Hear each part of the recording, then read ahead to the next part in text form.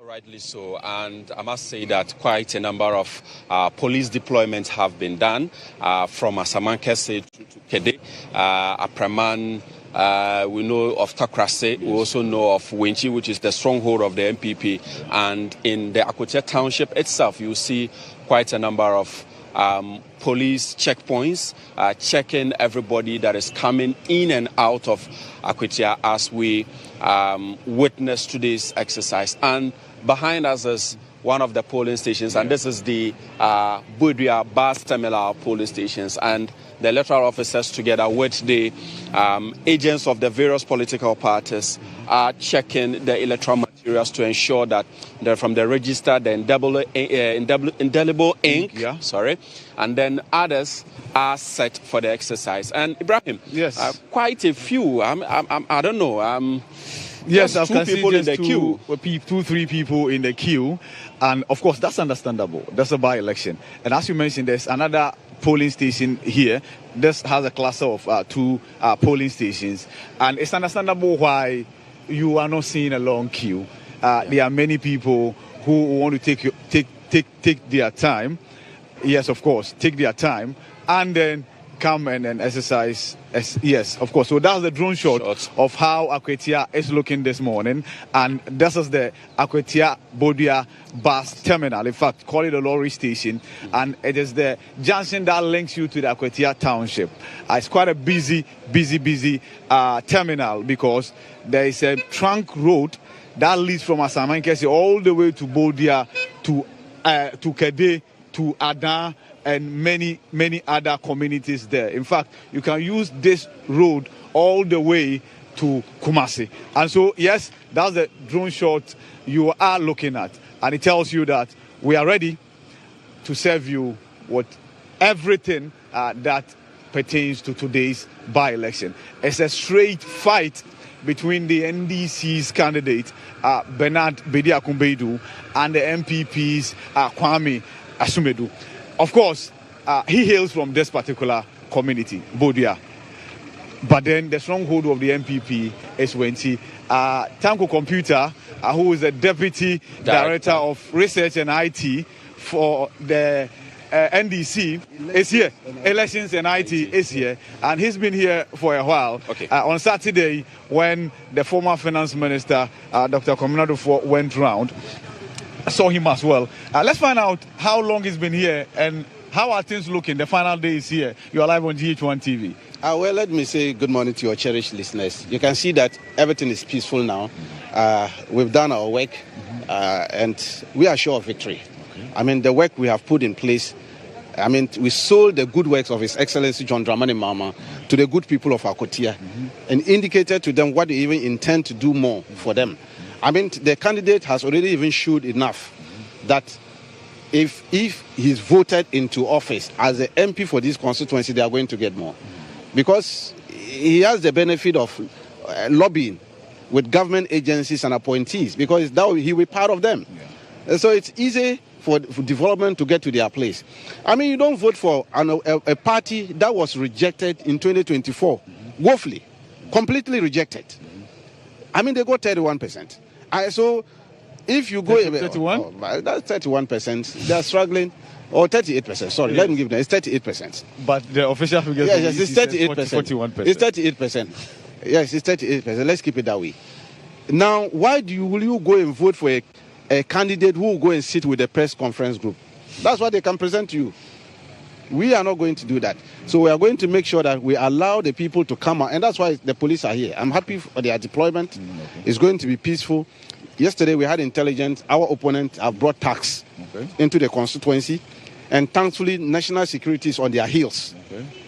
With the police, nobody is going to have the luxury to misbehave today. I can assure you. Not under the watch of His Excellency John Dramani Mahama. He indicated it. And you saw it at Blake-Manoff.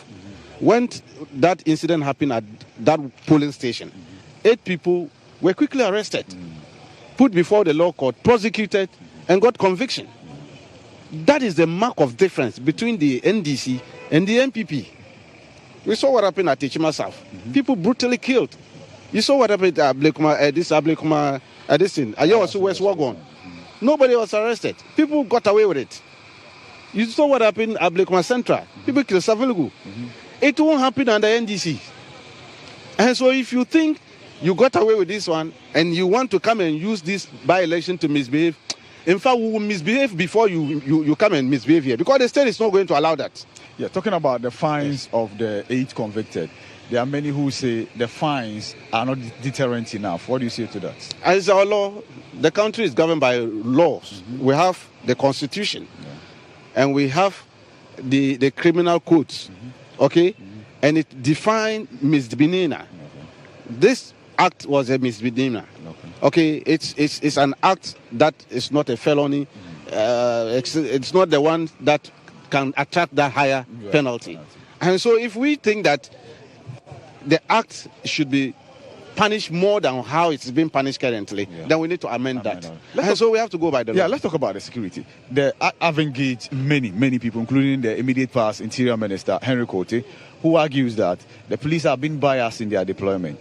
In their stronghold at Wenty, he went there, minimal deployment.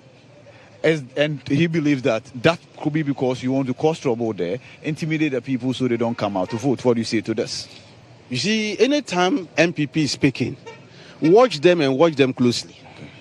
He was the Interior Minister. He presided over the 2024 general elections. So he's telling us something we don't know. Is that what they did in 2024? The same thing he did at the National Election Security Task Force. And I told him, you were the Interior Minister. You come here and you are talking as if you are a foot soldier.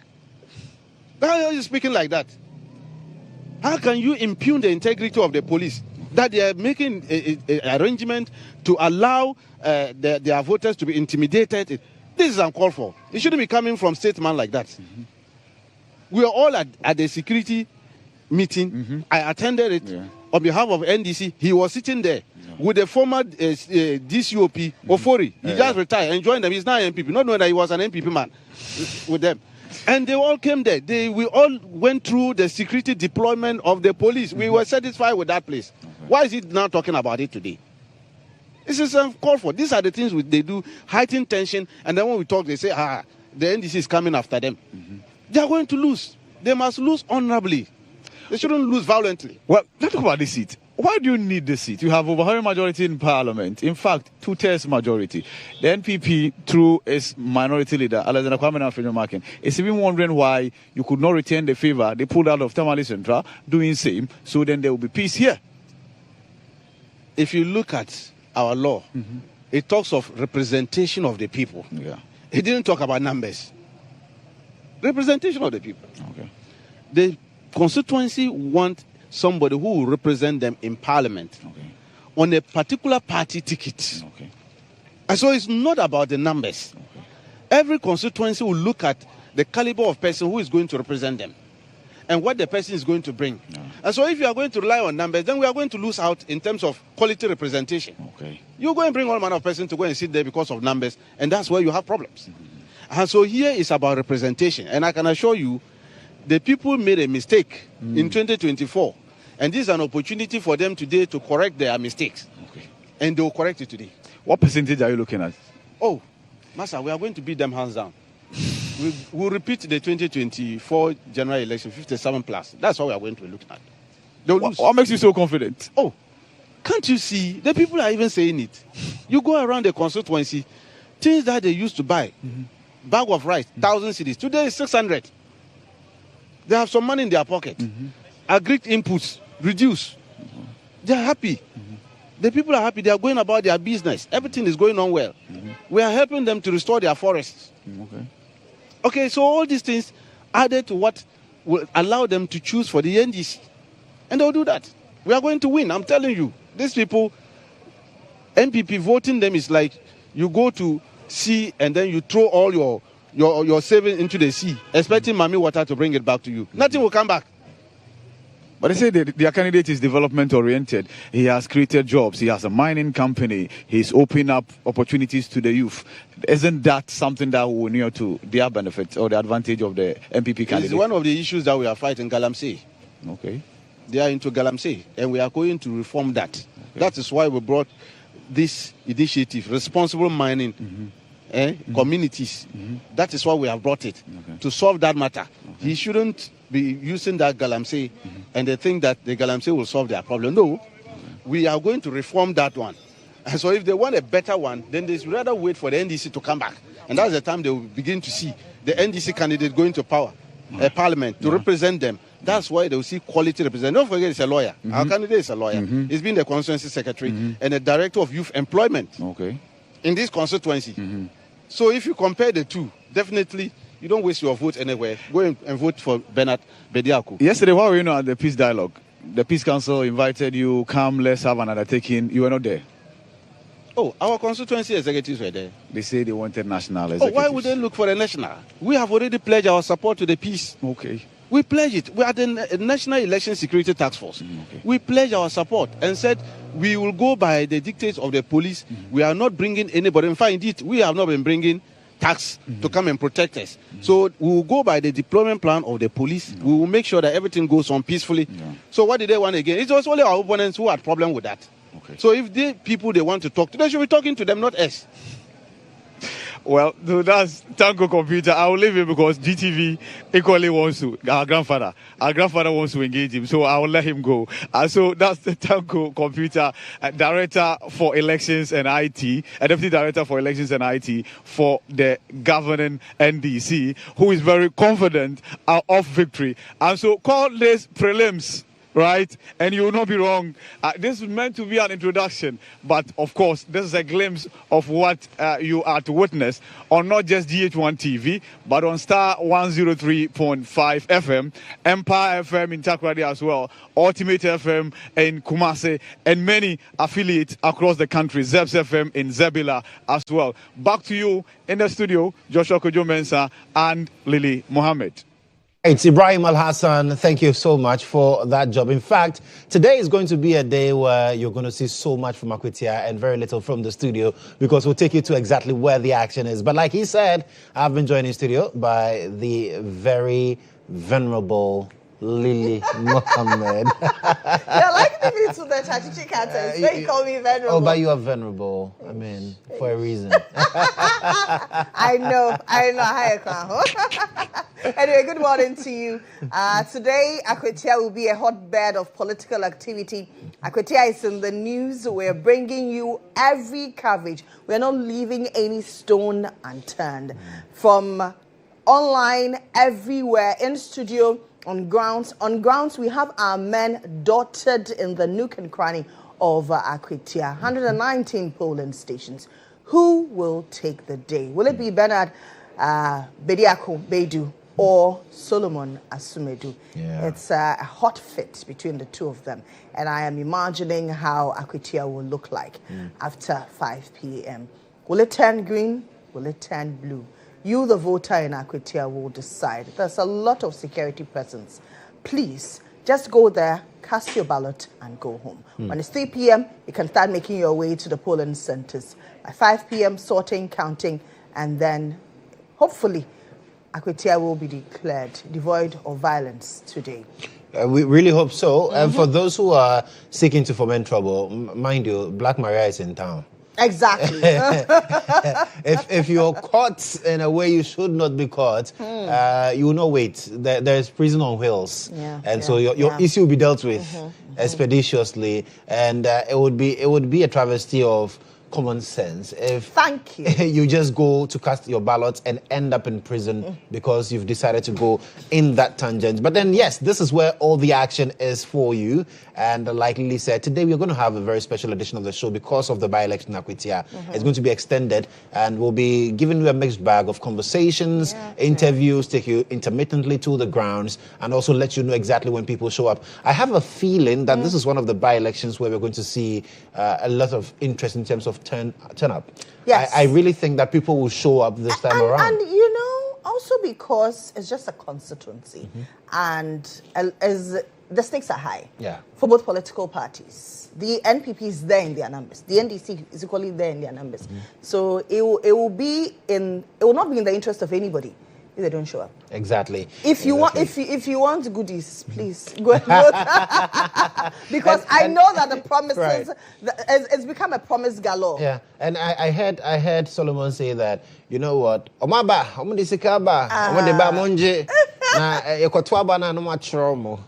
You see, but I can't say that. So we know that not necessarily even goodies on the D-Day. People are expecting that. Okay, oh, of course. If it's the government of the day we vote for, then this is the test that after we vote for you, you give us development. If you do not, then 2028 we will advise ourselves. Then the NPP will also say that, before going into parliament, I have given you jobs. Absolutely. And so you are short of more jobs. So it's going to be a mixed bag, like Joshua said, of goodies are on display in Akwatia. And a lot of people will go out to vote because the campaign season was heated. It was fraught with a lot of backlashes from both political parties. The NDC is on one hand saying this, the NPP on one hand is saying that. Yeah. But in the end, the voter in Akwatia will decide. Please be our guest. It's going to be a day affair, not just a morning affair. So please, I know that after us, there are other anchors that will be here on set to give us all the insight and analysis of Akwatia. But first, you know that it's GH today, so let's motivate you.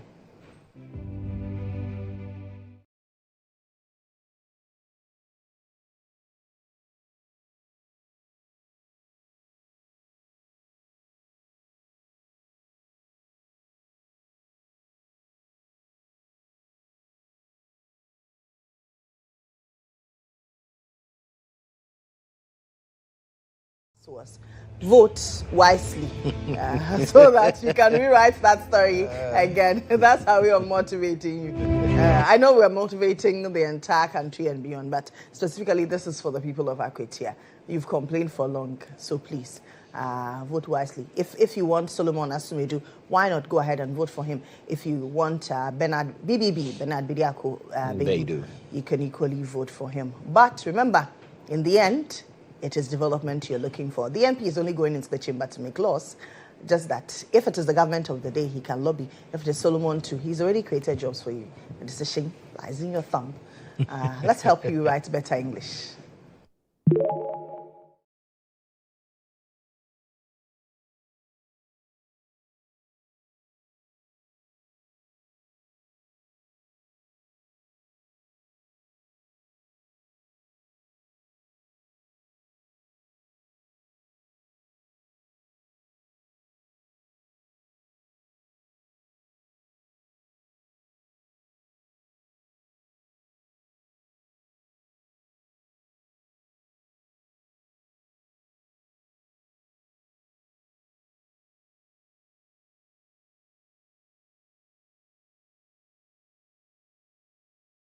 Extra tall guy helping us, teacher Abbas. Now he's found his inner model. Yeah, on the runway. Teacher model.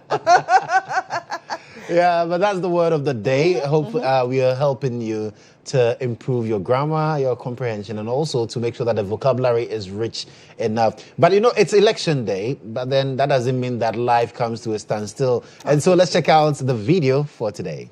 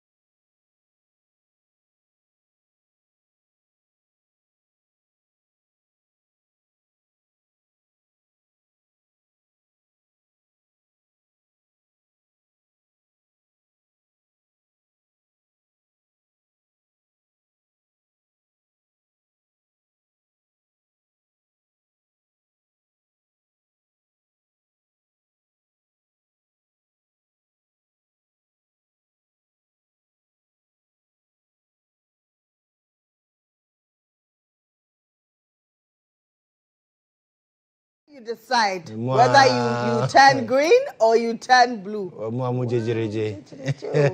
And if you foment trouble, you too. Wow, because Black Maria is on standby. Let's take a quick break here. Know that this is the network to look out for all the insights, all the on-ground reports, and all the analysis on Akwatia by-election. We'll tell you a lot about Akwatia, the dynamics of Akwatia over the years. How many times have NPP won the seat, and how many times have NDC won the seat? Mind you, the NPP have won 5 times, the NDC 3 times. Will those dynamics play? It is not a stronghold of either of the political parties. Nobody can lay claim to that particular constituency. There are very interesting dynamics, especially for the candidates, where they come from.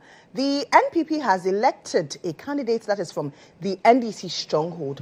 Will those dynamics come at play at the end of today? So please don't miss out on any part of today. We're live on TV, we're live on Radio Star 103.5 FM, we're live online, starfm.com.gh. We're live across all our affiliates in the country. Please do not go anywhere. Let me take a break here. My boyfriend and I need to do a quick tete-a-tete. We are back shortly.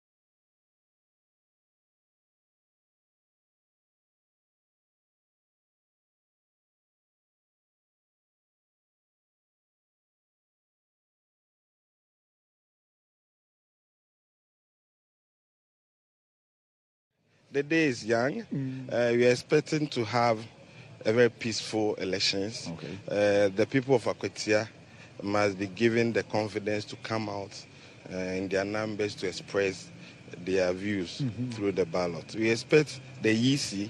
I mean, the first thing I've seen, polling stations have been set up already. It's a good mark. I see presence of the police, which is good, and the media is around, and we are going to give us professional reportage. And we think that at the end of the day, the New Patriotic Party's candidates, Solomon Kwame Asumedu, will emerge victorious. Yeah, let's talk about security. Yesterday, I engaged the immediate past Interior Minister, Henry Kote, who expressed some reservations about arrangement in Wenchi and some of your strongholds. That he's been there, the security presence there was not encouraging. And he voiced that out. Are you not satisfied with the deployment? We are here now in Buildup. Okay. So if you had gone to Wenchi and other place, you realize that, yes, presence of security is not as it is in Akwatia and Buildup. And so that's the concern. And we are engaging the IGP and the commanders. We need to ensure that there's equity. We need to ensure that there's security everywhere so that nobody, no individual will take the law into his or her own hands. I engaged Tango Computer, and he talks about the fact that yesterday they pick intel that you had brought in tags. Have you brought in tags? Never, but please, you should be mindful of Tango Computer. He doesn't really understand this whole electoral process very well. How? For instance, we received communication from the Electoral Commission that we should submit names for people to be accredited for observer status. Polling station 1, constituency coalition another. Tanko only has constituency coalition accreditation, but he's trotting from polling station to polling station. That is an irregularity. I've cautioned him, and I expect that he will go by the rules of the game. Yes, NDC is in government, but the law is not his. The law is for the people of Ghana. So if you want to visit polling stations, you should go for that accreditation. And if you don't have, you are not supposed to, and I'm going to tell the EC that they must ensure that these rules are complied. You don't want any unnecessary tension here. And I'm saying that Tanko has not taken his time to learn the electoral process. And so you should be mindful of some of the questions you put to him. This is a very serious business, but we are not at war. That's why I was a bit surprised that your tools put you in the position of a security expert. we are ready for anything, right? May God help us. As you mentioned, that the media is supposed to give viewers and listeners unbiased coverage, and that's what we at EIB are here to do. But then let's talk about your candidate. He's from this community, Bodia. Yes. I was in Techiman. I was in Wenchi, where the candidate Japan and many others, including your candidate, addressed a gathering, and they were very, very, very confident of victory. What makes you so confident? I mean, you need to look at the population dynamics. You need to look at the nature of Akwatia. And there are other factors that you need to look at when you are going to an elections. As a party, we've engaged.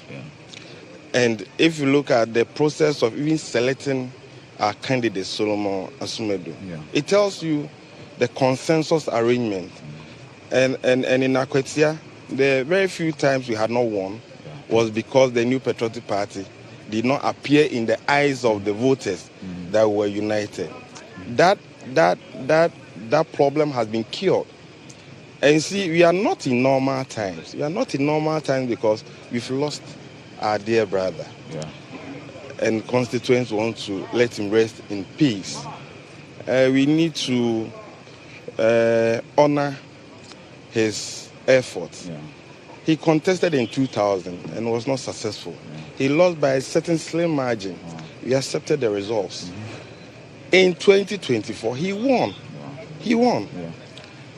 And challenges here and there, to the extent that it has to even get to Supreme Court for some interpretation. Having gone through all this, a young man who was also in school pursuing law. So a lot has gone into it, and unfortunately he passed. We have to do things to ensure that we are peace is so. We've communicated with our Almighty God. Victory will be ours. Asumedu, a native of this constituency, hard-working young man, very resourceful in terms of how he engages with constituents. His employment arrangement for some people in the constituency tells you that he's a man of the people. And so we are confident that for all that he's been able to do in his private life, they have confidence in him to give him that mandate. On the other side, they have their candidate who was the lawyer for their 2024 candidates. That stab in the back, they are going to pay him for it. We are watching. What percentage are you looking at? Victory will be ours. You know parliamentary results? Yes. Just first past the polls. Yes. We are aware of 3 votes. We are aware of 9. We are aware of 6. Yeah. So our candidate is going to emerge victorious. You are not perturbed by Musa Danquah's prediction that NDC will win by 53%? You need to look at Musa Danquah's report and interrogate it. And maybe you can have a conversation, but just an iceberg of it. A report that says that majority of the respondents are MPP affiliates and says that the country is on wrong direction. Will conclude that Solomon Sumedu will not win. Question marks. Right. I wish you well. Well, Evans Adimako, back to you in the studio, Lily and Joshua. Right, thank you very much. That's our man on the ground, Ibrahim Alassane. There's also Hanan Abdul Adam and Kojo Ansa. You know that we have a solid team on ground. We bring you all the insight, all the on-ground reports, all the in-studio analysis. We're live on TV, we're live on radio on Star 103.5 FM. We're live online as well. We're streaming live on all our social media pages, on Facebook, on X, and on YouTube. So please be our guest throughout this coverage of the Akwatia by-election. It promises to be quite interesting. I've been joined in the studio by a former government spokesperson on governance and security, Palgrave Boakye Danquah. Palgrave, how are you? I am very well, Lily. Good morning. Good morning. You've been missing in action. You are connected somewhere. Yes, so. I am. I've been thinking about myself, thinking about the new patriotic party, thinking about how we can rebuild our political party, how we can recapture parliament to be in the majority, how we can walk very smoothly and easily to Jubilee House. Just bringing about a new candidate that can be able to carry the party along, not just an individual who thinks about himself. And I feel that candidate GHOne is that candidate that can carry the entire party along to victory. He's been very vocal on Akwatia. He was on the ground. We have videos of him. I'm sure later on we'll bring that to viewers. But we showed it yesterday and day before yesterday on what the mood is in Akwatia. Do you think that the NPP will be able to clinch onto the Akwatia seat? I'm very confident that we have to win this election. I mean, Lily, it's important that we ensure that democracy is upheld at the very highest level in our Ghanaian politics. And if we don't win this election, then it clearly means that if you're a government in power, the opposition has no room to function. And I really hope and pray that the constituents in Akwatia would do my very good younger brother, Enes Kumi. Enes Kumi was my younger mate in Adisadel College. And so I wish and pray that, they do him very good. They honor him in his memory. We won the seat in the December 2024 general election. We were in court well over 6 months. The Supreme Court granted verdict and stated that we have won the seat on merit. And just 3 weeks afterwards, he died. And so this would be, in memory of him, a good honor to him, to his family, to the new patriotic party, and a strong sign that some constituents are no-go area for the Green political party. Let's look at the dynamics of Akwatia. You're from the Eastern region, and so I'm sure you know very well the ins and outs of the Eastern region and how the political dynamics play out in every constituency. For Akwatia, the NPP cannot say that it's a safe seat for them. Neither can the NDC say same. But the NPP has won 5 times. What do you think has given the NPP the edge? Is it the stronghold? Mind you, the NPP has picked a candidate who is from the NDC stronghold. Do you think this will play to your advantage? You know, Lily, local grassroots politics is really very different what the constituents are looking for. Constituents are either looking for how you as an MP, you have impacted them financially, how you have impacted them economically, how you supported their children, how you supported their family, either joining the security services, how you have provided social amenities in the constituency. So they are looking at all of that. And it's a constituency that we have nursed for quite a bit over the years. I'm aware that every now and then it's swinging either to the MPP and to the NDC. And the reason why I'm confident that we're going to win this election is clearly because NS has been working in the constituency considerably for a very long time, which gave him an added edge to win the December 2024 general election. And there are people who are still in the constituents who are beneficiaries of his own benevolence when he was alive, and which is why it's important for continuity. And I'm glad that our political strategy aided us to be able to choose Solomon from the stronghold of the NDC within the constituency to represent us. And I mean, no doubt in my mind that with the level of benevolence, with the level of generosity, with the level of leadership that Solomon himself brings within the constituency, he's a local boy, he's involved in local work within the constituency, created jobs for people, supported families, supported teams within the various angles. And I'm confident that he would give us the victory at the end of the day. Well, let's hear from some constituents of Akwatia what really informed their voter choice. Yesterday, my colleague Ibrahim Alassane engaged a number of them, and he's still engaging a number of them even this morning prior to the commencement of vote today. Let's hear them. In fact, it's we hope better election no ebeto din yempe basa yobia and ye jidin to say basa yobia no ebesi. So we are hoping for the best. Akwatia de here ya kwan bebre na anye. Yeah, ya kwan bebre na anye, and we need more facilities and ejuma so ni kronim.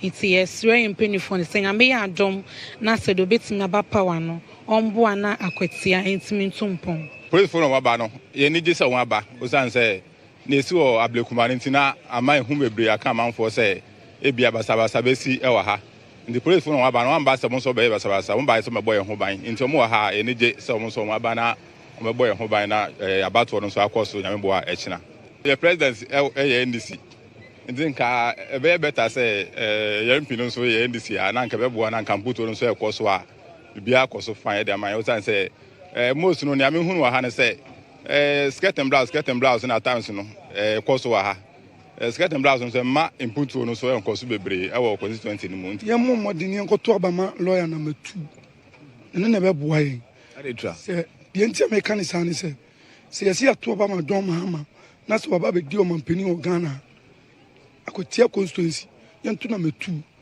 na don mahama nya fam puntu emle enye obi sika ni ye hwehwe omudi sika ba ye betuma agi I am one person who to na metu do mama. No from to me Akwatia constituency.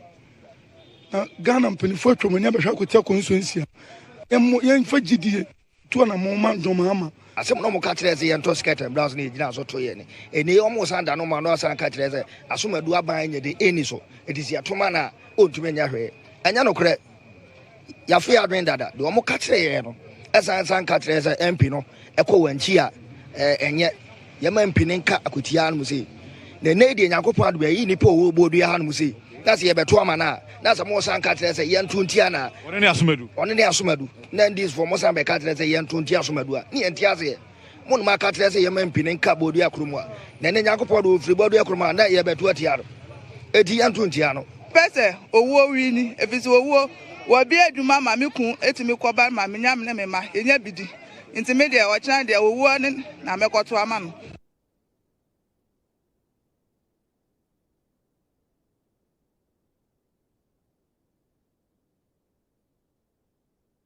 Right, so you heard from some constituents of Akwatia yesterday before today. Today is a D-Day. I told you that we'll bring you everything you want to hear about Akwatia. We'll tell you about the voter turnout, the mood in Akwatia. We'll also bring you analysis in studio. We've been joined in studio also by the Member of Parliament for Chanapaga, Bela Lamzi. Good morning. How are you? Good morning, Lily. You've been smiling a lot this morning. Maybe there's victory ahead. Victory ahead. What makes you think that Akwatia will turn green? Thank you very much, Lily. As usual, I wish to say good morning to your cherished viewers and the good people of Chana Paga constituency.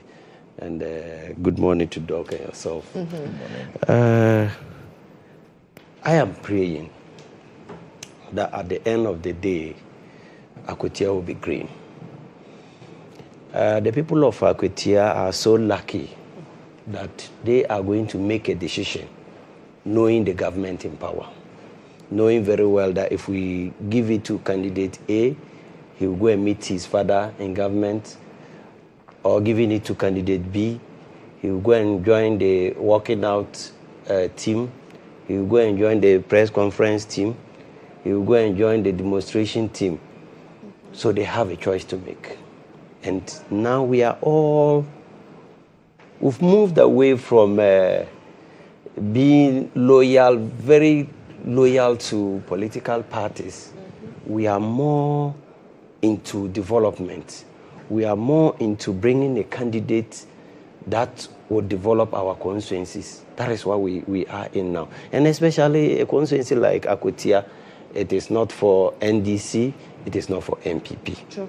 The bragging right cannot go to any of the political parties there. So they are so lucky, knowing very well that if we give it to candidate A, he will go and meet his president, or his party is in power, so he will be able to lobby. Because being in parliament is so complex. You see, it is. I've heard MPP talking about the candidate being a local boy and the impact he brings. You see, being in parliament, it is more than that. Okay. It is more than that.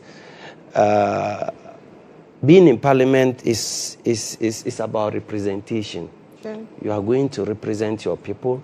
You are going to send your people the issues that they are facing to parliament. You are going to debate on it. You are going to debate on national issues. And you'll be making laws. For instance, when I came to parliament, when this particular bill came, the PRMAAA, that is the Public Revenue Management Act, as amended, 2025, is a 1138 or so, Act 1138. It's so beautiful.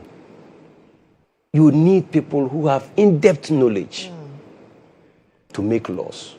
So if my brothers from the other side are going to argue, they were having a chance to present a better candidate who can make an impact in parliament, because they didn't go through the primaries, whereby you say it is the people that decided that we wanted Mr. A to be our candidate.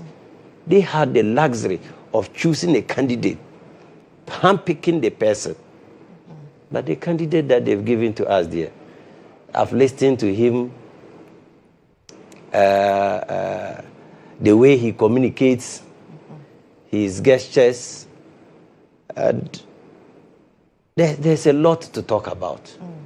But you know that politics is about numbers. Yes. And I was giving out the dynamics as we speak in Akwatia.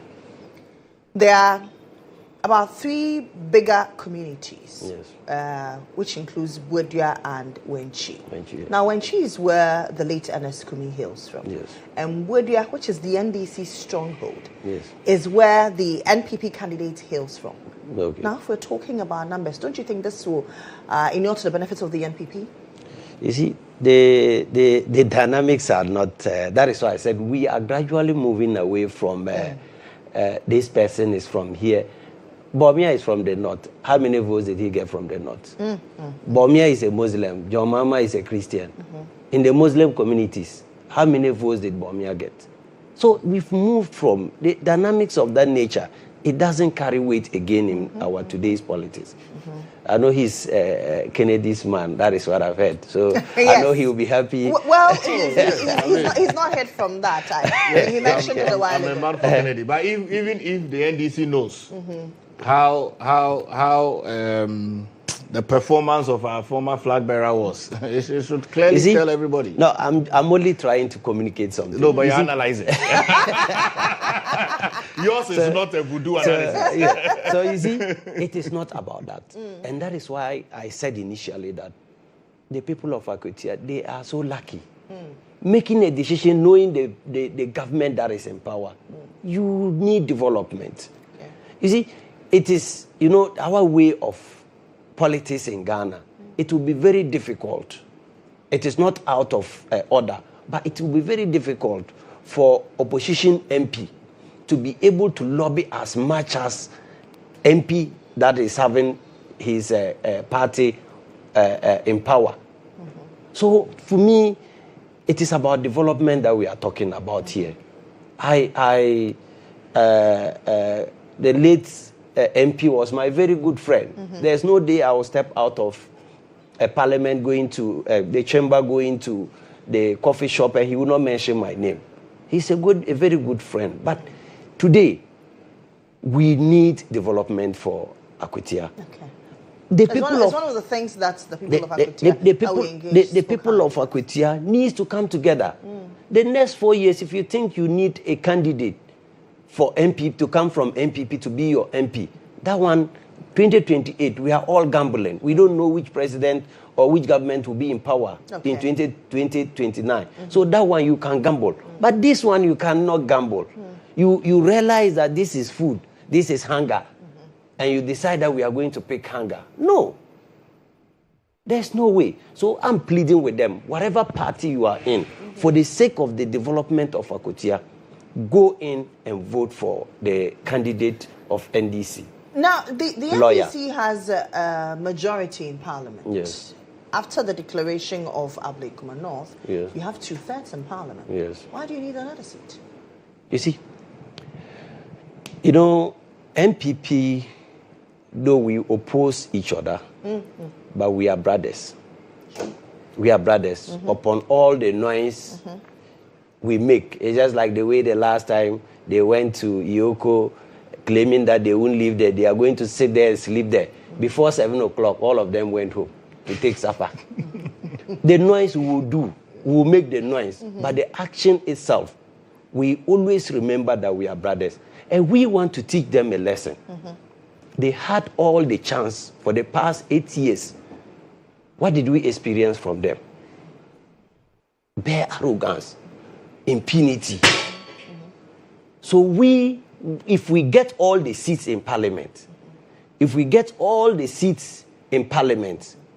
will take all of the seats for them to learn that when you are entrusted with power, you have to take very good care of it. When the people are under you, you have to take good care of them. And mind you, the numbers, if we getting additional MP will not bring anything to the table, then MPP getting another MP will be worse. What will they do with it? They don't have the numbers. So it is better Akwatia gives us the MP so that he can come and lobby. So we are so much concerned for Akwatia so that they can get a MP that will be in power and will be able to go to the ministers and to the party and lobby for the people of Akwatia. And secondly, to tell MPP that next time when they get the power, they will manage it very well. Look, he says, well, you are not in power, so you do not need Akwatia.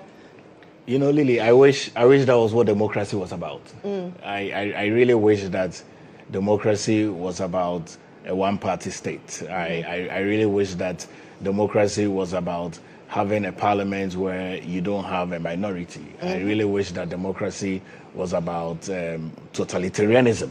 I mean, but we don't run a totalitarianism government in Ghana. Ghana is a country of democracy. And so I am not sure that the government led by John Dramani Mahama is wanting to tell the Ghanaian people that all the 276 constituencies where NPP has over 88 persons representing Ghanaian people in the chamber, they will not have development. I don't think that that is what the government of John Dramani Mahama wants to tell us. But if that is what it is, that would be a very sad day for the Ghanaian people. I think that when you rise up to become president of a country, you are president for every single Ghanaian person, even though your political party used you as a vehicle for you to become leader, which is the reason why we must retain the Akwatia seat. Our retaining of Akwatia seat is not because we cannot lobby for government projects. I think that we are all part of the national cake. There's a national budget that is read, and every single MP would have his quota to be able to develop their particular municipality and their particular constituencies. And I mean, the NDC has MMCs and DCs at the various constituencies and municipalities and districts across the country. I'm not too sure that whatever fund that comes to them to develop the local base of the constituency, they will use that to support an NDC agenda. I want to say that a vote for Akwatia today for the Blue New Patriotic Party, Solomon, is a clear indication of the fact that we are in a democratic state. It's a clear indication of the fact that Ghana is not a totalitarian government. It's a clear indication of the fact that people who vote would have development, because you need to keep your government accountable. You need to be able to request for the necessary funds that you need. If it's roads, if it's lights, if it's network, you need to be able to request for that. And there's no way a government should deny you of that opportunity. And so it will be very scary for the NDC government to campaign on the fact that you need to win an Akwatia seat because you are government in power. That is so dangerous, so dangerous. And I don't think that we should attune our minds towards those angles. But with the NDC already enjoying parliamentary majority, what would one more seat, or what would one seat do for the NPP, practically and symbolically? Well, you see, Lily, you see these numbers of NDC having 2/3 in parliament and MPP being a minority, and the fact that it will not hold anything for the minority MPP. We practice a democracy in this country. I am certain that everybody has an individual conscience, and if you are in parliament, you are not just necessarily supposed to be whipped in line, as the various whips will whip you in line in terms of government agenda and government policy. If you disagree with a particular government policy, you can cross carpet and join the minority to make a decision in the interest of the Ghanaian people.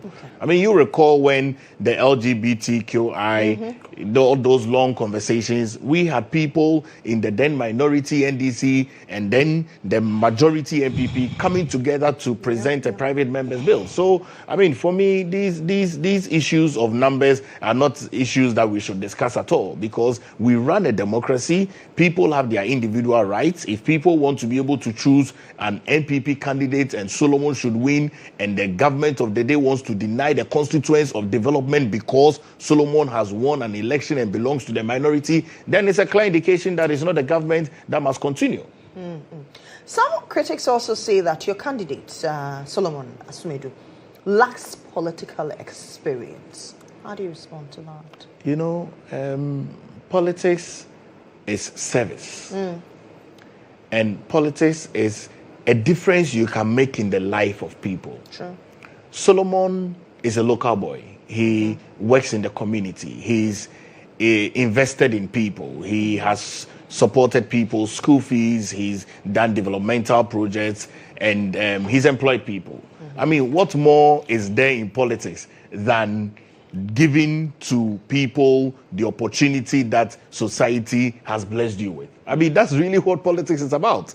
You understand? I mean, the level at which sometimes we do our politicking in Africa needs a lot much more to be desired. We want to do diplomatic politics. You don't want to do politics of machinations, politics of backbiting, politics of gossiping, politics of always wanting to please your leader. I mean, what kind of politics is that? If you cannot tell truth to power, I mean, what kind of politics is that? You need to be able to tell truth to power. And I believe that, Solomon's work in the community, Solomon's impact in the community, Solomon's involvement in the community, what Solomon has done for the constituency, the jobs he has created for the constituency, a lot more opportunities he will be able to do in the near future when he steps into this parliament. It's a clear indication what politics is about. I mean, if people say that people are ill-experienced in politics, I mean, I do not understand, because politics is for the people, by the people. And if you have had an opportunity to demonstrate and exercise your democratic rights to vote, then it means you have a clear understanding of what governance is. If you don't understand what governance is, if you don't understand what politics is, there's no way you can even make a decision on who to vote for in an electioneering process. And so anybody making that argument is losing sight of the fact that we have all had opportunities to vote. We've had opportunities to decide who to become our MP, who to become our assemblyman, who to become our DCE in the community when they are doing the voting, who's to become our president. We've had opportunities to do that. And you don't need any wild experience in politics to know a decision is good for your constituents, to know a decision is good for your country. Let me come back to you, Bella. Is the NDC going into Akwatia to win for the betterment of the people of Akwatia? Mind you, we've engaged a number of them, and all they keep talking about is development, is road infrastructure. Is the NDC going in for development, or is just a numbers game in Parliament as usual? Thank you, Lily. I said it initially that we are going into these elections to make sure that the people of Akwatia will benefit from the NDC government. And my brother Doug didn't get me well and said that being in opposition doesn't mean you won't get development. No, that is not democracy. But let's be real. All MPs, what I benefit, all MPs, whether in opposition or in government, you will get it. One, your common fund to the district, you will get it.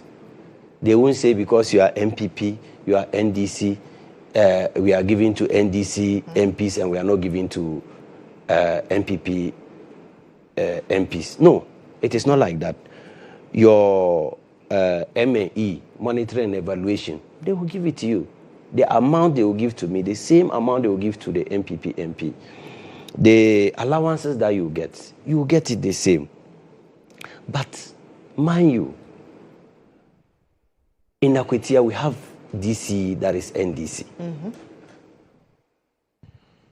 God forbid, if we get MP that is MPP, there's no way, because the MP will wish to carry out some projects. The DC will wish to carry out the manifesto of the ruling government. There will definitely be conflict. Conflict will definitely set in. And they will be paying the MP monetary and evaluation on the common fund to go and monitor the projects and give evaluation. But MPs have a stake in the common fund. Yes, they have a stake. But even that is the MPs, the common fund is of the district common fund is for the district. The MPs have the MPs common fund. But the MPs are being taxed to monitor and evaluate the district common fund.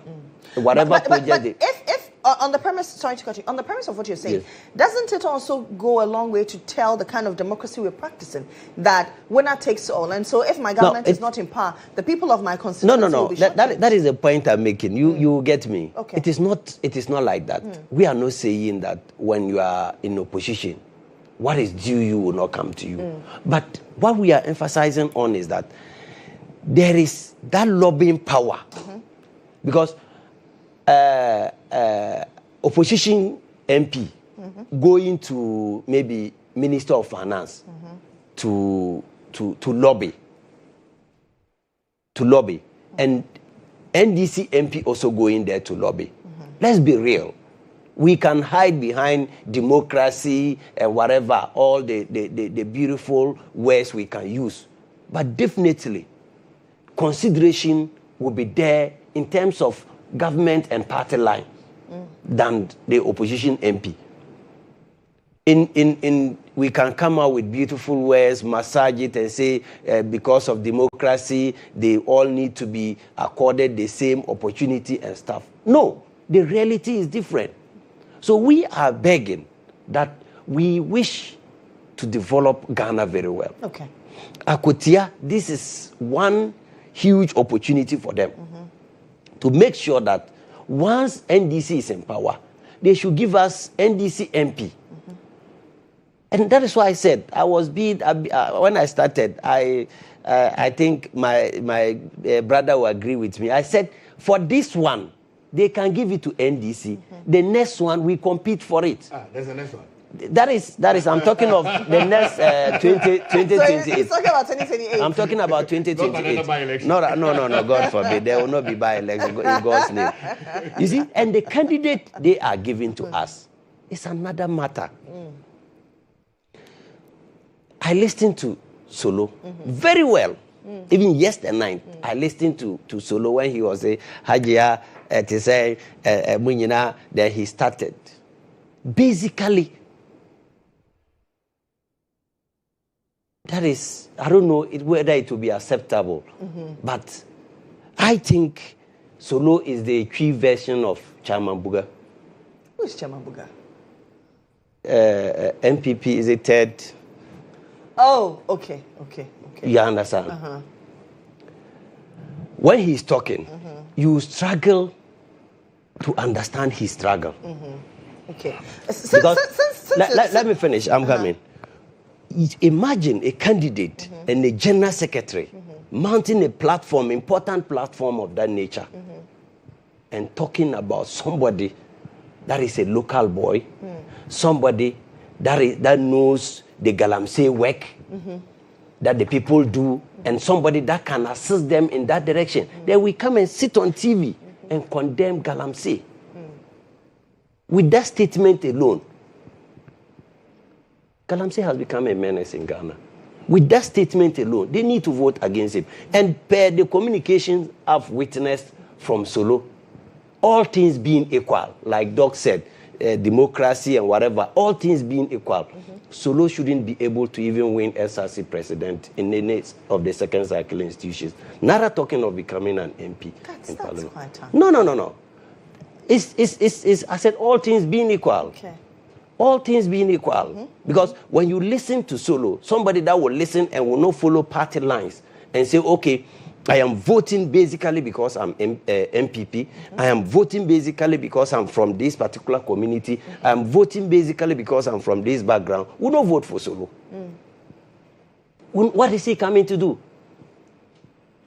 Okay, so let's listen to both candidates, Solomon Kwame Asumedu and Bernard Bediako, also of the NDC. Solomon is with the NPP. Let's listen to what they've been telling constituents. You say that his statements and his utterances does not depict over a parliamentary candidate. So let's hear from the two leading candidates, and then we can do analysis of them. We didn't start early, and it is all because we went for primaries. They didn't. Beyond the primaries, I think I was elected on a Monday. The Wednesday, the tragedy happened. Even before we could come out to start anything, the tragedy happened. And so we had to wait. You can't go to the people and campaign when there is such a tragedy. They have said that. They are saying mining, but you see, it's interesting. And Akwatia people, they know better. You can't deceive them. People of Akwatia know that. No single person, no corporate entity owns any concession in this country. The constitution is clear about that. Everything is vested in the hands of the state, which state is being run by the president. So the president is the custodian of all lands in terms of concession, mineral resources in Ghana. So not even me as an MP, I would not sit anywhere and promise anybody that I'll get a concession for anybody. ana mwachirama yenua enes yakumi na minim se odona mwachira no anya ni se ya na mom yede beko police station ne ade atu aba no ne ade ahye yenua na anyonyam yenuanum yenim se yenuanum samode sika bebra begu kromu a in fact say yakra ye go da juma na nkoye amude ba mom yanje amuba yamyanje ya jiwia ade betra am so ame kwaya amode na skumi fa so no a owi no ya ji de de. Okay, so that's Bernard Bediakubedu and Solomon Kwame Asumetu. They say that, well, Solomon says if the NDC bring the goodies, take it, but decide otherwise. Honorable, you're talking about the statements and utterances of Solomon, but he's exuding confidence on the podium. Is that not what politics also is about? Okay, thank you. Let me. I don't know whether you listen to him very well. Mm-hmm. Yeah. Goal the GHOne agu. Abafom. Mm-hmm. So it's reduced. Basically, we are all in this country crying, fighting, condemning Galamsey. Then, don't you think that as a country we have also bastardized Galamsey? Because Galamsey is gather them and sell. That's small scale mining, yes, right? But because we have named illegal mining Galamsey, so now everybody calls every small scale mining Galamsey.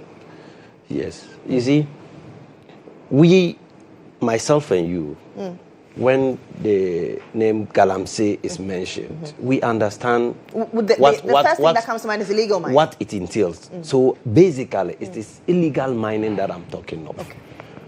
I get me. And he has, that's why I said this is even better.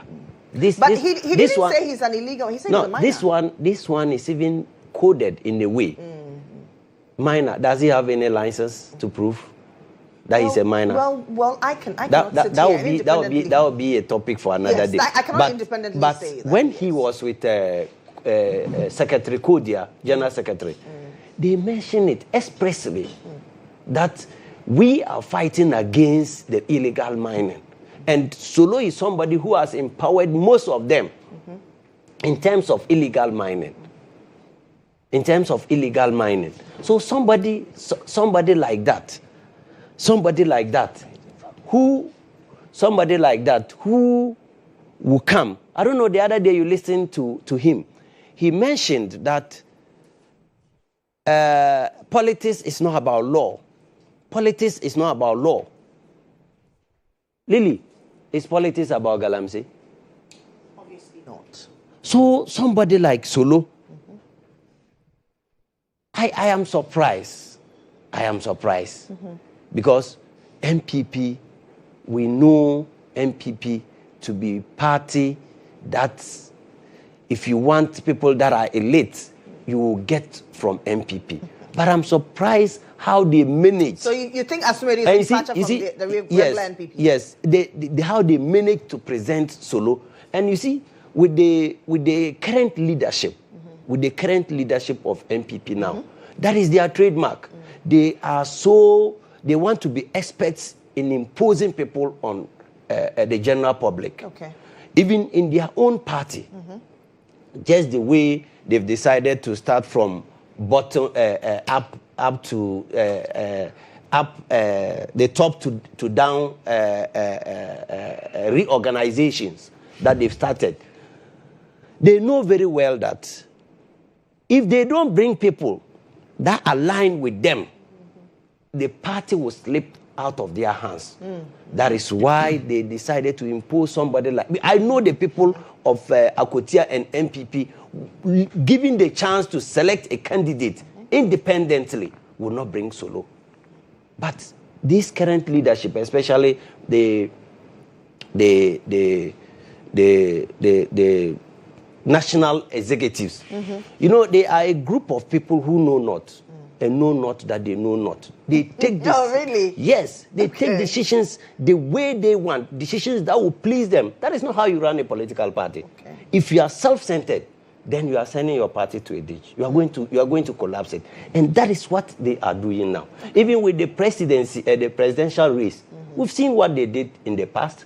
They shipped everybody to toe in the line and support the most pampered candidate ever in Ghana. That is Bawumia. Secondly, this time, they've realized that if they start from the bottom to do the reorganization from branch, constituency, regional, national to presidential, Bawumia will not even get 20% of the vote. They've decided that let's start from the up, because we still have people in vital positions who will canvass votes for Bawumia before we go down and do our own elections to protect our positions. And that is exactly what they did with Akwatia. So in MPP, that is the best politician that is in Akwatia that you can get for us as a constituency. No. So I want to tell you that. So you think that the NPP has shot themselves in the foot with the candidate? But listening to Uncle Solo, what do you think? Uncle Solo. What do you think? Well, I am not a constituent of Akwatia, so I cannot. You understand politics very well. Yes, I do. You understand politics very well. Listening to Solo. But you know, political dynamics vary. Yes. There are very local people who would want what he's saying. So you cannot say that everything should be on a certain pedestal. The dynamics vary. Yes. You see, there are local people who accept whatever that he's saying. They are so happy that Solo is saying that, okay, when I come, I'll make sure that we will tackle our Galamsey work very well.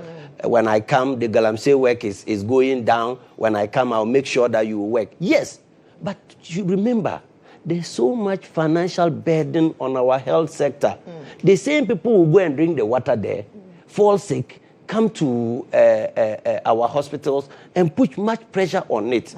And that same water travels. Water is not stagnant. Water travels. It might even come to a place where they will process the water, and myself and you will drink. The water we are taking, do we know where it is coming from? Obviously not. Let's listen to, a while ago I was showing you pictures of the minority leader who is in Akwatia as we speak. He's been engaging the press. Let's hear him. Alexander Kwamna-Pengamaki. Of the Chief Justice, rather unjustly. But we'll come back to that one. You say you are mourning the dismissal of the Chief Justice? We are mourning democracy. And why so, leader? Why so? Why you claim that you have charges against the Chief Justice, so you are done with count 1. You have count 2 and 3 not done, and then you say you dismiss the person. That's the work of Puaman committee. That's what Puaman did as a judge. But he said the 2 others agreed with the first petition. 3. There are 3, and then they said they've agreed with the right hand. Okay, that's Minority Leader Alexander Kwamna-Pengamaki Osahin. He's speaking on mourning democracy for the removal of the Chief Justice. But we'll talk about that shortly. It's something that I'd want my panelists to touch on. But probably let's come back to Akwatia. Now, you say that the people of Akwatia deserve the NPP. The NPP has been there 5 times. And yes, the people still complain about lack of development. Why do you think the people still need to maintain the NPP?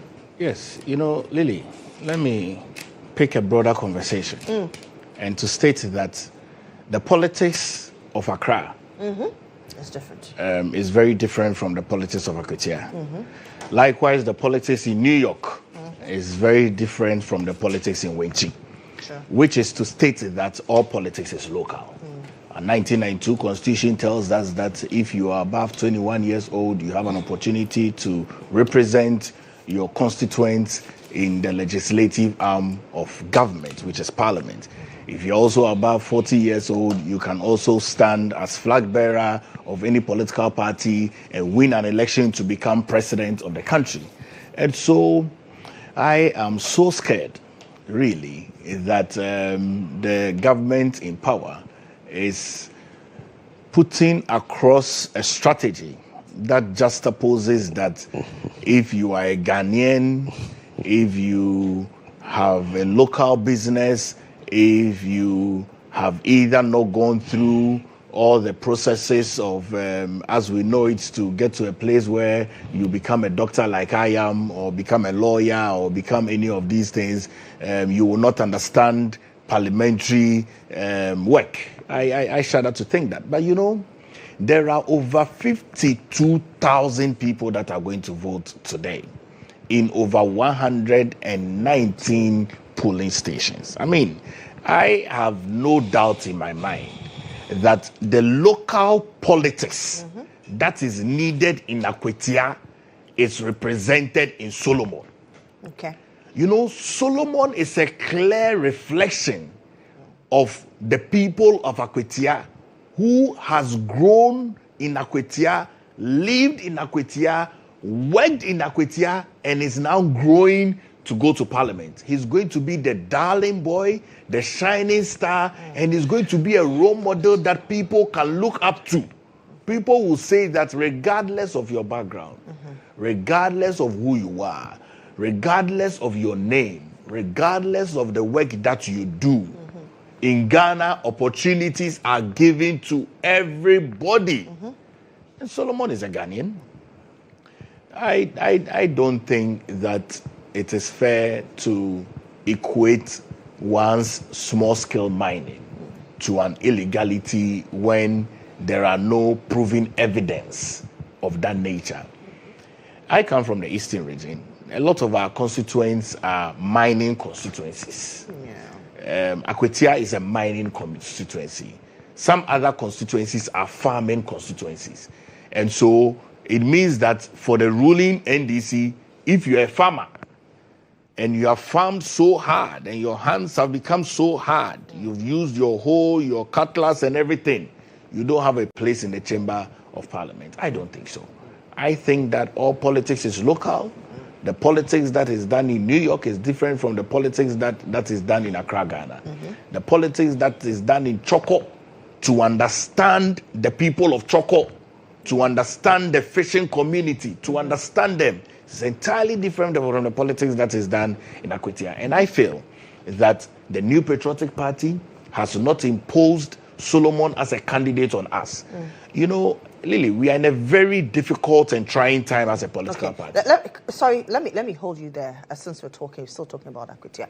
Let's go to the grounds. Abdul Hanan Adam is our man, one of our men on the ground, and he brings us the mood in Akwatia as voting has started. Hanan, what can you tell us at this time? I know it's an hour after voting started. Well, Lily, quite a number of people have taken interest in these elections here in the Akwatia constituency.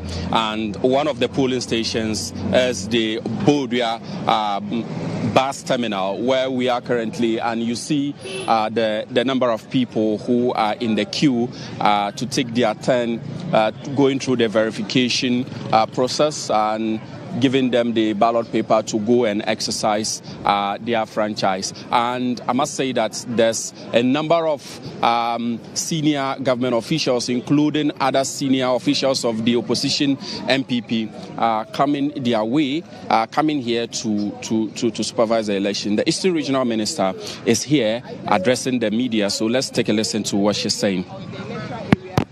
Constituency to come out to vote, because the police are here to protect everyone, and everyone is going to be safe. And even after this election, the place is going to remain safe. Are you happy about the numbers you are seeing so far? Yes, it's so encouraging. You know, today is a working day and people have to go to work to sign and come back to vote. And going through the areas, the polling stations, the numbers are between 30, 35, 40. And it's not bad for this morning. I believe by 11, 12, a lot of people are coming out to vote. And you know, when you get to every polling station, people have queued up and are ready to vote. I like like the enthusiasm, and I want to encourage more of the people to come out to vote. Thank you. Yeah. Okay, so that is the Eastern Regional Minister, Rita Awate, who was engaging the press after supervising the 2 polling stations here at the Bodia bus terminal. There's the A there, and then there's the B here. So quite a number of senior citizens have also made their way, especially here, to cast their ballot, and some of them have been taken through some special verification process. Some of them, their thumbs could not be captured on the machine, so they had to go through facial verification. And in my shot is just one of such people who the presiding officer here was assisting, and over there he's going to assist another person cast his ballot, because some of them have or need some special attention to be able to carry out or exercise their franchise. And so those are some of the things that the electoral officers are doing here to assist some of the people. You are the presiding officers here. I've seen you assisting quite a number of the senior citizens who come here to exercise their franchise. Could you tell us what are some of the processes that you are taking them through to ensure that they are able to cast their ballot? Okay. When they come, they need to go and see the name reference officer. So after that, the verification officer will. I think there's an issue that needs your attention, that you should come and so after that. So there's an issue that needs his attention. He was just trying to take us through some of the alternatives that they are giving to some of the senior citizens who come here to verify their names and have their thumbprints verified as well before they are given the ballots to go and cast their ballot. And so and as and when they are verified, they are also assisted to go and vote in the polling booth. And so that is what is happening. Quite a number of them are coming, and over there you will see some of them being directed to come and cast their ballot. So Samuel Oku is one of the MPP MPs, and he just arrived here to also supervise what the election is. Samuel Oku, good morning. You are live on GHOne television. I know you just arrived here. So far, how many polling stations have you visited? Well, so far we visited about 3 polling stations, and yeah. And how is the process so far? It's been largely smooth. The polling stations that we visited, so far we visited about 3 polling stations. It's been relatively peaceful, smooth, but it's early days yet. And that's how by-elections always start. We are hopeful that with a heavy security presence in and within the Akwatia constituency, it should be orderly as we expected. We also hope that the police will play their role as the protectors of the process and not to become instruments of intimidation. We've had various allegations of vote buying, but it's very difficult to sometimes even get the proof for these things. So I don't normally dwell on that. What we are concentrating our efforts on is to make sure we are vigilant. I've been moving around with a candidate, and he's just behind you. I've been moving around with a candidate, and he's expressed some level of satisfaction with the process so far. So it's early days yet, like you said, but at the close of poll, what are your expectations? Well, by the close of poll, we expect that Akwatia constituency should do what is right and what is just by their conscience. Of course, I am biased. I am with a candidate, so I'm hoping that the MPP's parliamentary candidate, Solomon Asumedu, emerges victorious at the end of the day to replace my good old friend and fallen colleague. So, are you still going to protect yourself as your party executives have suggested? All I can comment on is that so far we've seen the heavy deployment of security. We are hopeful that they will do what is right and protect the process. Okay, so Solomon, you are the candidate. Tell us, you've visited also quite a number of polling stations. Are you satisfied with the processes so far? For now, I would say yes. For now. Okay, so you are the candidate, you've campaigned, gone around the constituency to campaign. Do you think that today the voters in Akwatia will give you the mandate? Exactly, because we've worked very hard and we know the people of Akwatia constituency is going to reward us for our good work. Even though polls suggest that you will lose, because the polls suggest that your opponent will win. Let's just finish. Okay, so Solomon Owusu is the MPP parliamentary candidate for the Akwatia constituency. He is a contender in here, and he's also here to monitor what is happening here together with Samir Awuko, who is also the MP for the Ekwapim North constituency. And so Solomon also in your short exchanging pleasantries with the electorates or the constituents who are in the queue to participate in the exercise. So Samuel Oku also exchanging pleasantries with the police officers who are on duty. Solomon Owusu clad in all white attire.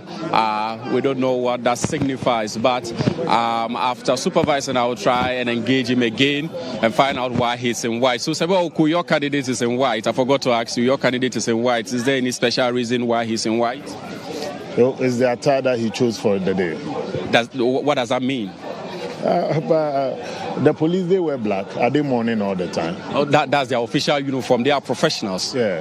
But I'm just saying that this was the attire that he also chose. Is there any particular reason why you are in this color today? I'm on duty, so that is my working gear. By your duty, your working you've gone. Does not prescribe that you wear red and black. So you've gone through this process before. Have you also been in white before? Well, maybe.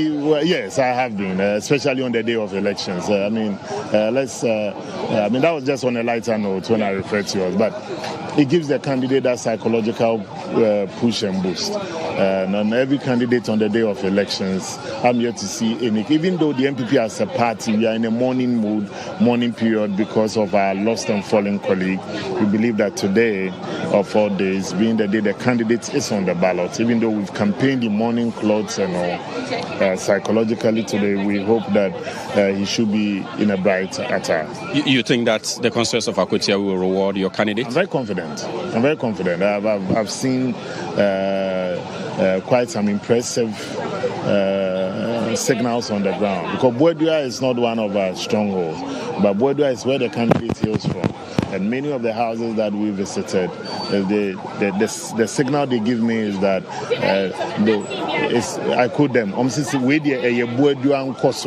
That's what they keep telling me.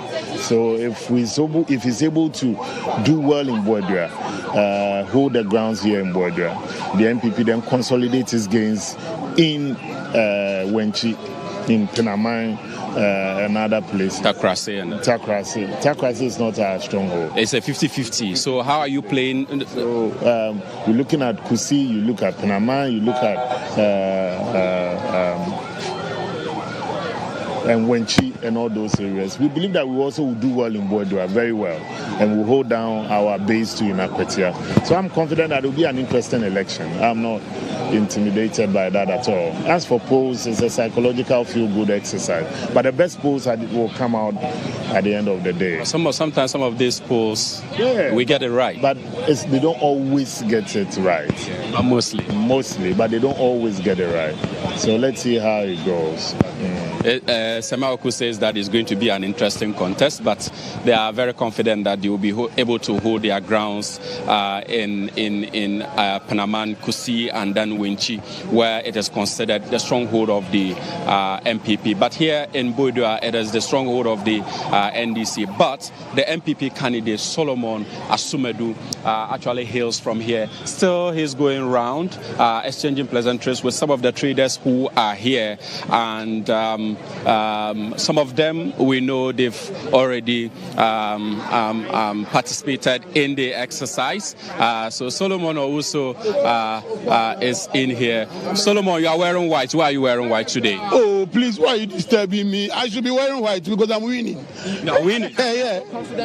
Oh, let's just wait and see. Okay, so he says that he's wearing white because he believes that it is going to be victory for him. So basically, Lily, that is why he is in white. So I must say that quite impressed with the security situation here. Like Samuel Oko did indicate, the police are patrolling. We know of the Black Maria about 2 days ago. We told you how they are patrolling here. The K9 as well is here.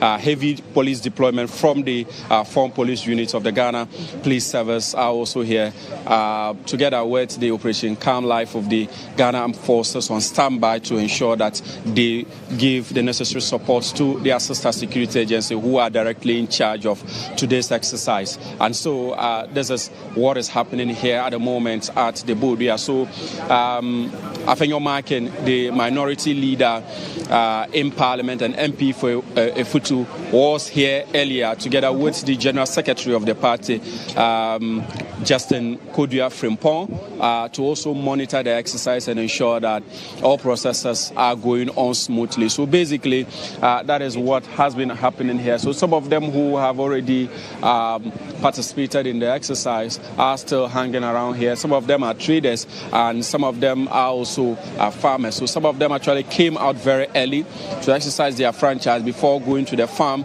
A majority of the youth here who will engage as at yesterday and then and Sunday when we got here are mostly artisans, and some of them are complaining that there's no enough job here. So for them, it is for development. They do not really care as to who is winning, but what they anticipate is that the by-election today would give them the opportunity to have a strong representation in Parliament and bring them the necessary development and job opportunities so that they will be able to improve their lives. So, Lily, so like I rightly mentioned, so you see, I just spotted 2 pickups conveying armed military officers, so they are also patrolling, not necessarily providing security, but just patrolling around to ensure that there's absolute calm in Akwatia as residents here take their turn to exercise their franchise. So,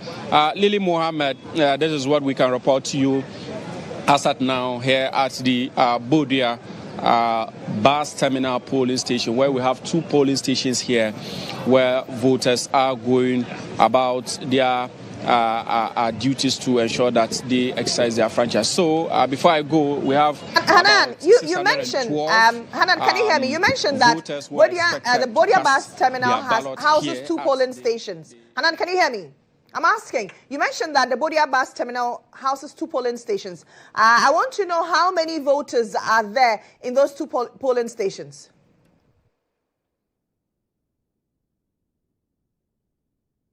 Okay. Guys. So that's Abdul Hanan Adam there. Okay, Hanan, I was asking how many polling electorates are there in these 2 polling stations that you mentioned at the Bodia bus terminal? So the Bodia bus terminal, we have about 612, and then over there at the Bodia lorry station, we are anticipating that about 624, that is 624, are expected to cast their ballot over there. So not too far from us, we also have the Roman Catholic Church and then a school there. So there's another polling station over there where we anticipate that they have a similar number around the area. But Lily, to put it in proper context, Wenchi has the highest number of electoral areas. So out of the 119 polling stations here, we have 21 electoral areas, and 11 of the 21 electoral areas are in Wenchi, which is the stronghold of the MPP, and that is why Wenchi is considered a flashpoint or a hot zone in this particular constituency. But Takrase is a 50-50 area. Again, we are told that that is going to be busy as well because NDC doesn't win there, MPP also doesn't win, but in some elections you have NDC win, and then in other times too you also have the other party winning. So it is going to be the turning point. But Akwatia Township, Bodia, and then the some parts of Kusi are the stronghold of the NDC, including the Zengo communities here in Akwatia. So you'll find the leadership of the MPP touring some of these areas to ensure that they are able to convince some of these people who are in the queue and others who are making their way to the polling stations to exercise the franchise. Interestingly, unlike other elections, we are not seeing people being bussed through the polling stations to vote. They come on their own, especially when the polling stations are close to their homes, so they move quite easily. Allegations of vote buying that we can't authenticate at the moment because both sides are accusing each other, especially with Solomon Owusu, who has accused the government of storming the constituency with money and other goodies sharing to voters to vote for them.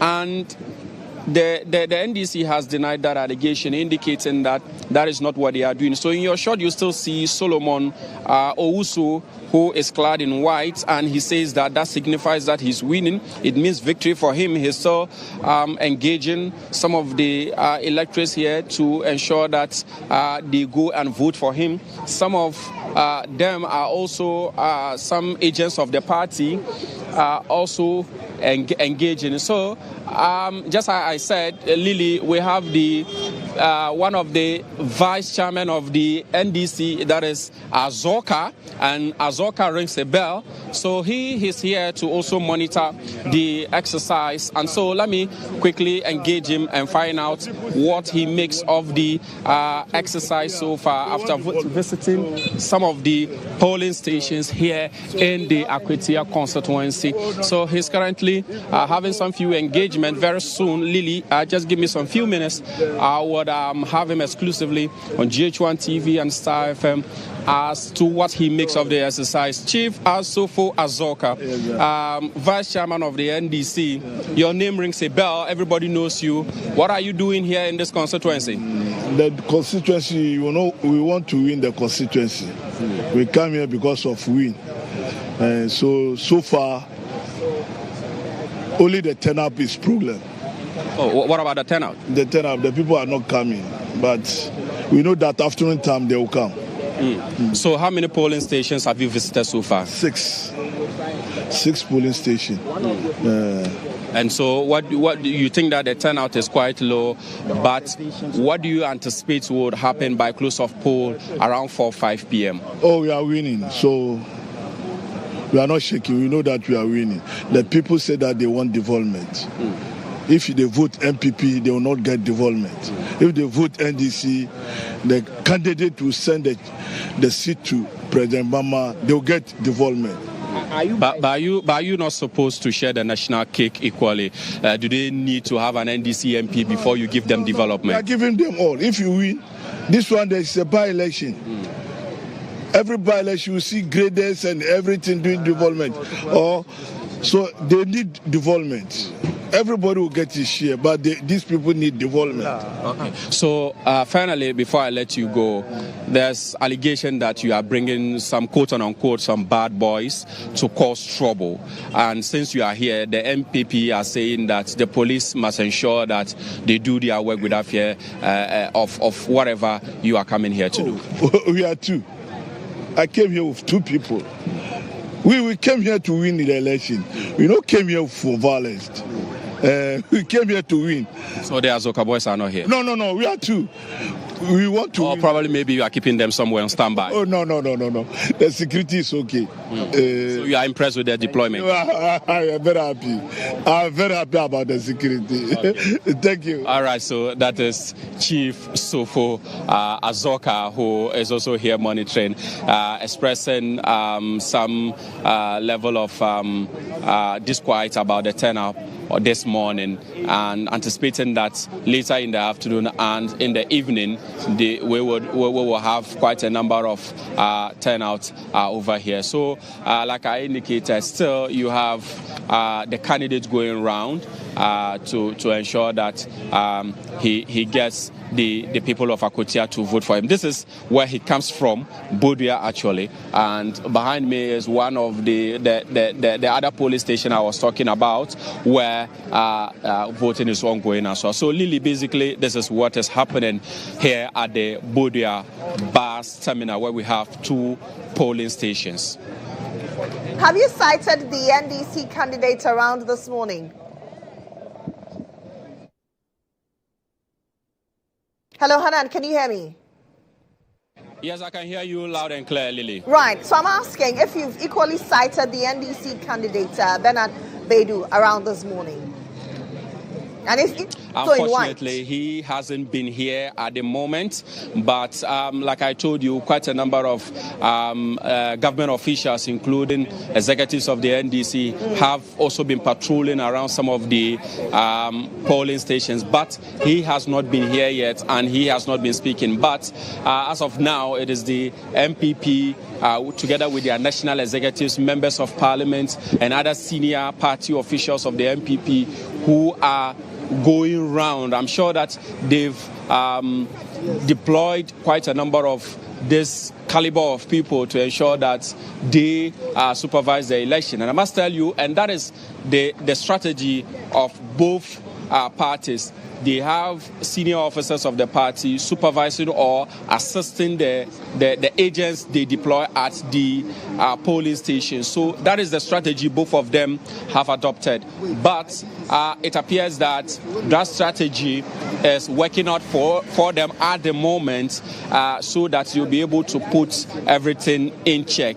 Security, like I said, heavy deployment. I've never seen any sort of deployment in my over 10 years practice in this industry where you have serious or heavy police presence at every police station. So here you have not less than 40 police personnel here at this particular police station. Some of them are standing or have stationed themselves on the main entrance. We have one entrance here and one behind me and a filling station there. So you find them stationed with about 2 pickups over there and about 30 of them here in this premises supervising the whole election. And that is why every person we speak to is agreeing or is in conformity with the deployment that has been done so far. But the issue is at Winchi, Takrasi, and Panama, like I mentioned. So we'll be moving there shortly to also observe what is happening there as well, Lily. Hanan, thank you very much. We do appreciate this report. Please monitor and ensure that you are equally practicing safety measures. We want to heal hearty and alive.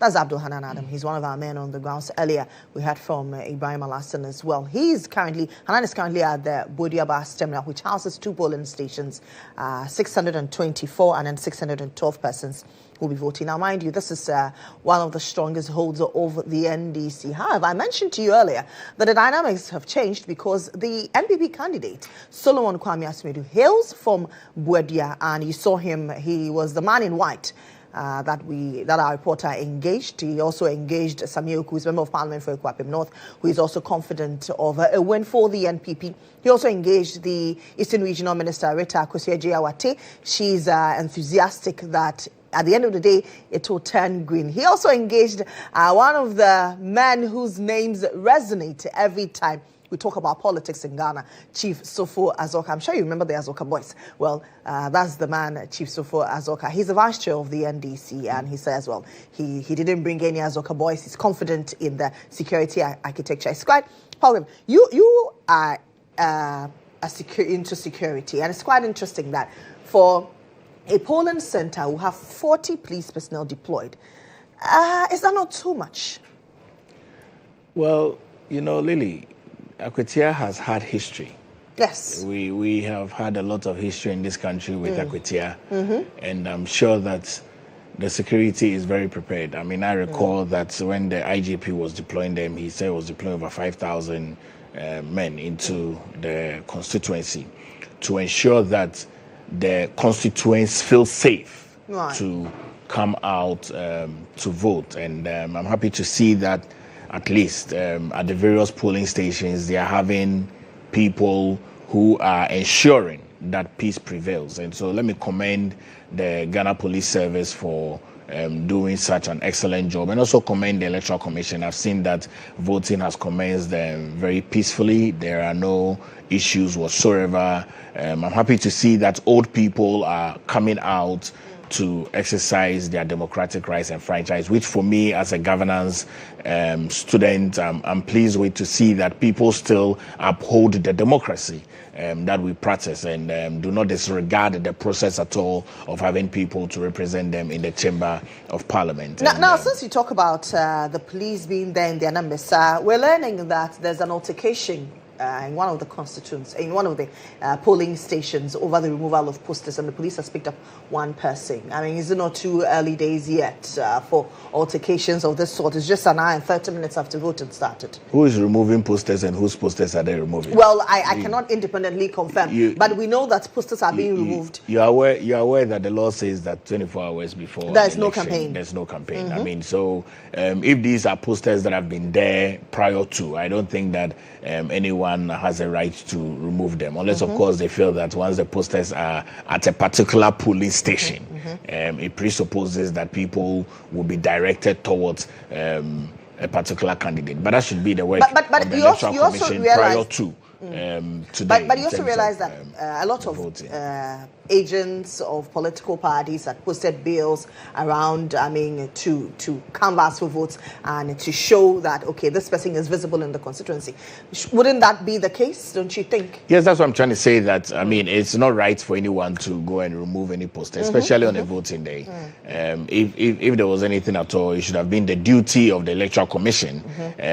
Yesterday, they could have done a mock around the various places where they are going to be polling centers, and then try to clear that place off of any political color. I mean, which is why, I mean, all of us that are having TV and radio conversations this morning are not wearing our party colors, because we are just wearing neutral colors that represent us, you know, because, I mean, on the day of voting, you're not supposed to be in any party color. So I don't think that it's right for anyone to remove any posters, but the police should try and handle the issue very amicably. There are about 119 polling stations. There are few that you have gone around for us to see. We pray that the serenity and the peace that we have seen continues to the end. I mean, Azoka has done very well being on the ground. He's done also very well to let the Ghanaian people know that he has not got boys there. And so it means that the election is in the full control of the Ghana Police Service. If anything goes wrong, we can blame the Ghana Police Service. And we too, the New Patriotic Party, we don't have anybody. We don't have anybody on the grounds. It's just us. You can confidently say. Of course, we don't have anybody on the grounds. It's just us. We don't have. We don't have any. I'm coming. Let me finish this one. We don't have anybody who bears a name that has set up a vigilante group. So we don't have anybody.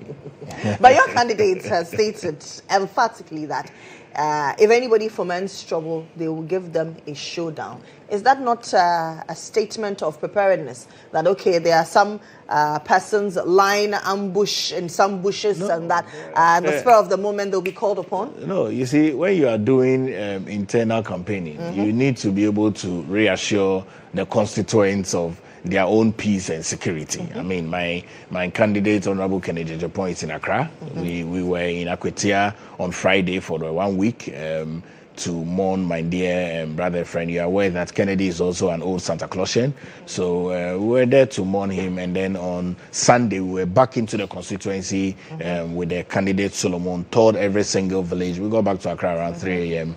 Of yesterday. And so when we campaign and we tell our constituents that be a man, go out, don't let anyone intimidate you, don't let the presence of the security intimidate you, don't let the presence of government machinery intimidate you, declare the seat for MPP as you did in December 2024. That decision should not change 9 months after an election has been held. Still hold on to that decision and give us the victory. When we say that we'll give you a showdown, we're trying to say that we don't want to be intimidated by any government machinery. We don't want to be intimidated by any high presence of security personnel. But my candidate, Kennedy GHOne, is in Accra. We are preparing to start our own campaign immediately after the Akwatia by-election, as the party regulation says. Billa. Lily. my brothers don't need to give us showdown because already they've given us a showdown candidate. That was a good one.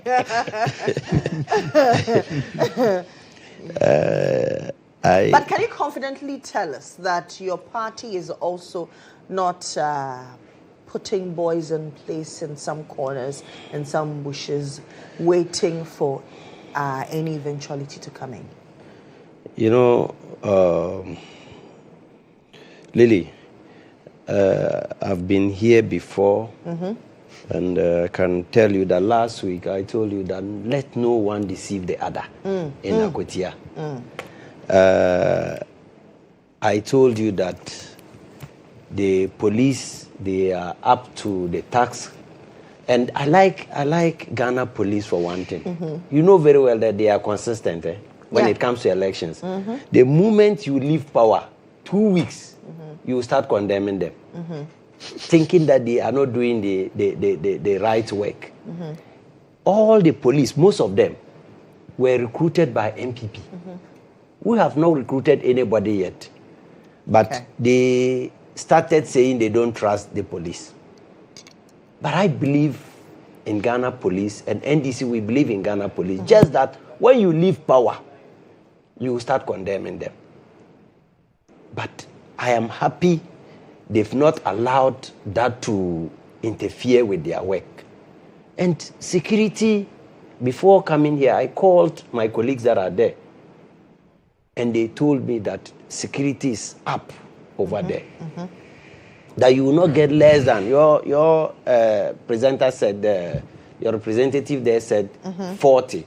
But my colleagues told me that you will not get less than 30 policemen in a police station. And I can tell you that NDC, we are not sending anybody there. Forget of the fact that they asked Azoka boys, Chief Azoka, whether he brought his boys there. This is a vigilante group that has been disbanded long ago. I don't even think he's still having those boys around.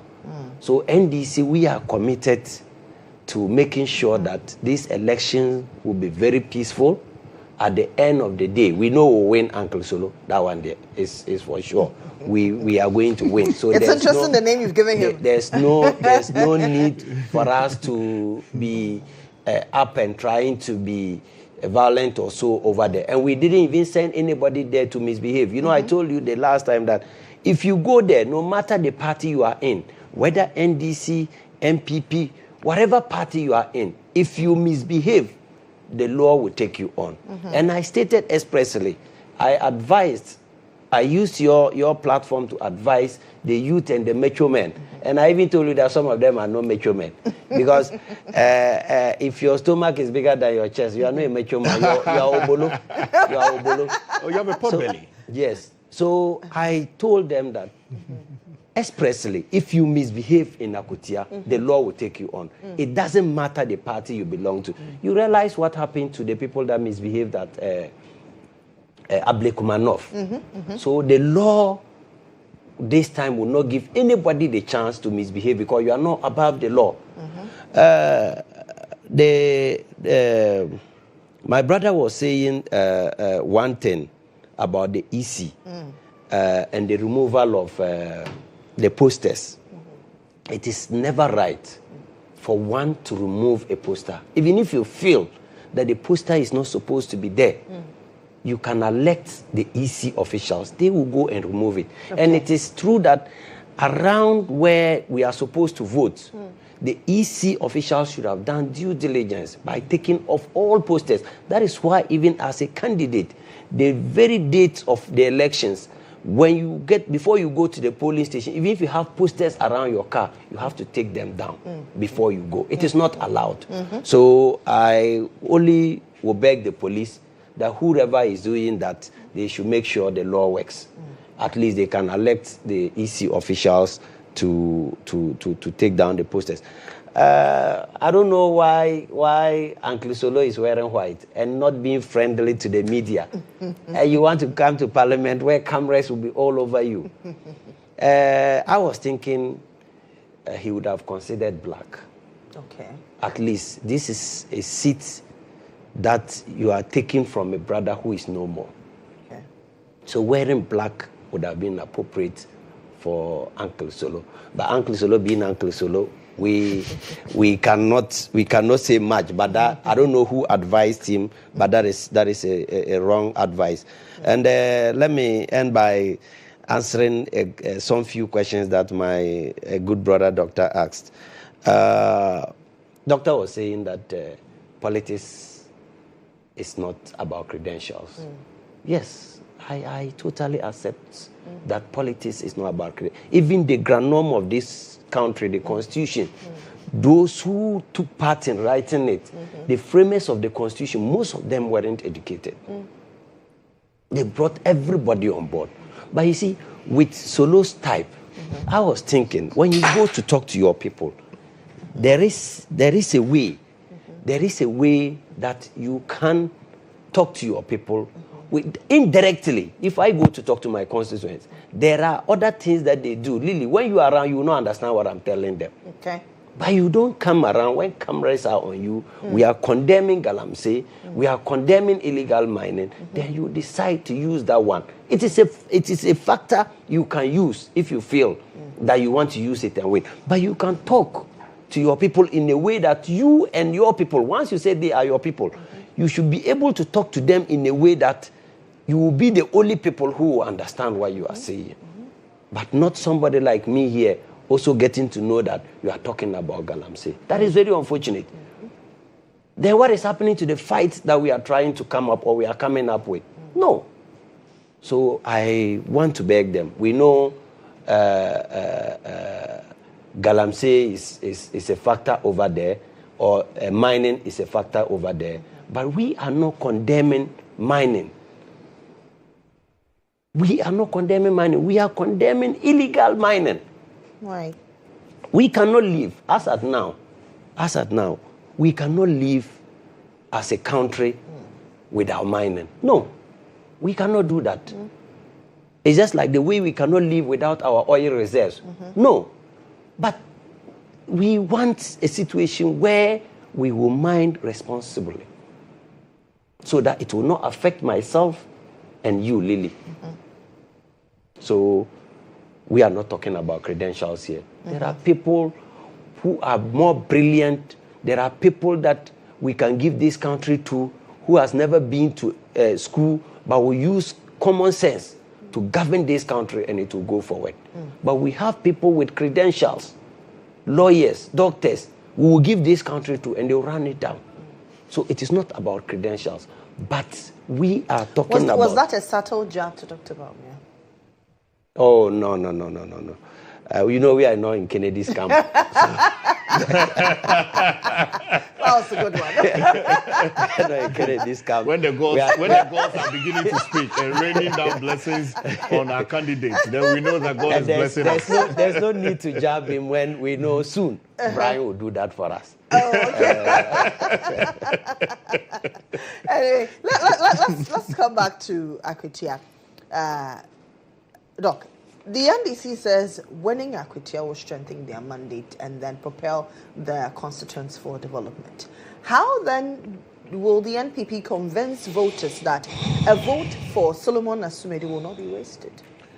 You know, Lily, the NDC is overwhelmed with numbers in Parliament, and there's no way their candidates will even catch the eye of the Speaker in Parliament to even speak. Neither will the candidate catch the eye of the President to be selected as a minister. I mean, President John Dramani Mahama. Okay, let me cut you. Let's go to the Akwatia NDC of a party office where my colleague Ibrahim Al-Hassan is standing by. Ibrahim, what can you tell us this time? Well, so there was an incident that happened here. I have an executive of the NDC here. I will allow her to narrate to us what exactly happened. I didn't see her and I didn't talk about it. Me pacho yeti ha oyasum dwemu. Aha ye party office. Aha enye police center. Ana yeti aja ye jojo ye hu. Ana ye nkrofo na akọ.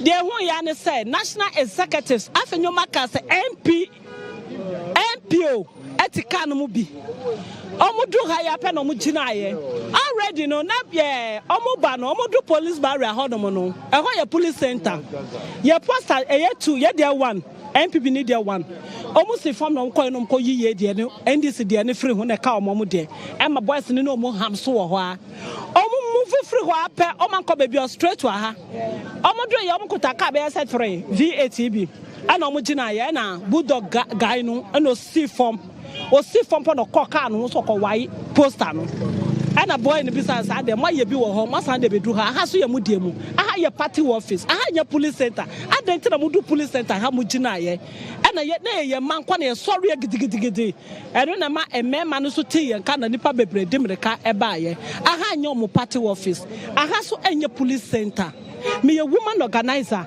a man ye hu say omanyi omutumi call rounds no ya mom so mutena ha ana muti hodi omu be kam ye adenti na mu twam mu betake wo mu enu they did the same thing boy be t-shirt ojina kwa ho epeka they rush on this guy e be say when am kwasa say t-shirt by this ninam ha oh then they started slapping the boy ade emre bi twam no mo so mo kaye Akwatia kra ye kira bibi kakra no mo pese o mo pa say eno no pese o mo ye na we de ye mo kwan o o ka say na MPP tika MPP na tika no afa nyoma ken o tika no mo bi o mo regional national general secretary o tika no mo bi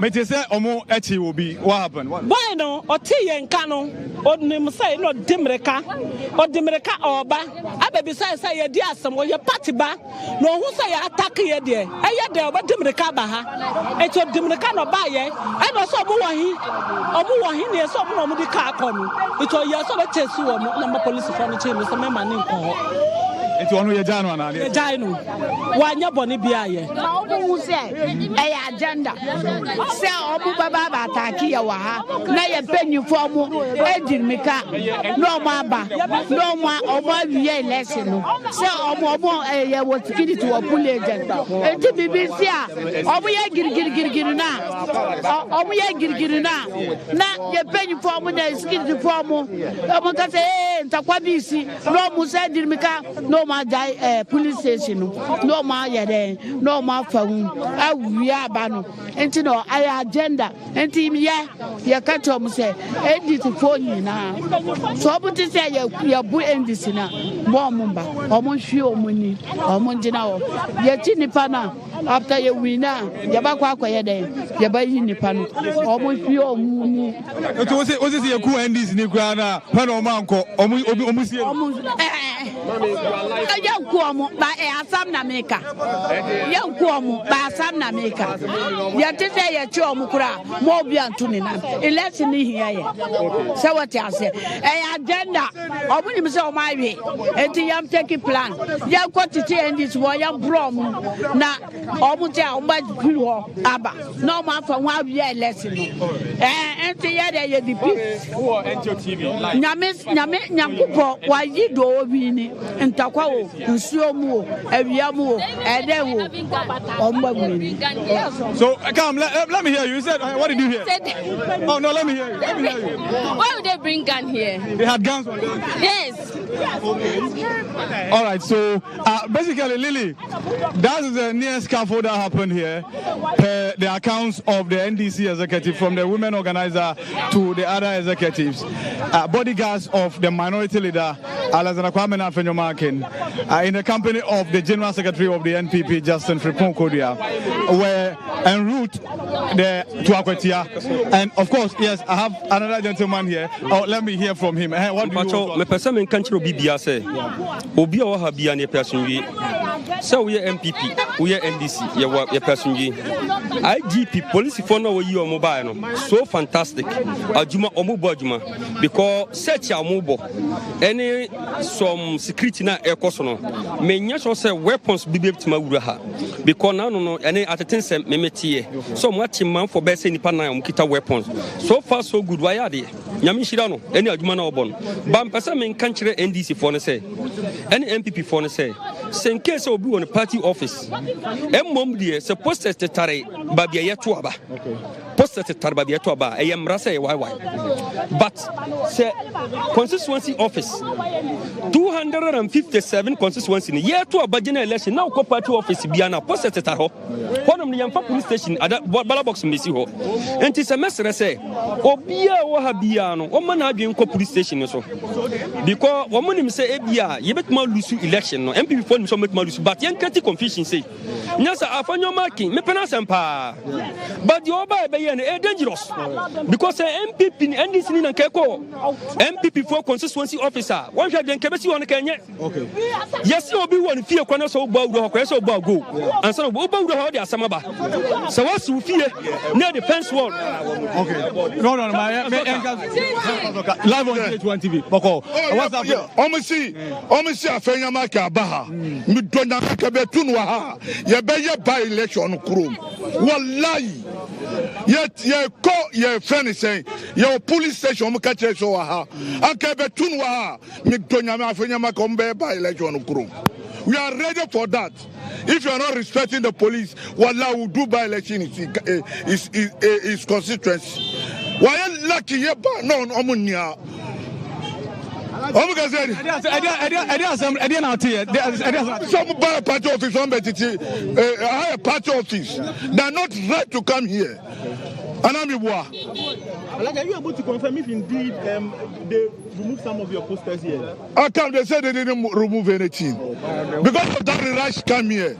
That we will go do by election at Fenya Marking House. Here no be parliament. Here is a free and fair field. Yeah. What will be your message to your members, NDC? Everybody to do ready. If they can't shang, we should come shang. Here where you go lost too much. They go do by election in Wonka. There you go. And so that's so for Atoka. Let me go to the former Abwakan of MC, a current MC for Abwakan of. Yes, you just heard your vice chairman. He says if he had met Afenyo Marking here, there would have been a by-election in Efutu. First of all, what do you make of what is happening? Actually, I'm pleading that tension should be calmed down. I think we are all brothers, just that party friends. So my prayer is that everything will calm down so that we can come out and vote for everyone. You've gone around. You've been here for a while now. How does the ground look like for you? As for grounds, it looks so positive for NDC. I believe by the close of today, NDC will win. What do you make of the security arrangement? The MPP has been complaining that you have decided to protect your strongholds, Akwatia, Bodria, and the others. When you go to NT, there are no policemen there. That's the allegation. Maybe they are preventing them not to come there. But so far, where I've been to, excellent. Security, excellent. I'll give IGP A+. Excellent. Are you confident of victory? Positive, more than positive. But do you really need this seat? You have over how many numbers in Parliament? Oh, even those in cemetery, they need more. So we the living people, we also need more. All right. Thank you very much, Honorable Nako. I remember Parliament MC for Abuakwa North. And so, Lily, that is exactly what happened here. We told that per confirmation, indeed, even though there were attempts at removing the posters at the NDC constituency office after a same incident at a polling station, that was not successful. However, that degenerated into a scuffle that resulted in what we have given to you by way of account. But you heard so for Azoka, he's the vice chair of the NDC, and the threatening messages are from him. But of course, the Abwakan of MC says tempest must cool, calm should reign. They are brothers and sisters, and I'm talking about NDC MPP, and so nothing untoward should happen. We move from here and still keep updating viewers and listeners of Star FM and many other affiliates across the country. Of course, okay, Electoral is here. Let's engage him briefly. Deputy CEO for the Forensic Commission. Yesterday we engaged you. You were not too excited about the comments of the former Vice President and then the NPP flag bearer, Dr. Mahmoud Bawumia. This morning you've gone round. What has been your observation so far? So far, I would say so good, except for what information we are picking on what happened here a while ago. I am told that some NPP miscreants came to attempt peeling off some of our posters of our candidate, which I think is very needless because in the first place, at this point in time, the posters are not even of much relevance. But then it is just an irritating act to kind of intimidate or find a way to give reason to their misconduct. So I was only trying to tell our folks that nobody should be made to react over that. Indeed, it's not something pleasant, but at this point in time where we have gotten to, we have bypassed the posters level. So if they want to help us even peel off all our posters, they can go ahead. They don't have any work to do, and they know they are losing, so having got no job, they rather want to go peel off posters. We will welcome them. The only thing is that we will not be paying them for that job, so they can go ahead and peel all our posters. What we are concerned about is what is happening at the polling station. This is an NDC party office, and for them to have the F1 to come and do that only tells you the motive behind what they seek to do. But we will not allow ourselves to be intimidated, neither will we allow them to irritate us with this conduct. We are focused, and our main focus is on the ballot. So we want to see this through to the end and ensure that every ballot is counted, and we are so convinced the 52.3% and above will be in favor of the NDC candidate, Lawyer Bernard Ediako. Thank you very much, and that is Elikem Kotoko. So back to you in the studio, Lily.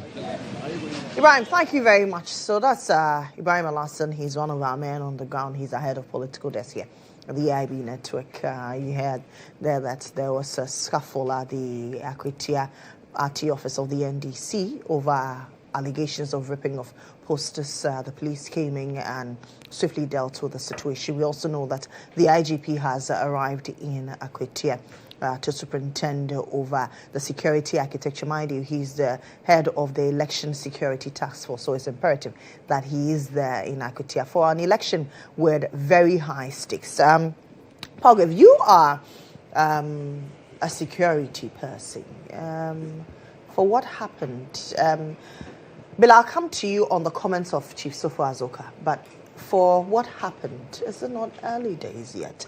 And does it have any tendency of undermining the election? Lily, let me say that I am not in Akwatia as we speak now. These are just reports that are coming from the ground. I want to ask a question, and maybe I don't know whether my dear brother can help me. Why would there be an MPP poster in an NDC party office? I mean, I just want to ask that question because I think that the conversation that is arising is that posters are being ripped off in an NDC party office, and it is the poster of the NDC candidates that has been ripped off, and the MPP candidate's poster has been left.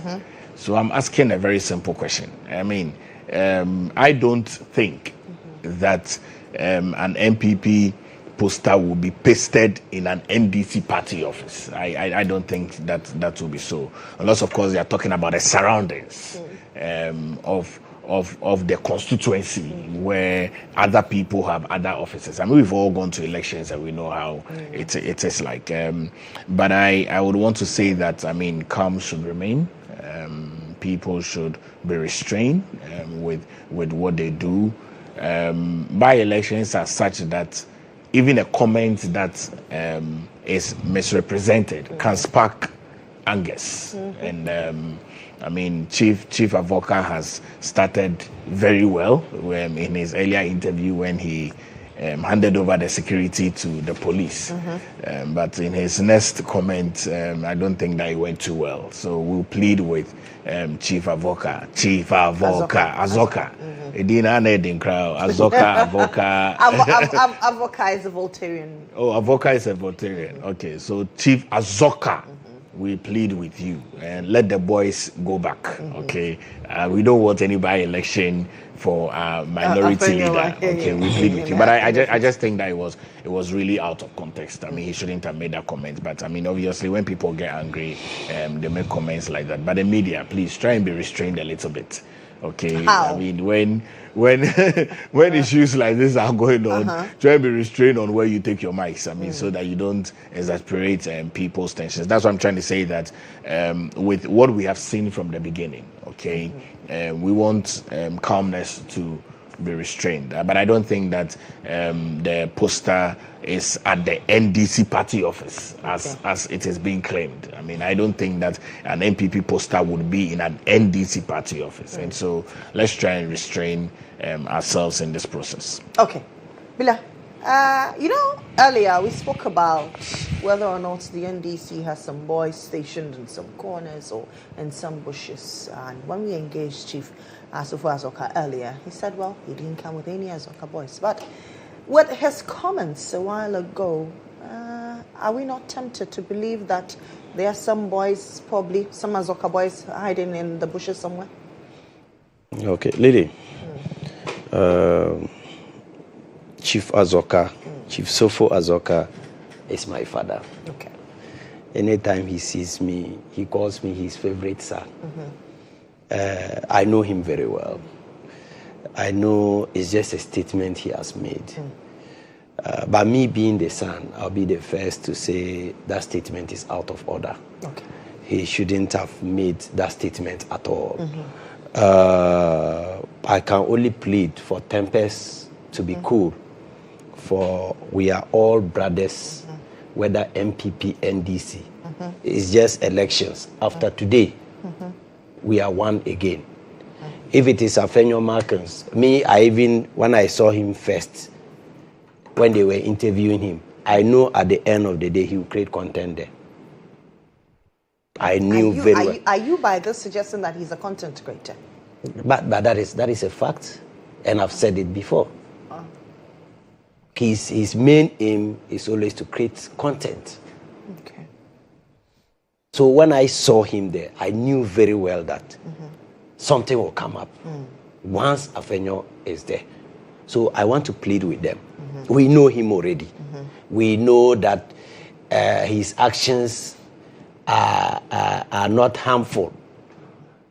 In the sense that you were there when they went to Yoko, he sat down and said they won't go home by 7. He was the one first to rush home for dinner. He will do these things, nothing will come out of it. So I'm pleading with them that they should take it cool with him. Whatever he does, let's just accept it. We know that at the end of the day, we are winning. And that is the most important thing. You see, my brother talked about the posters.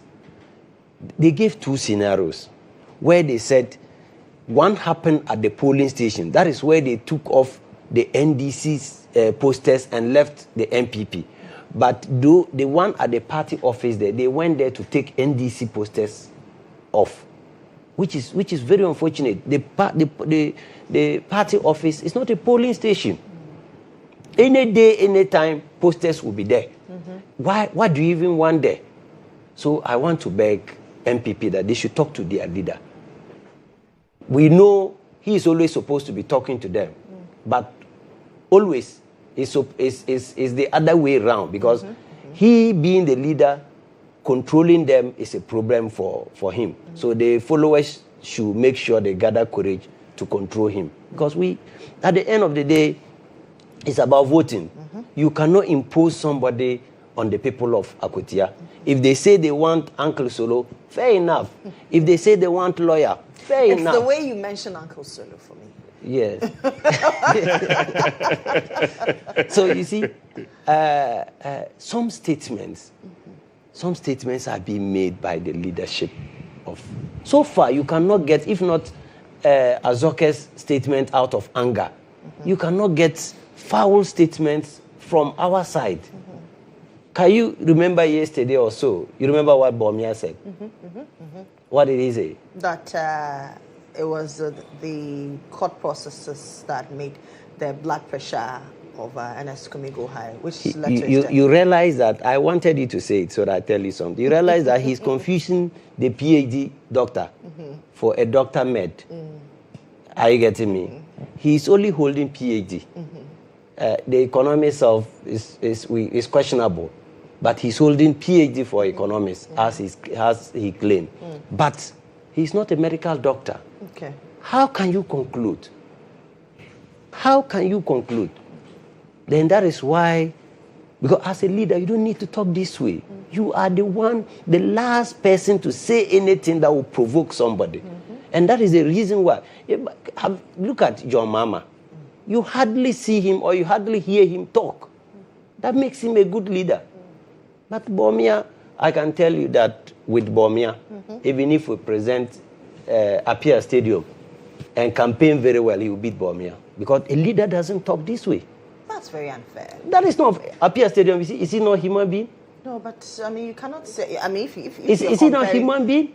Dr. Bawumia is a former vice president, head of the economic management team. You're saying that even if we bring Apia Stadium, that's no. That is not fair. Apia Stadium is also a member.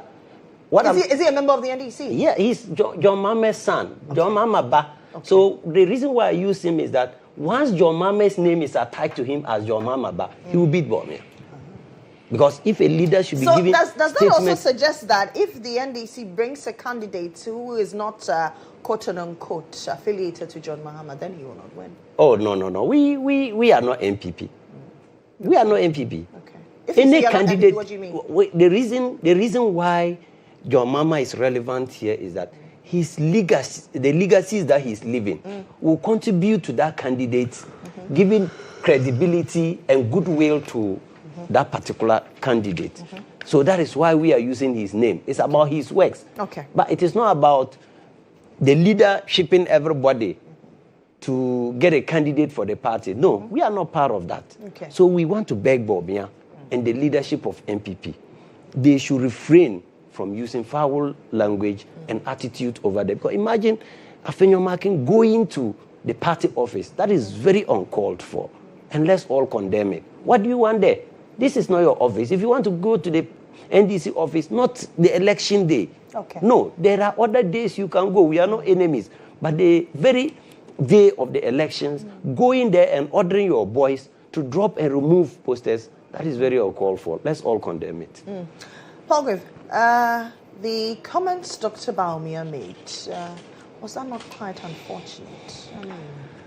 Lily, you know, I don't speak for Dr. Bawumia. I am speaking for Kennedy. But you know, the comments are becoming sometimes too concerning because when you look at this Akana Impe thing, we have not even crossed the primaries. You have not won the primaries. You have lost such significant numbers. In this Fourth Republic. And my brother, you can listen to this. Well, 56. In this Fourth Republic, Lily, and I have the data here. I can pull it out for your people to see. In this Fourth Republic, we've had elections from 96, 2000, 2004, 2008, 2012, 2016, 2020, and 2024.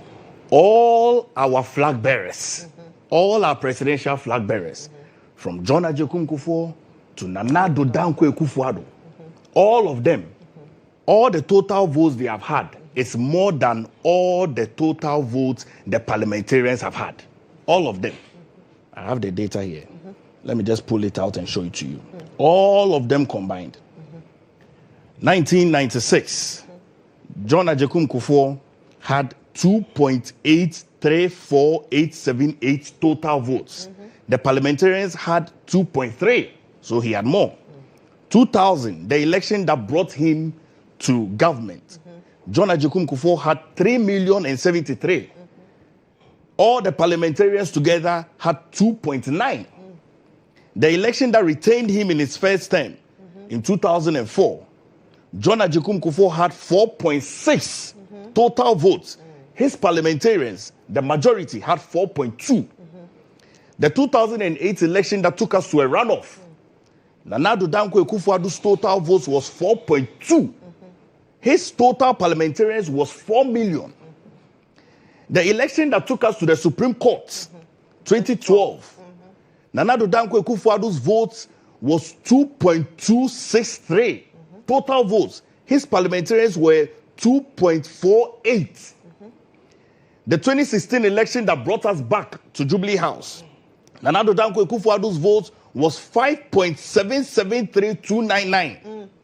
His total votes for the parliamentarians that gave us the number of seats that we had in parliament as majority in 2016 was 5.663786. And the 2024 election that has sent us to opposition and has given us an election that we lost in Ablekuma North, that the flag bearer conceded defeat before the EC said that we had lost the election, that gave boldness and bullhorns to the NDC to intimidate our parliamentary candidates, to see certain seats. That, oh my goodness God. Look, sometimes when you talk about this, it's so disturbing that you don't even want to recount it. That election, the total vote of parliamentarians for 2024 is 5.217250. Our flag bearer for the 2024 had 4.767. So how do you even raise an argument that I can't pay? If peradventure you even had 41, the 2028 voters register will be more than the 2024 voters register. Okay? And you have not even won the primaries. And we are not certain you are going to win the primaries. Because you are thinking, I'm very certain Kennedy will win this primaries. This is an election that Kennedy must not lose. And I'll tell you why. Because I'll just move away from it and come back. Look, if you are thinking about yourself as a flag bearer, then you can say I can 9% pay. But you must think about the many parliamentary candidates who have lost their seats. You don't want to carry them along. Kennedy wants to carry the entire party along. He won't make such a comment. I don't know what kind of analysis this is. This is unscientific. It is voodoo. It is magical. And it is almost something that it's unfounded. Now, let's come back to his comments. So the comment about Ernest Kumi having blood pressure. My Ernest is my junior from Adesada College. My sympathy and condolence to his wife and children. You know, if you're an economist, you remain as an economist. If you're a pathologist, you should remain as a pathologist. I mean, pathologists are the ones that give postmortem. And tell us cause of death. I have been at 37, where the 37 pathologist, the doctor, was going to perform the cause of death on an ankle. And he asked me if I can stand there and watch as a family member because I was the nephew. Then he said, if you feel any unease, just go out. When I saw how it was done, and I stood there, and he said my ankle was healthy, his heart was healthy, and that is just something small, you know, and that he shouldn't have died. I was like, this man has done his way. He just cut it simple and just looked and just covered it. That is what pathologists do. Sure. They tell us cause of death. But I don't know if an economist can become a pathologist or a pathologist can become an economist. That comment, I will leave it to him and his camp to help us understand what it is. As for us, after this by-election, we are hitting the road. Kennedy Japan is beginning his unity tour. We want to unite the party. Can't you see the party is divided? Can't you see the party is broken? Can't you see the results that we have had, we have never had before? It's troubling. How can we capture power in 2028 with over 1.7 million votes difference? How can we capture power in 2028? How can we bring back all these MPs who have lost their seats so we can have majority? We need a new candidate. If at the end of the day, either part, this is for the two of you, either of the sides wins the seat, would you trust the process enough to accept? There's only one person that can win this election. Sure. And I'm very certain that it's going to be the MPP candidate. I'm certain that Solomon is going to win this election. We have not seen the NDC candidate anywhere. I mean, in all 119 constituencies, I don't know whether he's in the constituency. I don't know whether he's come back to Accra to be in his law firm. I don't know whether he's with President John Dramani Mahama trying to lobby for a position. That is why I was making the case before you went on air. And I said, the NDC is overwhelmed with numbers in Parliament. There's no way this guy is going to cut the attention of Mr. Speaker. And there's no way John Dramani Mahama is going to remove a minister and give it to him, or a deputy minister and give it to him. It's not going to happen. Even Dr. Zeneto Rollins has not had a post. You see, she has not had a ministerial role. As we speak now. You see, I was expecting that by this time, Dr. Zeneto is giving some very nice role. But she has not had a role. She's been in Parliament longer. You think that you can catch the eye of John Dramani Mahama's eye. You know the conversations that have gone on. We hear. Look, walls are ears. We are not in government, but we hear. Lily, you know, we hear. So I'm saying that, look, the best way to make sure that Akwatia people have development is to bring an MPP person. Because John Mahama is overwhelmed with numbers. But how will the NPP person bring development? We have networks. Okay. Yes, you see, the fact that so you're not going to rely on the government of the day. You're going to the government has a responsibility to develop every part of the country. Absolutely. That's an MC. Yes, that's the work of the government. Okay, but every politician has a network. You have wide network that you can bring into your constituency to make sure that your constituency. So Solomon develop. will bring the his network in the mining community. Absolutely. And you are aware that every single year there's a mining in Daba that is done in South Africa, Cape Town. This year I attended that's in Daba. You understand? So I'm very certain that if that seat goes to Solomon, he will make a fine parliamentarian. If that seat goes to Solomon, he will make sure that the constituents in Akwatia will get their due size of the cake. But will he be also very receptive, especially towards the media? Oh, he's supposed to be. I mean, he's supposed to be. I think that he's been very busy trying to make sure that he's going to various polling stations. Besides, he had already spoken to your journalist and addressed the issues, and he was just on his way going on. I saw my MP, Ibuakwa North MP to Buffalo, Nana Kwame Adofrempong. I saw him with Samia Wuku. I saw our general secretary. I saw our leader, Afenyo Make. When my good friend says that our leader is a content creator, I think that is an unparliamentary statement. You know, you can't say that our leader is a content creator. You know what I'm saying? Content creator, content is relative. Content is relative. And then you should have asked. Now he has come to relativity. When I said that was an unparliamentary, he has come to relativity of content. I mean, but basically, I just think that this election is going to be our election too. Amzi. Yes. Will you accept the verdict of the people? Yeah, sure. If it doesn't go your way? No, sure. We are a democratic party, and we believe in democracy, and we believe democracy is for the people, and the will of the people must prevail. So whoever wins, legitimately, we will definitely accept. As he said, I think in Parliament, the senior friends I have is Patrick Boama and from the opposition, and Afenyo Markins. They are my very good friends, so he will understand why I said so, and I said it's relative. You see, what I will say is that he talked about the candidate, Uncle Solo, will definitely be close and accept the media.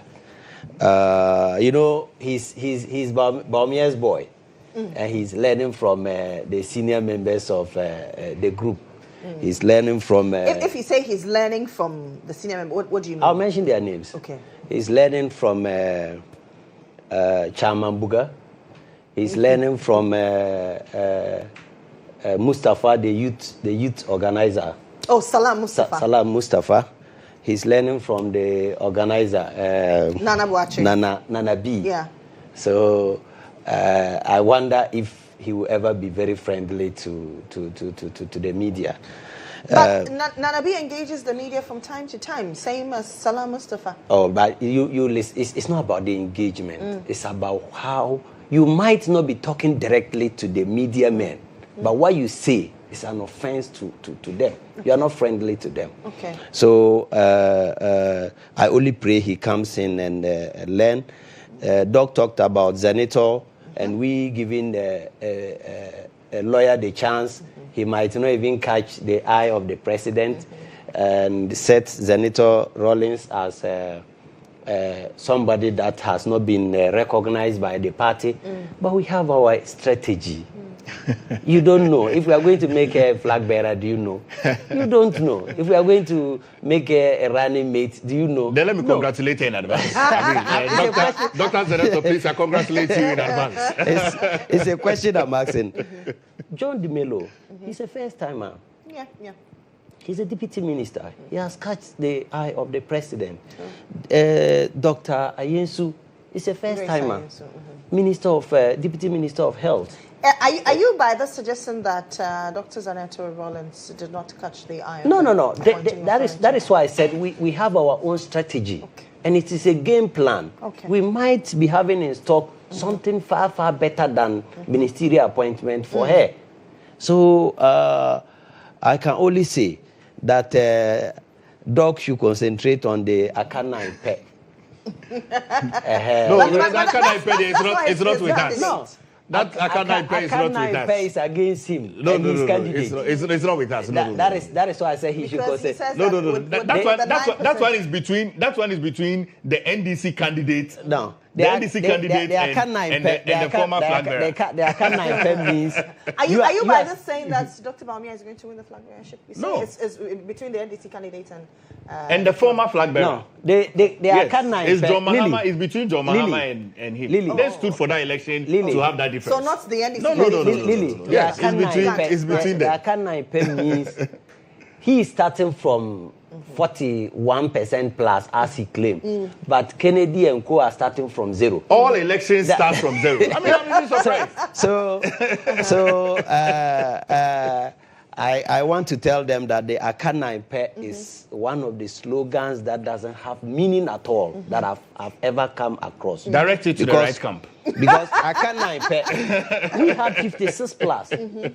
But we are not relying on the 56 plus. We are still working. We are going to start from zero. Okay. We are not relying on the 56 that we had. So for you, Aka 51? Aka 51 again. Okay. So when you have overrated impression about yourself, you end up losing. Because you don't have the 41. Where is it? Okay. You don't have the 41. So I will say that he talked about the data. The data man himself doesn't believe in the current data. Am I lying? Baumia always says he is the data man. But currently, he doesn't believe in the data because if you say Akana Ipe, what data are you relying on? Previous elections that is far gone. You might contest. You get 41 this year. You contest the next time, and you might not even get 10%. Because that is subject to he winning the flag. Yes, but we pray that Kennedy will be able to stand him because as we see, you have a new member. As we see, my friends in the office said you should visit us. Anyway, gentlemen, I have to wrap up. All the national executive members are shipping everybody in a vital position now in the NPP to support Baumia, and that is going to be difficult. You know, Lily. Before you run up, okay. You know, we started this show around 7 o'clock. It's 9:30 now. It tells you very clearly that the election clock doesn't work anti-clockwise. True. Election clocks does not work anti-clockwise. So how is it that you can predict what will happen in 2028? Every election starts from ground zero. Clearly means that person doesn't understand what elections is. The person doesn't understand it. Okay. We are for the grassroots. What kind of equation is that? Did you see what I did? He's the worst performing flag bearer since 1996. The worst performing flag bearer. All results put together. All the parliamentarians have always not performed more than their flag bearers. Kufuor won more than all his parliamentarians put together. Nana Dankwa Akufo-Addo won more than his parliamentarians put together. Dr. Mahmoud Bawumia had 4 million plus votes. His parliamentarians put together had 5 million plus votes. What is that? Please, Okay, let's so stop that's this Dr. Paul voodoo analysis and magical He's thoughts. former government spokesperson on governance and security. He's also electoral UPSC, by the way. And Bella Alamzi is the Member of Parliament for Chanapang. And my name is Lily Mohammed. Mind you, we're still focusing heavily on Akwatia. Today is a hotbed of political activity. 52,000 people going to vote in 119 polling stations. But who carries the day? Will it go green? Will it go blue? You will find out at the end of today. We are back shortly with Joshua Kojo. Joshua.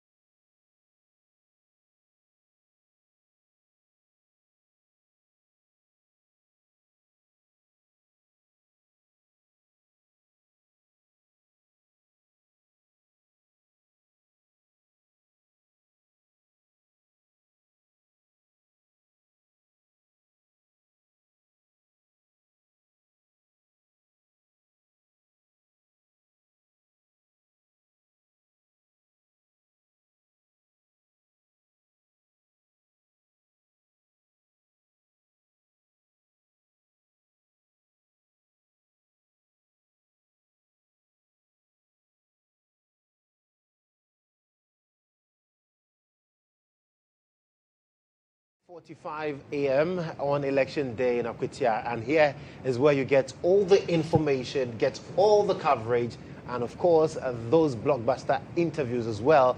Quite some work done so far, and relatively it's been peaceful since polls opened at 7 a.m. And you heard from our men on the ground, Ibrahim Al-Hassan and Abdul Hanan Adam, giving us a picture of what is happening in Akwatia. So very, very minor issues so far, but then we are still hoping that we'll be able to keep the peace in Akwatia till after the by-election, and then we'll get to know who heads to the 9th Parliament to replace Ernest Yao Kumi. And there's been quite a number of people that we've interacted with so far on this development. We'll be coming back to the studio later on. My guests are seated. We'll be getting into the conversations as well. But let's refresh our minds with some of the interviews that we've already conducted regarding Akwatia, some of the bites from the grounds, and then we'll come back and have a full conversation on that. We'll also touch on the removal of the Chief Justice, Gertrude Araba Isaba Saki Tokono. But let's listen to these interviews. We'll be right back. Because yesterday I engaged his colleague on the other side, Deputy General Secretary.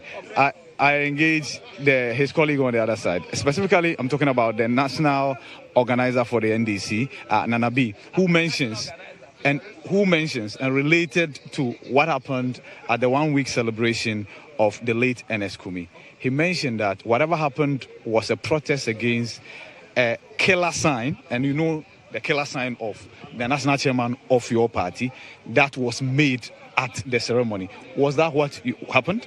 No. I think that as a true reflection of who they are, they have never been honest, and they find excuses for everything.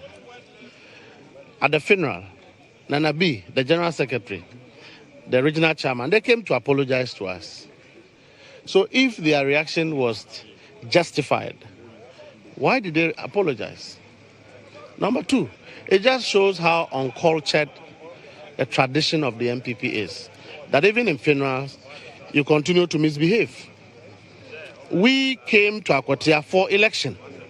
We were on the field when the national chairman instructed that we go for that funeral. So we're not, so to speak, dressed in black. But we needed to make up to the representation. We went there, sat down, and then subsequently the national chairman indicated that he was on his way. So we went out, received him. When the national chairman was entering, then they started to misbehave. Number one, what was the issue that you are sitting in a funeral, somebody is coming to visit you, then you are misbehaving? And number two, how can a woman, a lady, cultured, trained properly for that purpose, throw her hand at men? It just shows lack of a proper upbringing, so to speak. You won't find any lady in the NDC do that.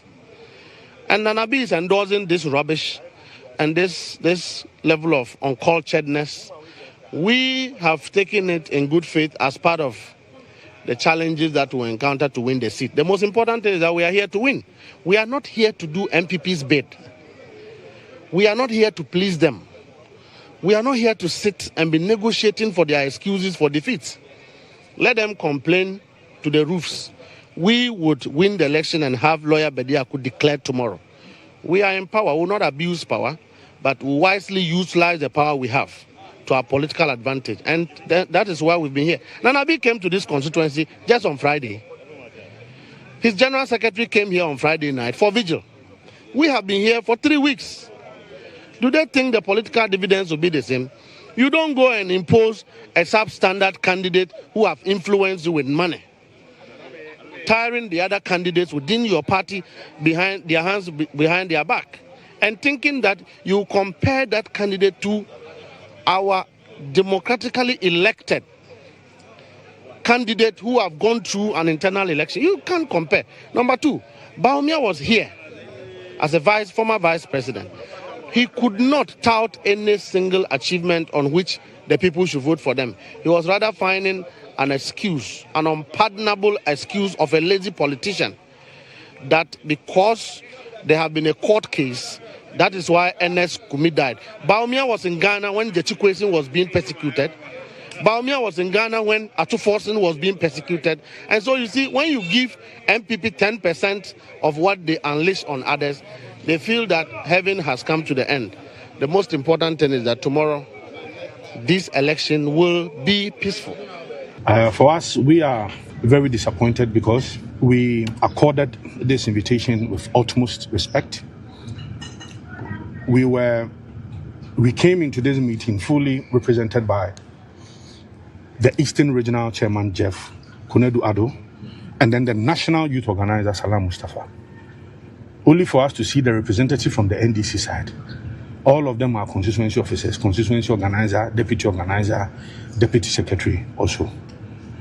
We are of the view that the representative from the NDC side clearly cannot commit the NDC to any peace process regarding the Akwatia By-Election. We raised this preliminary objection before the meeting commenced, and we also requested that there is a need for the NDC to be fully represented by their national executives. Other than that, we will not be able to take part in this process. This is very important. In fact, the optics will be wrong.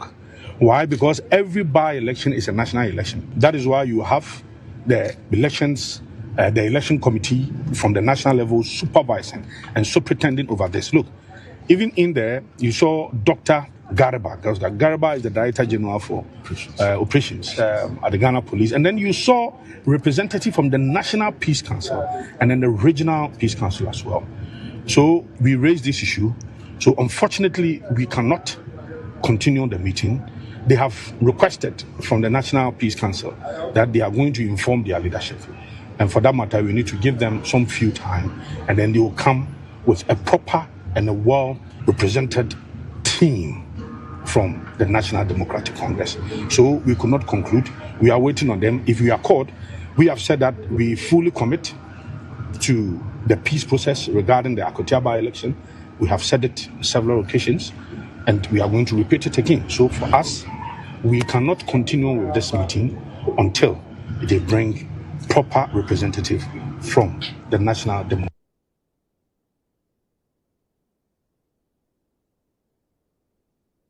Well, so you heard bites from both the MPP and NDC in Akwatia in the lead up to today. And let's come back to the studio, have conversations on what is happening so far in the constituency. We've seen quite a number of reactions. We know that there were issues of posters being ripped off party officers amongst others. We've also heard from some party bigwigs who have given indication about what they need or what they would be doing. But before we come back to the studio and I introduce my guest, let's go back to Akwatia. Let's get some live action from our man, Ibrahim Al-Hassan, who is standing by. Ibrahim, so talk to me. What is happening now?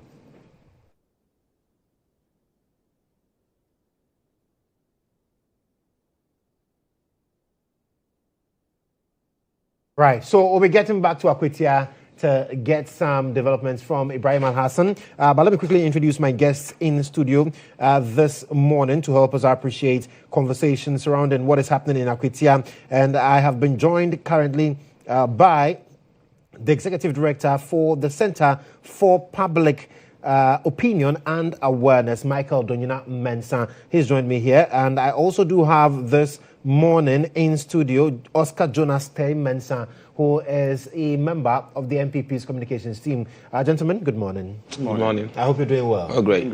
Right. So since 7 a.m. polls opened, really, what would be your thoughts on what has transpired so far in Akwatia? I mean, first of all, I would like to thank your listeners. If we go by what we're hearing so far, I would say so far so good. Of course, election is a human activity, so definitely there might be a few issues here and there, a few challenges here and there. But in overall, our expectation is that at the end of the day, it will be nothing short of being a peaceful election. So I would say, going into this election, there were a few incidents that kind of like were giving some signals that we might have some issues at hand in terms of the peace and how the whole election is going to be organized. But especially the police reporting that they arrested 10 people with weapons. I felt that particular PR piece was really terrible. The police, look, after they even released that piece, we've not heard anything again. So I've been pondering over the days, like, what was their intention? Because when you're going into an election and you even have an intel or you even arrest people and you find out that they have weapons, that gives you an opportunity to plan for the operations over there.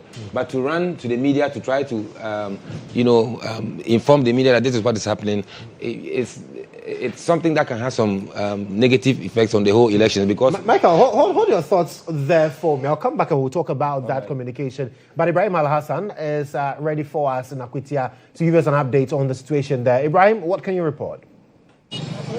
Well, so we are currently in Wenty. The match talked about Wenty, the stronghold of the opposition NPP. Before we go here, there was an incident that there was a lady who had moved all the way from Akwatia to come here for whatever reason. We'll find out in a jiffy, but it generated into some scuffle. By the time we got here, she had exited. So there are a number of constituencies here who are mapped out. Let's engage them and find out what really happened. Or GHOne TV. And then, of course, you buy a ceremony, maybe a ceremony, Hamadian, of course.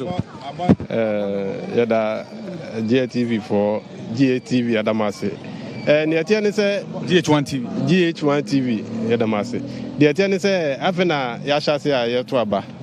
Na Yugusu, Imwata din. The idea you had ma as a year drink your home where your member is on Babatabana. You and say Pragiabi Abe Park Waha. Na a mammy and son and a womb. Omufri Akwatia. Baya Omo Ebe campaign say Yantuma number 2. And as you know, and a Yanya campaign because Yampenifonia Casa, SAP peace, our Omanum. In the name I am Mamma Yeshia Hania Den Ubia Din. Now I didn't know some of the saying.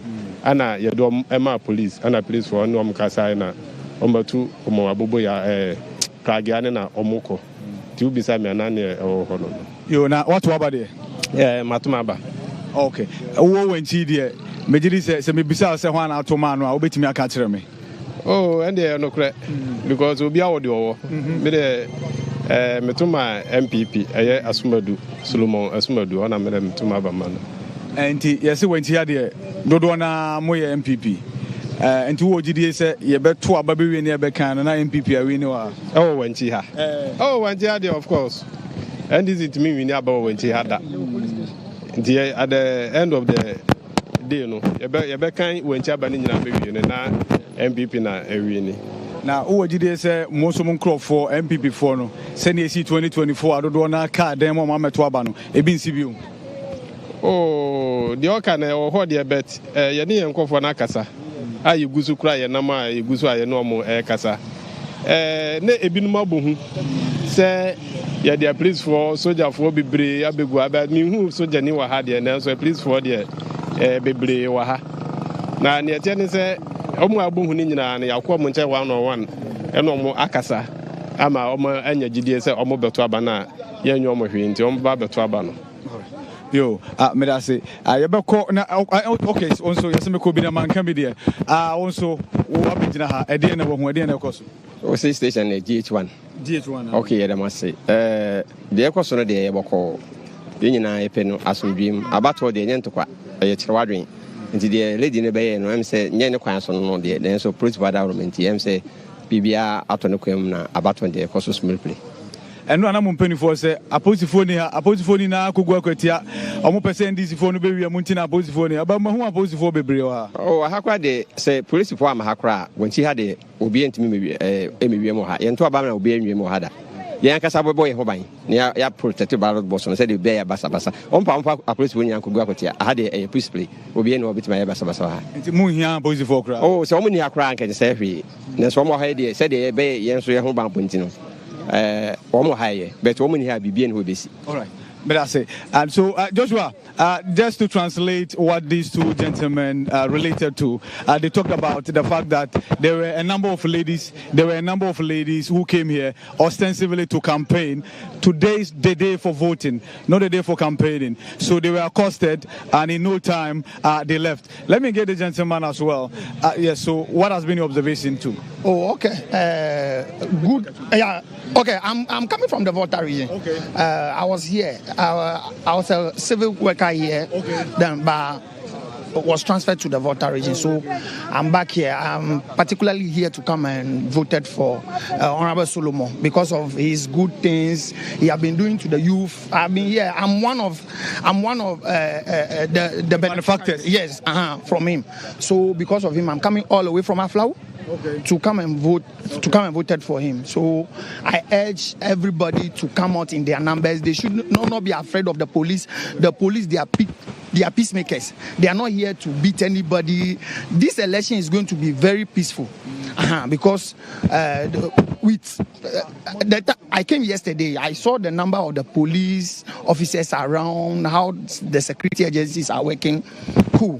They should maintain it to the collation center. We should go to the collation center. When you say you are one of the beneficiaries of the philanthropic activities of the NPP candidate, what exactly do you mean? The time I came here, 2021, I was sent to him to help me get accommodation. But the guy is okay with everybody, because with the kind of job he do. When I called him, he said, "Oh, my brother, don't worry. I will assist you get this. I will assist you get that," and he do exactly what he said. So. Yeah, because of... And you believe that's what it takes to be an MP? Yeah. No, it's not that it takes to be an MP. An MP, you must be free with everybody. You're supposed to pick your course. When they call you, you pick call. They give you what is happening from the other electoral area, what is happening from this area. Yes, so MP should not be somebody who refuses to pick call, who doesn't have anything to do with anybody. MP, you are driving your V8, your glass is closed. They are greeting you, you don't. Yeah. So that is what I benefited from the man. Thank you. Right. Yeah. Thank you very much. So let's go to the EC officials and Joshua, find out how the numbers are looking like, because that will give us a clear indication as to how things are panning out relative to the turnout. In fact, there are two voting centers here. Let me go to the one to my extreme left before I come to the one to my right. Let's engage the presiding officer and find out what exactly the figures are.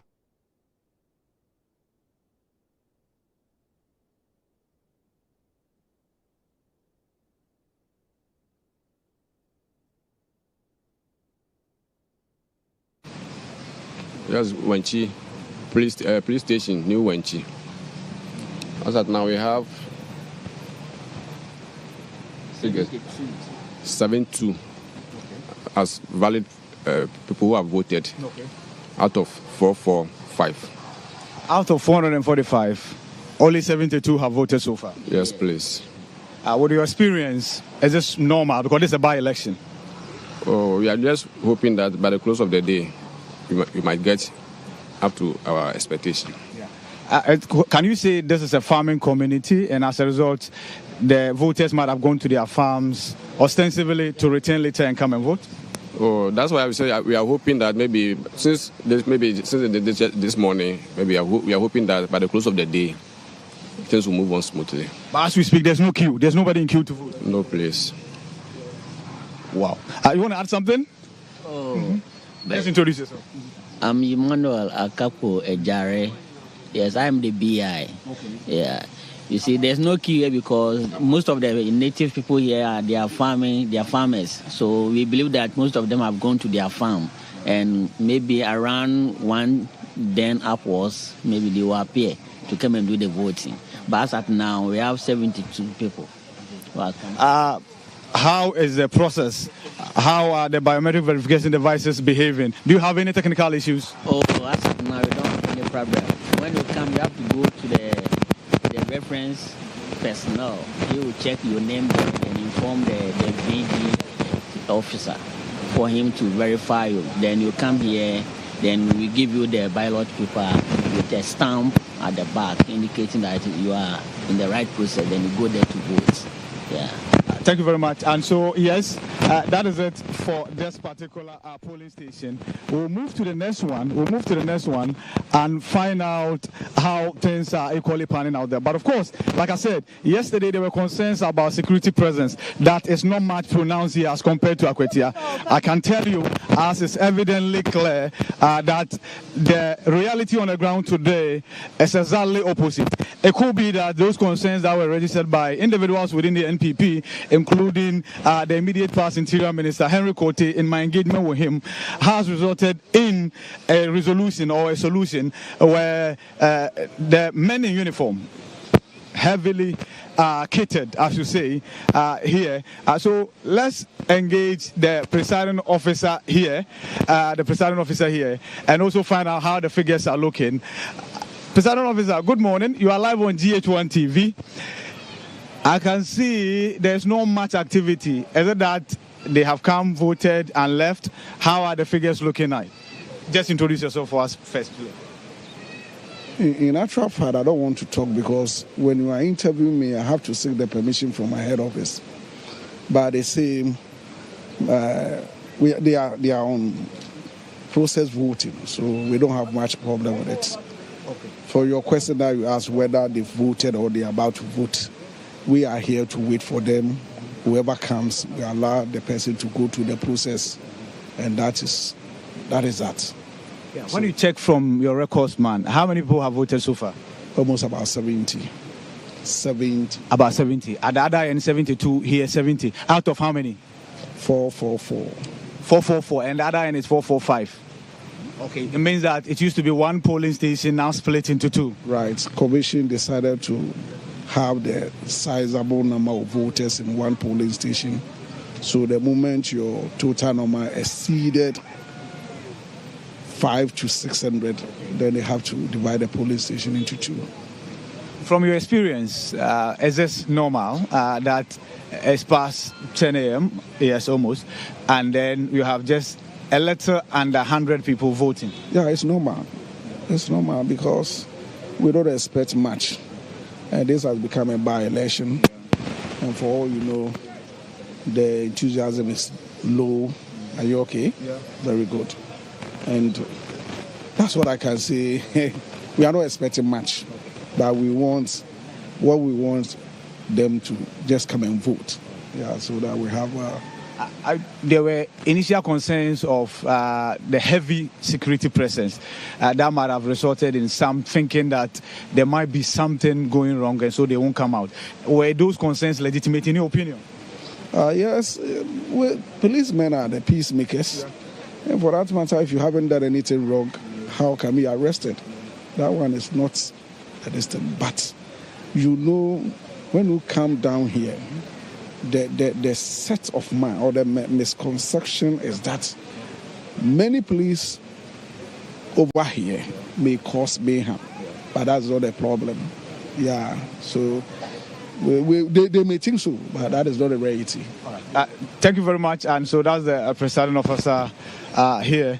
Out of 444, 70 people have voted, and that is relatively on the low. But of course, the security presence heavily are pronounced here. Joshua, so this is the much talked about Wenti, which is the strongest of the hosts of the New Patriotic Party.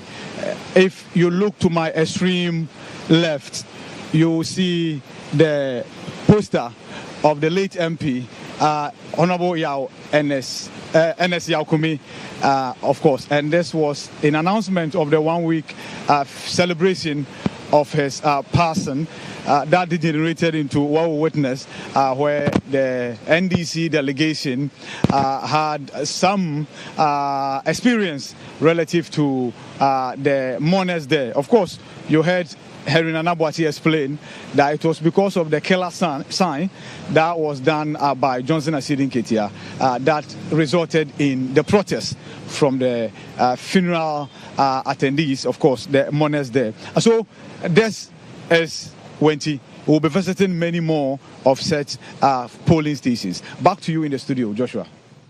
Good job, Ibrahim Alassane. Thank you so much for bringing us updates there. Now, before we left off, we were talking about the police and how they're handling issues. Now, we are told that as at 10 a.m., in a polling station where over 400 people had to vote, only 70 have turned out. Yes. I mean, some of us knew that a low voter turnout was a very likely situation. And I was building my point, very important point. You know, we are going into an election, and the police set the tone by announcing publicly that they have arrested 10 people with guns. I feel that that was a very needless PR, because if you are going into an election and you even accost people with guns, that should be some internal information that you will use to prepare and organize yourself to be able to man the elections. But to just come out and throw out that information and not being sensitive of the fact that such an information can have an implication on the voters, on the community members to be able to come out and vote, because it set the tone that this election might be violent. So for me, if there's a low voter turnout in this election, one of the people to blame will be the police. Even though it is very characteristic of by-elections? Yes, it is very, but in this case, we have some evidence to be able to attribute to it. In previous by-elections, maybe we did not really take time to, or these circumstances didn't happen, but I'm saying that with this particular by-election, you know, when the people interviewed, almost everybody is saying that, oh, you know, people are afraid and we are encouraging people to come out, nothing will happen, despite the police, there's no problem. It means that the fear factor is there. You can, and then where did that come from? Because the police set the tone. I was saying, if the police announces that they've arrested people sending on their way to Akwatia with guns, if I have a gun and I'm going to Akwatia, will I leave it behind? I will also go with my gun. So you say that was wrong PR, that was wrong messaging out there. That was wrong PR, that was needless on the part of the police, except maybe when they arrested those people, they did their investigations and realized that it has a direct link to the elections. But since they came out with that PR that they've arrested 10 people and they are still investigating, we've not heard anything again. Those 10 people that they arrested, were they, I mean, the whole arrest, was it linked to the election or not? If it was not, why didn't you come out to say that, oh, those we arrested, they have nothing to do with the election, and we are. So I think that sometimes the police, in rushing to let us feel that they are working, they might be harming the situation. Very well. We'll come back. Oxa, I'll come to you and take your bite, but let's quickly dash to the Akwatia lorry station. My colleague Kojo Ansa is standing by. We understand an incident occurred there a short while ago. Kojo, talk to me. What really transpired? Well, so Joshua, I'm here at the Akwatia lorry station where we have two polling stations. The first one is lorry station where we have 556 voters expected to turn out to cast their ballots. But as we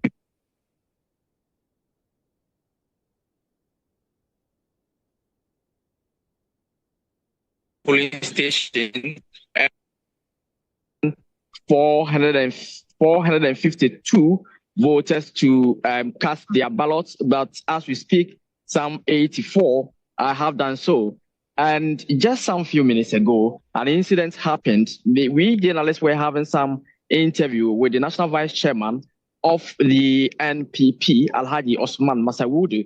And while the interview was ongoing, we saw the national vice chairman of NDC, Alhaji Sofo Azoka, also entering the polling station. And I mean, when the NPP National Vice Chairman saw Alhaji Sofo Azoka approaching, he mentioned his name in the conversation in a friendly manner. We don't know what Sofo Azoka heard about his name that was mentioned. So he approached Osman. He approached Alhaji Osman Masawudu, who was having an interview with the media. What we noticed as maybe a friendly tete-a-tete with the two, then apparently we saw Sofo Azoka becoming incensed and then, violently held Alhaji Osman Masawudu. So this created some sort of chaos and misunderstanding whereby supporters of the two executives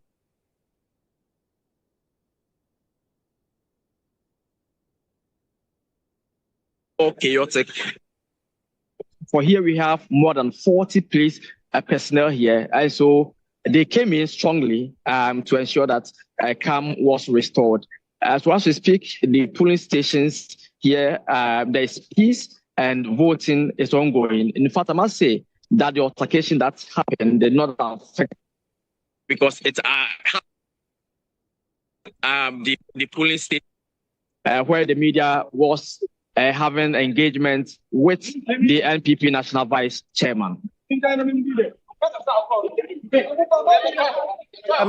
As we speak, you indicate that the situation is not different in terms of the voter turnout regarding that polling station, as is the case in other polling stations in that constituency. But the issue with Sofa Zoka and then Masawudu has been resolved. That's the case, right?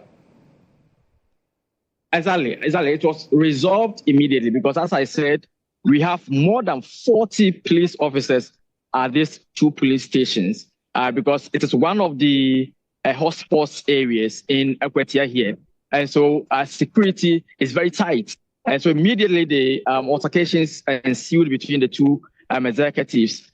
The police intervened and separated them and their supporters, which restored calm in this area. In fact, residents in Akwatia have concern that people who are causing confusion are not indigents of Akwatia.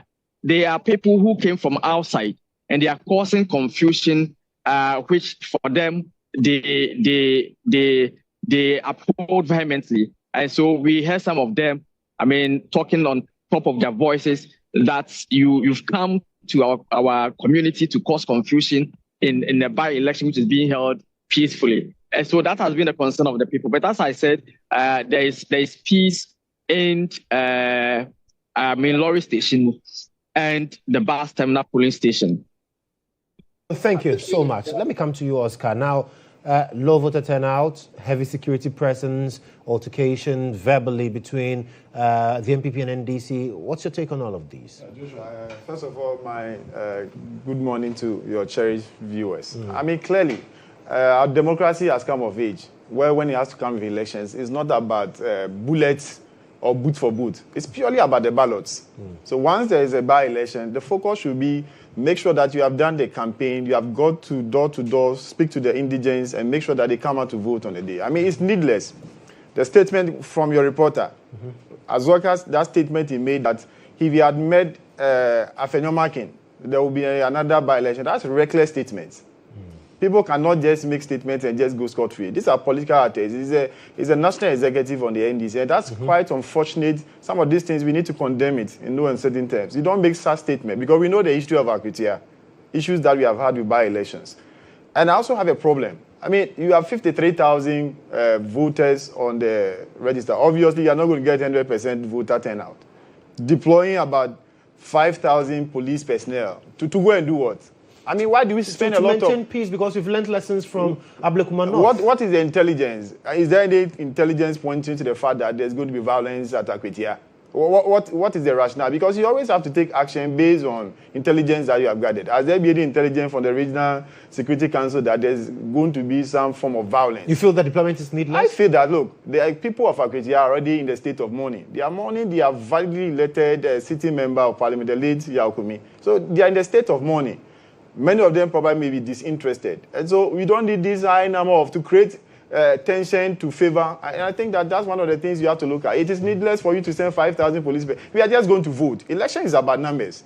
Get the people, the indigenous there to go and vote. I think going forward, we need to look at our electoral laws and then why should Azoka be moving just everywhere and go into some perimeters? There should be some restriction. The fact that you are a government in power does not mean that you can take the law and move anywhere you want to. Just from your reporter, if another political opponent is granting an interview, what right do you have, even if he mentions your name, to go and hold the person? That's an assault, to go and hold somebody or to do that. And I think that is what, we create this situation right from the beginning, and by the time you realize if it is not checked, then violence will erupt. Because some of these things, to me, is needless. If you think that you have the people you have done your campaign effectively and you think that you are going to have Akwatia is going to turn for you, go to the people, call them to go and vote. I believe so much that based on the work that the MPP parliamentary candidate has done, the Solomon Asumedu has done, and just from your reporter, one person coming all the way from Aflao, a benefactor. He's a person who's down to earth, is with the people. He has supported a lot of people. He has a lot of philanthropic work he's doing. The people will go out in their numbers and vote for the gentleman to serve the interests of the people. In all these contests, the focus should be about development that is coming to Akwatia. And there's no guarantee that once you're an opposition MP, you cannot bring development. People have negotiating skills. People have connections and network that they can be able to bring development to the constituency. And I think that we should look at it very well.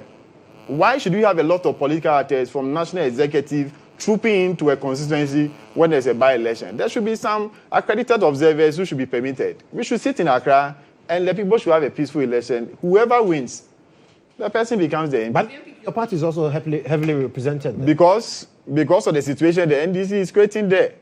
Obviously, how many from your reporters on the ground, how many national executives have you seen on the grounds? You have seen Azoka, you have seen all the people, you have seen the deputy general secretary of the NDC. All these people are making statements. When they grant it, you see the way they talk. You have to be decorous in their speech so that you make sure that at the end of the day, it's not about bullets. It's not about boot for boot. It's not about beating anybody. We see the voter, you are talking about the low voter turnout. That's a result because sometimes the NDC has a penchant for creating situation which look like tension is going to happen. And people are like, okay, look, we already mourning our dead MP. If there's going to be tension, I'd rather stay in my home and make sure my security and safety. But the police has given indication time and again that they are there to ensure that nothing untoward happens, having learnt lessons from Ablekuma North. Yes. Because in Ablekuma North, we didn't see that level of presence and the chaos erupted. And they say this time around, they are not leaving any stone unturned. Yeah, but and they have the Black Maria, so if you are caught, you'll be dealt with. Yes, but right. if what is the rationale behind a polling station where obviously you are going to get 442 voters. Not all the 442 voters are going to be at the same time. They'll be coming from 7 a.m. to the end of polls to deploy about 40 police personnel at the polling station with all these people. I mean, what are you saying? You are rather creating the perception that there's some form of violence. So for you, the presence is deterring people from coming out? No, you move your men. Your men should be stationed far away from the polling station. Get some people at key strategic places. Once you see signs, or you see signs that something's about to happen in the police station, they just move. But if you go and put all of them your national youth organizer is actually addressing the media. So let's cross over to Akwatia. Listen to Salam Mustafa. Sure that it is too much too.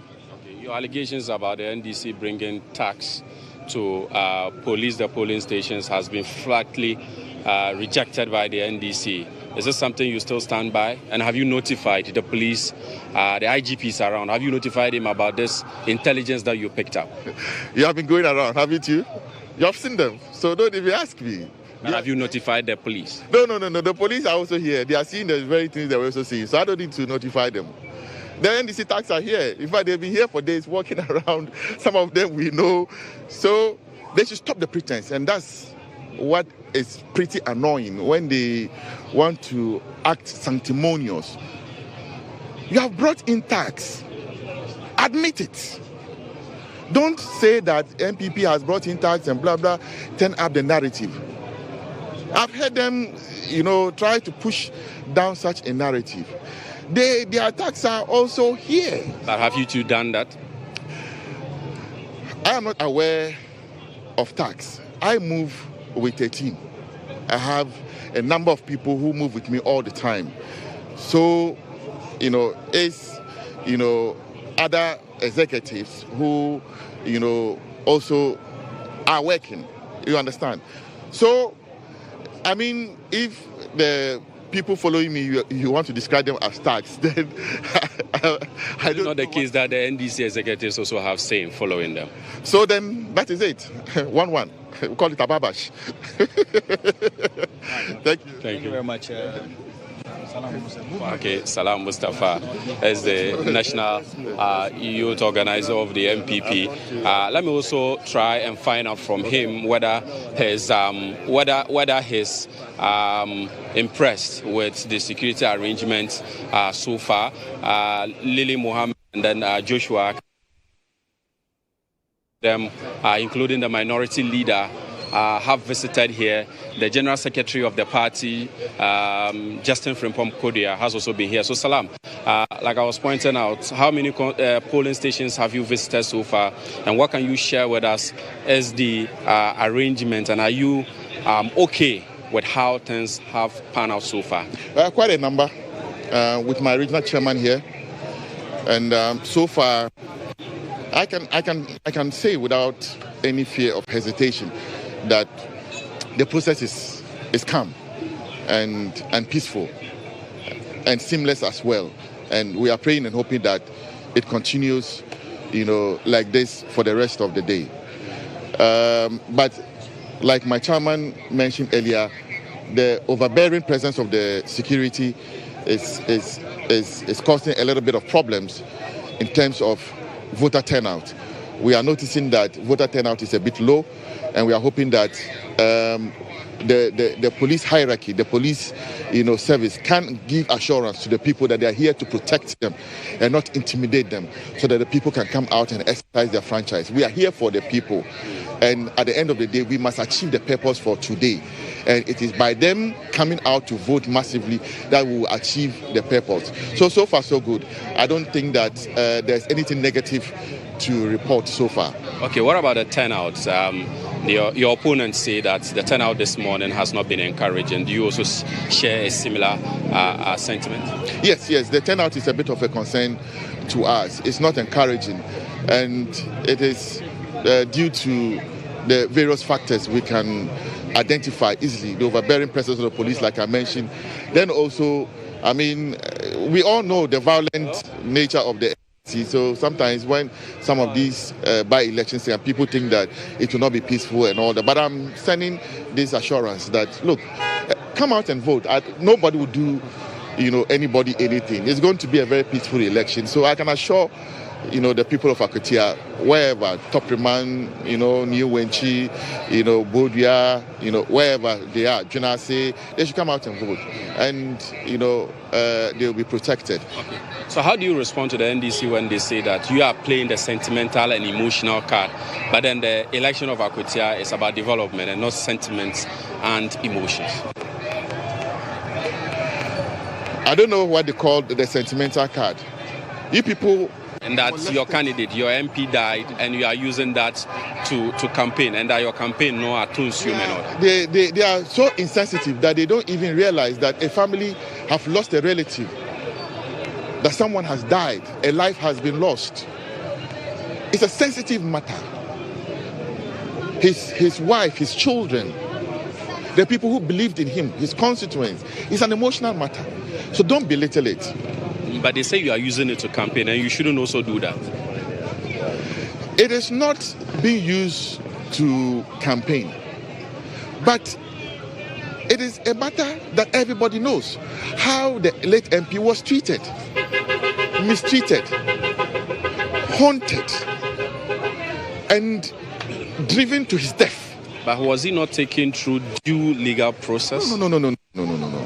It was abuse of the process. Total abuse of the process. But the case was being taken through a court of competent jurisdiction, and you will remember that in the Eastern Regional Capital, the case even went to the Supreme Court for adjudication, and then the Supreme Court says that it should come back to the region for the court to continue. So don't you think that it is not rather an abuse of process, but rather a true process of the legal system in the country? No, it doesn't work like that. You don't win, you don't lose, an election, then want to take it through the back door. It doesn't work like that, through a certain circumvented, so-called legal process. No, it doesn't work like that. Look, at the point, Ernest Yakumi had to, be put in the back of a car and smuggled out of parliament, smuggled out of his own constituency like a criminal, because he's being chased by BNI, national security, a member of parliament. That's how they treated the young man. And today, he lost his life. And you're saying it's not an emotional matter? It is. It is an emotional matter. Nobody should be treated in such a manner, so disdainful. I don't think that if any of the NDC people were treated in that manner, they would be happy. For the issue of development, it is a moot point. The NPP in our 8 years, we didn't say that the Volta region doesn't vote for us, so we will not develop Volta region. Ample development went to Volta region. So whether Akwatia votes for you or not, the preamble of the Ghanaian constitution says that development is a shared responsibility. We are all part, and parcel of the country. So the people of Akwatia deserve their share. And it must come, whether they vote for the NPP or which other party they vote for. Nobody has the right to deny them development. And by the grace of God, they will vote for Kwame Sumedu. He will become MP, and development will come to Akwatia.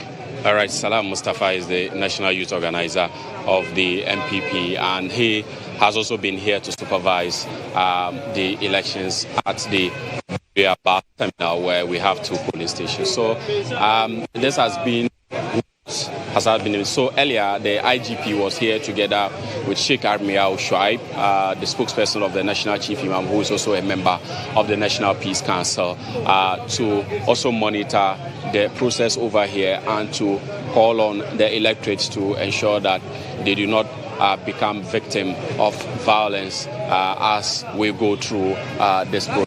So, quite a number of them are here. So additional police deployment has been made, and we anticipate that this is going to be the case until. Right, so that's Abdul Hanan Adam. But let's cross over to Wenchi, where Ibrahim Al-Hassan is standing by. Titus Glover, former Greater Accra Regional Minister. He's engaging him. Let's go for that now.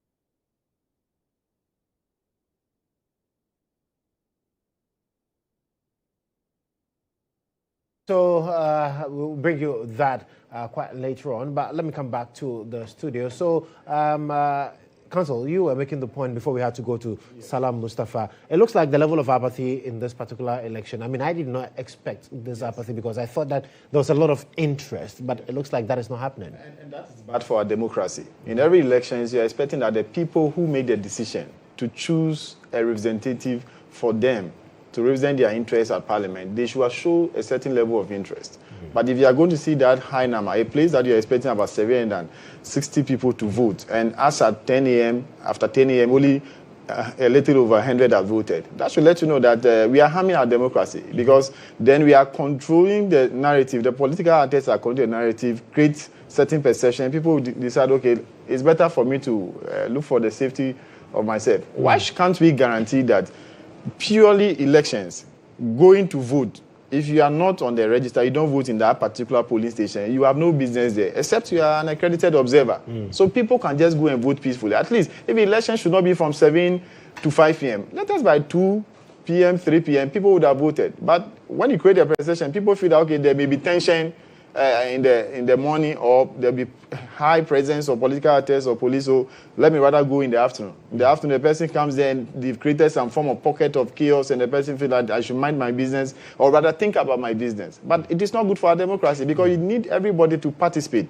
When you see the true reflection of the results, where you have high voter turnout, then it can be a true reflection of the people who are critical, that this is the one we want to represent us in Parliament. And I think that for us, a lot of education has to go on with how we conduct by-elections. By-election is not for showmanship and for people to come and show that we are in government, and so we can weaponize state institutions to intimidate political opponents and make sure that we are controlling it. It is not good for our democracy. Right. Oscar, thank you. Michael, I'll come back to you, but let's go back to Akwatia and let's get the visual of that interview between my colleague Ibrahim Alhassan and Daniel Nikwate Titus Glover, who is a former Greater Accra Regional Minister. And this is the background polling station, of course. So I can see people in queue, unlike where we just left, which didn't have anybody in queue. In fact, one polling station had just one individual going through the process to vote. Here we have a number. I could count, give or take 6 individuals in a queue. Let's find out from the presiding officer whether the case is different here as compared to the polling stations we've visited. And so, yes, still coming to you live from the Akwatia with the by-election. I'm guessing there's a presiding officer, right? You are live on GHOne TV. Introduce yourself and take us through the figures. How many people were expected to vote? How many have voted so far? And what are you looking forward to? Just introduce yourself. My name is Amankwa, presiding officer at the backgrounds, New Wenchi. We are expecting 706 voters, and at this time, he needs information. How many people have voted so far? Right now, 136 people are voted. Out of 776. 706 rather. 706. Just a little over 130 have voted. Yes, please. Is that encouraging from your experience? Let's manage it like that. What is the by-election? By-election, let's manage it. Is this a farming community, and will you say that because of the nature of the occupation of the resident, they might want to go to farm and come later? Yeah, that one is possible. Maybe they will be here around 4 o'clock. Yes, once we are going to close at 5. So let's wait for them and see what will happen. Let's talk about security arrangements. Are you satisfied? I've seen uniformed police men here in their numbers. How is the security arrangement for you? I think this is the first time the security arrangement for by-election is perfect. This is the first time. When you see they are wearing their uniforms, and then how they manage the grounds is very nice. So let's take it. Have you had any incidents of people struggling to be verified by the biometric verification the device, or any incident? No incident. Thank you very much. And so that's the presiding officer. And like I said, he says over 700 people on the electoral roll. A little over 130 of them have voted so far. And mind you, from the polling station we visited, there were a little over 470 individuals had voted. Comparatively, on the average, that's no different from what we've just witnessed here, because if you look at over 700 and just 130 of them have voted, it's almost at the same rate. But of course, the concerns are legitimate, and the explanation is that it's a farming community. Maybe the residents have decided to go to farm and then return later in the evening to exercise their franchise. But of course, as far as New Wenchi, the backgrounds polling station is concerned, we're seeing individuals in the queue going through the process to vote. Yes, I've seen, of course, we'll go and speak to Titus Glover, who is a former Greater Accra Regional Minister, a former Member of Parliament for Tema East, who is keenly monitoring development here for the New Patriotic Party, because obviously that's his party. He's also seeking to lead the party at the national level. Let's engage him briefly to spare us a few moments from his busy schedule of working for his party. Honorable, you're live on GHOne TV. How are things panning out so far? So far, so good, except that the DVD machine is slow, and that is the only challenge. But so far, we've done 145. We are still in early days yet, so we'll see how it goes. You can see I'm busy. Yes, I can see. So my last question to you will be, we've visited a number of polling stations. Out of 400 on the electoral roll, 70 have voted. In other instances, 72. That must be concerning to you, or too early? It is. They need to come out. People need to come out, especially our supporters in the electoral areas must come out and vote. This party must stop. So I'm using your medium to appeal to them that they should all come out and come and cast their ballot. We need to retain this seat, honestly. Thank you very much. And that's Titus Glover, who is encouraging and appealing to supporters, not just supporters, residents of Wenchi, which is the strongest of the holes of the NPP in this constituency, to come out and vote. You heard him. He says the apathy must stop. Back to you in the studio, Joshua. Right, quite a worrying development with regards apathy. But then, Michael, you heard the presiding officer. He says that, well, it's a farming community, so there's a likelihood that people have gone to farms and then they would return later in the day to come cast their ballots. Does that give you any form of assurance at all? No, not at all. I respect his opinion, but I feel that is a lame excuse. You know, if there's any enthusiasm in an election, we see it right from the morning. And so... well, let's be hopeful. Anything can happen in life, but that is far from my expectation. Even right from the beginning, some of us knew that, some of us were very concerned that the turnout was going to be low. And I think that politicians who are direct beneficiaries of our democracy are the ones killing that same democracy, because without the participation and interest of the citizens or the people, that democracy cannot grow. Like my brother said, that our democracy has come of age. Yes, maybe in terms of years, but in terms of growing, it is only growing horizontally. Vertically, no, because horizontally, I mean, we are adding more electoral areas, more members of parliament. But in terms of, you know, how enriched our democracy is, how our democracy is able to benefit us, that is a very big no. And, you know, I'm not also surprised about the low voter turnout, because leading up to these elections, the whole conversation was about the politicians, was about security, we heard little about Akwatia and the community members, what their issues were, what the problems were, what they need an MP to come in and solve for them. We heard little of that. All we're hearing was the interest of the politicians. So they have come to the belief that this election is not about them. So once they know that this election is not about them, whether they go out to vote or not, it will not make any difference in their lives. Why would they go and vote?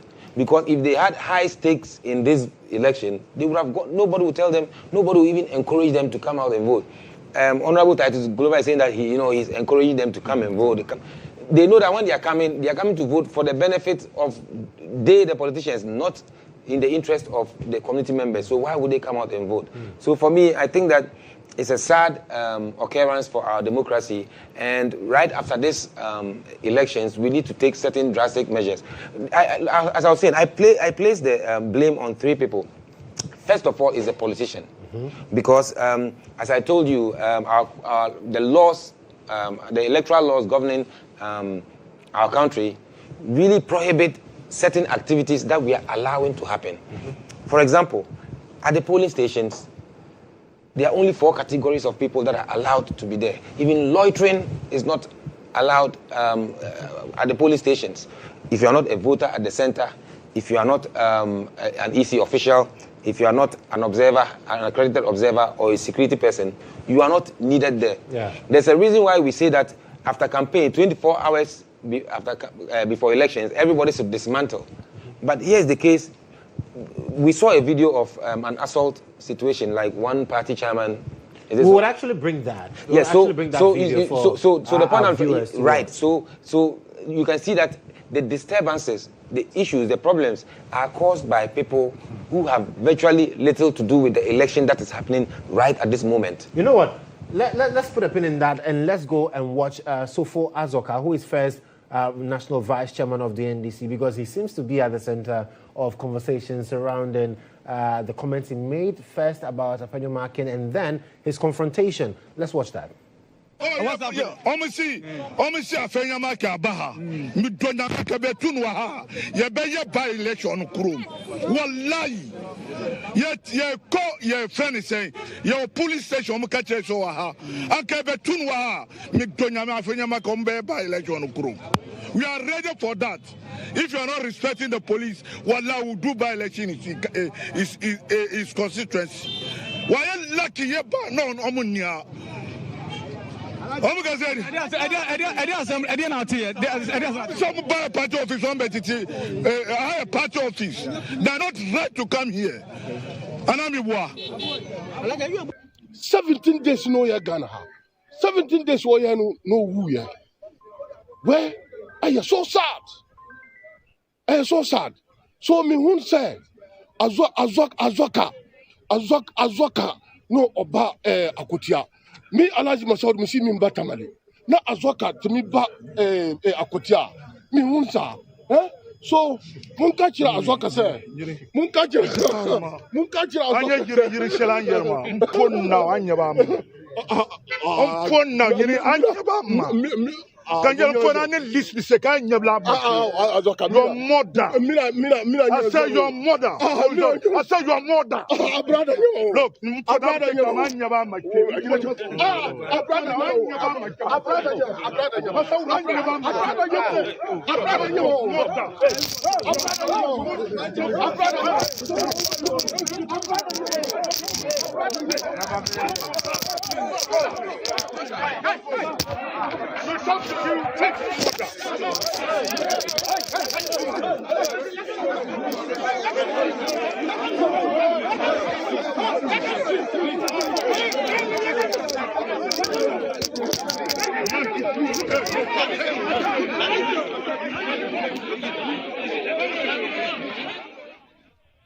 Counsel, now you are the legal brain here. From what you just saw, yes. What's your conclusion? Yeah, I think Joshua, it is clear. You see, the law is no respecter of persons. A person is granting interview to the media. It mentions your name. If I mention your name, even if you are my political opponent, and I mention your name, Joshua, that I heard you are coming here, I would have met you in Tamale. I have not. It's not a provocative statement. Even if it is that the right way to address such a matter as a political opponent? You raise your hand at the person, you are the aggressor, insult the person's madam, unpalatable words, provoke the person, use your hand and make bodily contact to the person. That is battery. Yes, that's criminal assault. You have assaulted a person, you go ahead to commit battery on the person. I mean, this one, we can't just sweep it under. These are high-level political actors, national executives of political parties that the youth are looking up to. So if at this level, a national first vice chairman of the National Democratic Congress who put such a behavior, very uncouth behavior, aggressive behavior, then what would the ordinary foot soldiers learn from it? If our national first vice chairman is doing that, then all of us can also take people on at our level. It is highly disappointing, and it must be condemned. You see, and that is where I want to see the media. Some of these things should not be 9-day wonder, and then we just talk about it, and then it goes. These are things that he needs to be invited. I'm very sure that... but the police was at the scene. Yeah, but the police, definitely, the police can be at the scene, but I feel that somebody should be able to make a complaint against him. Because definitely, if something has happened, you, the complainant, somebody should be able to take the step to make a complaint to the police, and the police should take it, or it should not be... The law should not protect political actors. Nobody is above the law, and this is very unfortunate. So imagine there was another retaliatory. That's what we are going to see, because he may also have boys there, or he may have people who may want to protect his interests, and this is very unfortunate coming from the National Democratic Congress. I mean, you have majority in Parliament, so your posture as majority in Parliament should be one that should show high responsibility in how you conduct your affairs. You don't go there and intimidate your political opponent, because power is transient. Today you have majority in Parliament. The next election, it could be the opposite. So you must respect your political opponent. And this is one of the things you should drum into politicians. Respect your political opponent. Don't intimidate people. Don't weaponize the institutions of the state against your opponent. Because time and time changes. Things will change. And you will be at the receiving end. This is highly disappointing, and it must be condemned. I condemn it in no uncertain terms. Right. So Masaudu, we are told, also reacted after that confrontation. Let's listen to him, then I'll come and pick your thoughts, Michael, on what is ensuing. Of their party. I am also the national vice chairman of our party. I never mentioned his name by an insult. That I'm here and he just come to attack me just for nothing. This shows how NDC believe in violence. We do not believe in violence. We believe in peace, because everybody is here for peace. Everybody is here for peace. I never attack anybody in my speech. I never attack anybody physically or even spiritually. I'm a Muslim. But if you attack me, if you just come and attack me just simply because I'm granted getting an interview. I didn't see the sense on it. But I am telling the whole world what Azoka did for me today. Azoka, I'm a Dogomba man. I am a Dogomba man. You are staying in Tamale. And you come and attack me. What about if my people from Tamale to attack you? How would it end up? I'm a chief. I'm a chief in Kumbundu village. And you come and attack me.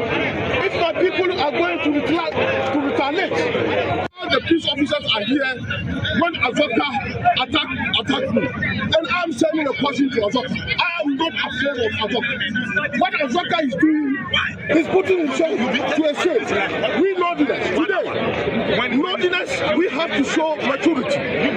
We have to show maturity.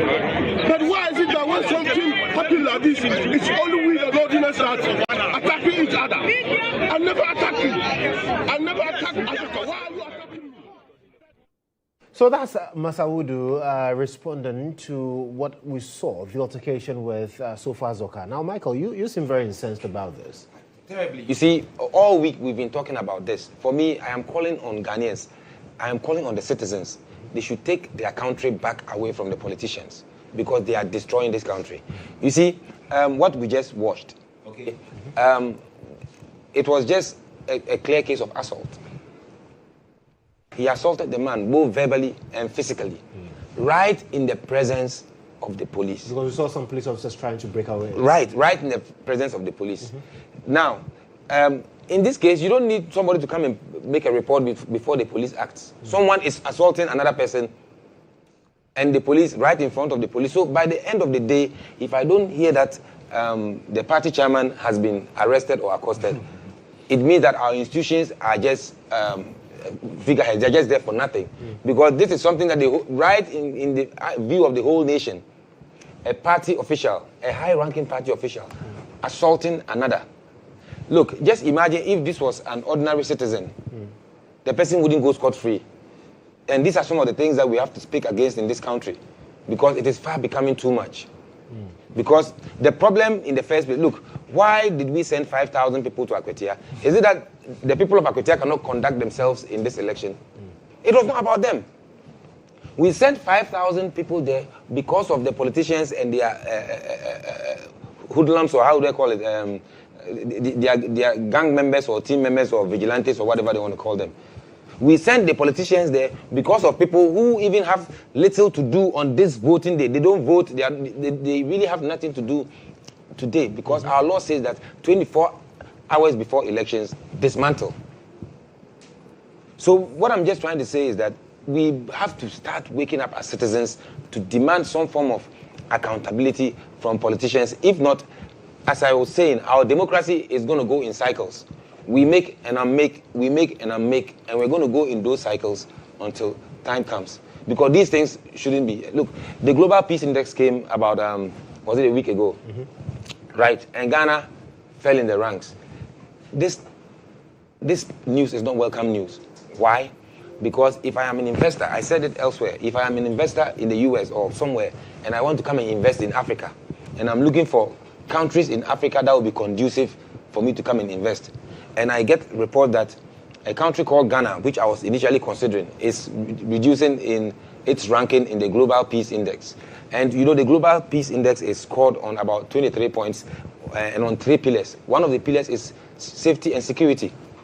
And some of these issues will undermine Ghana's efforts to be able to maintain its peace. So I feel that the politicians are gradually becoming the problem that we have in this country. And it is not good for us. Meanwhile, there are those who enjoy the best perks when it comes to, there are those who enjoy the benefits that the country has to offer. But yet, there are those who are actually derailing this country. So you see this as a test case for the police?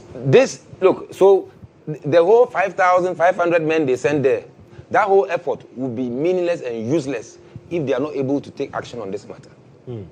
Quite interesting, because we've seen quite a number of reactions as well to this. Some say, well, they've picked intel that the NDC has brought facts. NDC says they've also picked intel that the NPP has brought facts. So nobody seems to, be trusting the other. And that is also breeding some of these things. You see, the EC has its own blame. I said I was blaming 3 people. Yes, the politicians, the police, and the EC.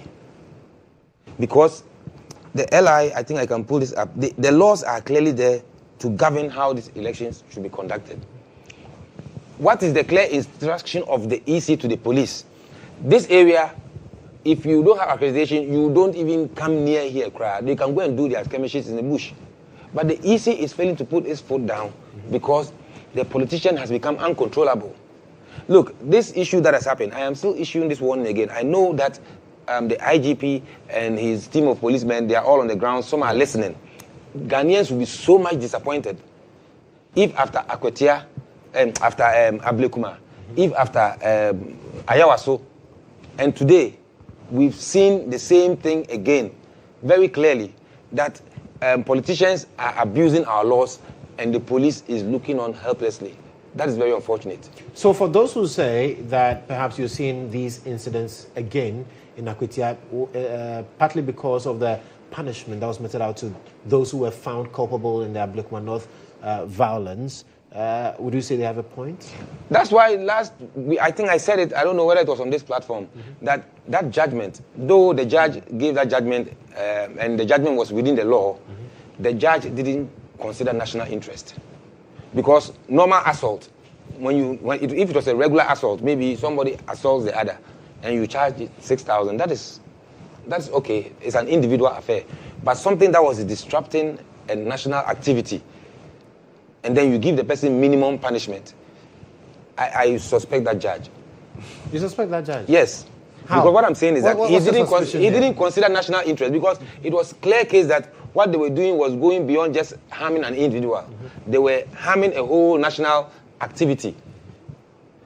And then you met out such a judgment. Now, it has become... So someone was saying that if that is the case, when I have 5 guys and we go to disrupt any activity, all I need is 5 times 6,000. That's how much? 30,000. So with 30,000, you can go and cost your meme and go away.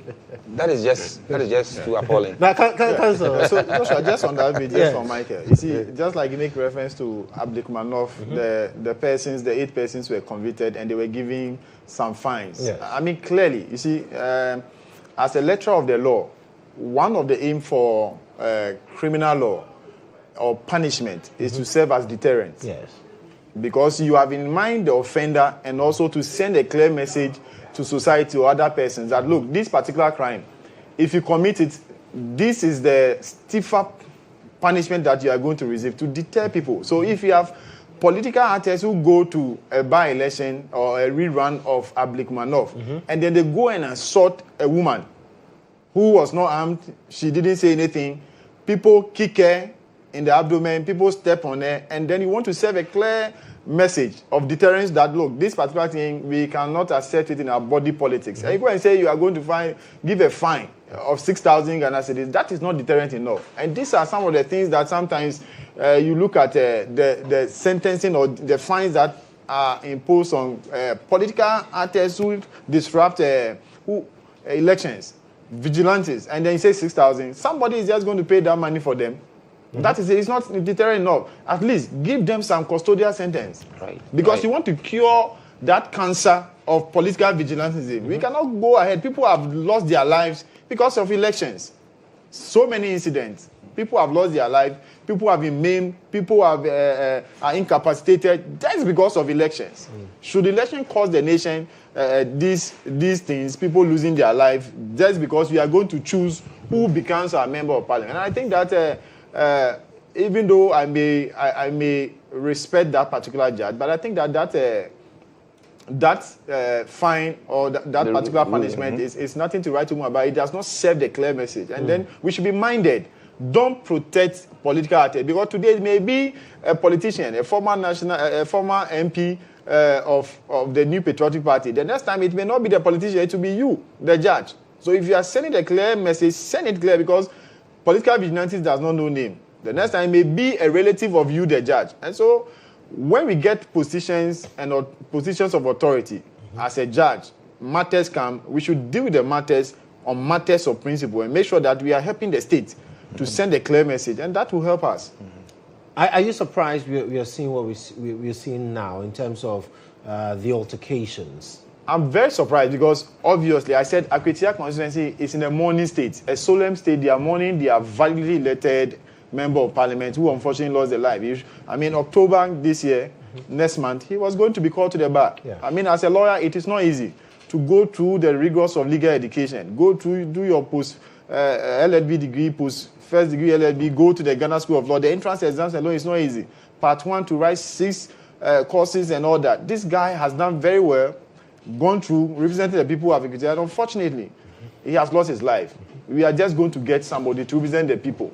As to whoever becomes the next MP for Akwatia, whether NDC or MPP, it is for the people's interest. And so if you are just going to choose who becomes the next member of parliament, and then we are creating this situation, and just like he's saying, people observers, the global world is looking at Ghana. One parliamentary seat by-election, we cannot have a hold on it to make sure that things go very well. Then it means that we have issues with our security, we have issues with our intelligence, we have issues with our behavior as political actors, both NDC and MPP. But you can see clearly there's no MPP member or national executive who has gone to cause trouble. Your earlier news we stated that people have gone to take off posters. Posters. Who, in his right sense? That's allegation. I don't believe that the honorable leader of the minority caucus, the honorable Afenyomaki, will go to an NDC party office with his people to go and take off posters. Is the posters going to vote for us? It's the work you have done before. And so when the allegations, people come and speak, which has not been substantiated, that they're going to take posters, and you come and make a statement that, wallahi, if I should have met Afenyomaki here, there will be a by-election. We are going to make sure that, what are you saying? What is the implication? What is the intent behind the statement? So it should be taken on for that comment as well. That is why I'm saying that, look. Right.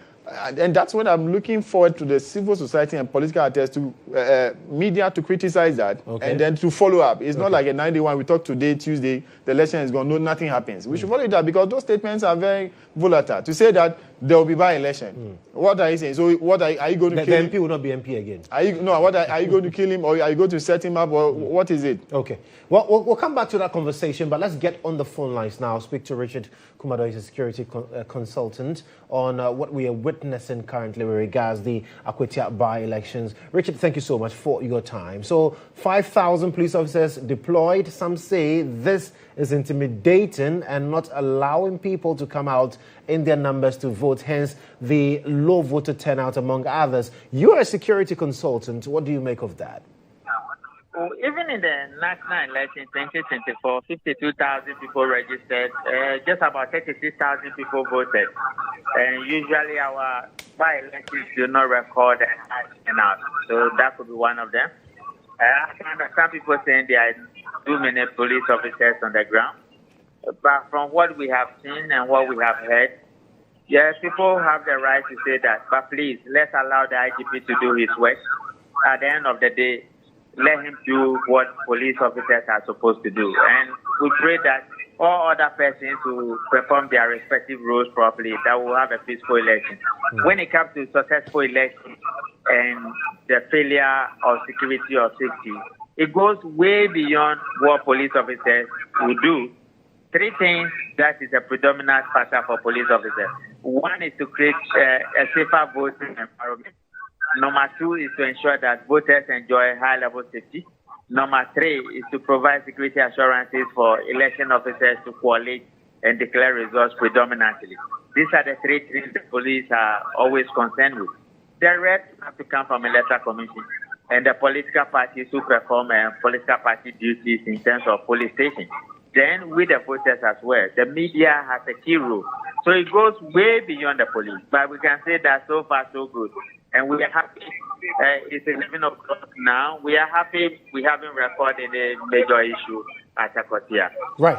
So talking about issues that have been recorded, we've heard of that verbal altercation between the NDC's first national vice chairman and the MPP's vice chairman as well, and where it moved beyond verbal altercation. We saw him shove the NPP national chairman, hurling insults as well. Some say this is a matter that the police should be interested in ASAP. You saw the police there. You saw the police telling Uncle Azoka to calm down. I think they needed breakfast. once they take them place and give them breakfast, they'll be fine. Azoka and Buga, they are family. These are elderly people. They know themselves. I don't think this is an escalation that the usual NDC MPP contestations. These are we can look over it and we can wear. To the extent that it doesn't degenerate into chaos, that is fine. But I can tell you that looking at the police presence and the way they came onto them, if there's a tendency of degenerating into a war zone, they would have separated them and put them far away from one another. But I don't think they have any intention of fighting or fixing the problem for themselves. Well, Richard, you say that, I mean, this is not something that is up there in terms of threat security-wise, but some say that if this is coming from a national executive, it will rather embolden the grassroots members to want to do more. You don't see that happening? No. Yeah, you know, who doesn't know Uncle Azoka in the Ghana politics? And who doesn't know Uncle? Azoka is our grandfather. Buga is our uncle. Who doesn't know them in Ghana politics? I think these are people who know themselves, a father and a son, or a nephew and an uncle. They just want to have fun, and they decide to go it that way. I don't think this is something that we should dwell on for so long. I don't think so. I seriously disagree. But in any case, you saw the police officers around them. Yes, we did. You saw the policewomen. If it becomes something serious, they would have separated them, take one to the east and take one to the west. Let's pray that because we don't know the intents and minds of people, let's pray that doesn't generate into any chaotic situation. But for what I have seen so far, and the total number of police officers around them, I don't see it to be anything too serious. But let's keep an eye on it because anything can happen on any day. Well, so those who are worried are also of the view that this same Sofa Azoka, the grandfather in Ghanaian politics and the one we know, made some threats, some comments that people have described as threats against Apenyo Makin, that if he had come to meet Apenyo Makin at that particular instant, there would be a by-election in Efutu. You also don't think that is serious enough? The media is interested in that. The media wants to stretch it. I've had a background conversation before you put me on. But then, let me not go on that stretch again. I beg you, in the name of God. Let me keep quiet and let the elections be over. But I can tell you, Big Bro, if you know Azoka 10 years ago, Azoka 50 years ago, are you going to say it is the same Azoka today you are seeing? I think this Azoka is our grandfather who is tired. So with the question I was asking is that, what is he I saw about elections between NDC and MPP that grandfather Azoka will leave Tamale and come to Akwatia? Won't he be relaxing there and be waiting for results? And Uncle Buga and Bafi and all that, you know those guys who say things, look a little serious, but they are joking about it. But then again, because of the nature of our elections and security breaches, let's pray and hope that police affairs are now on them and the police do not live in this consent. So that if by their actions, no matter what it is, whether they mean it or they are joking, will not inspire other people to face problem and take the law into their own hands. Absolutely. Richard Kumado, thank you so much, security consultant, for speaking with us. Let me come back to you, Michael. Richard says, well, it's not a big deal. If you know Azoka, these are things you would associate with him. But if indeed it would have the potential to blow up, he's confident in the police to handle it. I mean, for once, I thought I was listening to a party foot soldier than a security expert. Because what he ended up doing was to share his personal experience with those people instead of his subject matter expertise on this particular thing in question. Because I'm very disappointed. Because he's a security expert. He's been talking about let us pray. This is not about prayer. An incident has gone on. What are the possible implications? Regardless of your experience with those people, whether they are jokers or they are... That is not what the nation is interested in because we don't know them. But what they did, that whole incident of threat, trying to assault someone, trying to hit someone, what does it even mean? Is it the grounds where you go to do that on an election day at a polling station? Is that where you go to do that? What message are you trying to carry across with that? That is a very reckless behavior. And I'm surprised that the security consultant didn't first condemn that and was trying to normalize it. Counsel? Yeah, I mean, just like Michael, I said, I just agree. US, I mean, the statement of the security consultant, there's something that is happening. And you say we know Azoka 10 years ago, 15 years. You will never know the intent of a man until the person carry out those intents. And so we are looking, those of us watching, the optics, what we are seeing with the media showcasing to us is a man who was aggressive, moving towards a political opponent, hurling insult at him, making body contact to him, issuing threats to a member of parliament, the Honorable Afenyomaki. And you are saying that, though, we should just treat it, there's nothing guys going to happen because of the presence of police. We have had electoral violence where the police are there. Sometimes the police will be minding their business because sometimes they even need protection to protect their life. When political attacks are involved, people carry things. So you first have to condemn it. And so I was disappointed that first, as a security consultant, you must condemn that sad statement, even though it is a joke. It's not needed at this time. Those jokes can be when we're having breakfast, but that's not breakfast. People have interest in that particular election. If there's no interest, you don't see the political actors going down there. They would have sat in their head office and then tell their constituents to run the elections, and then the results will come. Because what are they going to do? They don't have any role except the accredited observers. So to say that, okay, we should pray nothing happens and then it does not escalate. No, I would rather not sit down for it to escalate. I should take measures in waiting that should it go to the point of escalating, I'll deal with that. We should be more proactive than reactive. We should wait and see something happening before. No. Yes, the issues about the police presence is good for the police to be there. But I'm thinking that at the police station where people are coming to cast their vote, if you see the heavy presence of police in their armor and their protectives, sometimes it will discourage a lot of people from moving there. I'm saying that keep a little number of the police at the police center, position the rest at a strategic. Because he believes that this presence rather encourages peace and makes people feel safe. There can be presence, but not at the police station. Right. I mean, let's get some. If you are deploying about 50 policemen or 30 or 40 at the polling station, get about at least maximum of 10 there. And the others will be strategic location within the communities to be able to pick intelligence. If they are all there and something is happening elsewhere, I mean, that's it. So for me, the strategy, the police may have their own modus of operation. But I'm thinking that to put over 30 or 40 policemen at the police station, normally if I'm going to a police station to vote and I see heavy police presence, I'll ask somebody that, has anything happened? Like, what did anything happen here? Because that's the perception. The police is there as though election, make sure that the police presence is not intimidating. Because we want voters to come and participate. It's a democracy. We want every vote is important. One vote can change the tide. So don't keep them all at the police station. Deploy some of them within the community to pick intelligence. I mean, that's the right thing, I think. And of course, that action by Azoka and the threats need to be condemned. And we need to condemn it. Right. So, Michael, in this instance, I mean, in recent history with regards to our by-elections, as in South, we realized that when the politicians realized that the people were not coming out, now they started going to homes, trying to do whatever it takes to get the people to come out to vote. Do you anticipate that happening in this? You see, I think that for once we thought we were selecting the best among us, the most intelligent and the most respectable, the most noble to lead us. But I'm seeing that the politicians are gradually showing that they are probably the least intelligent among us. The reason why I'm saying that is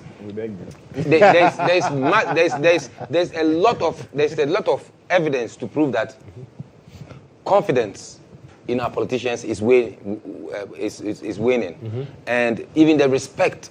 If you go to advanced democracies, Western countries, politicians are supposed to be noble people, such that even if you are a politician and you involve yourself in an illicit affair, which even has nothing to do with your role delivery, sometimes people even resign just because their character has been dented. But what do we see in our country here? The politicians is known for like very negative connotations. And I thought maybe they were going to get to a time where they will begin to sit and rethink and begin to put their house in order so that their profession as politicians will become a very respected ones. But they are not learning. And what do we see? Constantly we are beginning to see that even politicians are beginning to partner with hooligans, such that hooliganism becomes one of the trademarks of politicians.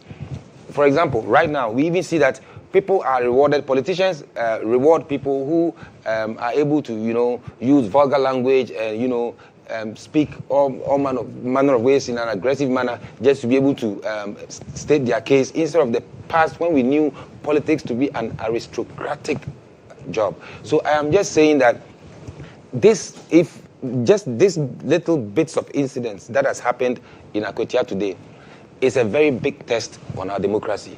And how the institutions take it and respond to it and act will tell us whether we're going forward or we're coming backwards. Council, do you believe this is a verdict on the performance of politicians over the years? Okay, I think we cannot dwell on these Akwatia elections to be a verdict, but it's a verdict on how far we have come as a democracy and the conduct of elections that over the years. Akwatia has a history already, and so even though I condemn the various incidents that has happened now, I am very optimistic that we should be able to have the rest of the period incident-free, with the assurance that the police presence there will curtail any other violence or anything. So I will not use Akwatia as a test of how far we have come in terms of election. But clearly, it's a by-election, and this particular by-election, our concern is the low voter turnout, and that should be a concern for us. And I think if these institutions are there, the National Commission for Civic Education need to do a lot of education about people to know their civic responsibility, that you need to participate in these processes. I am not too sure if I'm aware of the work they even did in Akwatia prior to this. If you are not doing that, and probably just someone is giving an excuse, or maybe probably they are farmers, and so they are going to, obviously if I'm a farmer, I would rather come and vote at 7 and 8, and then when I go to my farm, I know I'm returning probably late afternoon. But if the people are not going there, it shows clearly that there's apathy. And that party is both political divide, both the NDC and the NPP. I'm sure when you look at some of the polling stations that has been visited, Wenchi and some other areas which are NDC zones, still it's the same over there. And so there needs to be a lot of education that people need to participate. Sometimes, if you fail to participate in political activities and processes to elect leaders, you end up being led by people who probably do not have your interests at heart. So we should rather get people encouraged to get into politics and do politics right with the best interest of the people, not for their personal gains. And but like Michael said, isn't it then the verdict issue comes to play? Because people feel over the years we've participated in these processes, we've voted for politicians only for them to come and enrich themselves to the detriment of the development of the area, among others. And so you know what, now we are done. I mean, that verdict cannot be true, because what is the role of a member of parliament? Is a member of parliament... Law formulation? Yes, is a member of parliament supposed to champion developmental... The problem we have had with this country, and we must face the truth, is that, look, once NDC is in government, their priority is constituencies where they have sitting MPs.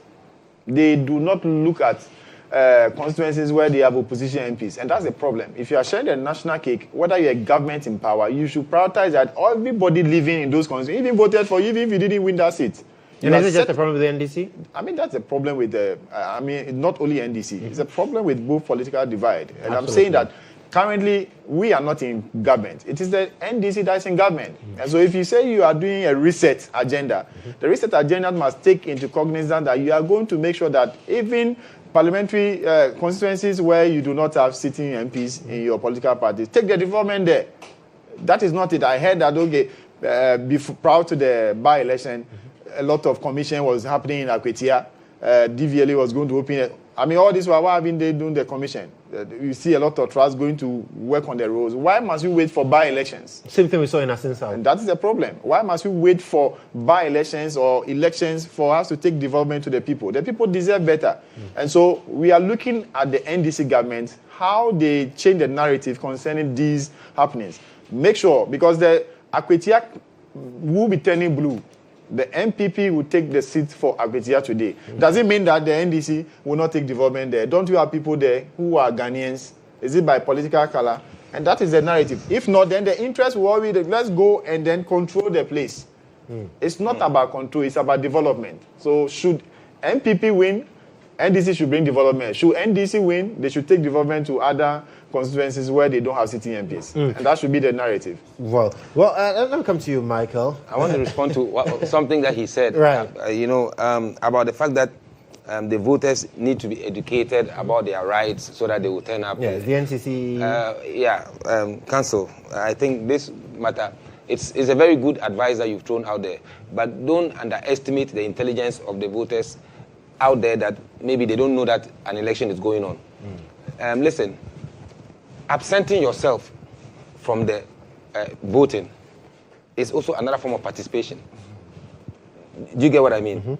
It's not that compulsory when they are voting, and for some reasons you feel that both sides, like you don't expressing your like sitting at home is also one form of expressing yourself during that electoral process.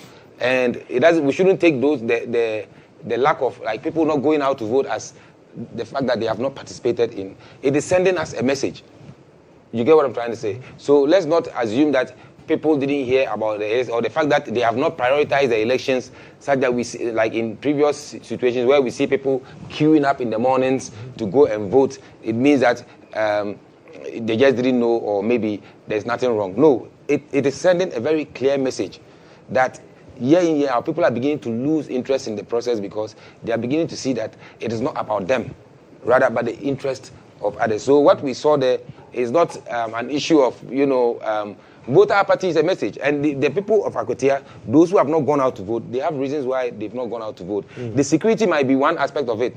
Another aspect of it is to see that whether we go and vote or not, how much does that change our fortunes? So I am calling on politicians that if you want to save your profession, it's high time you begin to call out the bad nuts and begin to put your house in order and behave properly so that Ghanaians will give you the respect that you deserve. And then we can all move the nation forward.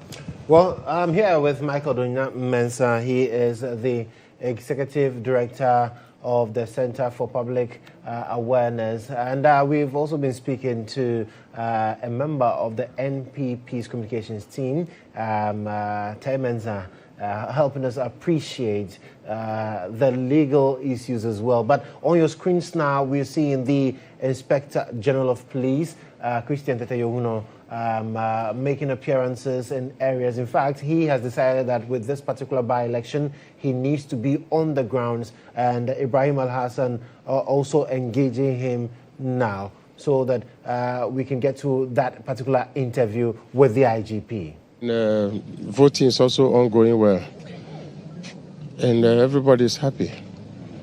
So we give assurance that those who are here to vote, they should come out, because we have come because of them, to give them security. What will you say to those who say your men are intimidating them, not by any action, by their sheer presence, the heaviness of the presence of your men? What will be your assurance to them? The assurance is that the men are here to protect them. Everybody needs police. If you come to this town, there's no police, you see everybody will be crying. You, the media, will say, hey, you better cry police in here. And I yes, I'm back. So see that we have brought the police. So those who want to vote, they should come out and vote. There's no fear. Have you been frightened? No. So that is it. Finally, you engage the immediate past Interior Minister, Henry Kote. I spoke to him yesterday as well. He had a concern that the presence of your men here was minimal compared to Akwatia Township. Is that the conversation he was having with you? But today the story is different. Yes, the men are here. He has come out to see that, yes, it is okay. And then I think we have people on standby. When it comes to counting, we'll beef up security everywhere, okay? So he's satisfied. But we have to do it, what would be necessary for everybody to have it, and not individual, because politicians, they have their own mind, okay? Sometimes what he's saying is not exactly what is happening on the ground. You have seen it yourself, that the security is okay. The men are here, and the men are also on standby. The commanders are here. We have brought regional and POMA members, who are the people monitoring the event. So why should be fear? There's no fear. There's no problem, okay? Finally, I want you to clear this. Your men are here, women are here as well. What happens to security outside Akwatia? Do you still have your eyes on everybody else, every citizen, aside those in Akwatia? We have 48,000, and we have brought only 5,000. So where is the fear? Thank you very much. Thank you very much. That's the IGP assuring that regardless of the men and women here, you are safe regardless of where you find yourself. Here in Akwatia as well, he's been going around monitoring his men and women that have been deployed here. Initially, the queue we brought to you was quite short. And true to what we're told, that this particular community, they vote very late. The queue is picking up. Of course, over 700 voters on the roll. After the time we went closer, close to 150 of them have voted. I'm sure the numbers will go up by now. And so, Joshua, back to you in the studio. Ibrahim Al-Hassan there in that engagement with the Inspector General of Police. He says that, well, his men are not intimidating people with their presence there. That is rather for the safety of the persons who are to vote in and around Akwatia. And he also mentions that regardless of the fact that they've brought 5,000 of their men to Akwatia, out of the 48,000, there are 43,000 police officers. So for those of you who think that all the police officers are in Akwatia, so it's a field day for crime, be warned, maybe Black Maria might not be in Accra, but you will end up where you should not end up. So, gentlemen, let me pick your thoughts briefly on what the IGP said. Let me start with you, Michael. We thank the IGP for the assurance, but you see, it's even shameful that we should be, first of all, even sending 5,500 policemen to a voter population of 53,000. That means 1 police to 10 people. What at all is the problem?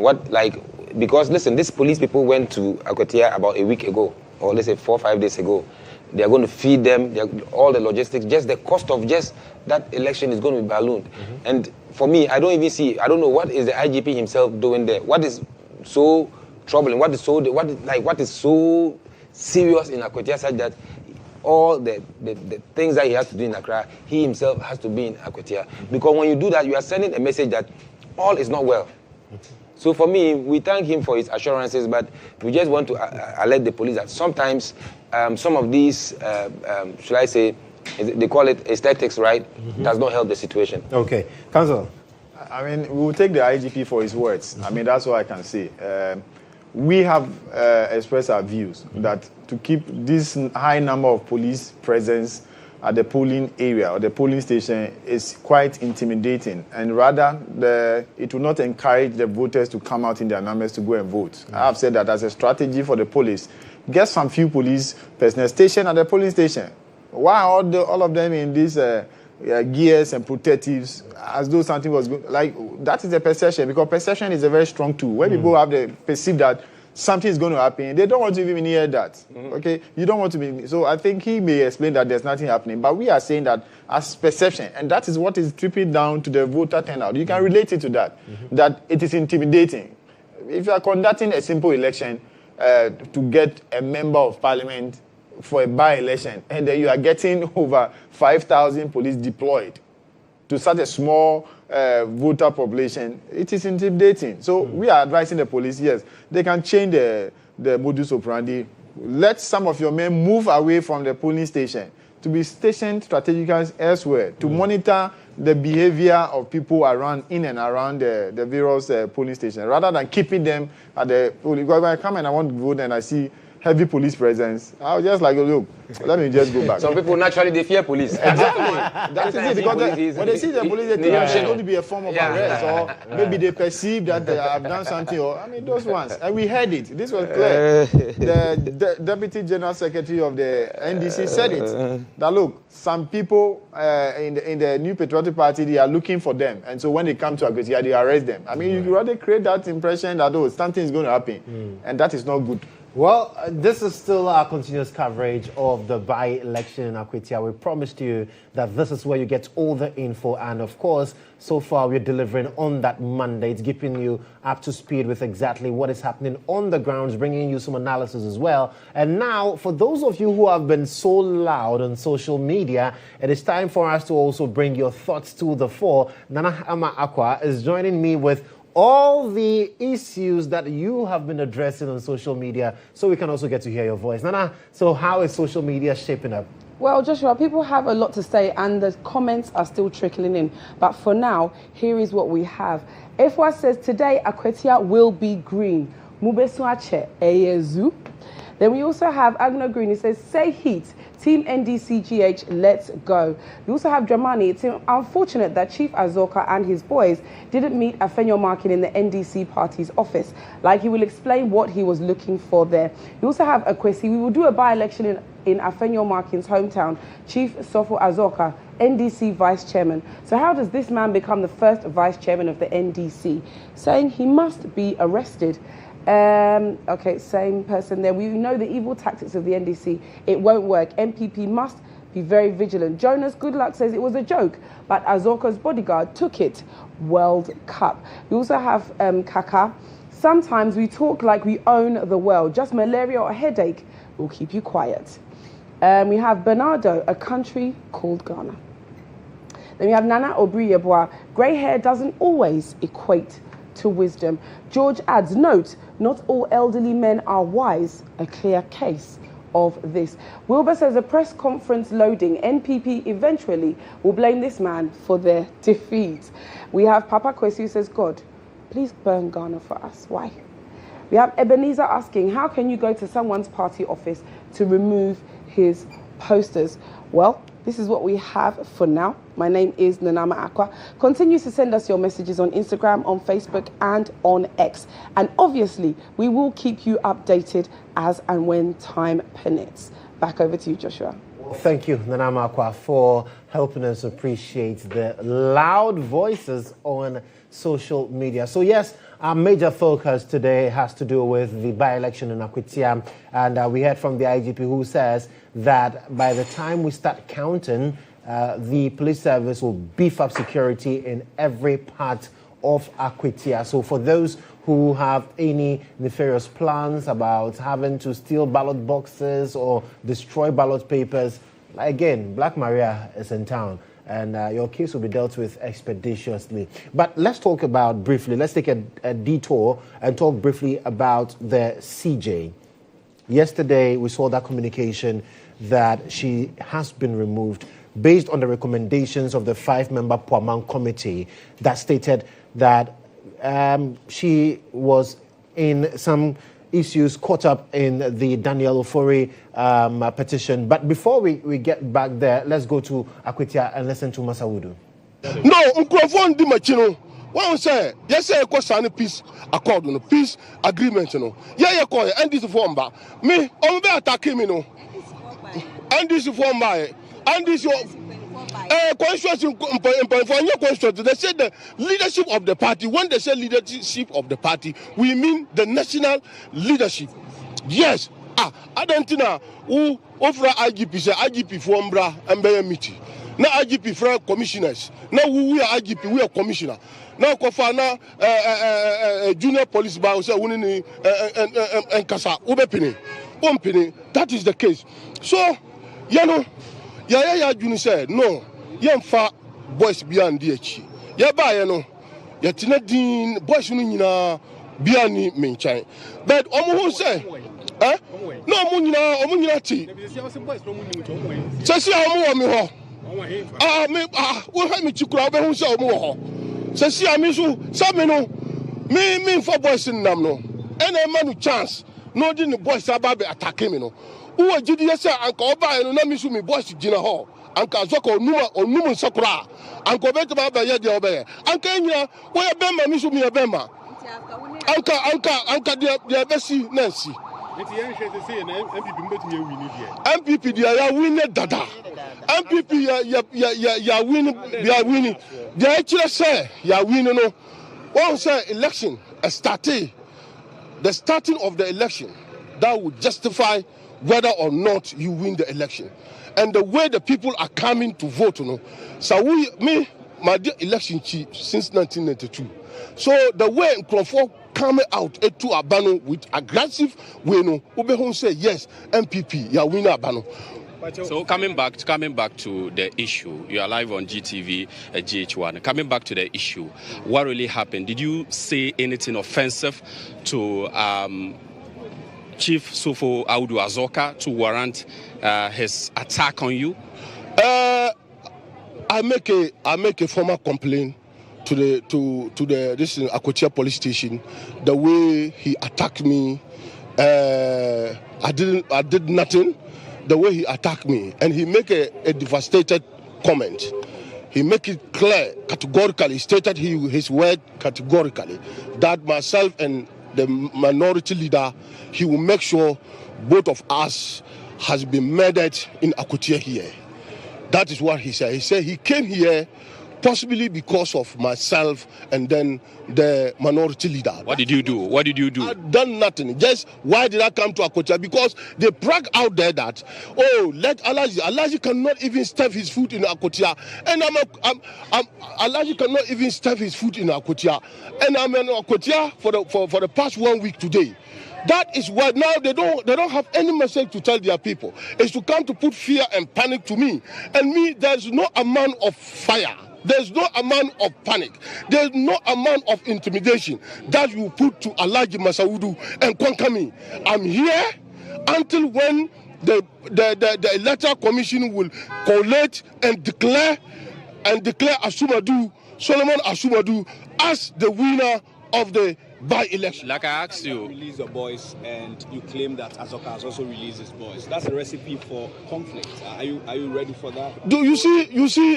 I can confidently tell you that. In fact, Akwatia here is very peaceful. There is no way, no any single corner in Akwatia that you can see and witness violence. Look at the massive police officers here, and you can testify as a journalist. Nobody caused confusion here. It's only Azoka who came with his ignorant mind, somebody who didn't go to school, somebody who didn't even go to local makaranta, somebody who cannot speak English, somebody even his own local language he can't speak. You see, so this person, if you are dealing with such ignorant people, you have to deal with them professional way. So this is the matter that nobody has caused any confusion. Here is peaceful. But it's only Azoka who came to make this riot, to make himself popular. You know, this is a man that, as a first vice chairman of a political party, that he has no role to play. You can't even see him with anything. It's only violence. So when they think of violence, they just call him and say that, go, you are the foolish man, go and cause the violence. So me, it is a time for me as the national third vice chairman, because very soon in this party, I'll be contesting to be the national chairman of the But Chairman, I asked you earlier whether you have any scores to settle with Azoka. Me, as a Muslim, our principles and our law is peace. Anytime I need peace. But Azoka, I will never have peace with Azoka till when Azoka will come out and apologize of what he did. But do you have any old scores to settle with him to warrant what happened earlier? I don't have any cause to what? To settle or to have, remember, maybe I have some bantam fight between myself and Azoka. We had not anything. We are brother. Look, it is an interesting thing that you people will know that 1 week to this election, I met him at ANC Mall, Accra. We talked, we sat, he bought food, I went and bought food. We talked as brothers before coming to this Akwatia. But I see it's strange thing for Azoka to react the way a minor Azoka reacted. But you know, they have planned that Alhaji Masaudu, I am the mouthpiece of MPP. So when they bring me down, they bring the MPP down. I am telling you, I will continue to be the mouthpiece of New Patriotic Party. I am the one and the only pillar of the New Patriotic Party. I will not keep my mouth shut, because Ghana here we are living in a democratic state, and democracy demands citizens allowed to speak freely without fearing any intimidation or any violence. So they should pack on. Their challenges now is that Alhaji Masaudu is Akwatia. They said that Oyabema, like this foolish Kevin Taylor, the foolish guy, or say Abalaji, you can't say that. No, he called me foolish. So let me to reply him foolish. He said, we are Bema, Kwakotia na Kwasia and then me Akwatia. Who? No, Alaji, you are live on TV, so if you could, withdraw. No, Alaji, withdraw it so that we'll continue. You are live. I'll withdraw it. Okay, so Alaji, now that you've reported to the police, what do you want the police to do in this matter? I want the police to call Azoka for an investigation for whether or not he has the mandate to come and declare somebody dead, to even threaten that he will kill a person, not a person, not just an ordinary person, but a national third vice chairman of a bigger opposition party. Barely 8 months ago, we were governing this country. So you just come and say you will kill me, just like that? So myself and my family, our hands, everything lies on this in Azoka. So I want the police to call Azoka so that what he said, it is on video. It is clear, it is on video. So whatever happened to me in Akwatia here, and I think Azoka will help. Alaji, given the tension, don't you think that you should retire and take some rest? No, I'm not retiring. You see? No, I mean, go back to probably maybe your hotel and take a rest. I will not go and take my rest. I will take my rest. The last rest that I will take is when I heard the Electoral Commission declare Solomon Asumadu as the winner of the by-election. That is the time that I will take my rest. Okay, so that is the third national vice chairman of the MPP, Joshua, who was addressing us regarding the altercation between he and then the second vice chairman of the ruling National Democratic Congress. So after granting us the interview, he's making his way to the polling station to monitor the exercise. And now what is happening is that to let our viewers know he has been given police protection, given the fact that he went to the police station to report the incident between he and Sofo Azoka. So you see a policeman with him who has a sidearm giving him protection, I'm sure, after reporting the issue to the police. So, but then voting is still ongoing here. You see some people still in the queue to cast their ballot. So they are going through the process to cast their ballot. And let me also say that police, 2 police vehicles have also been here just now. They are here in your short to ensure that there's security, maximum security here as well. So it appears the tension is building up, Joshua, and we are quite certain that the police are on top of their work and would ensure that nothing untoward actually happens. So those are the 2 police vehicles patrolling around to ensure that there's calm and orderliness as the process goes through. So Joshua, basically for now this is what is happening, but maybe, just maybe, Chief Sofo Azoka would make his way back here. But I've spotted the National Coordinator of the MPP, Aziz Haruna Futa. So let me try and also engage him what the party is doing regarding that particular issue. Okay, so Aziz Haruna Futa is also a national executive of the party, but we'll engage him subsequently. So this is what has been happening here in Buedua, one of the hotspots now in the Akwatia by-election, where there's a lot of chaos happening here at the moment. So we'll keep eyes on the ground and give you up to speed updates of what is transpiring here as the by-election is ongoing. We still have about 3 or 4 hours more to go before polls officially comes to an end. So over to you, Joshua, in studios in Accra. Hanan Abdul Adam there from Akwatia. I'm sure no surprises there for you, Michael, listening to Masawudu. He says that he's reported to the police and he feels this was clearly threats on him. No surprises there for you as well? So Joshua, I have a question. So that scene where they were taking the interview, it was a police station, right? Yes. It looks so chaotic for a police station. Because I heard your correspondent saying after the interview that he is going to monitor the election and he has scores of young men following him. Because now his boys I wonder whether they are accredited by the Electoral Commission or not. So I'm saying the Electoral Commission, frankly, look, These are some of the reasons why some of us feel that the current crop of the Electoral Commission, they should be removed. Because they also add to the problem. Because you, commissioners? Yes. Because you have to organize the space such that, and then you have to, look, the Electoral Commission, the police should take explicit instructions from the Electoral Commission according to arrangements at the polling station. Who can enter where and who cannot enter where. Whether you are a party chairman or wherever you are, if you are not accredited, you are not accredited. Look at the scores of people behind him, and he's moving towards the polling station to go and monitor.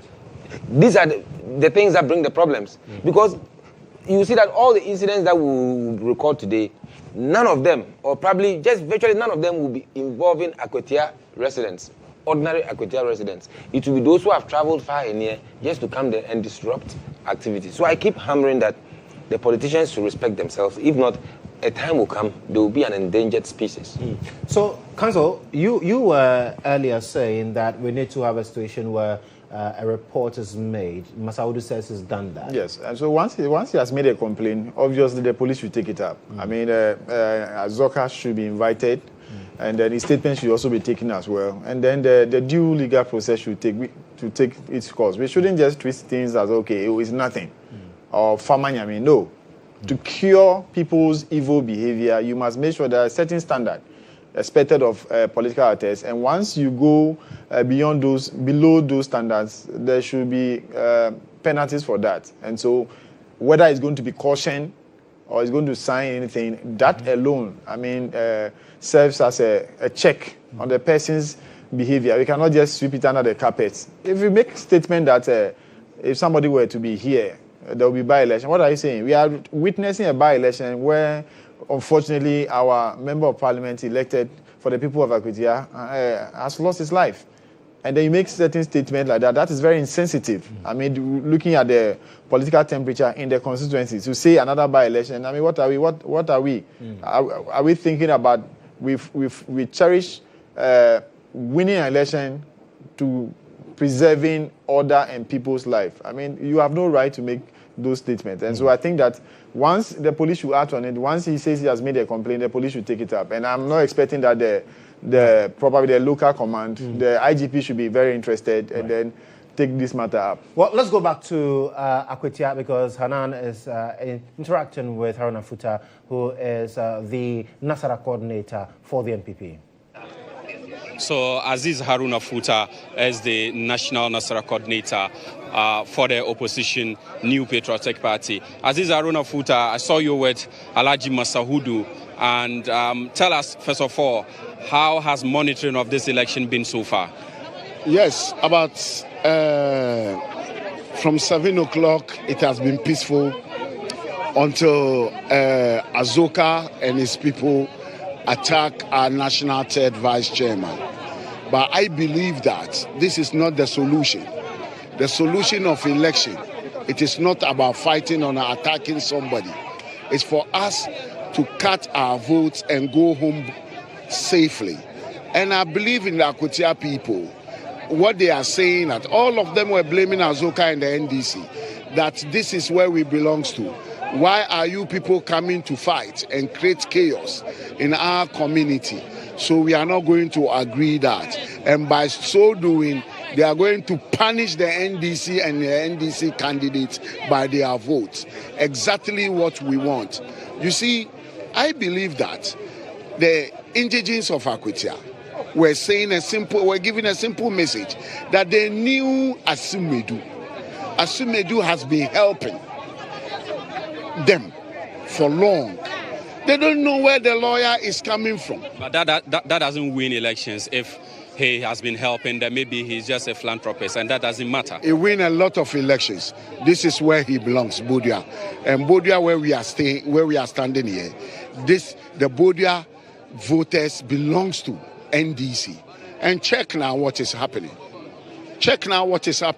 MPP is doing well in Bodia now. It's because of Asumedu. But it appears you are causing trouble in their strongholds, because they have not been to your stronghold, for example, Wenchi or Takrasi, to cause any trouble. But you are in their strongholds, ripping off their candidates' poster and all that. But it appears you are the ones causing the trouble, not so. Nobody rip up their candidate picture. But earlier, that's what caused the problem. No, listen. I'm in charge. Myself and Masaudu were in charge in the Zongo community, both Akwatia Zongo and Bodia Zongo, where we are standing here. The law is this is a polling station. So do you allow? Did the law allow a poster of a candidate in the polling station? Does the law allow? No, but they said that was at their party office, and you needed not to send anybody there to rip off their poster. Didn't send anybody. Ask, go and do your check. Go to Akwatia Zongo, the polling station there. There was a picture of their candidate there. Myself, I reported to the police. So the police command them to remove the picture there. That is what happened. Nobody has used his hand and removed any poster. We will not do that. We are a peaceful party. We don't like violence. We are a peaceful party. And they are creating this violence to show that like what Azoka did. So, given what happened, Alhaji Masaudu says that the matter has been reported to the police. Yeah. We also heard the commentary he made about the minority leader. Has that also been reported to the police as well? Yeah, I think so, because I did not go to the police, but I spoke to him, I spoke to the General Secretary. We are going to take it up, because you can't say that. Listen to the word he used. It's all over. I will kill the majority leader. No, he said there's going to be a by-election. What does that mean? What does that mean? If there's going to be a by-election in the minority leader constituency, what does that mean? It doesn't mean he's going to take his life. But if the man is alive, can you have a by-election in his constituency? Maybe he will resign. Maybe he will not resign. He's talking about killing him. That is what Azoka said, and this is not his first time. He told Alhaji Masaudu, I will kill you. I was there in front of police, and they couldn't arrest him. What is this? Okay, so how far do you intend to go with these two cases? No, we are going to report it, and we are going to make sure that the IGP and the police will take a full this thing on that. We are not going to leave it. It is our this thing to protect every life. We don't have to use every life. Nobody must get injured because of politics. No. You get what I'm saying? Okay. So that is Haruna Futa, who is the National Nasara Coordinator for the party. Let me engage some of the constituents here. Mame, you are live on GHOne TV. Now, what will happen anyway? Na sese amato aba ewie no na den na mo hwe so se ebesi every echineko. Ya de pa ni se nkunimude keke ane ye pese ba na mo ye mpentokwa.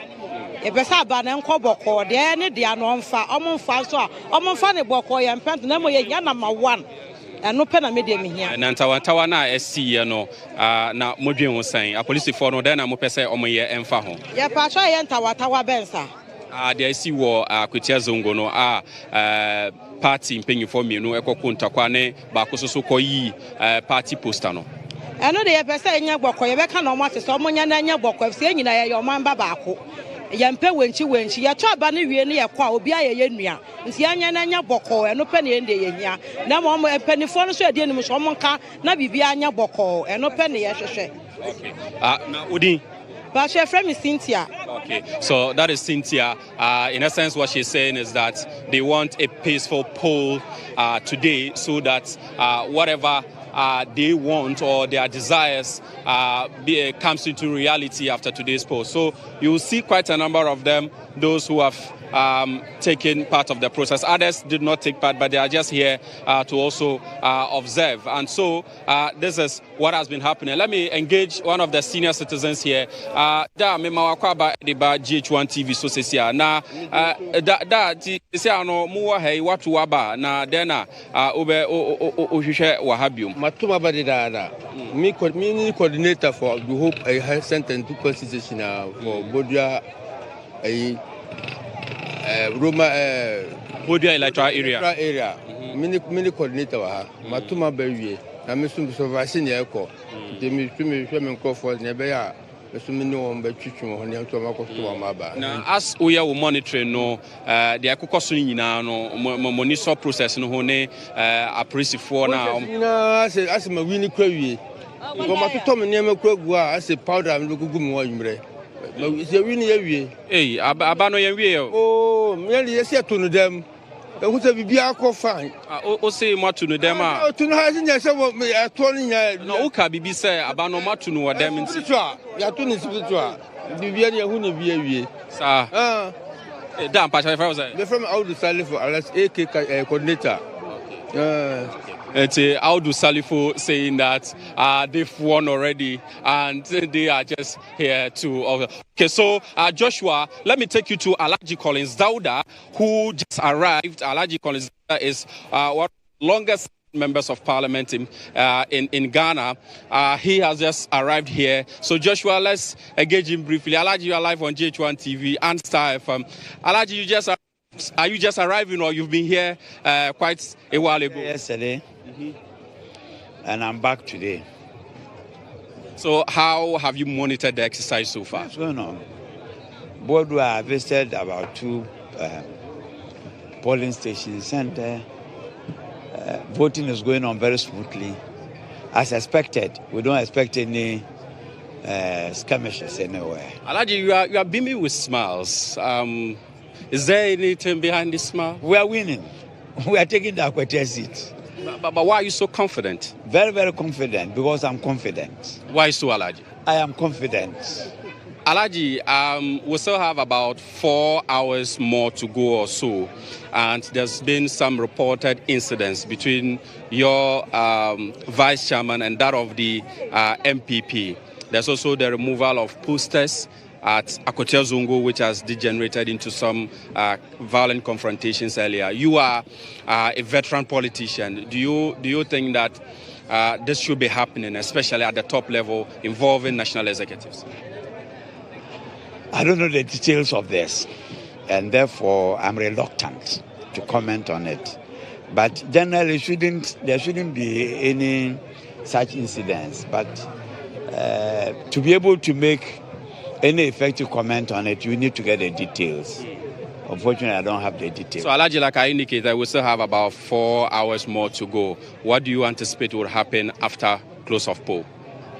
I think I've already said what I expect at the end of polls, that NDC will win the seat. And the basis is very simple.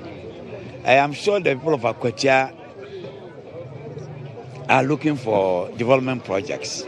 They are looking for jobs for their people. Even though we are all Ghanaians and that we are all entitled to development in the nation. But you know that because of the nature of the politics we do in Ghana, if you have the president belonging to NDC and you have the opportunity to elect somebody to parliament, naturally you would want to elect somebody who would align with the president and his vision.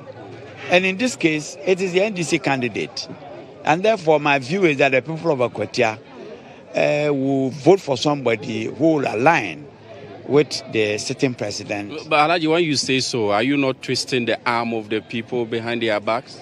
No, I'm not. Making a statement doesn't amount to twisting. Yeah, but when you say they should vote for your candidate because you are in power. We are in power. That's the truth of the matter. Unless we want to twist the truth. Yeah, but it doesn't. We are in power. But does it matter if we should? Yes, it matters. It matters. We are in majority in parliament. And let me just give a simple analysis. For example, if government budgets to construct about 100 6 classroom blocks across the length and breadth of the country, and every MP goes to lobby. You know, we have about 275 MPs. And so everybody goes in there to lobby for one of the projects. Naturally, the NDC candidate or the NDC MP has an advantage over the MPP candidate. It's simple. It's simple, Chief. If we can satisfy everybody and there wouldn't be any competition, fine. But Alaji, then we go normal. Yeah, Alaji, that situation. The MPP also says that if you think there's no competition, you have enough in Parliament. Why are you so interested in Akwatia? We want to help build Akwatia. We want to bring development to Akwatia. If you talk to anybody in Akwatia, he will tell you the roads were done by NDC, water. When I was Minister for Water, Resource, Waste and Housing, I brought the water system to Akwatia. Akwatia, Achimda, and Winneba, their water system was provided when NDC was in power and when I had the privilege to be Minister for Waste and Housing in this country. And the MPP hasn't done anything for the people of Akwatia. So the expectation is that with NDC in power, they are going to have development. And therefore, it is better for them to have an NDC MP. Alaji, you mentioned Winneba. The minority leader was here earlier. He says that they are mourning democracy following the removal of the Chief Justice. Does that mean that the government of the NDC did wrong with regards to the removal of the Chief Justice? It is the minority leader who is a confused politician. Oh, how, Alaji? He's confused because we went through the processes outlined in the Constitution. For the removal of the Chief Justice, the Constitution clearly defines the processes that one has to go through to get the Chief Justice removed. He should cite a breach. They said there were 3 petitions. The committee presented the first report, and then the government took a decision, which they think that they should have waited for all the 3 petitions to be reviewed before a final decision is taken. Chief, if we are in court and you are charged for 4 counts and you are cleared for 3 and you lose 1, and the one that you lose, you are supposed to go for a prison sentence. The court will not say that because you won the 3, the 1 you must go away. They will jail you because of the 1. It's the same thing. 3 petitions and 1 indicts you, and you want us to wait. That is the thinking of the minority leader. For the sake of transparency, Alaji. For the sake of what? Transparency. We have been transparent. We have been transparent. The report is clear that she must be removed, and she has been removed by the president in accordance with laid down processes of our Constitution. Is anybody going next? Look, wait, let me end up on this one. The president took an oath and said he was going to defend the Constitution of the Republic of Ghana. And that's what the Constitution says. Do you want him to throw that away? You expect the president to disrespect the Constitution that he swore to uphold and defend and protect? Is that the expectation of the minority leader? I'm afraid what he is saying rather might be something that all Ghanaians must mourn. Alaji, is there any national officer going out again? Do you know of any? National officer going? I don't expect... The CJ has been removed. Any other head of any government institution? I don't expect anything. But when it happens, we'll go through the lay-down processes. Okay. Alhaji Collins Dauda, a veteran politician and one of the longest-serving members of parliament in Ghana, engaging us. He just arrived here at the Coalition Center, polling station here at the Bodua bus terminal to monitor the exercise, and we engaged him extensively as you heard him sharing his thoughts with regards to the minority leader's assertion that Ghana's democracy has been infringed on following the removal of the Chief Justice. So, Joshua, this is what we have at the moment. We'll keep our eyes on the ground and continue to provide our viewers and listeners on Star FM with up-to-minute update as to how the Akwatia By-Election is being conducted. Back to you in studios, Joshua. Hanan Adam, thank you so much for that. But let's continue from where he left off with the former MP, who says that, well, in terms of the removal of the Chief Justice, the President Mahama just acted in accordance with the law. Counsel. Joshua, I will not mince words, okay? The John Mahama reset agenda started on an evil and wrong path of political vindictiveness. That's clear. They have already hatched their plan that coming into government, there are certain key functionaries, state institutions that they target. So they started with sacking people from various state institutions, people who have legitimate appointment, hardworking young Ghanaians who are working. They get their sack letter.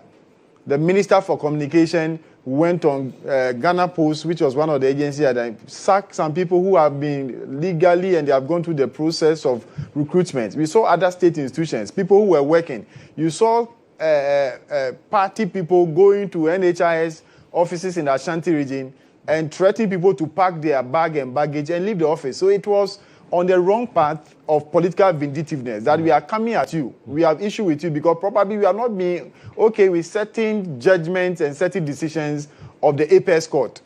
And so for me, right from the outset, I have in mind that, look, there was a political agenda to go after no less a person than the head of the judiciary. Look, you go to the Constitution.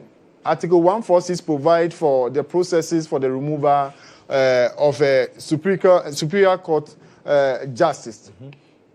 If you go through that, at every point in time when the CJ was given the opportunity, even before she was given the opportunity, issues about the petition already in the media. It has already been publicized. People have seen copies of the petitions where she has not been served with a copy. She requested as a respondent, which was within her right, that look, the matters against me has already been in the public domain. And so, for instance, let's get this particular matter, even though the Constitution provides for in camera. This is a matter that concerns us. The Constitution let us know that, look, the administrative of justice is for and on behalf of the people. So if definitely we are going to take a decision in the interest of Ghanaians, let's make it a public show. Let people learn from this so that those of us who are students of the law will be able to appreciate what is going on, the procedure. But doesn't the law also say that these procedures should not be held in the public eye? Yeah, the law is explicitly saying that it should be in camera. But I'm saying that the petition, even the petition before it gets to the table of the respective Chief Justice, it was already in the public domain. You are supposed to send me a petition. I have a right to respond to those petitions and the various allegations that have been made against me. But I'm hearing of it in the media. But government denied. I remember having a conversation with that. Government denied, saying that the reports rather were made public after they were sent to the but it was already. I saw copies already in the media. You can see some. Those of you you are social media savvy. You see it. Some bloggers have already blogged about it. Now, what is the issue? She is the respondent. She has a right to be heard in these matters, and she is supposed to give a response. But she requested that these matters should be in public. Why? Because she has issues even with the composition of the committee. I must tell you on authority, as I said, John Dramani Mahama reset agenda on this particular issue about the removal of the CJ was a political vindictive action.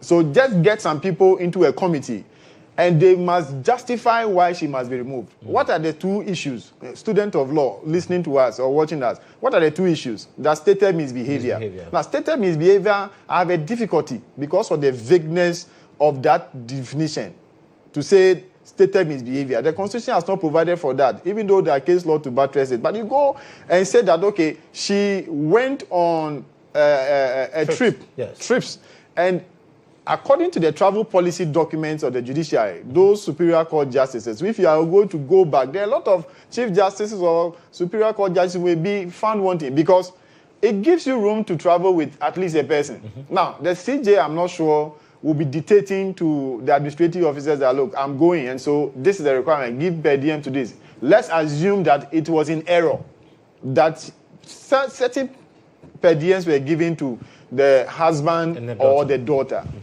There should be able to be a recall of those monies. These are the two grounds that she has dissipated public funds. If you look at the report that I have here, just a second, the report that I have here, removal letter, and you look at paragraph 1.9 with the kind permission. It says that in the opinion of the committee, the travel expenses which the Chief Justice heaped on the judicial service when she traveled on holidays in September 2023, first to Tanzania with her husband and second to the United States of America with her daughter, together with the payment of per diem to the spouse and daughter of the Chief Justice, constitute unlawful expenditure of public funds. It cannot be justified in law or policy. But there's a travel document. So if it says that, okay, you can go with them, but they are not supposed to receive per diem, they will cure that. There should be legal remedy to cure that. Is this the threshold to remove a sitting Chief Justice should be because instead of going on the trip with either the husband or the daughter, because the document gives room to go with a person of a choice, but they were not supposed to have received per diem. Can't that be cured? I mean, that's a question for our viewers. Can't that be cured? You can cure that. And to state that, okay, one of the other issues, key in this report, that the manner in which he transferred a certain officer is abuse of the office. Yes, the Constitution gives you, as a person in high authority, some discretionary powers that you can use. If the person feels that the transfer was not proper, the person should have a remedy. If should be these two reasons be enough to take off. I mean, that is flimsy. It is targeted. It was already hatched by the John Dramani administration to target the head of the judiciary. If you go to a strong house, you are looking for the strong person, and once you kick the person out, other people. I'm very, very much informed that people that the respective Chief Justice appointed to certain positions in the judiciary now, some of them are being transferred, some of them, their position, they have recalled them, and that. So this is, we cannot go on. It is a slap and a stab in the back against the judiciary. We believe that there should be independence of the judiciary. And these reasons, if you are a corporate leader and you have these reasons where the managing director, you are a CEO, and the managing director, there are some monies he was not supposed to pay per diem on the trip. All you are supposed to do that, oh, please, it is in error. Those monies should go back to government checks. And I think that should suffice. I'm highly disappointed. Because as it stands now, it looks like we've seen the final of the matter, because from all indication and from the letter that was addressed to her as well, she's not only removed as Chief Justice, she's also removed as a Justice of the Supreme Court. And that is why, you see, sometimes we don't have to serve a very bad precedent for our young democracy.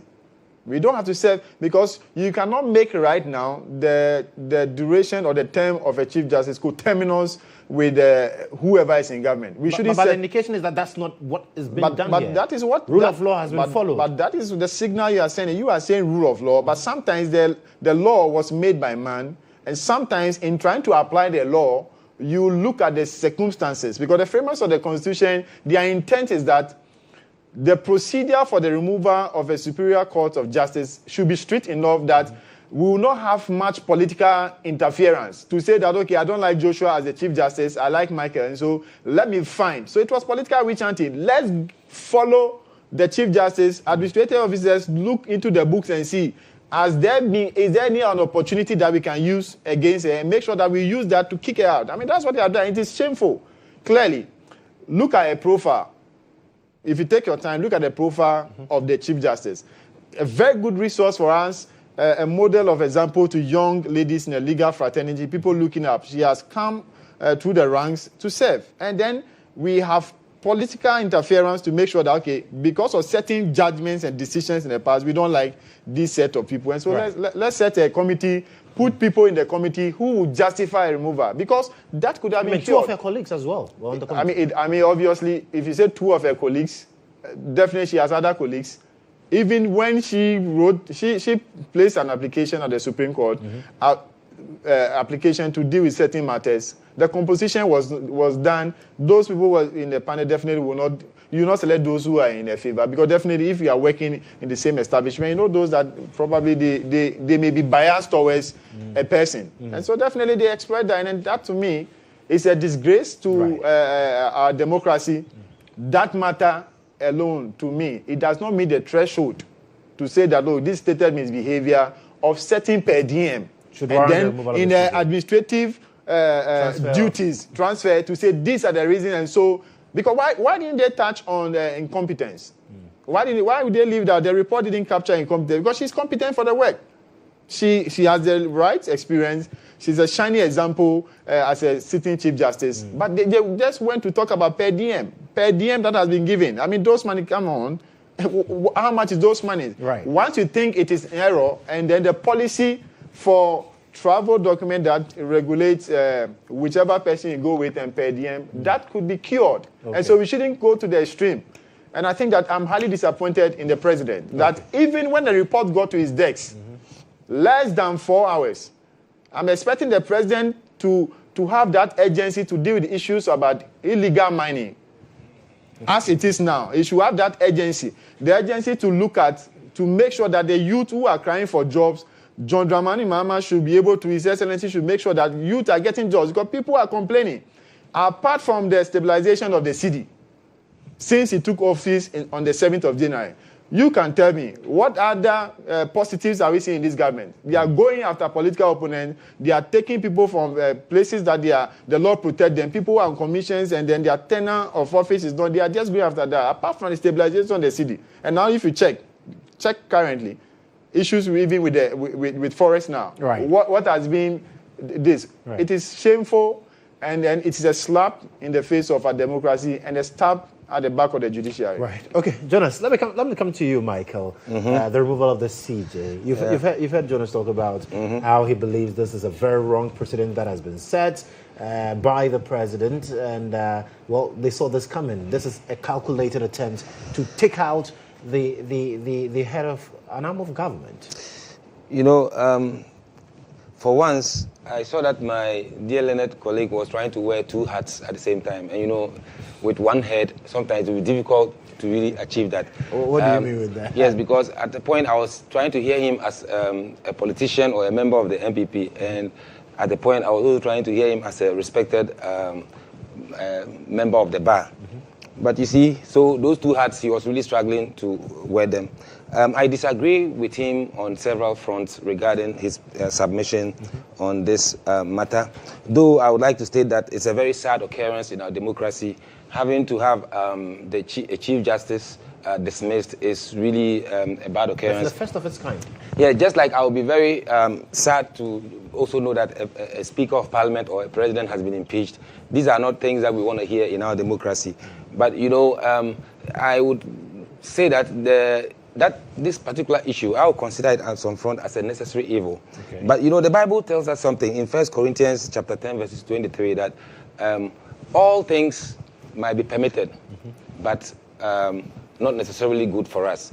It might be within the law that we can remove the Chief Justice, but in doing so, we have to be a bit cautious. That being said, it does not mean that when there's a need for a Chief Justice to be removed, we would also be sluggish about it or probably not take that action.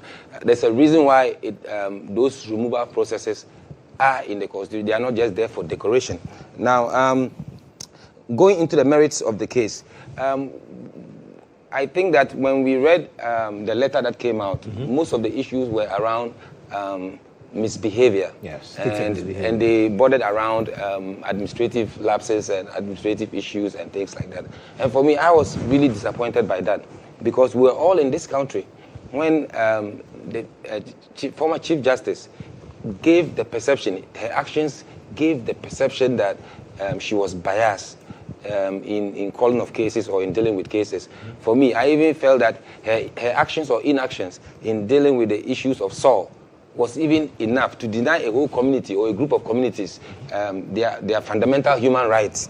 Was even a big deal enough to have warranted us to investigate or, you know, a Chief Justice. So for these things not to take center stage and then to dwell on some of these issues that people might feel were trivialities. But you see, the issue is that we are talking of the Chief Justice.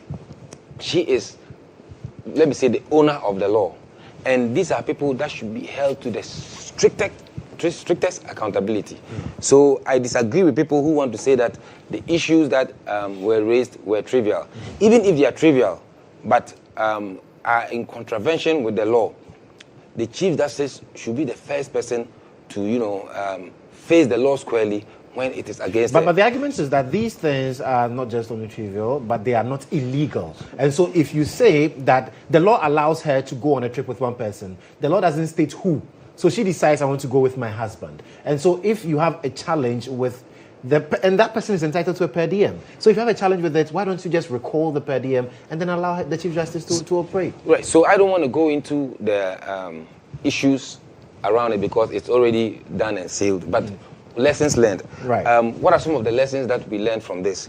I feel that the whole process of removing the Chief Justice, where everything is triggered or is revolved around the president, I'm a bit uncomfortable about that. I think that the Constitutional Review Commission, when they are listening, or I don't know if it was part of their processes, they should consider moving such a task to Parliament, because Parliament represents the whole nation. So the president should not be the one to set up the committee. That's what I think. Appoint those to be on the committee, and then later say that I'm waiting for the committee to bring a report, and I act strictly upon that. I think that responsibility should move to Parliament, because Parliament has an entrenched representation of the country, so that we don't have to have the whole process revolving around the president, because it gives room for certain discretions that might be biased or be based on people's personal interest. But if such a process moves to Parliament, then it makes it easier for us to be assured that whatever happened, the country is united with whatever decision that is taken. That is what I want to say. And so one of the things that I also want to address was the fact that his dismissal was coterminous with his role as a justice. Because then we are setting a precedent where the tenure of the Chief Justice will be coterminous with the tenure of the President, which clearly would be a problem. You see, the thing is that if that would have even made it worse. That would have even made it very worse for us to think that this was typical witch hunting. Because for whatever laws or whatever reasons why we are removing her as a Chief Justice, they still stand for a justice, because being a justice and being a Chief Justice, the difference is little. The level of integrity that you need, the level of unbiasedness that you need should be the same. So there's no difference. So I believe that that is the underpinning reason why her dismissal was coterminous with her being a Justice of the Supreme Court. But I just want to say that this should serve as a lesson to all other arms of government. You should know that once this has happened, when it is now the time of the presidency, when it is now the time of a Speaker of Parliament, we should be able to allow the systems to work. But the last thing that I want to say is, whoever is coming on as the next Chief Justice, you should know that you are there to serve the interest of Ghanaians. Even if you give the slightest impression that you are serving the interest of any party or individual, you are digging your own grave, because at a point in time, that party might not be in a position to help you. Because I remember when this thing happened, the Chief Justice tried to whip public sentiments. But unfortunately, she couldn't garner enough public support, because there was already a general perception out there that she was biased. So it is something I want to address. And the very, very last, I always keep saying the last thing I want to say, the MPP keeps saying that, oh, when we come to power, whoever is made the Chief Justice, we are going to remove him or her for no reason at all. And I want to advise that, please, that can be a very dangerous move, because the thing is that Ghanaians are quiet on this one, probably because of the things that they've seen and the things that they've heard. It doesn't mean that on the next one, if even the new Chief Justice who comes has the interest of the nation at heart and moves strictly according to the law and does what is expected of him or her, and Ghanaians are impressed with his work, you can come as a political party and decide to remove the person. That would be dangerous, and some of us will fight it. So that's what I have to say. Quite interesting. Jonas? I mean, MPP as a political party has not made any statement that should MPP come into government, whoever is the Chief Justice or whoever is going to be appointed as the Chief Justice is going to be removed. I mean, if you say those may be pedestrian statements, it's not official position. That's not the position of the party. That's not the position of the New Patriotic Party, because we believe that anybody who is going to be appointed at the CJ is competent enough. We believe in separation of powers and the independence of the judiciary. And the MPP has a history where even though we may disagree with certain judgments of the various courts or the apex courts, yes, we will respect that. In the 2012 election petition, then candidate Akufo-Addo then respected the decision of the court, even though he disagreed with the position of the court. So we have not set as a political party to be attacking the judiciary. We know clearly that there has been meetings upon meetings within the NDC, and it was a political witch hunting targeted at the respected Chief Justice. And so it is a seed that they have sown. And definitely we say that when you sow a bad seed, you reap the effect. So it is the NDC who has to watch most of these precedents that they are setting. It may come back to bite them. But I will never advocate as a member of the New Patriotic Party that, look, whoever is appointed at the CJ, once the NPP comes into power, God willing, by January 2029, we should go and then be looking which anti and looking for opportunity to remove. No, if the person commits any offense, the threshold which requires that the person should be going through the due process, it will be done. But clearly, moving forward, as I said, it is. I'll take your position as the updated position of the party. No, the party. No, I respect my senior Dennis Miracles Abaji may have expressed his opinion, but I'm saying that is not the position of the party. So we will not, but we know in certain contexts that the NDC as a political party, one of their meetings, their lawyers forum, they already had a target because their difficulty has been with the. We know the history from the PNDC now. That is not for discussion now. But clearly, the NPP doesn't have that posture. Rule of law should take its place. But we are saying that we are highly disappointed. This is a political vindictiveness. The John Mahama reset agenda was said that one of the arms of government to target is that after having overwhelming majority in parliament is to go after the judiciary, which they have never been successful in a lot of suits. If you go look at the history of any suit involving the NDC and the NPP or any matter, they have never been successful. We have history of producing one of the best lawyers in the country, and most of the legal decisions have always been in the favor of the New Patriotic Party. But moving away from that, we cannot allow this to slide. That's just like Joshua, you said. If you are saying that the person is entitled to go to a trip with any person, whether the husband or the daughter, but the person is not entitled for a per diem, that is an administrative matter. Right. To balance the books. That matter, if it's a petition, immediately you suspended the CJ in June. The suspension is even enough. The suspension. If you look at the article, clause 8 of Article 146, it gives the president, let me just make a quote. It gives the president, clause 11 of the Article 146, that the president may at any time revoke a suspension under this article. So you've suspended it since June. We are in September.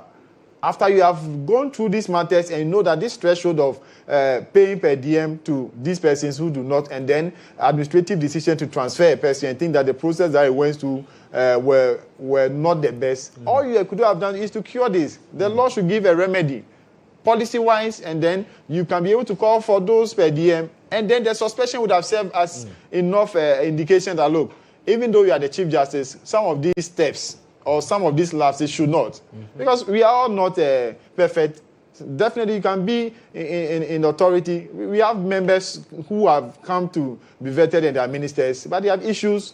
Muntaka, who is a current minister in the city government, had issues with Pampers and other issues that came. There are people who are, but they were given the opportunity to make sure you correct it. So we are not justifying, yes, the wrong of yesterday, but we are saying that with the respective Chief Justice, these reasons could have been cured. It couldn't have got to dismissal, and I think that is quite unfortunate. And the question that they keep asking, the NPP, points us to any breach of the Constitution in this process. And we are saying that the composition, I have a challenge with the composition of the committee. Look at the persons in the committee.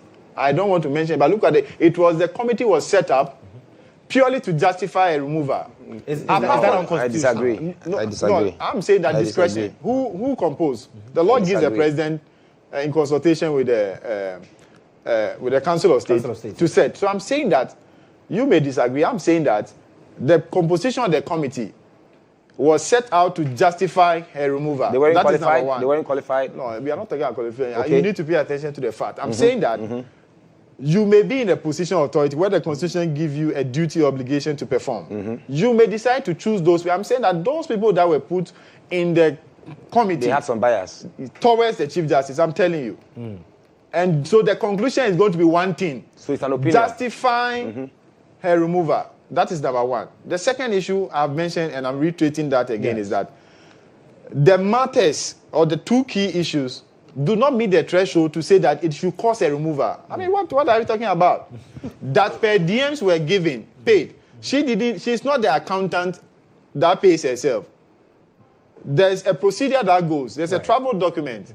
That's okay. We prepare the travel document. You're about to travel. Submit the names of the people. Submit their accounts. When the per diem, the Chief Justice don't receive the per diem on behalf of the husband or the daughter.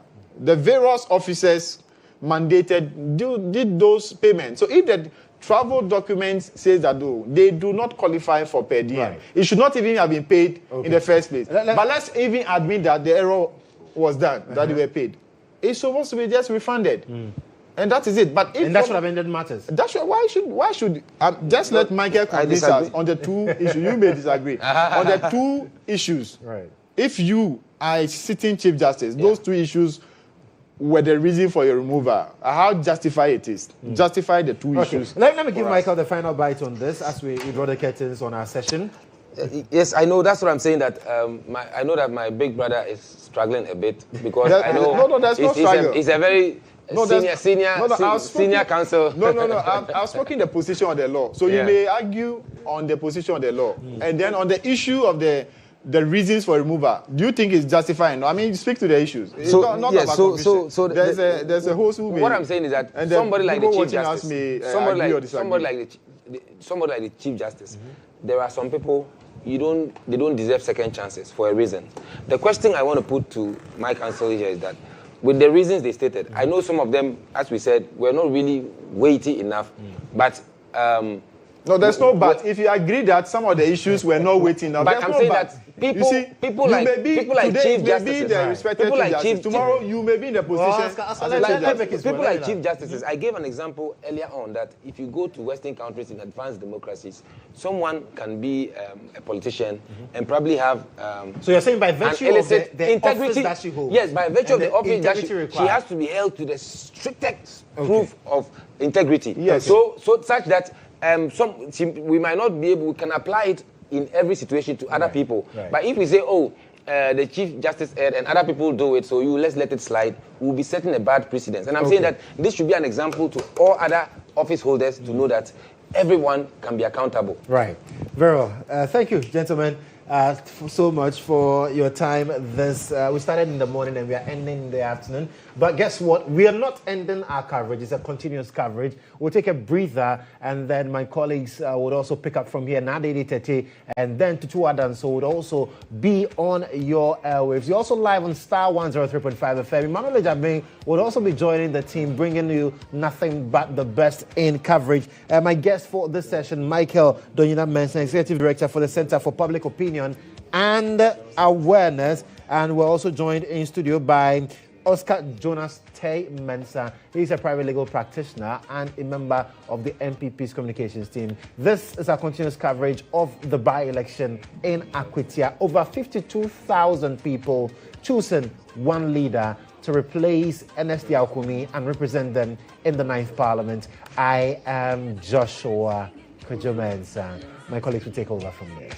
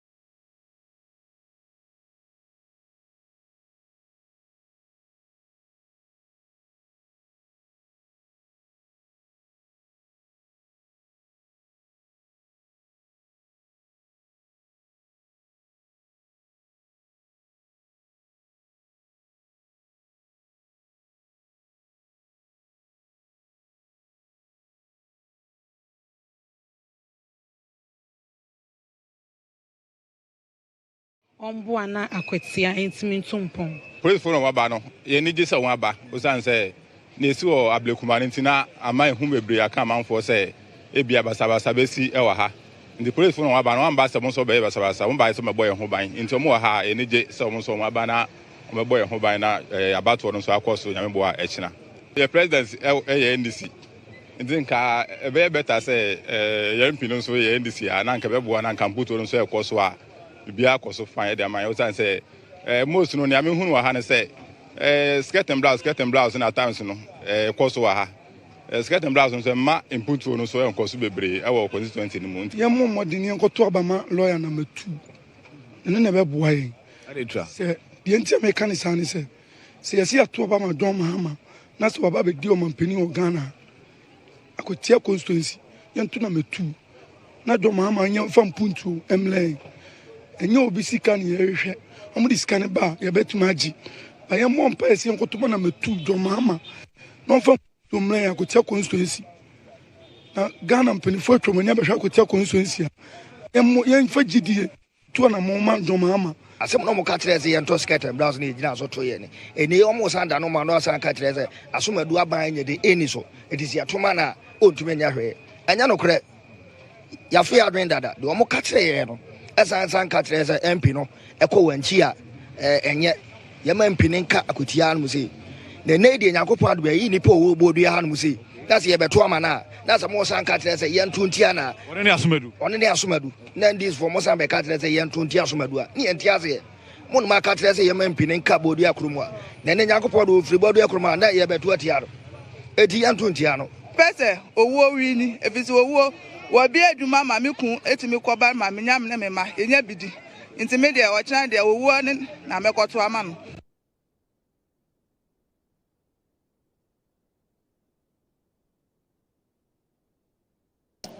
Hello there, good afternoon and welcome to our continuous coverage of the by-election underway in Akwatia. Polls opened at 7 a.m. Polls have been going on generally. What we have been getting so far is that the voter turnout is not so impressive. Many people are attributing it to various reasons. Some attribute it to the heavy presence of the police, among many others. We've seen some skirmishes here and there as well. But totally, 119 polling stations, over 52,000 voters expected to turn out today to cast their ballots. My name is Nadidi Tetiza, continuous coverage of the by-election in Akwatia, and I'm doing this together with... Well, Tutu are done. So, and as Na rightly said, the poll started at exactly 7 a.m. Voting has been ongoing, and voter turnout has been quite low. As you rightly said, it's been attributed to a number of reasons. One of them would be the fact that there's the heavy security presence. Also, with the fact that it's a farming community largely. I mean, some of the polling stations are around farming communities, and so people have chosen to go to the farms, you know, instead of voting, and they would come and vote later. We heard from some of the constituents who say that, well, usually voting there starts quite late, and so we're hoping that it's just about 12:48, probably by 3 p.m. would have seen some improvement. But so far, so good. A few skirmishes, we'll talk about it. We also have a pollster in studio, Musa Dankwa. He's been bringing out all the polls. He's been upsetting people with the polls. Others are equally very happy. But we'll definitely delve into all of that right here on our continuous coverage of the Akwatia by-election. My name again is Tutua Danso. Fantastic. And Musa Dankwa, you're welcome. Thank you. Good to have you. And you came in with your projections going into the polls, placing the governing NDC in pole position to win this particular election. But so far, what are your thoughts on how things have gone with this particular context? So far, so good in terms of general security and then peaceful nature of the elections, with the exception of some scuffles earlier on. Besides that, I think generally things are going well. And the turnout is, as always, lower turnout we expect in by-elections. By 3 o'clock, we'll see the turnout. But I think as at 11 or so, I heard the EC was saying 20%. So let's see how the numbers pan out going forward by late afternoon. I'm just praying that the turnouts goes a bit higher, 50%, 45, 50, we'll manage like that. But usually, many of the analysts talk about the dynamics that come to play when there is a low voter turnout, as to who it favors and who it doesn't favor. Usually we're told that if it is a low voter turnout, the governing party should be concerned. Does it apply in this situation? You have to look at whether it's a general election or a kind of by-election. Like we have in this situation. Right. If the turnout is lower in a by-election in a place where the government is deemed to be the stronghold of the government, then you have a problem. If it's a by-election and the turnout by-election but in the stronghold of the opposition candidate, then the opposition will be in trouble. So it's not like a blanket. Now, what we have to look here in the case of Akwatia is a swing. If it's a swing, they must be looking at the turnout in the areas that is pro-government and pro-the opposition, and see the specific turnout in those areas. That could give you a bit of sign of what is coming. Right. Not necessarily a blanket lower turnout, but generally it affects everybody when there's lower turnout, yes. Okay, and let's center on your polls and look at the two candidates. At least the polls you released a few days ago point directly to the NDC, polling some 53% from the sample you took and some 47% for the opposition New Patriotic Party. What are the strengths of these two candidates? Let's start with the NDC's Baidu. The NDC's Baidu strength is probably in the area of his caliber of candidate. Okay. As a lawyer, and also someone from the constituency, compared to, okay, that's one of his strengths. Another strength he has is the preference of people who say development is their big issue. They tend to tilt towards him. And he also has his party that is in government behind him. And I don't know how they were able to market him in this context of being the government in power and what that means to the people of Akwatia. That largely is his strength. And also the fact that the constituency is somehow elite constituency. When I say elite, it is dominated by people with senior, high, and tertiary level qualification who tend to favor the NDC somehow. So those would be things that may count on his favor. But the question is, who is going to turn up on the day of the election? Remember, opinion polls are opinion. They're not the actual votes that are going to be counted. So if you say you vote for A and B and you don't show up, it doesn't count in the counting of the vote. The real poll is today. So turnout is very important, and who turns up. If people are saying, we'll come and vote for you, and they don't show up, that is opinion poll. This is the actual date. This is when the elections are lost or won. Okay, you are going to talk about the strength of the NPP's candidate. Now, when you look at the NPP's candidate, it's a businessman. If you heard from one of the people that was talking over on the screen, said that he has a company, he's employed people, and that company. The people work for him. So he's an employment generator. For that matter, those who are in the mining industry or the mining job will prefer him because he's their employer. That's one strength that he has. Another strength that he has is that he has an opposition party that is looking to galvanize his base behind him. And you've seen a bit of people, big guns going there to support him. It's a strength.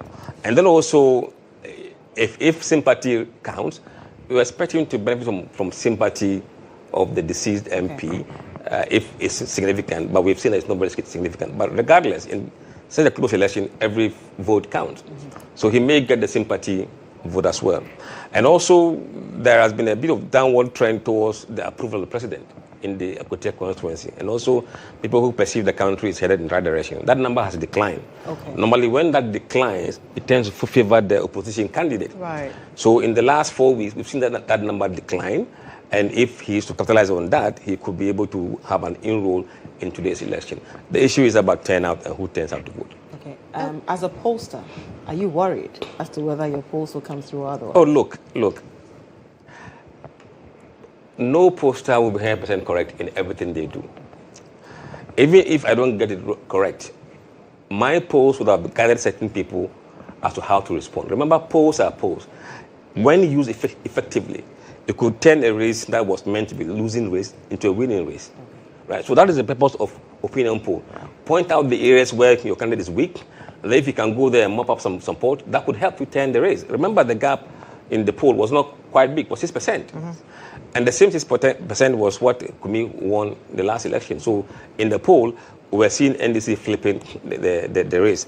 But look, 6% is not huge. And if somebody is able to turn out his base to come out heavily in favor of his candidate, it could turn it upside down. So it is not about the overall outcome, what happened, but how the poll panned out and what information did the poll give out that became useful for those who use it.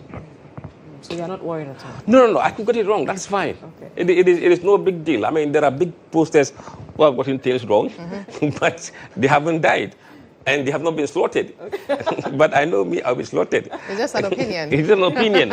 And you see, opinions are opinions. They're not actual vote count. Right. If they say they'll vote for Mr. A and they didn't show up, don't expect that to be a real election outcome. Okay. Yeah. So turnout is always the case. That's why in the US, what you have is that you have people who are local, that they go door to door to knock at the doors of people who they know their party sympathizers to come out and vote when there's turnout, lower turnout. Who is doing that? It's MBBs, I don't know. And that could count as well. In the last minute of the dying hours, something could change. Yes. You know, I asked that because I've seen, you know, someone like Oliver Bakaboma will say that if this comes true, he would really be afraid of you. Afraid of you. You no, could probably be matched to a wizard. Perhaps. No, you see, anybody who uses science in his work and thorough in their methodology and thoughtful and have the tool to look at the data in a very critical way, you always, most of them get it right. Okay. But there will be one or two times that you will get it wrong because there are people who are really want you to get it wrong. And they will go heaven and hell to mobilize their people, galvanize them, push them to come and vote. And that could turn the race upside down. But at least we've shown them where the race was a week ago, which is an opportunity for them to look at the data and say, hey, what can we do? For all you know, if MPP wins, it could be because of my data. And hurrah! Well, I can agree to that because the number of times that we've engaged some of them, they say that, well, he's made his predictions, but we are not going to throw that entirely away. We'll use that to help us with the election. But what I want to find out is, in the earlier polls that you released about this by-election, it puts Owo in the lead. Yes. A few weeks afterwards, we see Beidou in the lead. What were the factors that contributed to that? You know, when we took the first poll, Beidou wasn't the candidate yet. So it was an hypothetical race between Beidou and Esumedu, alongside two other candidates. Fast forward till the last poll, both candidates have been on the campaign trail engaging voters and kind of interacting with them. During that time, people begin to assess each of the candidates very critically. Now we are certain it is Beidou and are going against Esumedu. So what are the pros and cons of Beidou and Esumedu? Who do you think can give us the best that we need in this constituency? Do we want to reward the MP who has died by electing another person from his party? Sympathy votes. Exactly. So all those things come to play. Okay. But you have to look at the people who are saying developmental issues. If that issue dominates very, very strongly, you could have a situation where those people may tilt towards, not all of them, may tilt towards Beidou, the NDC. Okay. It's a question of proportion. Which proportion of respondents say that developmental issues are key and the rest on other matters. Then you have people who say Galamsey. Is Galamsey positive issue there or negative issue? Those who are saying Galamsey, who are they voting for? So you have to look at those issues one by one and see where the votes are going. But overall, I believe that it's going to be a very close contest. Akwatia has always been very close. But I will not be the first to get something wrong. Why? Is it as if you don't have confidence in the polls anymore? I mean, the way you're speaking. No, not that. No, look. It was much difficult to get Domi Kobina right. Okay. As compared to Akwatia. Right. So, because in Domi Kobina... That is a stronghold. Yes, stronghold. And in Domi Kobina, the gap was 28,000 or so. And we said it was going to fall. In Akwatia, the gap is 2,100. Right. But it's still going to be a close contest because it's a very swing. And there are issues and dynamics that are playing out that may not be clear-cut. But for now, until I see the results, I mean, look, it is, I believe that I did scientific work. 13 hours. And the scientific work should give you a scientific result. It's not a voodoo kind of work that we did. But it shouldn't surprise you because opinions are opinions. Remember, it's not actual vote. If the NDC guy decides to stay at home, so be it. Then the other party wins. So it is not a voodoo thing. Okay. You know, you talked about it going to be close. Akwatia has always been close. I think the candidate that has been able to stretch it the most is Amase. Yeah, in 2016. Over 5,000. And why is it constantly so close? What is it? Are they like your usual, are they like the Lejekuku and, some other constituencies where they flip every single election more like it? I think the crucial denominator there is the candidate and where it comes from. Right. If you're able to present an account candidate for both parties, the race get closer. Okay. Yes, the race get closer. So that because the accounts will split the vote, and then you have the other minority playing the role. But once you have a minority ethnic group leading on one ticket, then the accounts decide squarely for where they want to go. So the candidate is very important and where they come from. Okay. So let's stay a little bit on the dynamics with regard to whether it's an account candidate or what is the in terms of the distribution, like in the Akwatia area? No, you have the largest electoral area being Wenchi, New Wenchi. Okay. That's where Kumi comes from. Yeah. Then you have Akwatia put together. It's another big place. And Bodia too is another big place. And then you have Apinaman, another big place. Those are the big areas in the constituency. In the current race, somebody comes from Bodia. But the NDC candidate comes from Takrasi. Even though it's one of the big areas, it's not the biggest. Okay. So where you come from and how much vote you can garner from those areas also play a crucial role. Now, if somebody wins today, it means he may have done very well in Wenchi and other big areas where MPP has dominance. Okay, I see. That's very interesting. And at least, let's put the poll aside for a moment and look at some of the skirmishes that we have seen in this contest. The police certainly wants to make a certain statement because of what happened in Ablekuma North, in that rerun. We saw the chaos and everything. And so this time around, the police says we are going to be visibly present and in charge. Despite that, we have seen some skirmishes, coming from Chairman Azoka and then another vice of the New Patriotic Party. I mean, what are your thoughts on this scuffle we saw over there? I mean, these are needless scuffles. And these, I don't know, but with the exception of the MPP person, who is the party official national level, yes, who I think can be there, but Azoka, I mean, I don't know. He's also a national officer. Right. He's a national officer? Yeah. He's from vice chairman of the NDC. I see. One of the vice chairmen. Okay. So I think it is unwarranted for that level of personalities to get involved in that kind of scuffle. You expect this to happen with the lower level officials, but not at that level. I think we should be able to uphold ourselves very well and hold our democracy in high esteem. And we should avoid some of these unnecessary scuffles that we tend to create around by-elections. It's quite unfortunate. And is it such a big deal? Akwatia is not changing anything much in Parliament. No. NDC already has a 184, and NPP has 87 as of now by the loss of Ernest Kumi. Why the fuss? It's just a bravado kind of bragging right. Bragging right. Yeah, it's bragging right. Nothing more than that. NDC wants to say that we've poked them in the nose, and NPP said, "Oh, we are also mobilizing. We are galvanizing. Our guys are not demoralized. We are up and ready for fight." So once that is the case, and MPP will do everything to try and win the seat, no doubt about it. They will try everything to win it. And NDC will do everything also to win the seat. Look at the people who went there to campaign. Chief of Staff was there, General Mosquito is there, everybody was there. It means they didn't take it kindly at all. So they wanted to win it. So we'll see what happens at the end of the day. Is this not a mini referendum on the president? No. Or the NDC administration since they took office? No. Not at all? It's not, no. It's not. It doesn't give an indication as to whether people are happy or absolutely otherwise? not. No. Not at all? No. Because that's the argument of the other side. No. I've seen the numbers, quite good numbers. I've seen several numbers. That's no is quite emphatic. No, I mean, it is not. Yes, it is not. It will not give us an idea, like a litmus test. No, not at all. Not at all. I think we should pay attention to the tracking polls. It tells you where the country is looking at, or where, the country is looking at. And in the October poll that is going to come, we'll start the head-to-head, which means the likely potential frontrunners for NDC will be pitched against frontrunners for MPP. And you can see where the country is thinking.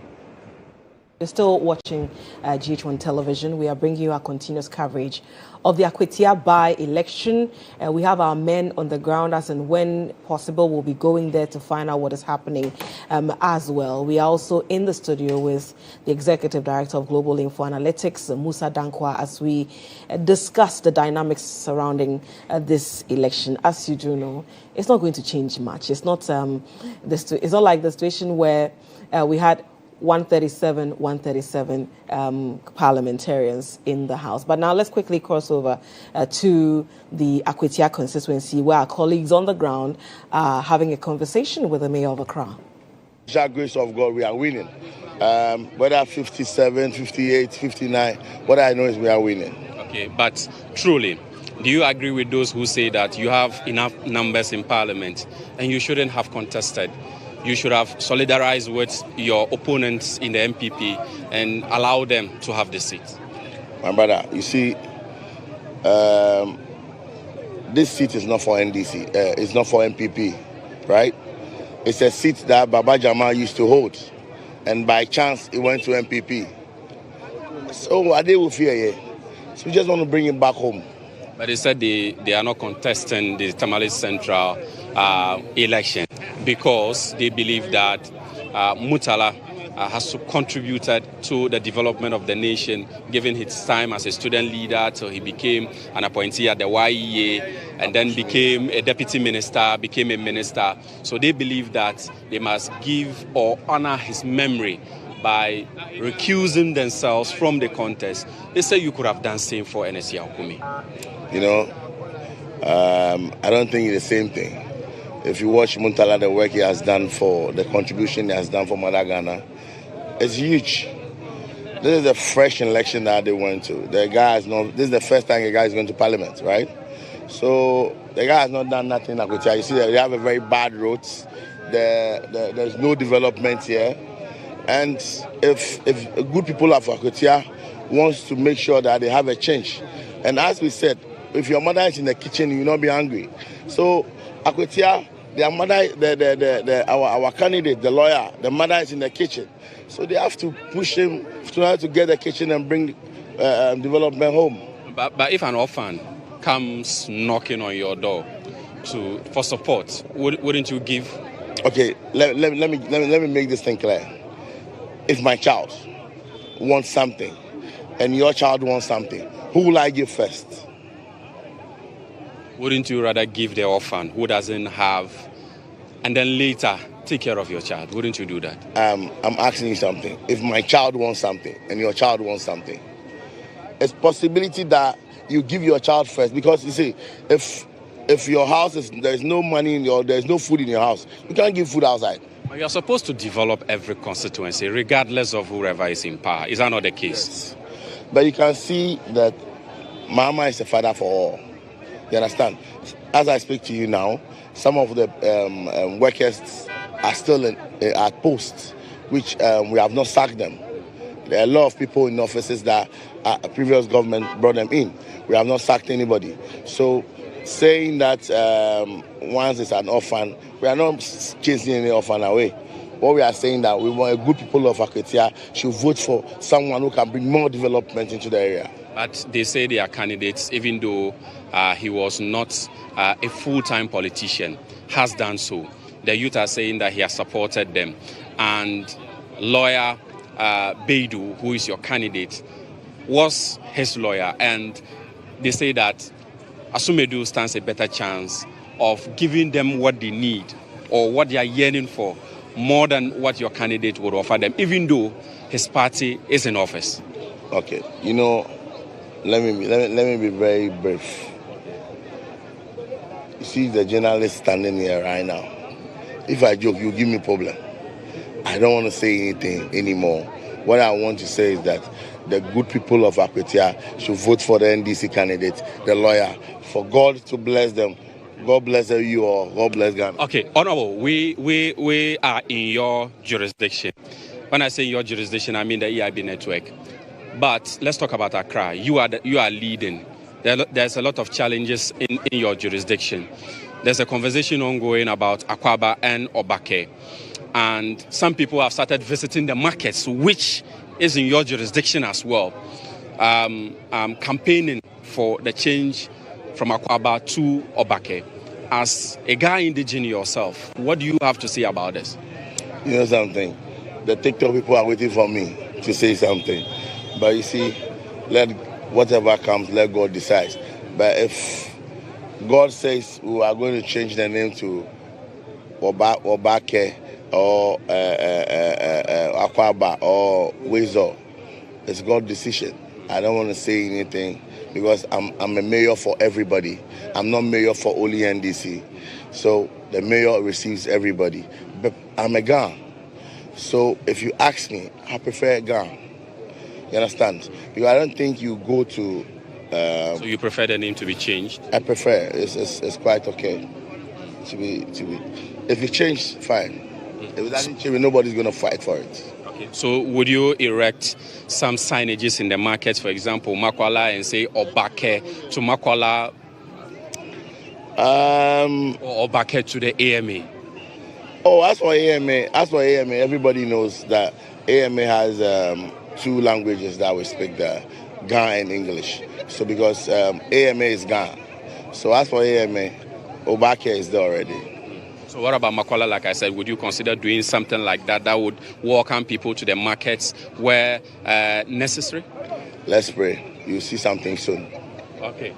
Mayor of Accra, Ni Kwako Alote has been engaging us. He says that the Obake the Obake thing that has been ongoing on social media, if it comes, why not? He would prefer that. That's what he's saying. But again, he's saying that he's mayor for everybody. So quite a number of them still coming in. Earlier, I was engaging the member of parliament for the Ablekuma South constituency, who was also here monitoring what has been transpiring so far. Still, we have quite a number of voters coming. The numbers, Joshua, is quite low, I must say, and stakeholders believe that, especially the election observers who have been here, say that this could, affect the outcome, especially as the Global Info Analytics predicted that there's going to be a 53% win for Lawyer Baidu of the NDC. But it appears that concerns are rife about the fact that may not materialize given the number of people who have turned out to vote. But like we engage quite a number of them, they say some of them are at work. And as indicated earlier, majority of the people here are farmers, and they are on their way back from the farm to exercise their franchise. Earlier, the weather was quite down, but it appears it is a bit warm as we experienced earlier in the morning. So, Joshua, this is our engagement, continuous engagement with the stakeholders who are trooping in here to monitor the activities here. IGP was here, and he has continued his rounds to ensure that his men are up to the task of providing security as the polls continue. Back to you, Joshua, in studios. Thank you so much, Abdul Hanan Adam. Clearly, I'm not Joshua. My name is Nadi Ditete, and I'm doing this together with Tutu Adan. So, and special thanks to Joshua and Lily, who held the fort earlier before we came in. But we'll go for a short break. When we return, there's more to talk about here on GHOne Television and Star 103.5 FM as we bring you our continuous coverage of the by-election in Akwatia in the Eastern region.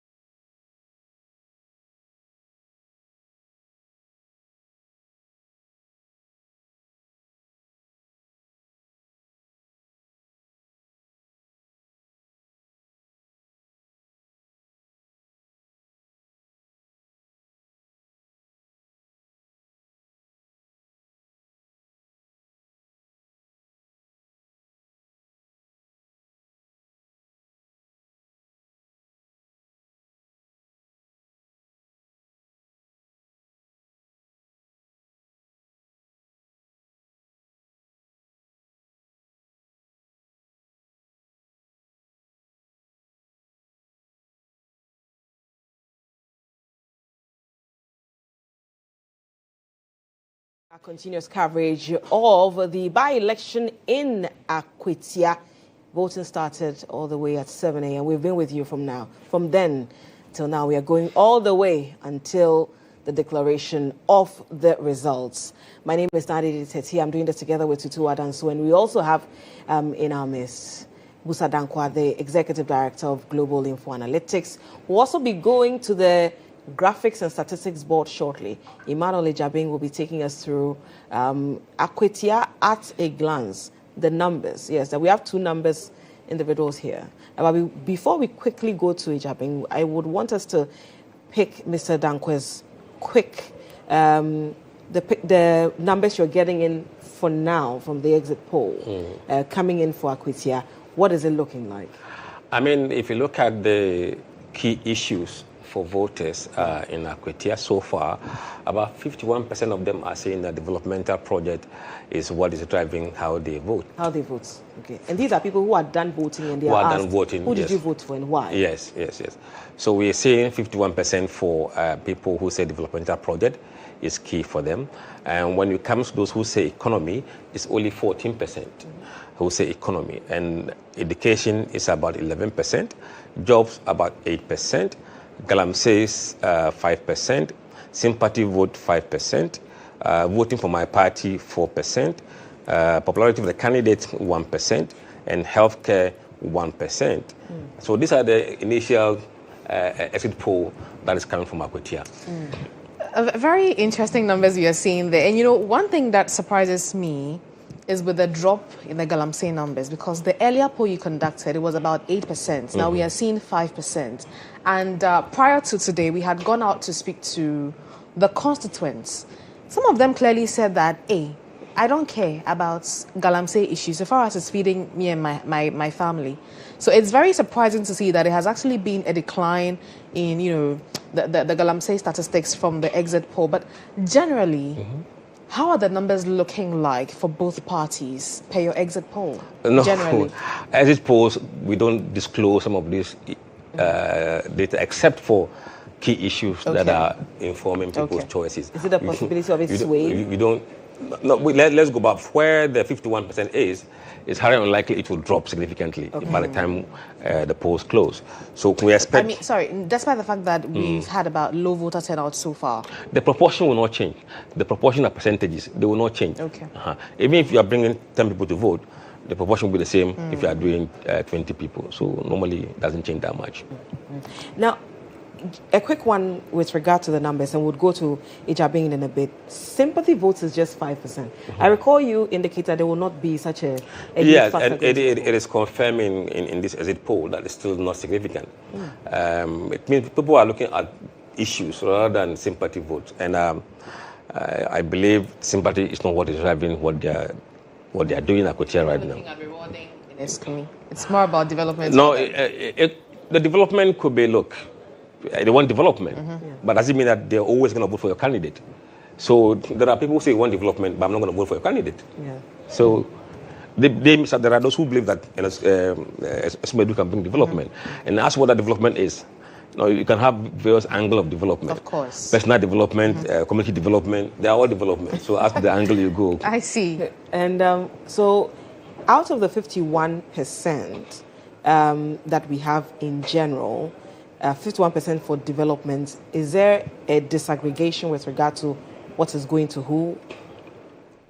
No, if you do that, then you are giving a cut away. Okay. So I'm also putting out the very same information that we are presenting. You don't do that. Well, that's perfectly understandable. So, like I did say, we'll be going to Emmanuel Ejabing shortly to give us the numbers with regard to what is happening in Akwatia. We do know that we have, 119 polling stations and over 52,000 people expected to vote. But on the face value, when do you think this will end? I'm asking this because in the Ablekuma North rerun, 19 polling stations, results were declared after 7 p.m. Yes. You know, I think it's because of the timing where we officially closed the polls. And so I think there was a time where the Electoral Commission was proposing shifting the time forward to 4 p.m., but there was a lot of pushback because There are people who have to run errands and they can only probably be available around that 4 p.m. and go ahead to vote. So we've been seeing instances where people finish voting very early, but would have to wait till the official closing of polls. Right. After which, then the counting, the sorting will begin, and then the counting will go on. So, hopefully, there are no skirmishes, so that doesn't it doesn't unnecessarily prolong, because it's quite a straightforward thing, and it's a swing constituency. It's either going the NPP's way or the NDC's way. So we really hope that there are no bottlenecks some way somehow as a result in dealing with this particular issue. But now Emmanuel Ijabing is ready to bring us the numbers when it comes to Akwatia. We've touched a little bit on some of them, scratched the surface minimally in terms of it being a swing region, a swing constituency, I beg your pardon. Emmanuel, what are things looking like when we're looking at it? Akwatia, I know for persons who've been wondering, for the 2024 elections, the numbers that we used in the area, although hasn't changed, the polling station structure has now changed. So for the coding of the EC system, there is an SPS that is meant for special voting. So that particular SPS, that's a special voting center at then the Akwatia police station, is now scrapped off. So that 156 persons who participated in that particular special voting exercise are no longer there is no special voting exercise, so they are no longer there. There's no polling station like the SPS for Akwatia polling station. Now 156 have been redistributed back into the original numbers, and that's how come we have 119 and still maintaining that 21 electoral areas. We are looking at some 52,328 persons we are expecting to vote today. Will it be that would see an over 70% voter turnout today? Who knows? But we'll see as the day unfolds. Already we are seeing some very, very, very poor figures. But if you follow the Ablekuma North rerun, it is not quite surprising, because in Ablekuma North as well, we saw very, very, very low voter turnout. But of course, when we get into the data, we understand what exactly is at play in this particular by-election in the Akwatia constituency. Now, Akwatia 52,000, it ranks 178 nationally, 15th in the eastern region. We have over 26,000 females, over 26,000 males, 26,024 for males, 26,264 for females. But here's where it gets interesting. It's largely dominated by persons who are within the youth definition. So you have persons between the 20s to the early 40s and even early 50s, getting close to the 60s, being the ones dominating that particular constituency. So for those who are the highest number of persons you found there when it comes to voter statistics are persons between the age bracket of 22 to 29. So you'd find that in that particular age bracket, we have over 12,000 persons there, 12,000 persons there. And then you see as it declines, you have the next bracket, being those in the 30 to 39, actually getting to 11,000. It declines further, 40 to 49, it declines 50 to 59, getting the 7,354. And I'm happy that we have Musa Dankwa here, because it seemingly suggests why we are seeing the kind of issues they are demanding as voters in the constituency, to see what is exactly influencing their decision to vote in the by-election. So if you look at the very first poll that was conducted by the Global Info Analytics, the indicators that we can see, the key issues, this poll was conducted, the baseline poll was conducted on the 5th of August 2025. Now, if you look at the key issues that they were looking at, 57.1% of the sample size of 2,087 were looking at development projects. The next that came was the cost of living. The next following through was quality education. Now, if you pay attention to the numbers that came before this, you would understand why these very four things were quite critical for them. Because you see people who are between 22 to 60. They are persons who are within the working age. So, of course, if they are living in an area, they are looking at projects that would lead to a boost in their pockets, cost of living. And so they are looking at, if I'm to begin a family, if I'm to have a child, if I'm a young person within that particular age bracket, what hope is there for my future? So education comes to play. But in a country where we have unemployment being a critical issue, the next thing that you see people concerned about is, of course, the menace of illegal mining. And so the data seem to suggest that particular trend we are seeing in that particular poll conducted in August, the 5th of August, with 2,087 sample size. Now, if you're looking at the results of the initial poll conducted by the Global Info Analytics, we are seeing 49.7% going to Solomon Asumedu, and then 43.8% coming to Bernard Baidu. Now, we'll get to the details of what exactly led to this particular figure, and I'm happy that we have Musa Dankwa here. We will explain why we saw this, and then the final poll, what it seems to suggest. But let's cross over now to Akwatia, because Ibrahim Al-Hassan has got some details happening. The Wenchi community, which is a stronghold for the New Patriotic Party. I can see a spot here, and there are people here who are making merry and they are happy. I want to find out from them why they are not voting. Morning. Morning, sir. Who are live on GHOne TV? What today? What today? And about Habaju. Okay, but you see Nipa Bibri and Tuabano. Are they? Yahano, about one. Yantun and Tem. 11 to 12 now, and Abanamu Bess. And the other woman or corner runs, I could check in runs beyond about Tuntabani. Yabetu. Now, when are winning? Oh, no one. All right, so he has already voted, but he says that this is typical of the Wenchi community, where individuals go about their day-to-day activities and later convert to come and vote. Who are live on GHOne TV? Say Abano, Momato, Biamato, and what to Aba? Mato. Okay, 2 years now, but doing it. Now, Chairman, Unkunum, Sabi, and couldn't end the idea. One I didn't know. Asumadu, Papa Beyonce, Anwana Konama. Idea, started doing it. Major Mania, Koye. Bekoye, pa. Did you pass it? Well, Ibrahim Al-Hassan engaging residents there in the Akwatia constituency. What we are seeing is quite a narrative suggesting some people are voting, others are not voting. There seems to be some reluctance there. We're not certain as to why this is happening. But if you look at data, Akwatia is a constituency where they've never seen a voter turnout below 50 before. The lowest they've ever had was in 2000, where they did some 68%. Musa Dankwa is with me here in studio, and he has already been engaging Nadede and Tutua. But let me find out from him briefly what exactly we are seeing and dealing with over here. I mean, for the Ablekuma North rerun, the circumstances around it was quite different. But for this particular one, what exactly are we dealing with that is leading to the numbers we are seeing? You know, in the initial poll, NDC had no candidate officially outdoors. It was an hypothetical race between the NDC's 3 options and then the MPP Asumedu. But post that baseline survey, then you have NDC having a candidate whom they rallied behind. Then the race became very clear as to who is contesting who. Then again, you have people embarking on the ground campaign, and were able to communicate to the various demographic of voters to hear what they can do. I think at that point, we begin to see a bit of movement in the polling numbers away from Asumedu to Baidu, especially when the constituents are largely people with a tertiary level education and senior level education.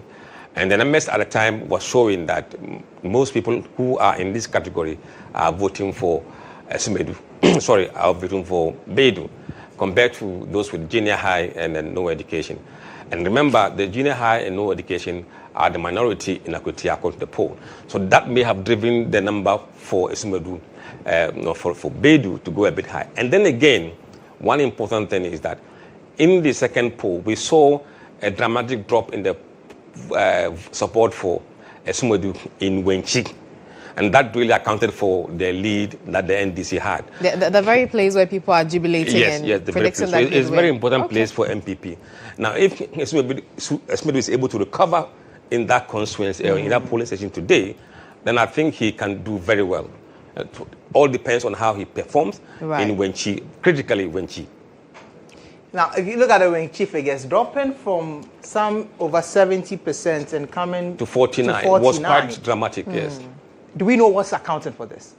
Now, there is a bit of things that people are not telling you officially, but there is a bit of unease as for the level of support they thought Asumedwe gave Kumi when he was fighting his election in 2024. So that may have some people a bit of aggrieved. But from what we are seeing in the poll, I think the recovery may be on the way. But there are still those who are not happy with him and they are voting the other way. So this is what, more personal? Yes, personal. Right. We'll come to this particular statistics quite shortly, but let's cross over back to Akwatia because Ibrahim Al-Hassan has been engaged in the former national chair for the ruling NDC, that's in the person of Samuel Ofosu-Ampofo. Let's cross over and have that particular interview now. At all. What has been observation so far? You're live on GHOne TV. Well, so far I think that everything is going on well. I like the proactiveness of the security agencies. The police have deployed very massively, and I believe that they are on top of the issues. So far, we haven't had any hiccup anywhere that we have got. It is the Wanchi here that you can feel some tension in the air, but I believe that the security agencies will be on top of the issue. At the end of the day, there will be peaceful election, and then the results will be announced, and whoever wins will win. But for now, we are satisfied with the arrangements. We are told this is the strongest hold of your opponent. How are things looking? You talk about tension, but aside the tension, how are things looking for you? Well, you cannot determine what is going into the ballot box.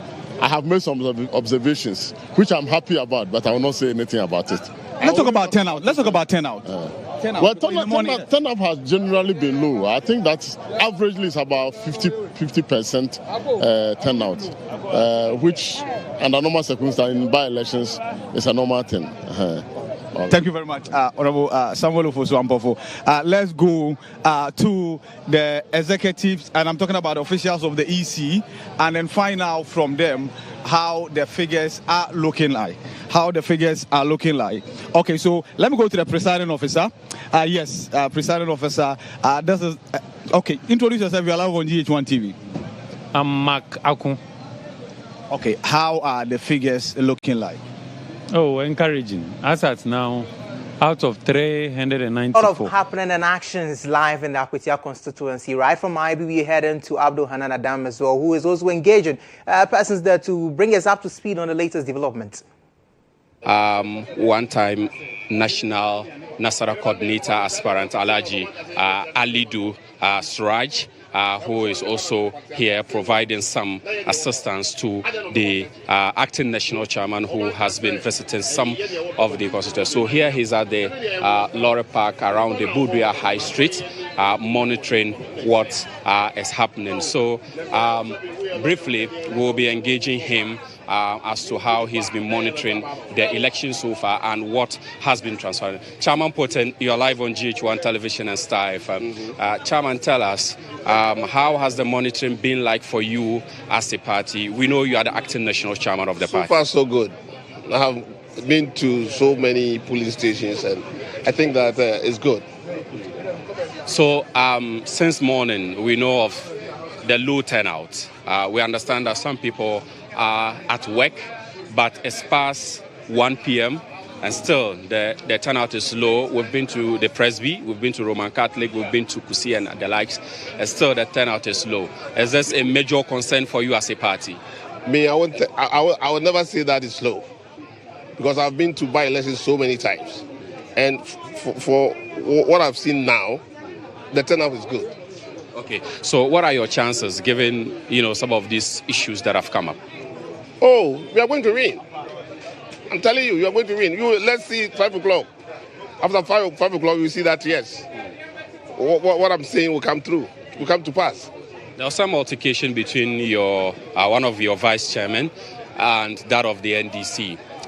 We understand that he has gone to report to the police. As a party, has this come to your notice as the leader of the party? I spoke to him a while ago. It's not good. You see, we are all friends, we are brothers from Accra to this place. Why this place? Why do you attack your fellow, executive member? It's not good. He says he has reported the issue to the police. Is it something you follow to the letter? Is it something you follow to the letter? Yes. That's the right thing he has done. So I think it's good. But have you seen Alhaji Masaudo? He says that he has gone for his boys and he's going around with them. Given the peaceful nature of the election so far, do you think it is necessary? I've told him not to do anything. I've told him. So he should withdraw the boys? Yes. So he's going alone. He's going around alone. So given what has happened, wouldn't you rather advise him to rather rest so that tensions will be calm? He didn't come here to rest. He came here to work. So when he's doing his work, there's nothing wrong with that. Why do you advise him to go and rest? So are you satisfied with the security deployment? Earlier, we spoke to Henry Korte, who says that in your strongholds, for example, the deployment is low, especially in Winchi, for example. I haven't seen anything wrong with the security personnel. They are doing well. They are doing their job, and the job is going on well. So I applaud them. Okay. There's a poll that says that, Global Info Analytics, that says that your candidate will lose the election and the NDC candidate will win by 53%. That's not true. Let's wait till 5 o'clock. He predicted same in the 2024 election and it came to pass. He is not God, please. He is predicting. It can be false or true. So what would work for you in this by-election? Come again? What would work for you? What would deliver victory for you in this by-election? We have worked and we know we are going to be victorious this evening. So what is it? Okay, so let me ask you something. Again, regarding national politics. The president yesterday removed the Chief Justice from office. Your minority leader was here, I engaged him. He says that you, as MPP, you are mourning democracy in Ghana. Don't you think that she was taken through the right processes to be removed? No. Why? She wasn't. You know. Don't ask me why. You tell me, I don't know. You know better than I do. So far, has any of your party agents reported any challenges they are facing at the various polling stations? Not now. We don't know. We didn't finish the talk. So we need to finish all the polling stations.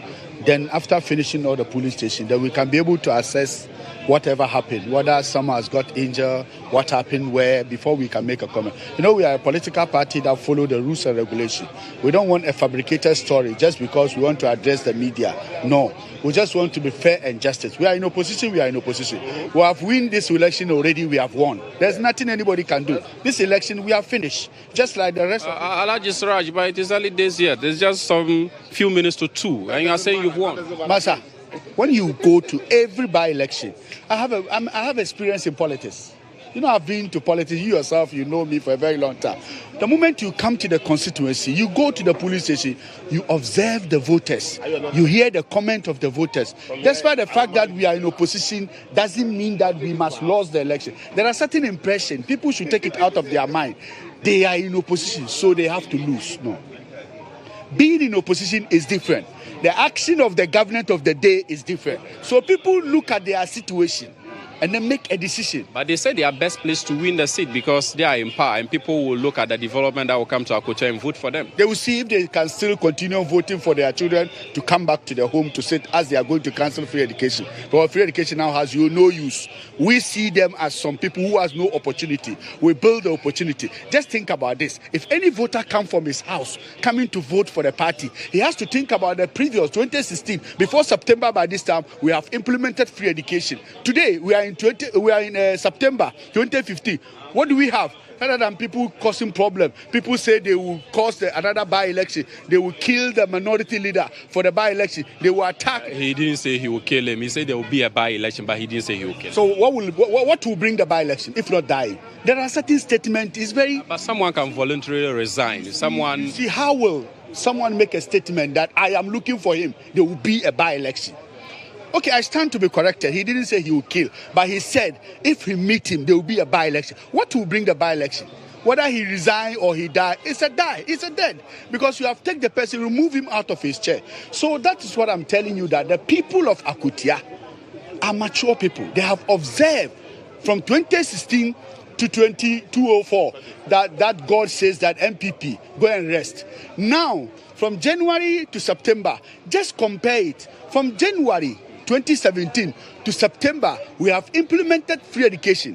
We already have free education. It becomes a national anthem. Free education, free education. Now, we are in September. But for the people of Akwatia, it is about roads, about employment, and the government of the day. For that, they compare previous, the NDC, first NDC, to the second NDC, and first MPP, second MPP. Have you forgot Babajama? From 2026 to 2024. The projects and the, what do you call it, that we brought to this place. They will compare, they will compare it. Then they will take a decision on that. So, Chaba Putin, why are you so convinced that you will win this election? Why? Tell me one reason why you think you win. The one thing is that we have worked, and we know we are going to win. What kind of work? Do you want me to tell you here? Of course, why not? No, that's my secret. It's a strategy. Yeah. Okay, so that's the national chairman, acting national chairman for the opposition. Interesting takes from the Akwatia constituency. That was Hanan Abdul Adam. He is a presidential affairs correspondent and is reporting live on grounds from the Akwatia constituency. A number of issues leading to 3 questions I want to put to Musa. I mean, a lot of time when these polls come out, people forget that you indicate that there's a margin of error. People forget that it's a poll conducted based on what people are saying. And then because, for lack of a better description, there's been some success with your polls. People believe that any time you put out the polls, then it's supposed to be the final thing that comes out. Just gone by, we just had the acting national chair of the MPP. When these things come to you, as in you, are you God? How do you receive them? No, we fully understand that polling in the manner and style we do it at Global Info is very new to Ghanaians. And we know there is a learning curve for us to go through what we are doing and for people to understand how we do things.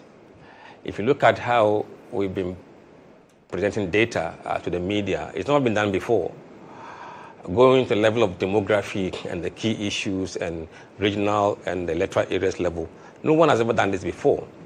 And they find the information quite overwhelming in many cases. And some believe that, look, this cannot be true because how do you do all this analysis and in short days and that kind of thing? Because in the past, people have done polls, they've taken 1 month, 6 months to finish it. We take few days. Even national tracking poll, we take about 7 days to finish it. So it's quite new. We understand that it's a learning curve, and we are doing our best as far as we can when we have the chance to educate people what polling is about, what we go through to get the numbers out for them to understand. And once in a while, I go on X and TikTok to educate followers about what polling is, what it is it's used for, and the drawbacks of opinion poll and stuff like that. So we know that it will take time. We're not magicians. Nobody can say for certain. They say you are not God. No, nobody is God. Nobody is God. So it will take time for them to understand that. But I think over time, they will begin to appreciate the work that we are doing. There is the perception that with the work that you're doing, the speed within which you're able to execute these polls, so there's a narrative that you're receiving some funding from those who wanted to go in their favor. I've heard this comment a number of times. When it goes in favor of Party A, they are happy. And they don't have any problem with that. When it goes against them, then they are putting out such things out there. Many have questioned, where is the source of funding? How are you doing this? We are a private company. We're not a think tank or CSO who gets a donation from government agencies and stuff like that. We have private clients. We have commercial clients. And the clients, if you go to our website, you see them, big global companies. So we make money from private clients, and we put some aside to do public opinion poll just for you, the public, not for anything else. And also what we do in the public opinion poll help us to get businesses in the private and commercial business.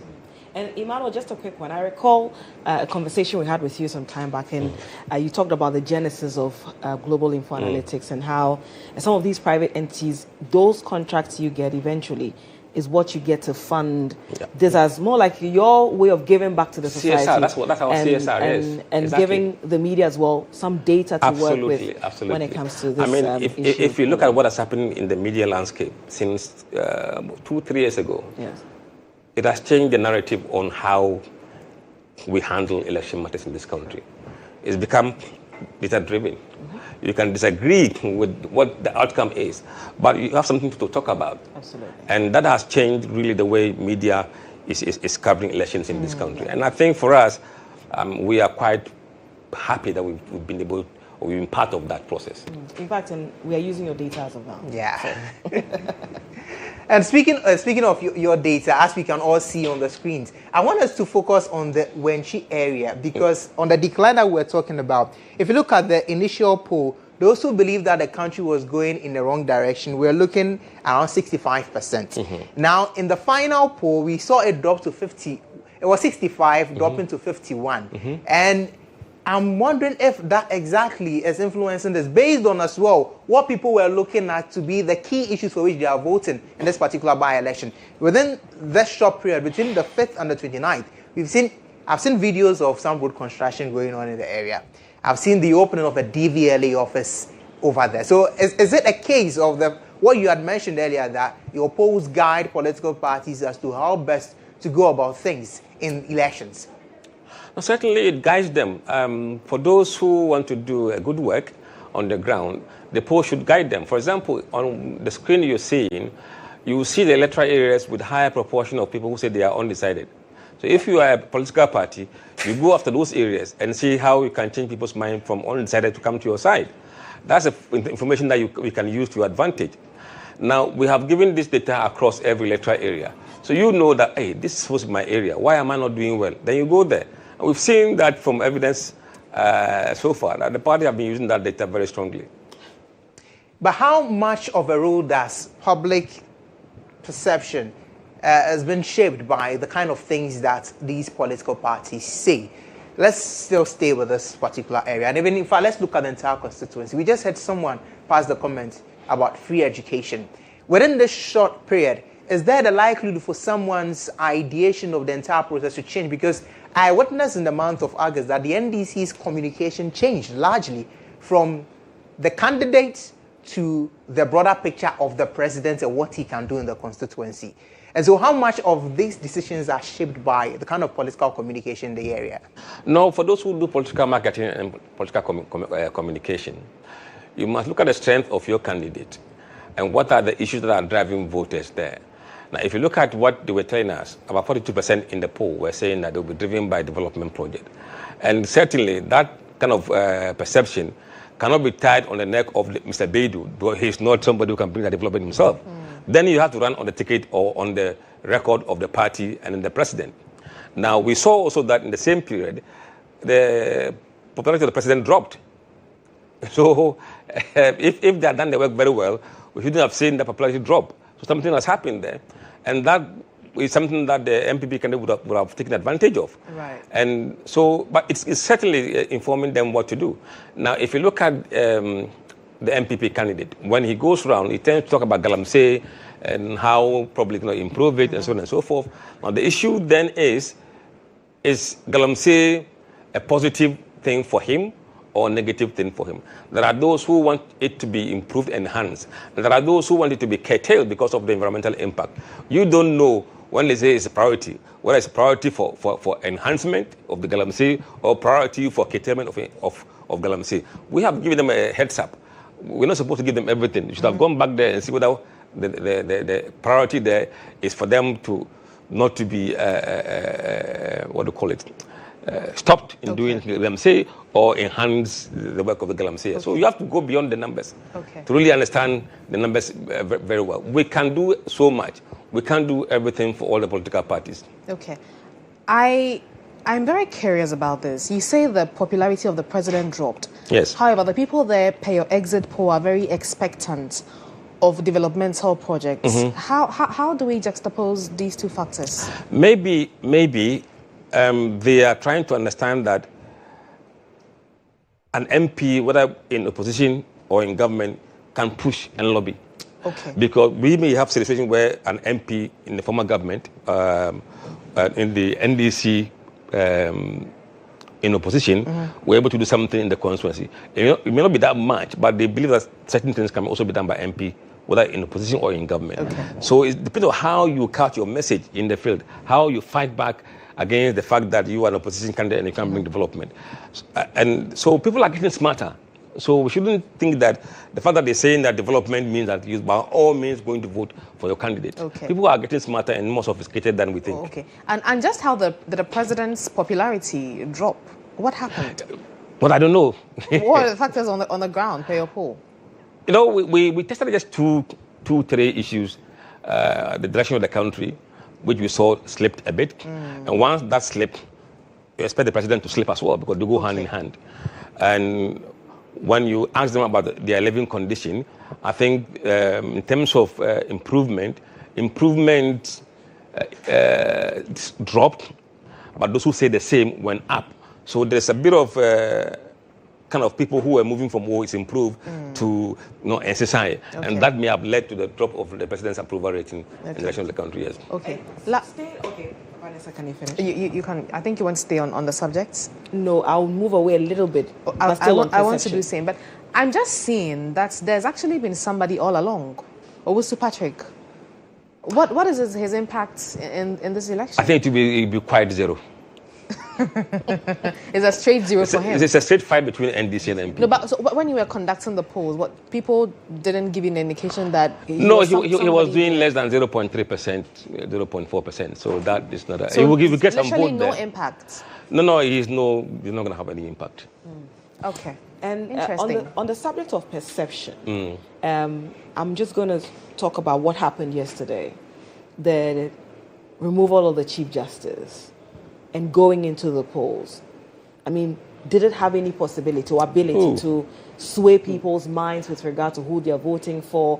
Perhaps when an argument is made that, look, this administration has absolute power and they seem to be abusing it. Does it have any kind of impact? Honestly, I don't want to answer with speculation. Okay. Well, this is fresh information that has come through, and I haven't got the time to ask people's view to digest how it affected them. So I will stay clear of that. Okay, that's understandable. All right, we'll have to go back to Akwatia currently because Hanan, our colleague there, has Osman Ayaraga. He's speaking to him. Okay, so Nadidi, currently we have the MCE for Gasout, who is in the person of Moses Kabu, and then the CEO of the National Youth Authority, Osman Abdullahi Ayaraga. They have also been touring some of the polling stations to ensure that the process is going on smoothly. So let me begin with you, Osman. You have been touring the constituency since Friday. And how does the grounds look like for the NDC, especially when we are hearing complaints of low turnout in this particular exercise? Yes, I've been here for the past 2 weeks and over. It's not just Friday. And from the groundwork we have done and from what we are picking, we know the kind of formula we're using to win these elections. And what I can tell you now is that in the next 4 hours or in the next 3 hours, when they are done voting and counting starts, I can tell you emphatically that the NDC will surely win the Akwatia seat. The Akwatia constituency is going to turn green by 5 p.m. today. That I can assure you. But what you say formula? What kind of formula? It's a 4-4-2 formation. It's a down ball. You understand. I cannot disclose how we're doing it. But what I can tell you is that our formula in winning this election is that we will surely win this election. 4-4-2 is a football formation, but you are doing politics. So how do you bring 4-4-2 in politics? Well, you can surely bring 4-4-2 into politics because in every... Can you explain what? In every game, you need defenders, you need midfielders, and you need strikers to give you the goals. So in the end, we'll surely have defenders who defend the votes. We'll have the midfielders who make sure they distribute the votes. And we have the strikers who make sure at the end of the day, the person goes out there to vote. And after voting, we'll make sure we retreat and have everybody come back to base and protect the votes. So at the end of the day, we'll surely change the formula again to 8-1-1, where you have 8 defenders protecting our ballots.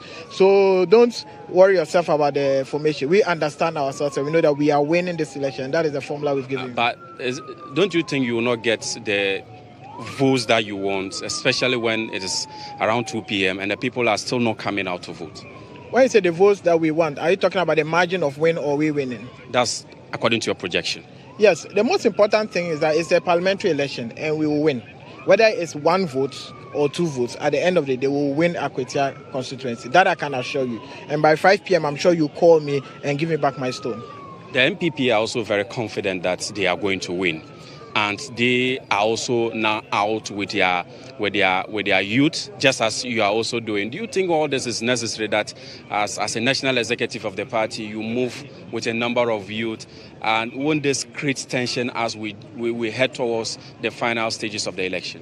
Well, we are not roaming to create chaos. We have had pockets of some incidents, and we are just monitoring to make sure that everything is calm and peaceful. And as you know, the NDC party is a very calm and peaceful party. And I've told you that we don't need violence to win Akwatia elections. What we need is peace to win the election. So we have remained peaceful, we have remained resolute, and at the end of the day, as I said, by 5 p.m., the NDC will surely win the Akwatia seats once again. So that's Osman Ayeraga. So Gasout, don't you think you should have been in Accra minding the issues in your jurisdiction, floods, construction of roads and all that? Why are you also here monitoring the elections? This is an issue of Ghana, and it's an issue of NDC. It's not an issue of only Gansouth.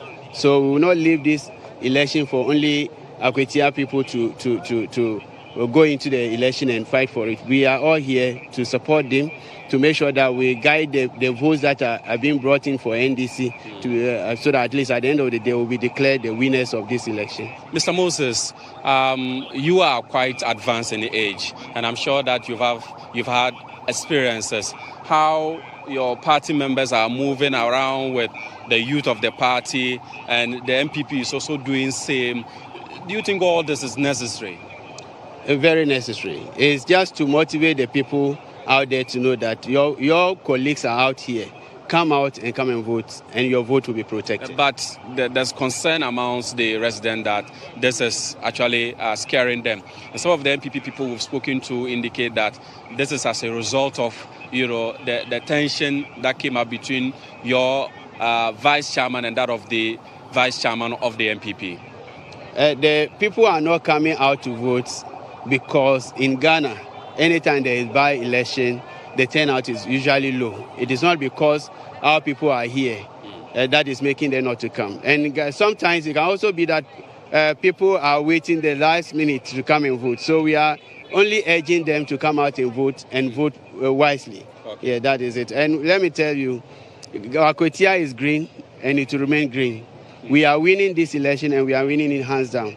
Only those pockets of violence that you see are the creative of NPP, because they know they are losing. And if they are losing, they need to create it in minds of people that NDC is causing some commotion or whatever, just to let people know that NDC era too, during by-election, there will be this pocket of violence. But it's not true. You cannot compare this kind of peaceful atmosphere we are witnessing right here to Iowa's West Oregon. So far, so very good. All the areas I've visited have been very peaceful. And this election will be one of the peaceful elections we've ever had in Ghana. Okay, thank you very much. That's Mr. Moses. He's the MCE for Gasout. Let me now engage some of the voters here. I've seen quite a number of them, observe how they went to vote. So let me find out from them how the process has been. Ms. Pacha, good afternoon. You are live on GHOne television. Have you voted? No, please. Why are you not voting? I just came. I think our bedroom. But fine. Na ubetu abane de. But fine. Na de ekoso no na mo amoti Akwatia ha no de na mo pe after abatwa. Abatwa yen pe nyoma bebre. Na te say den. Oh, mpuntu na ana obi ape. Also sa na also pe watu aba. O me pacho me de makwakoto aba no. Akokoti. How does it feel like, say, watu aba in December 2024? Na September year what's abetu aba? Okay, we were not expecting this, but aba so any option there. So the best thing we could do is say, as a party member, me do me ko na the many option there. Makwakoto aba because if say my buy one year the umbrella power, you see no umbrella boa Akwatia man because sisi I no share your coin na. Kwani bebre na assess so hey nya nema bebre so iti I say apart from kwani nema bebre to say then Okay, aside crime, I'm a boy market to me another schools near hospital so hey because and also here because as at now GC hospital no I say should I need too strong so yeah it's another hospital be my things and kebebwa so I'm a boy na kebia yet to me say invest in boy Akwatia enya bad it me a rural bank so I see that one too is not bad so yeah it is and any brepa. But this time, you need brain and be there go crying. So na bani de me yim na matopa. So I'm just hoping say my buy no better than power. So, Oshe nim say o candidate no and win. Sure, me 100% sure. Yeah, I'm not losing the film because in Paiba me ni jidia me dey tired in the chine there. I know say we will definitely win. Yeah, we will definitely win. More. Okay, so now that's a voter telling us that for them, they are only interested in developments, and that is what they are looking out for. They said they need an additional hospital, they need an additional school because they also want a bank. That's what she's saying. And so they are looking forward to that, and that is why she came out here to cast her ballot. So now those are some of the things the constituents are telling us here on the Budia High Street as we engage them right here. So I'll hand over to you back in the studios in Accra.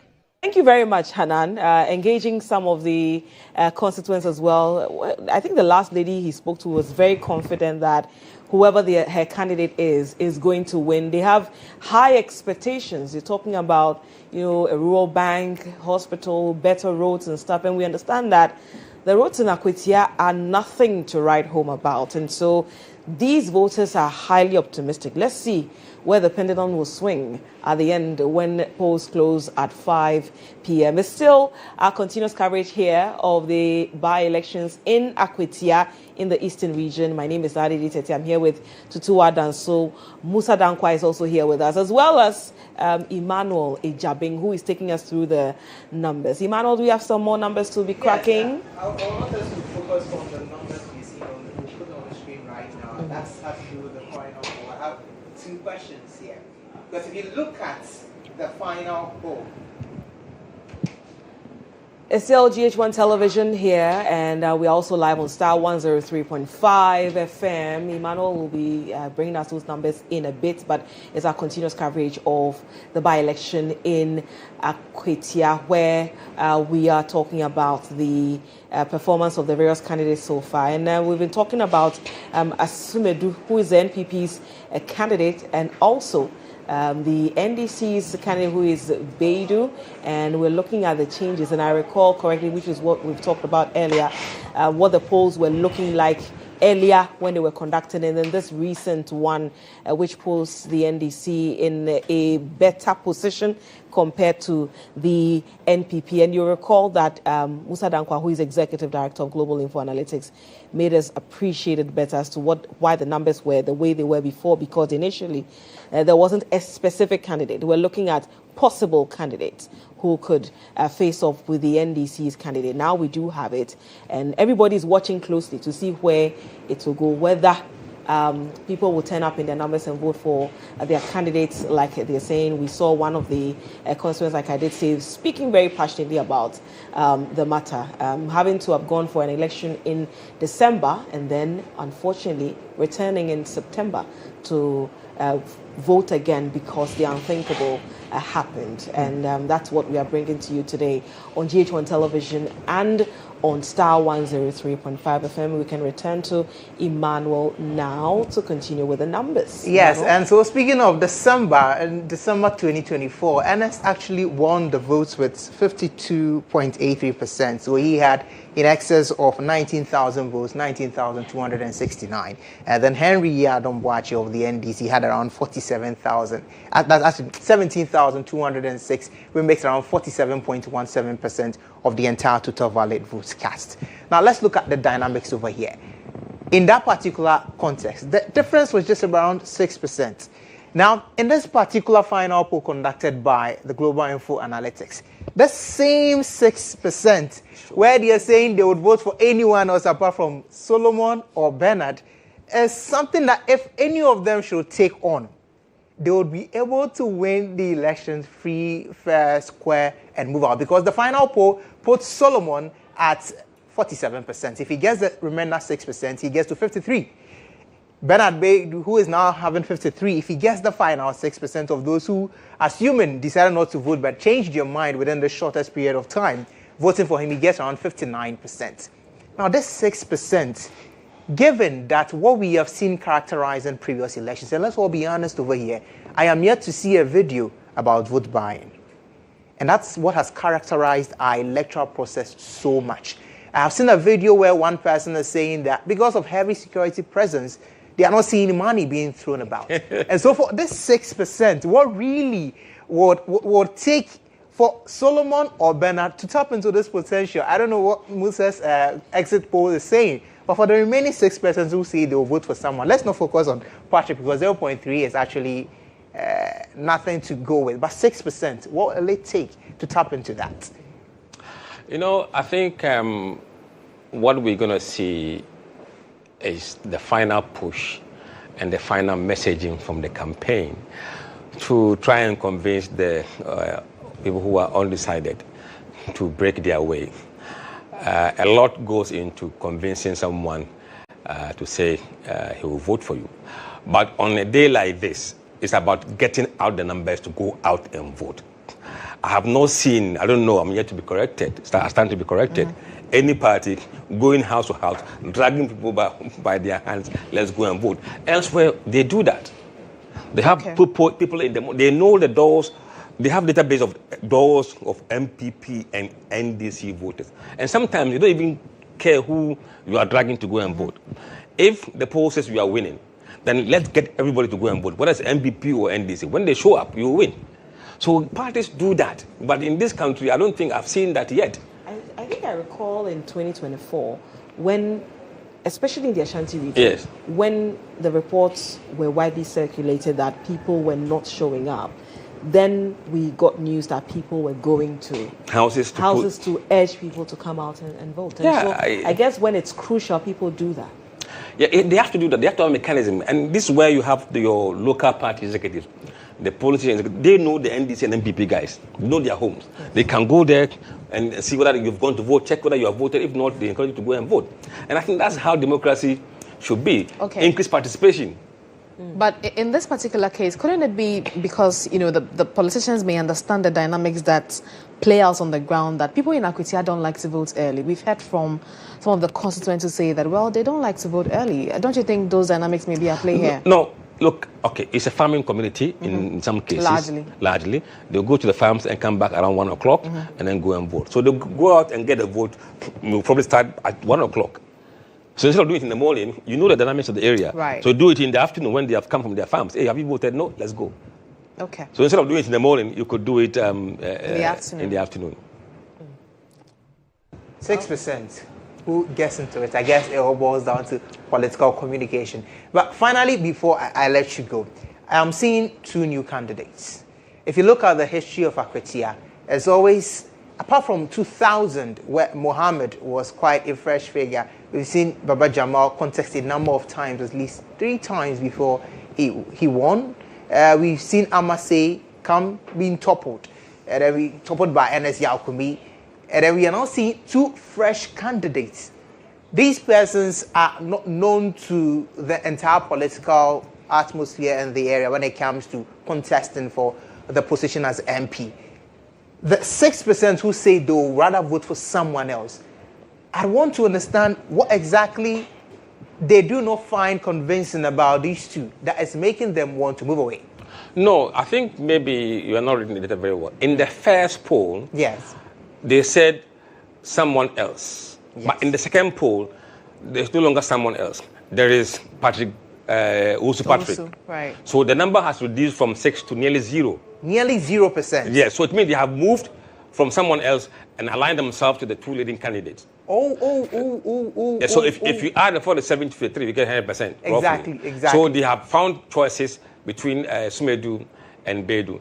But within the poll, if you look at the headline, the key headline poll, what we call the committed voters model. Yes. There you have Sumedu on 42 and Bedu on 47. But 11% said they were undecided. Those were the numbers that these guys have to fight for. The undecided guys, 11%. And in that particular fight, those who were undecided, then let's frame the question around those undecided persons. What exactly were they looking at? Why were they not ready to make any decision as to any of these two? In every election, there are people who wait until last minute to see how the campaign unfolds. So those are those that will be mobbed out by the political parties. Yes, and there are those who they don't decide until they come to the ballot, the polling station. That's when they decide. So in such a situation, a pollster cannot determine with sincerity what the guy will do when he gets to the ballot ballot box. So there are so many things that go into undecided. And if the race is very close, they could tilt the race either way. Very interesting. So are you saying at this time, there is no clear winner? There's no one who is likely to be the clear winner? Let's wait for the counting. You don't want to commit to that? No. But in the exit polls, I've seen the exit polls, and I can see that quite critical. The issue of development still remains topical for them. I've seen it's performing around 52%. Economy is at 13, education 10, jobs at 8. I think Galamsey has dropped to 5%. But of course, the sample size is quite different in this particular exit poll. But it seemingly looks like development is still the main issue for persons in Akwatia. Yes, what I would say is that if development remains this high, and the NDC candidate leads among or wins majority of those who are saying development, then he is more likely to come on top. Because it is consistent with the earlier poll that put him ahead by that 6 point, with people saying development was key to them around 42%. We've seen that go up by 10%. So it is a bit of, it's not a straight win, but it will give you an idea of what might be going on in this guy's head. 52%. Yes. So it's a very key factor I am watching at this stage to see who wins most of these guys. The voter turnout, and that's my final question for you. The voter turnout, as we've all witnessed per historical records, it's not always as it does in the main election. In this case, should the voter turnout largely be very substantially below 60%? Does it still keep the race still tight? You said anyone could easily edge the other person. It will, because it's proportion, law of proportion. If you have 1,000 people coming out, the proportion that you're going to win with will remain largely so. If that number is half, the proportion remains the same. Not the actual number, but the proportion largely will be within margin. The problem will be if the turnout is very low in your stronghold and the other people turn up. In that case, you'll be in trouble. If this area is supposed to be your stronghold and your guys sat at home and the other guys show up, then that will be a big trouble for you.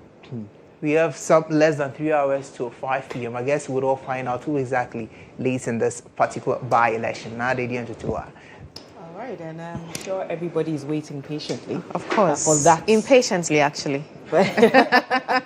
Everybody's waiting patiently or impatiently to find out what the outcome will be. But like we've been talking about, I think it's the politicians that have made this a high-stakes selection because really it doesn't make so much of a difference.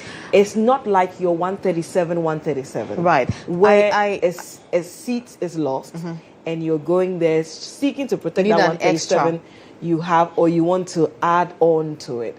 But the politicians have elevated the stakes so high because what? But can we blame them? And I'm asking this because we all saw what happened during the Ablekuma North rerun. Yes. The NPP was clearly very relaxed. In fact, they had earlier come out to say that they were not contesting. The polls, yes.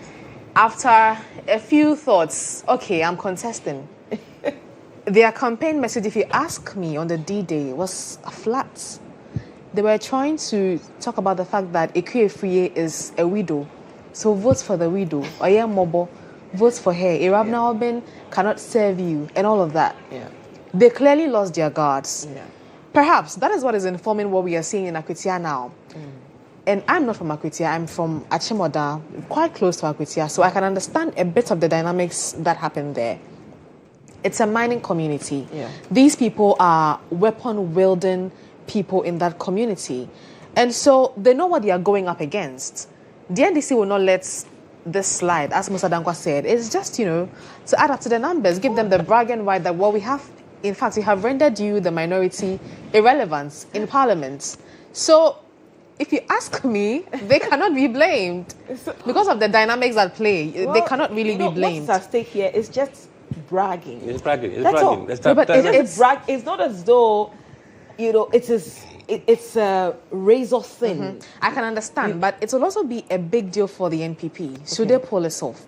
This is because of the historical precedents we've seen. Okay. So in 1996, there was the NDC. Yes. In 2000, the NPP took over. 2008, they managed to hold on to that. In 2012, the NPP again. In NDC, Baba Jamal caused an upset. Baba Jamal is with the NDC. Yes. Then we see he has a name, Amase, with the NPP. Then Henry, whose lawyer unfortunately has asked him. Yes. But imagine that the NPP wins after Kumi. It may change the narrative that Akwatia is not as flippy as we claim it is. Yes. So I'm sure that's the reason they are, upbeat about it. They want to have it. No, but I mean, imagine that your sitting MP, who was NPP, lost his life unfortunately. He's going to be replaced with an NDC person. And mind you, in Tamale Central, the stakes are good for the NDC. I mean, the NPP is not even contesting. Yeah. It will look very funny for the NPP. It will make them look so irrelevant. They may give up on elections in this country. And you see, but the thing is, it still goes back to the bragging element or ego. Exactly. Because if the NPP loses, their ego equally will be bruised. Yes. Because they would feel like, okay, the 88 that we had that we're trying to protect. Now we've gone further down to 87. And they know their opponents will have a go at them. Of that, course. please, when we're having a conversation, can you please sit aside? Because we What can do are you without bringing to the table? your number. So, I mean, I really hope that the people at the center of it, which is the people of Akwatia, they would appreciate that nobody's life deserves to be lost as a result of this. course. So far, I think it's gone on peacefully. Apart from that, quite surprisingly. yes. Apart from those skirmishes we saw in relation to the party officials and then some people behind them, but it's been largely peaceful. And we really hope that it will remain like that. That it will be peaceful and people will appreciate that it's just an exercise and it shouldn't be chaotic. Sometimes you realize that during the election proper, there isn't so much of a confusion until we get to the coalition. That's yes, true. and then people start throwing unnecessary tantrums and stuff like that. So I guess so far so good. But we just hope that the good thing is that if the voting process has been smooth, the tantrum at the coalition doesn't matter. Because the actual voting has been done. Once you secure the ballot papers, you can fight. After the fight, we'll come back and count it. Yes. Okay, I know you want to run, but let's talk about the presence of the IGP briefly. I listened to our previous panelist who said that it was quite a stretch. I don't know what both of you make of that. The presence of the IGP, despite deploying over 5,000 plus men to the area, and we know there's the military on standby as well. Was the presence of the IGP a bit of a stretch? I don't know what both of you make of it. Well, I don't think it's a stretch. However, I think that the police brought this upon themselves because of how things went in Ablikuma. So now they really want to prove a certain point. Right. And so they are putting their best foot forward. As to whether it is proportionate to the task at hand is another conversation. But it's because of their handling of Ablikuma North and how people came at them, criticizing them. They feel that it is time to salvage their image. And that is why they are putting everything on. Some would say that, well, you're doing your best, but it looks like it's not proportionate to the task at hand. Right. I mean, the numbers are extremely high. If this is how it's going to cost us to run by-election, then I'll be looking at Professor H. Pempe to give us a solution. But look, by-elections are supposed to be quiet elections. We that live in the community, we go there and express our views. I mean, you hear people coming from Achimswe to Akwatia, coming from Tamale to Akwatia. I mean, what is the point? There's somebody that came from the Volta region. That is the point. I think it's because, I mean, when it's by-election, like the election is being held at a point in time. So everybody who has nothing to do just goes there. I mean, it shouldn't be this do and die affair. It shouldn't be a do or die affair. I mean, sometimes I really wonder why we stretch ourselves so much with regard to this issue. But yes, it's our continuous coverage of the Akwatia by-election currently underway. It's some 26 minutes past 2 p.m. Voting is still ongoing. We've been in and out of the constituency, engaging our colleagues that are on the ground, monitoring the situation. Generally, it's been peaceful. Like I keep saying, pockets of incidents here, but it's been smooth largely. And everybody's counting down patiently or impatiently to 5 p.m. when polls officially close, and then sorting and counting will begin, and would know who is going to carry the day, whether it's going to be green or it's going to be blue. Everybody's looking forward to what the numbers and the figures will be. My name is Nadidi Tete. I'm here with Tutu Adan. So, Musa Danko, I know that you'll be taking leave of us soon, but why were you shaking your head? I will tell you later, subsequently. But yes, this is our continuous coverage of the elections in Akwatia. We are live on Star 103.5 FM, also live on GHOne television, live on YouTube and Facebook, as well as all the other social media platforms. And if you have any feedback as well, your answers and stuff like that, your messages, you can send them in. We'll let our social media team bring that to you in the course of this coverage. How many more minutes to go? Or how many more hours to go? We'll be taking a break shortly, but then, yes, we've been talking about the voting, we've been talking about the pattern, how Akwatia is a swing region. You know, Mr. Dankwa, consistently it says that Akwatia is a swing region. The counting usually starts from 1996. It should be 92. But nobody counts 92. Some believe that 92 MBB boycotted it, and for that reason you don't count. But in parliamentary numbers, you count. You count. Okay, so we'll see. We'll see where it will go subsequently. Whether at the end of this election it will be 5 against 4, or it will be what? 5-5. 5-5. Let's see how that will go. But we'll go for a short break. When we return, we'll still continue with our coverage of the elections in Akwatia. We'll also be bringing you your reactions to what has been happening over there as well, via your comments on social media. So don't flip your dial. Stay tuned here, right on GHOne television and on Star 103.5 FM. We'll be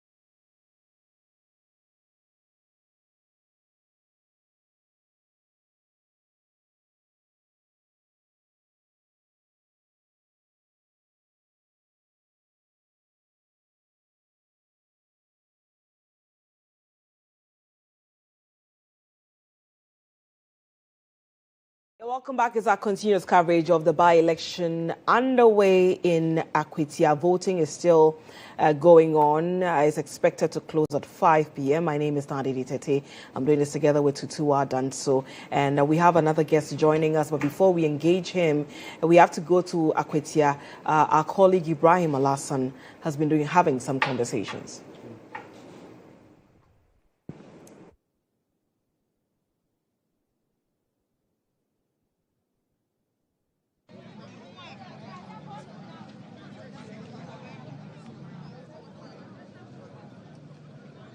Well, a few hours to the end of polls, but of course, we're still coming to you live from Akwatia, specifically in the Wenchi community. We visited a number of voting centers or polling stations. This one is specific. Individuals who have crowded themselves here. And I'm wondering why that is the case. But let me seek to find out from some of the individuals who have massed up here to find out what exactly it is. Okay, hello. You're live on GHOne TV. You've been making rounds. First of all, tell us your observation. Okay, anything is good. By today, this year election, how the police conducted themselves, it make great from the people from this. Everything security-wise has been... But security, that one, Ajib, we need to greet him. He has done their work. I know here. Okay. I come from Keri, but here is my area where I would take my anything from here. I know here is a hot town. How this election they comported themselves, I know by end of today, anything will go well. Introduce yourself, your name. My name is Inu Sabat. I am Kumasi, but I am this town. I come from this town. And that's why you came back? Yes. For the by-election? To see how my people can vote to get the best candidate who can help our... How you know, you see the area, we are poor. See our roads. All our roads is a problem. We need government to help us. So I encourage my people to vote to get the best candidate who can help us to get the best routes. All right. What do you have? My name is Alfred Kojo Treadles. I'm one of the Council of Elders in Ayawaso Central, Greater Accra. Oh, okay. I think that this by-election has been very, very peaceful. Like my colleague said, we should give thanks to the IGP. I mean, the security men has done tremendously well, including yourself, the journalist. So far, it's been very peaceful. We are praying that it should be like that before the elections, so that at the end of the day, when we are victorious, you see my yes, then we know we can jubilate very well. We don't want anything to come and mask this victory. All right. Thank you very much. So let me move on and engage many more people here. Okay, so let me engage this gentleman, and I've seen many people who have masked up here. What has been observation? You are live on GHOne TV. What has been observation so far? Oh, okay. Thank you very much. I think people are eager to come out and then vote. It's now 1 o'clock, and then I know from 2:33, I know people of Wenchi will come out massively and then vote for the preferred candidate we want to. Yes, we want him to lead this constituency. So I'm told usually that's how the community behave. In the morning, many people are engaged in other activities, but later in the evening, then they turn up and vote. So the concerns about the low voter turnout might not be legitimate at this material point in time. Is that the point you are making? Sure. Because looking at the time, as I said, it's 1 and then, a little about 1 p.m. So getting to 3:30, 4, 5 p.m. thereabouts, then you see that is how we Wenchi people, the Oseo people, we vote. Yes. But you have voted already? I have. Let me come to somebody who is here to vote and find out why. You are also live on GHOne TV. First of all, what has been your general observation? In fact, during the by-elections, we realized that the turnout will not be as a general election. So, looking at it, the turnout is very low. But as my brother said, I think from 3-4 going, people will will come and vote. I'm now going to vote. So I'm going to vote for my preferred choice. Yeah. I won't ask you who your preferred choice is because that's your secret. But thank you very much for your input. And so, yes, you want to add something? Okay, you're live on GHOne TV. Thank you very much. My concern is that the security is very good. As we are very impressive. It's improved. It has improved up to this afternoon. But the issue is that I have issue with regards to the MPP vice chairman, third vice chairman. 3 days or 2 days before this election, the police administration had a press conference in Akwatia, and they announced that be it a minister, an MP, whosoever, if you are coming to a police station with your bodyguard, that is police bodyguard, assigned bodyguard, who has a sidearm, should report to the police station and leave your sidearm. You're supposed not to come to the police station with a sidearm. I think all media men can bear me a testimony to that. Today we have seen the one that I mentioned his name going around with a police officer with the 3 stars. I was told ASP or DSP, whatever it is, without being questioned by the police authority, following him all over the place with 2 sidearms. With 2 sidearms going around the police station, which against their own press conference that they have, is against their own tenant that they put out to guide this very election that we are talking about. And I think I was calling on IGP GHOne and his council of elders or whatsoever to make sure they deal with this issue, because I don't think that vice chairman, he has any position in this country. Even how come I see former Attorney General Burapi Opom, Ufuson Pofu, all the big guys, they don't work with police officers. Nobody can bear me testimony. Those who are following them, the policemen, they don't have sidearms. So how come somebody who is not in government will follow by a police with the 2 sidearms? I think something must be done, and something have to be done about it. Thank you very much for your concern. And of course, of course, he says he wants to react to that. Okay, so what do you have to say about that? He talks about the fact that there was a police directive that no bodyguard should be allowed to carry arms, especially to polling stations. But then third vice chair of the NPP is seen in the company of a police bodyguard with sidearms, 2 of them, he says. But then you also agree with me that my brother did not even do good to his party.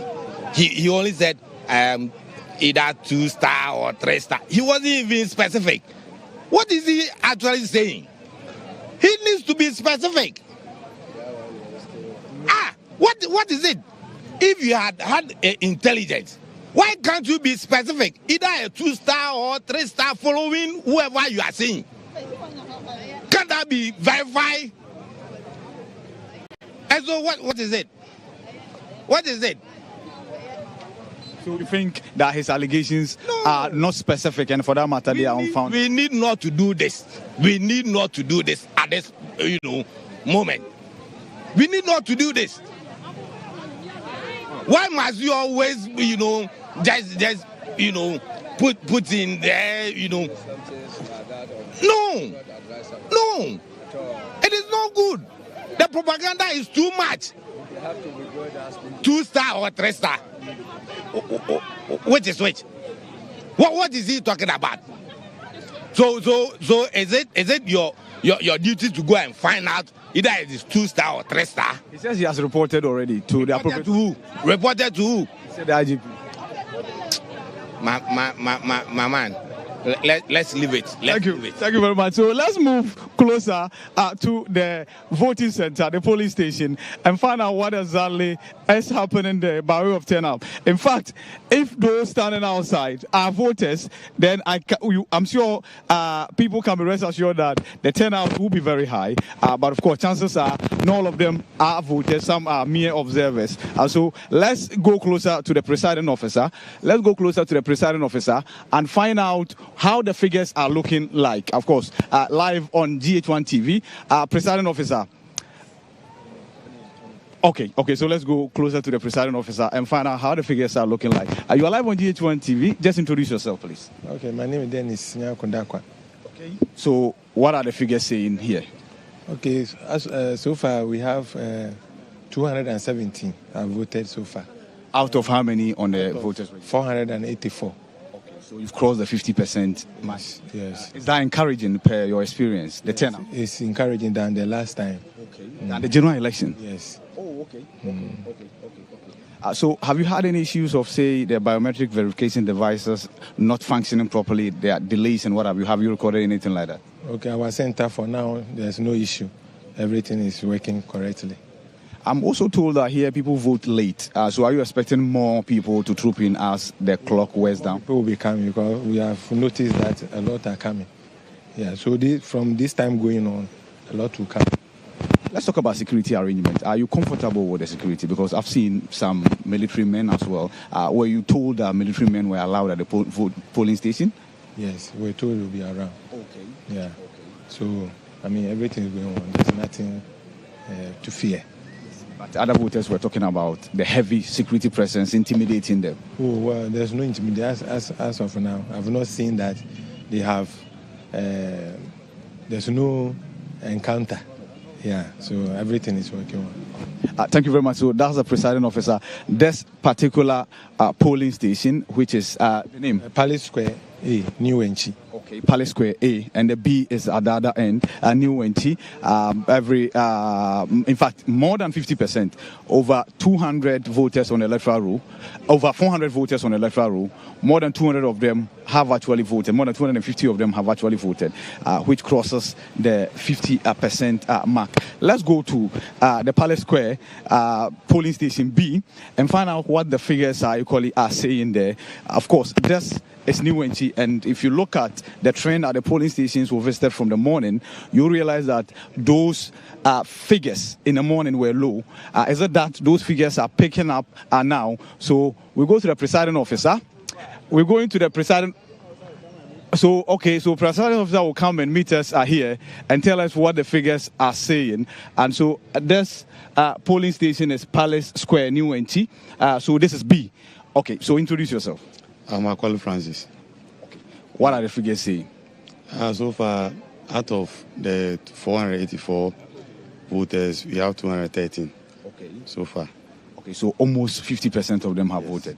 If you compare this to the last election, in fact, at the polling station A, we're told that today's turnout is much more encouraging than even the December 7 election. Have you also observed similar trend? Yeah, it's true. Okay. Because last year, general election was a little bit lower. But this one, you see much improvement in it. Mm-hmm. Okay. Are you expecting, because at least you are expecting more than even 50% to also show up? We told that in this community, they adopt the wait and see attitude, and later in the evening comes. So are you expecting more? We are expecting more. At least maybe 70%. Have you had any challenges with the biometric verification devices? No, we don't have any challenge at all. Thank you very much. So that's the presiding officer for this particular polling station, and of course, New Wenchi, to be specific. And so, yes, of course, I've seen a number of national security personnel as well. Initially, we saw men in military uniform, armed, standing here. And when we asked the presiding officer, he mentions that, yes, indeed, the EC had informed them that once in a while, the police men who have been deployed, not just them, the military as well, will make their way. Move from office to office, ministry to ministry, to get the needed development the people want in his constituency and his presentation. Somebody may not have the needed education, as you may want to put it, but the person may be able to meet his people almost every weekend or any time there's an issue within the constituency, to come and sit in and do well to represent or take that issue to whichever ministry or whichever government agency is supposed to represent. So that representation is there. So when you talk of representation, it's not only about the person standing on the floor of Parliament and speaking. That's just one aspect. But there are so many other aspects, because my people will be more represented and be more satisfied with me if I'm able to let them have the needed development they need. It's not going to Parliament to speak English. That's one aspect. But if you speak English and you are not able to give them the needed development, you are not actually representing them. So I think then the way they want they decide the elections today, because the elections today has been one of the grounds for these elections in the run-up campaign. One is elected, one is not elected. One is lawyer, one is not.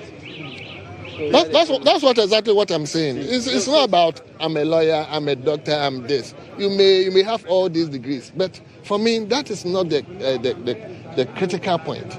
You may be in parliament. Some people are lawyers, but probably those people may not be able to articulate even on the floor.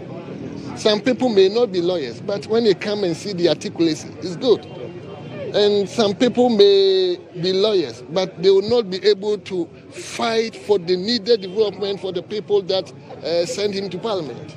Some people are not lawyers, but they will be able to move from office to office, ministry to ministry, minister to minister, to seek for the needed development of his people. But that's what the people are calling for. They said this election is about what the government will do for them. And it appears that will not go in your favor. Is that what it is? Will not go pay your explanation, the MPP's favor. What I'm saying is, you see, the dynamics are different.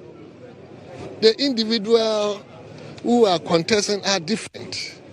So when it comes to politics, everybody would like to play a card that is stronger in his side. So somebody may be playing a card that I'm a lawyer, I'll be able to represent the people. Somebody may be also a businessman. He will say, I'm a businessman, I'll be able to represent my people. These are all talks. But the reality is indeed when the person is given the opportunity, if his people will actually testify that he's representing them. How have you monitored the process so far? Come again? How have you monitored the process so far? So far, so good. So far, so good. Speaker, how have you monitored the process so far? You're live on GHOne TV. So far, so good. In terms of security, I think it's good. In terms of constituents having their desire to vote, I think I've seen people eager to vote, and without intimidation, without harassment, without anybody directing the person how to go and vote. So I think it's one of the best by-election we've had or have witnessed so far. We are praying that the process will go on till 5 o'clock without any hitch. Concerns of low voter turnout, have you witnessed that as you go around? I think I've been asked this question several times, but for now I will not be able to speak to that point because I wouldn't know the numbers as I'm speaking with you. But the way I've seen people with the eagerness to vote, I must say probably the turnout may be different from the by-election turnout that we've been witnessing. Okay, so Akwatia is one of the hot constituencies, and we've seen the heavy deployment of security. Just as we speak, you've seen how the police are going by monitoring or patrolling the areas. Do you think that this is how the security should, do their deployment as and when we have by-elections depending on the constituency? My brother, I cannot speak to some of these things. But you are the second deputy speaker of parliament. In my own assessment, I may say the numbers are too huge. It's an overkill. But they are sitting there with their security intelligence, and that might have informed them to take this decision. So I cannot criticize them that they've brought such a number to Akwatia. But at the end of the day, as I said, if we are able to secure the peaceful election that we are all looking for me, it's good. I said we cannot quantify the cost of peace. And therefore, whichever way the IGP and his team thought that we can secure that peace, please, let's give him the benefit of the doubt. Mr. Speaker, let's talk about the election. We are hoping that MPP will win. Is that it? Yes, at least for the sake of our late brother. If not for anything at all, for the sake of our late brother. I'm speaking on this issue because when you look at the numbers we have in Parliament, 87 for we, the NPP, and the 184 also for the NDC. I mean, NPP winning significantly will not change any dynamics in Parliament from our side. NDC winning significantly will not change any dynamics in terms of their numbers. It's almost the same. But by-elections, parties have their own way of also looking into by-elections. It's a way of assessing the strength of the party. It's a way after the general election they use to see how the party is standing, those kind of things. So in terms of party's position, in terms of by-election, it's different. But if we are talking in terms of significance in Parliament, I may not have that position that is coming to change any dynamics. In terms of significance, would you have wished that NDC would have contested this so similar as in Tamale Central? Yeah, that was our wish. That was our wish. That the way our brother NS passed on, and the way our brother Mutala also passed on, we felt that we should have allowed the parties to fill these positions. But they also that is my position, that the new constitutional review committee, I am thinking this will come up strongly. That it's look at the cost, look at the police presence here. In terms of cost to the nation, it's huge. Just to fill one vacancy in Parliament, it's huge. So I think the constitutional review should look at it again. And is there a proposal you made to them, or you are just? I think that proposal has already been made. We will look at it. If it has not been captured, we have to actually put that in up, so that we end up this unnecessary tension, and that is always mounted out when there's a by-election, and it's unnecessary. It's unnecessary. I mean, your senior in Parliament, Collins Dowda, yes, is saying that once they are in government, yes, a minority MP will not bring development to the that is what he will say. You don't expect Collins to say anything contrary to this. I mean, I don't expect any NDC member will come and say, no, there's no need for this election. Let's give it to NPP, or let the constituents here go and vote for NPP. No NDC member of Parliament will do that. Likewise, I'm sitting here, standing here before you. I would never say that Akwatia constituents should go and vote for NDC. So you don't expect Collins to say that. But I am speaking in terms of significance of dynamics in Parliament. It wouldn't change anything. But would that be a good practice for our democracy if we say that a minority MP will not get any development for his constituent because of the minority? Well, that's what I'm saying, sir. It's politics. He has to say something that will significantly convince the electors that the person we are going to vote for him will not be able to get any development for your constituency. And therefore, you don't need to waste your time going and vote for that person. You get the point? You don't expect him to say anything other than that. He mentions that, yes, indeed, the EC had informed them that once in a while, the police men who have been deployed, not just them, the military as well, will make their way to the polling station to ensure that security is at its optimal best and nothing untoward happens. So let's draw closer. I've seen Richard Japa around. Let's see whether he will spare us a word or two relative to security, because he has been heavily been praised for how security is. Just a word, Mr. Japa. Your own home. Your own home, GHOne TV. Just a word. I don't grant interview. Oh, because you have been praised for how much work has gone into security.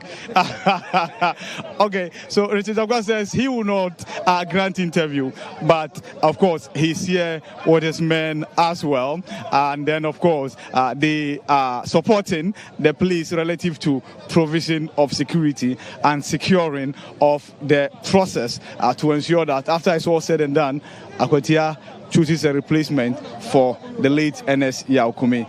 Back to you in the studio. You're welcome back. We're still on the coverage of our election in Akwatia. Ibrahim Alassan and Abdul Hanan Adam on the ground, bringing us up to date with all the developments there. You heard Ibrahim trying to get Sir Richard Zakwa to speak. Well, he didn't get that opportunity. He went into his vehicle. We also did see Abdul Hanan Adam as well engaging the second Deputy Speaker of Parliament on the grounds as well. And he says, and it's something there's a point we've been making here, that it's just about the bragging rights, really, because it does not change the dynamics in Parliament, especially where this individual, when voted, would be going to. But we are in the studio as well with another aspect as we proceed with our coverage of the by-election in Akwatia. We've been joined in the studio by Mohammed Tawfiq Adamu. He is a political communications lecturer with the UPSA. And political communication is critical at this point in time because we are hearing various utterances being made. Some of these skirmishes we saw earlier, I mean, what they are saying to each other, things about a by-election going to be conducted in some areas.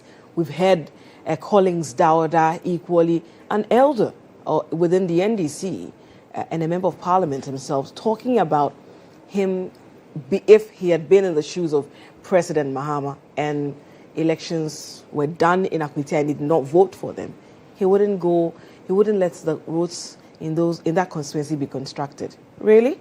Well, it got my eyes popping, but the communications analyst is here. I mean, what kind of impact will such utterances have on an ongoing process? My name is Nadi Diteti. I'm doing this together with Tutua Danso. Tutua, before Tawfiq comes in, some of these utterances that have been making the rounds, I mean, don't they make your eyes roll?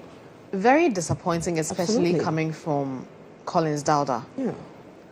How do you make such a comment that if you were the president, you won't continue with construction projects in Akwatia if the people vote against the NDC when the process is still ongoing? And we all know how tight these elections are. There's no clear path for either the NPP or the NDC. Yes. How then do you make a comment like that? So just imagine that your opponents pick this message and go tell people that, is this the kind of party you want to vote for in these elections? Because it appears they don't even care about you. They just want your votes. It's something that the opposition party May can say. capitalize And on. how many hours more to the end of polls? Approximately 2 hours. Yes. And you take such a risk. As for Azoka, permit me to say this.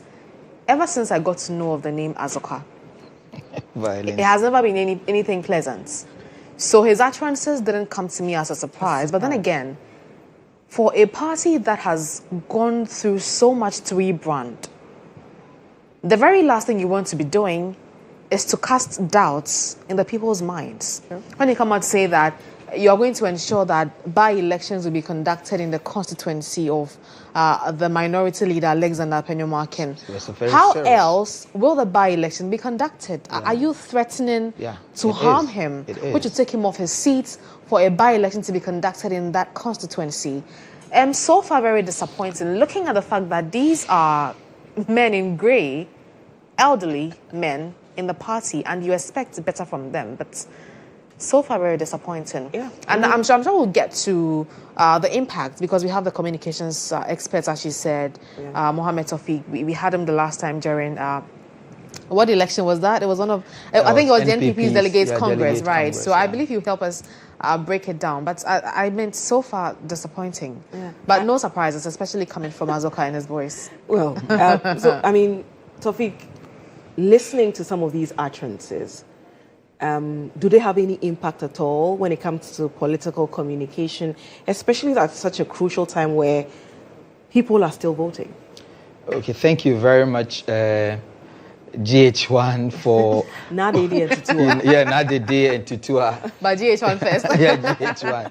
Yeah, for giving me the opportunity to sit on a very big platform like this to share my thoughts, on development that is taking place in the country. First of all, within the remit of political discourse or political communication, during elections, every political party has a strategy into the election. And the workability of that strategy depends on the ability to communicate or to articulate those strategies very well to your constituents for them to vote for you. That is very important. Now, observing from the day that this election was dated, observing the discourse, the rhetoric, the political, gimmicking and the political rhetoric that is going through. Summatively, I can say that they revolve around development and also employment. Right. Now, when you look at the demographics, in Akwatia West, my good brother Musa Dankwa, in his analysis or in his data, he's made us know that the voting population in Akwatia are largely the youth. And so issues of development are very important. If you are a political party and you want to go into an election in an area where you have teeming youth who are going to form the basis of your electorate, and you know that what they need is employment and development, certainly you would create or you construct your campaign messages around these areas. So I'm not surprised that the NDC is talking about development because their government is in power. It's very important for them to look at, to make those, to make those comments. But what is quite frightening is the way they are framing the entire discourse around development. In every democracy, the development must be proportionate. Right. When you are elected into an office, you are not a president or you are not a leader, or you are not a government for some section of Ghanaians against others. And so if you are going to, put across an all-inclusive communication centered on development, you must be very circumspect of the kind of things that you are going to say, because the things that you are going to say, for us as academics, we will certainly analyze it and be able to tell whether it augur well for our democracy, for our national cohesion, for our national unity, national development, etc. And from what we are seeing from the discourse that is coming from the political parties, most especially the NDC, leading figures, leading members of the party, like Almighty, Collins Dowda, saying that if you don't vote for NDC... If he were the president. If he were of course, so I'm paraphrasing, to say that if you don't vote for the NDC, it means there's not going to be development for Akwatia. And that is so, unfortunate for a party to be making such statement. But the question I always want to ask, if you look at the electoral history of Akwatia entirely, from 1992 up to today, you see that the seat has been alternating between the NDC and the NPP. And you ask yourself, what has been the level of development at Akwatia now, since both parties have had the opportunity of serving their people, both in government and in opposition? What have they been able to do? So clearly you see that the issues, the issues critically is not just about development. The use of development in this kind of political discourse can be said to be, a sort of decoy or a sort of ploy in order to push people to win, to get their vote. Okay. But of course, it's all part of the political theater. It's all part of the political discursive theater for politicians to tell electorate what they want to hear or what can get them, the vote. But we must be very careful about some of the things we say, right. because at the end of Akwatia, we have a nation to build. We have a country to develop. So we must be very careful in order to instill hope in Ghanaians, to know that, the NDC, given the opportunity to rule, would be able to deliver, a nationwide development that cut across from Akwatia to Asenmanso, from Asenmanso to, Esikuma, from Esikuma to Wodomiabra. Every corner, every hamlet in this country would have its share of development, whether they voted for NDC or they did not vote for the NDC, because the resources that are being used for this development is not an NDC resources, but they are national resources. Yeah. Right. Now, talking about development still, a few days ago, I saw footages of road construction ongoing in the constituency. Yeah. And if there's anything the 2024 general election taught me, it's very good, is that a Ghanaian voter has become smarter. So with such a project ongoing, does it have any impact on voter decision? I'm absolutely happy, about the context in which you created for my response. Right. So you see that over the years, the Ghanaian voter has become self-aware, self-educated, and Ghanaian voter is able to tell which one is theatric and which one is genuine. Right. And if there is anything the NDC has to learn, they have to learn from the NPP. The NPP just exited power, barely a year, about 8 months ago. And they did similar things, yet they lost the election. In places you never imagine that the NPP will lose the elections, but they did. They lost the election. So I don't think that construction of roads would have any impact whatsoever, on the outcome. I don't think so, because you see, Ghanaian voters have already made up their minds. You understand? You can have more than 70% of the entire voters having political stands already. These number are for NDC, this are for NPP. Whatever you do to them, they will certainly vote for NPP or NDC. Even if you put, a goat under the flag of the NDC or the NPP, they will certainly vote along based those. on political affiliations. They will do that. So it doesn't really matter. And when you even come to the discourse about development, I find it interesting comparing the candidates. Okay. One is an established lawyer, that is for the NDC, and the other one is also an established businessman.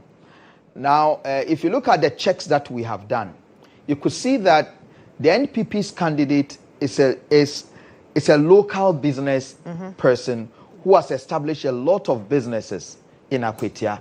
I'm told he's a miner.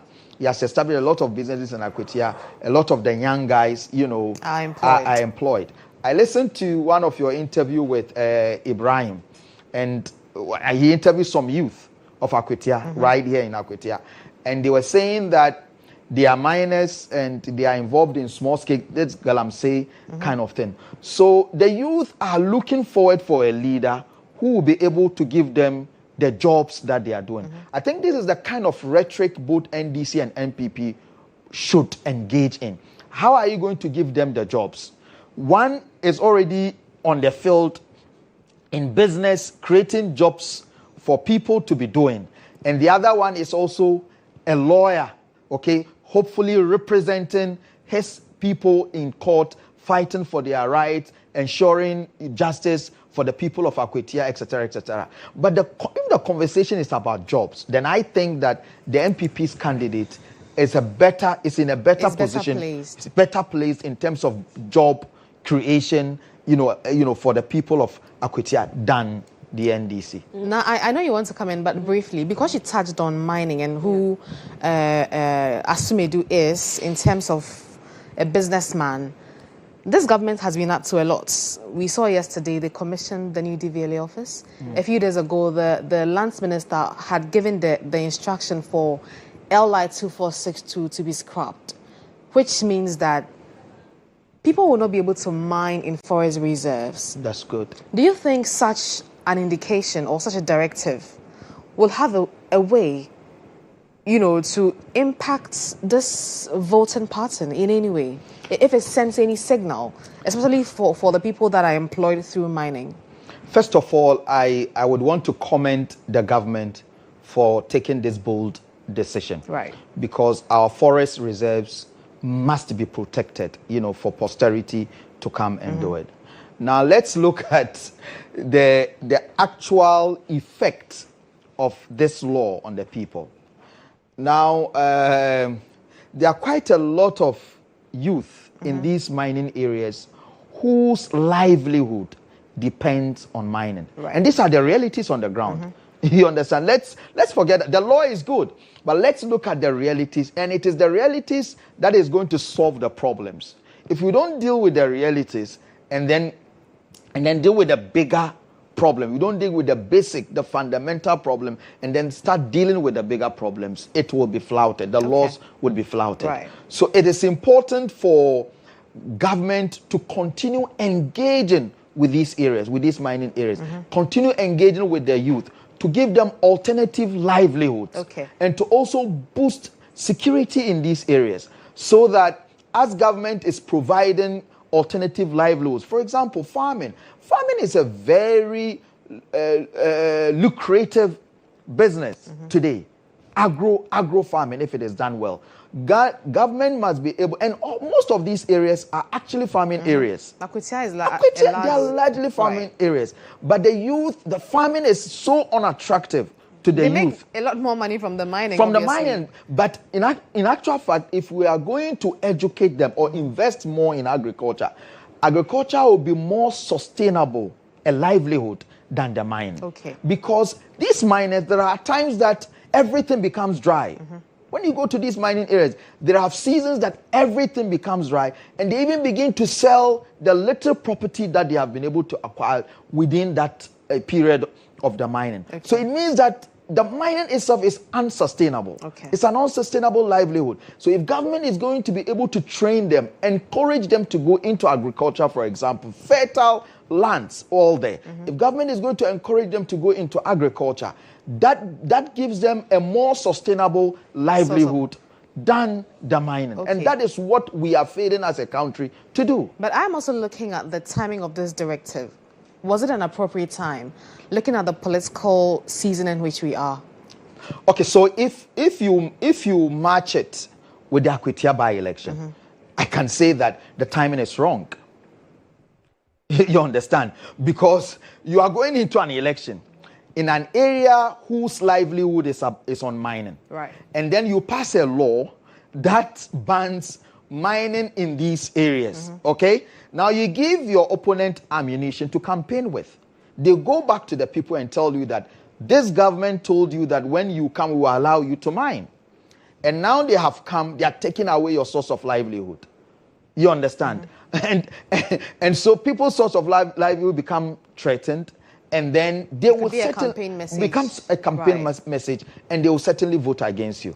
And if the NPP has used that in their campaign, I'm sure that we will see the result at the end of the polls. On the bit about LI 2462 and the timing of it, I'm trying to draw the correlation because, as far as we do know, LI 2462 really does apply to granting licenses to companies that mine in our forests. And what we see with a small scale is that right now we're seeing a lot more illegal people engaging in that. So, I mean, how does the LI 2462 directly impact the activities of these individuals in question who largely do the operations on a small scale? So it's what I said. As a country, we seem to be so concerned about the macro problems and leave the micro problems. And I think that if we are able to deal or solve the micro problems, we are indirectly solving the macro problems. So if you look at this small-scale miners, most of them are illegally into the forest reserves. Exactly. As for the established, mining companies, because there are laws that guides and governs or controls or manage their activities, they are somehow, even if they do it, they are somehow careful because they know that if they do it, their licenses could be withdrawn or there will be sanctions against them. Yes. But for the small-scale miners who nicodemously go into these forests, spend days, months, nobody even knows about them, and most of them are indigents of the towns. So they even know the places more than you, the security, national security or whatever people who are coming from Accra to come and fight them. And so I strongly believe that government must continue to engage with the local people, must continue train them, give them alternative sources of livelihoods. I look at Akwatia. I am a bit related. I have some families in Akwatia, okay, in the Zongo. And I can tell you that since a kid, you understand where we knew Akwatia. Akwatia is still as it is. The roads are not tarred, development very, and this is a very vibrant town where Ghana, we boast of diamonds. Mm-hmm. But what is there? Nothing. Mm-hmm. Just like many other mining companies. Just as many other mining companies, even Almighty Obuasi. Absolutely. And so as a country, there must be a national discourse, a national conversation on how to develop these countries. But because I can tell you, we are sitting on a time bomb. Absolutely. We are sitting on a time bomb. The youth of this country need jobs. And there's the need for us to sit down and have a conversation on how to have a long-term, plan, livelihood for the youth of this country, so that it reduces crime in itself. We need to educate, put up a lot of education facilities. How many schools do you have in Akwatia? How many schools do you have in Akwatia? How many do you have in Obuasi? They are not there. The roads are not there. How many industries do you have? We need to also industrialize the mining companies. I believe that if we are able to industrialize the mining companies, the indigents of these towns would have jobs to do. So imagine if we've industrialized Obuasi, where there are a lot of gold, there's a big gold refinery, yes, that refines the gold from Obuasi into many other ornaments. A lot of the people are going to get jobs to do. People wouldn't have to travel from Obuasi to Accra in search of greener pastures. People wouldn't have to come from Akwatia to Accra in search of greener pastures. It reduces unemployment, reduces crime, creates growth, and brings about development, in the country. And I'll take you back a little bit when we were talking about the factors that are contributing or will contribute to who the people vote for. You had spoken about if the focus is on jobs, yeah, most likely to be or tilt in favor of the NPP. Yeah. Did you touch on the subject of development, which has been the argument of the governing party, which says that vote for us and we will ensure development, even though the counter argument is that you are supposed to distribute the wealth evenly. Yeah. It is a national assignment. It's not as though, and that is what consistently our type of democracy is criticized or described as, that we run it like it's a father and a children situation, yeah, where the father gives out the best to his favorites or his immediate children first before he thinks about other people. Yes, you want to quickly? Okay, so perspectively, yeah, there is a symbiotic relationship between jobs and development. Okay? Jobs would certainly lead to development. Okay, let me just chip in this one. And I'm referencing, for instance, the survey that was the poll by Musa Dankwa, okay, where per the last poll, 51% said they were interested in development for Akwatia. Sure. 14% said education, sure, and then 17% said economy. So in this case, it is disaggregated. So perhaps even though economy, education, all will come together to form development as a whole, there's a segregation here, and you have a higher percentage saying that we want development. It's exactly what I'm saying, yeah, that there's that symbiotic relationship between jobs and development. So if people say they want job, if, for example, Musa Dankwa had broken down his development, I'm very sure that there will be elements of jobs in there. You understand? I think there's a separate percentage for even jobs as well. Okay, so fine. If you have it, then we can have that conversation. But I know that. So sorry. So for jobs, it's 8%. It's separate from development. It's how many about percent? 8%. 8. And for development projects, etc., 52%. Okay. Yeah. So exactly what I'm saying. There's that relationship between job and development. So when people tell you that they need jobs or they need development, what they are saying is that they want to see a betterment of their life. And how do you ensure that your life is better? You can only ensure that your life is better if you are gainfully employed, you can have job, you are able to put food on the table for your family. Your kids are able to go to school. You are able to pay for school fees. I mean, the hospitals are there, for you to attend whenever you are sick. The maternity ward is there so that women no longer die, I mean, there are enough beds in the hospital so that women don't go and die whilst at labor and so on and so forth. These are issues about development, but it also comes with the job component, of it. Okay, so does development isn't it more holistic? Yeah. Rather than just jobs? Because you see, if you imagine you have the job and you don't have a good facility to go to when you're unwell, or you have a job but you are not able to access the best of education for you in your community, you have to travel long distances to take your children to school. So perhaps instead of perhaps jobs alone, more holistic, because development is more comprehensive, more holistic. Okay. And that's why I said there's a close relationship between jobs and development. Okay. One does not go without the other. The job will lead to development, and the development can also lead to job creation. So they all move together. And I know that is what the people of Akwatia, not only Akwatia, that's what Ghanaians want. We want the development, we want the job. Because if you put up the best of hospitals and then people cannot pay for those services, I mean, they are good as nothing.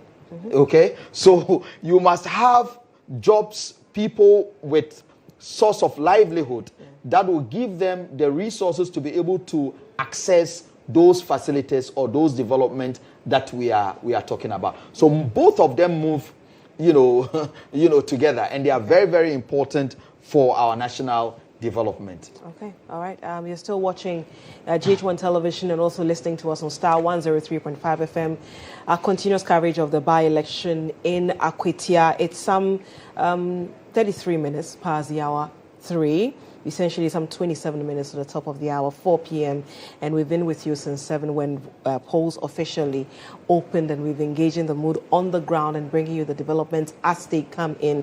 We've engaged various analysts on this election. We've spoken to pollsters, we've spoken to policy analysts, and at the moment we're also speaking to a political communications expert as we continue our conversation. We'll be talking about some of the narratives that we've been hearing in this ongoing by-election in Akwatia, some of the utterances that will make you churn. But it looks like the politicians never learn, like they say. They say sometimes that it's the same script, but it's different actors. Because some of the things you'd hear these politicians criticize when they are in opposition are the very things they will hail so wholeheartely when they are in government. Okay, so Tawfiq, let's talk about the confidence both parties are exhibiting with regard to winning this election. We know that it is a swing constituency, but both sides are very confident to the point where you have the Member of Parliament for, I believe, New Joabin South, if it's correct, that is Michael Otrebefi, putting his Member of Parliamentship or MPship on the line, saying emphatically that should the MPP lose this election, he would resign. You shouldn't be too surprised about such rhetoric. I mean, we even had a whole president who also launched a campaign. Put his presidency on the line. Without the Galamsey conversation, right. And then said that he's put his presidency on the line. At the end of the day, what did we see? Well, so politicians, it is also a strategy. It's a political communication strategy right. in order to be build. this confidence? You're confident to build the confidence of your base. And because yes, you need to whip confidence. I wouldn't say unrealistic, but you need to whip the confidence of your people so that your people will come out to vote and be hopeful that their vote is not going in vain. Okay. And that they are going to win. So these discourses are very, very important. In fact, I think we should hear him make those comments directly. Then we proceed with the conversation. People will take the seat. The margin will be very slim. I believe we'll win the election, but the margin will not be too wide. But we'll win. We'll win. I'm telling you. What makes you so confident? Because of what the work we have done. We have engaged. We have engaged. We have campaigned. We have prosecuted a campaign that has not happened in the history of this constituency before. We have done whatever we have to do. We've done everything. Everything we need to do, we've done it. We've engaged so well, and the people have given us assurance. The good news is that there's a young man who had so much a bright future, but he couldn't achieve his aims. So the people want to at least give us the opportunity again to continue. And the fact that this guy, to our candidate, has a very strong goodwill in town. I mean, he's somebody who has done so well for the people. He's so generous. He has paid people's school fees. He has sponsored a lot of people education and business. So this gives him advantage, over his competitors. So I believe that we have a false start. We have a false start in these elections. And confidently, I'm telling you, mark my words, I can even tell you that if we lose this election, I'll resign as a member of parliament. I'm telling you, we'll win these elections. We'll win. If we lose these elections, I'll resign as a member of parliament. I'm telling you, we'll win. By close of day Tuesday, you see that we have won the elections. And that's what, because I believe the work we have done and the God we serve. The God we serve is a good God, and he has given us hope that we'll win the elections.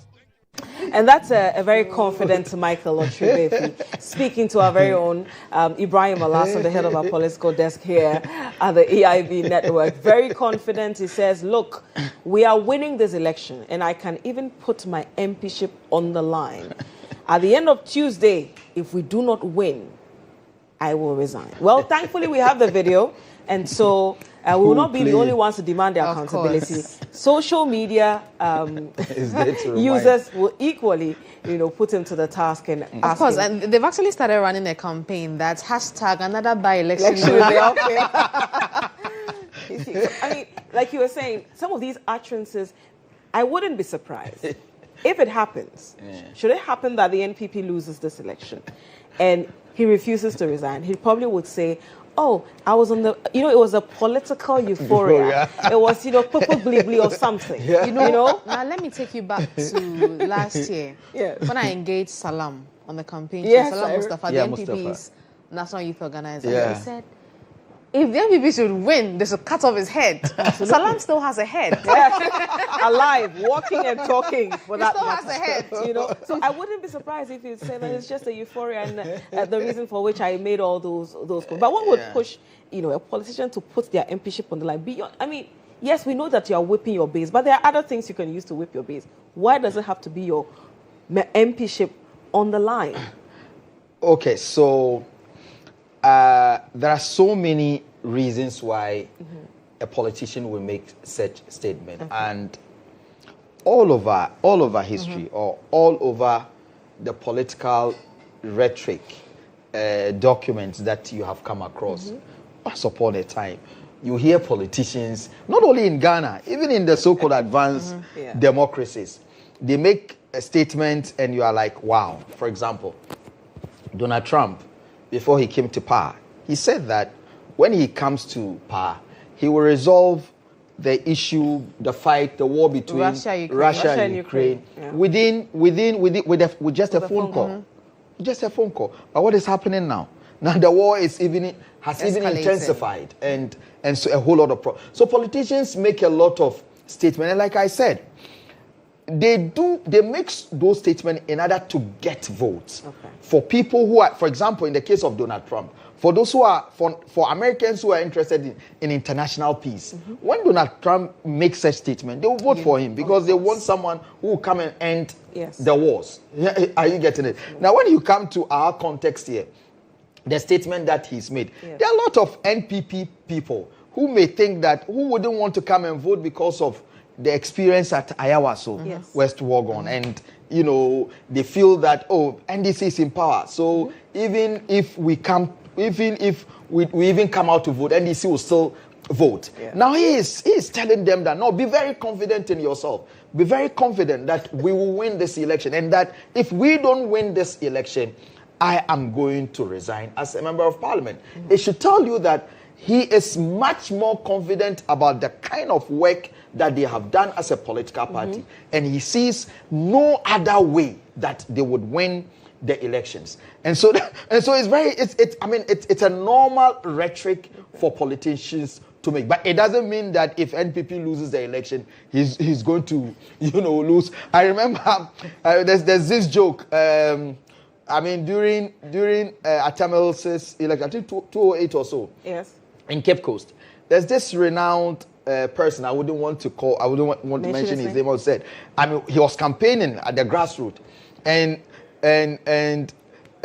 he told the people that, look, if NDC does not win this election, when you see me, call me Alhaji Ho.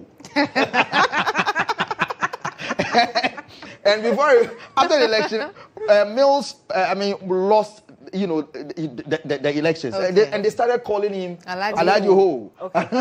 This must have been in 2004. 2004. Because Mills won in 2008. Yes. So they started calling him Alhaji Ho. So politicians are very theatric in their own nature and in their own rhetoric. And in fact, it's part of the beauty of democracy. I would prefer such comments than comments of war, comments of violence. Some of these statements, they make us laugh, just as we are laughing, than those comments made by other politicians that, appears to, incite violence, etc. Those are the things that we wouldn't want. But you can say anything that you want to say. You can even tell us that if NPP doesn't win the election, you walk naked in Akwatia. We would love to see. GHOne camera would love to capture it and show it to Ghanaians. Clearly, that we cannot be showing that on television. Some people would be able to do, but like you're saying, it is part of the political rhetoric. And is it not interesting that even a member of parliament saying that he's putting his MPship on the line, and we are laughing over it because we strongly believe that he would not do it. He would not do it because it's a joke. We know he's just joking. It's just a rhetoric. It's just a mere political rhetoric, but with inherent consequences, on his supporters that come out to vote. I'm confident that we are going to vote. We are going to win this election. So don't be scared. Come out and vote in your numbers. That is what he's trying to tell his support base. Wow, and also try to put fear in the NDC.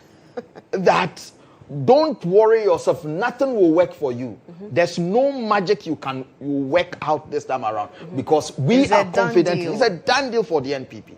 So whilst he's putting confidence, he's whipping the confidence of his support base. He's also putting fear in his opponents. Still on the subject of communication, look at the police's deployment as well. What kind of communication does it put out there? Okay, so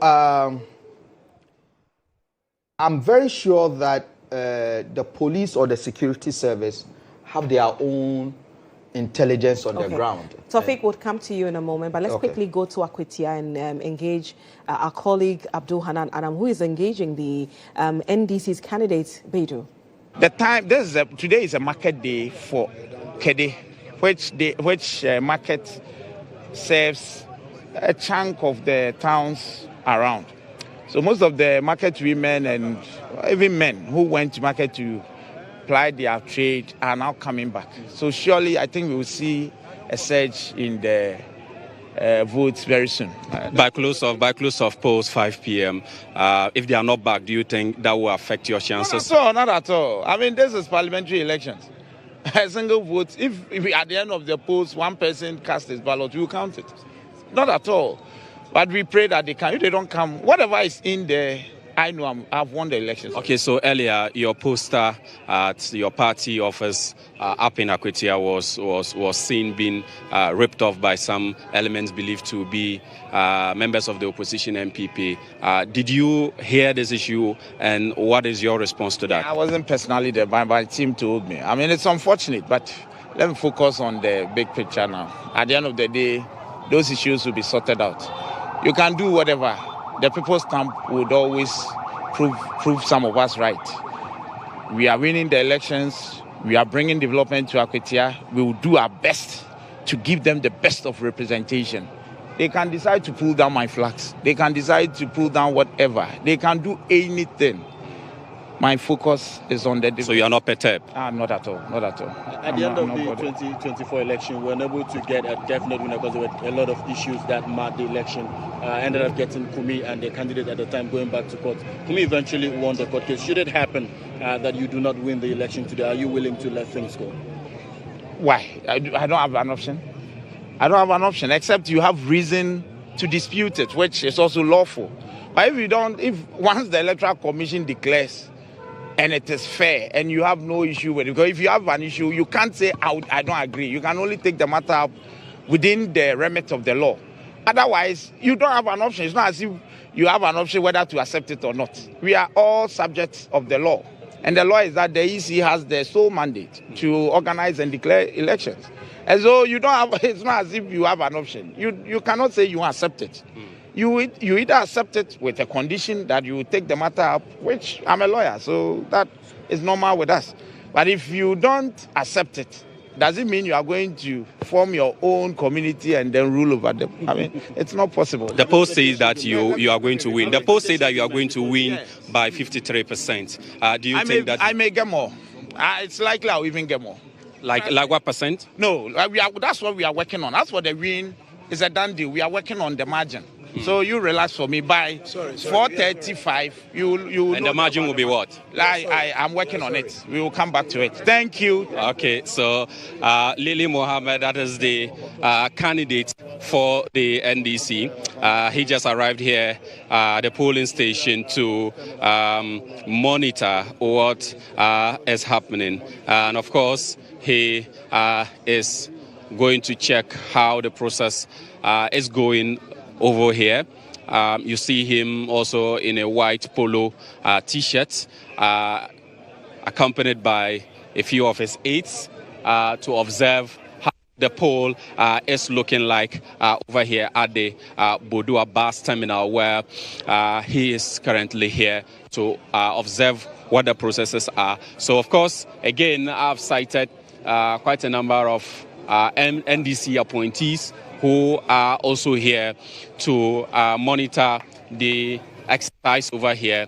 And so he's very confident that he is going to win even with a wider margin, even though the Info Global Analytics predicted that he is going to win by some 53% margin. So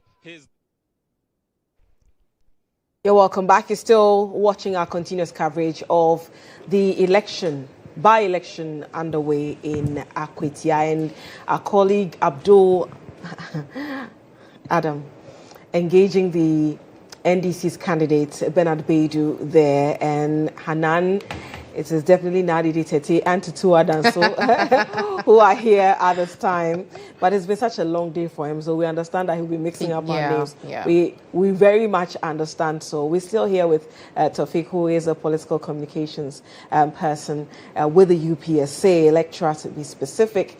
And we're still talking about, all the communication that we're getting from this. We're talking about the police's deployment, right? Yeah. Yes, with regard to this, and what kind of signal does it put out there?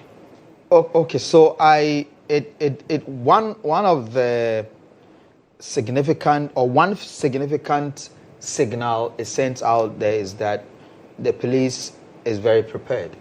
It's ready to ensure a peaceful by-election in Akwatia, and the police has learnt its lessons from what happened, at Ayawaso, and that they would not want that to repeat. And before that, they've organized a lot of press conferences where they reiterated that anyone who wants to come and ferment trouble, they should know that the police is already there. They even told, the public their guidelines. They even said they have a mobile, cell, whatever. Mobile prison. Mobile prison. Yeah. So if you are arrested... Prison on wheels, that's the term. Yeah, prison on wheels. Grand Marina. Black Maria. There's a term for it. Yeah. Okay. It's a Black Marina. Yeah. Okay, so when one is arrested, will be sent there, and then you'll be dealt with according to the law. And so far, so very good. I mean, if you compare it to what has happened, at Iowa, so by now it was chaotic. Around this time, it was very chaotic, and so that's one positive aspect of it. Now, the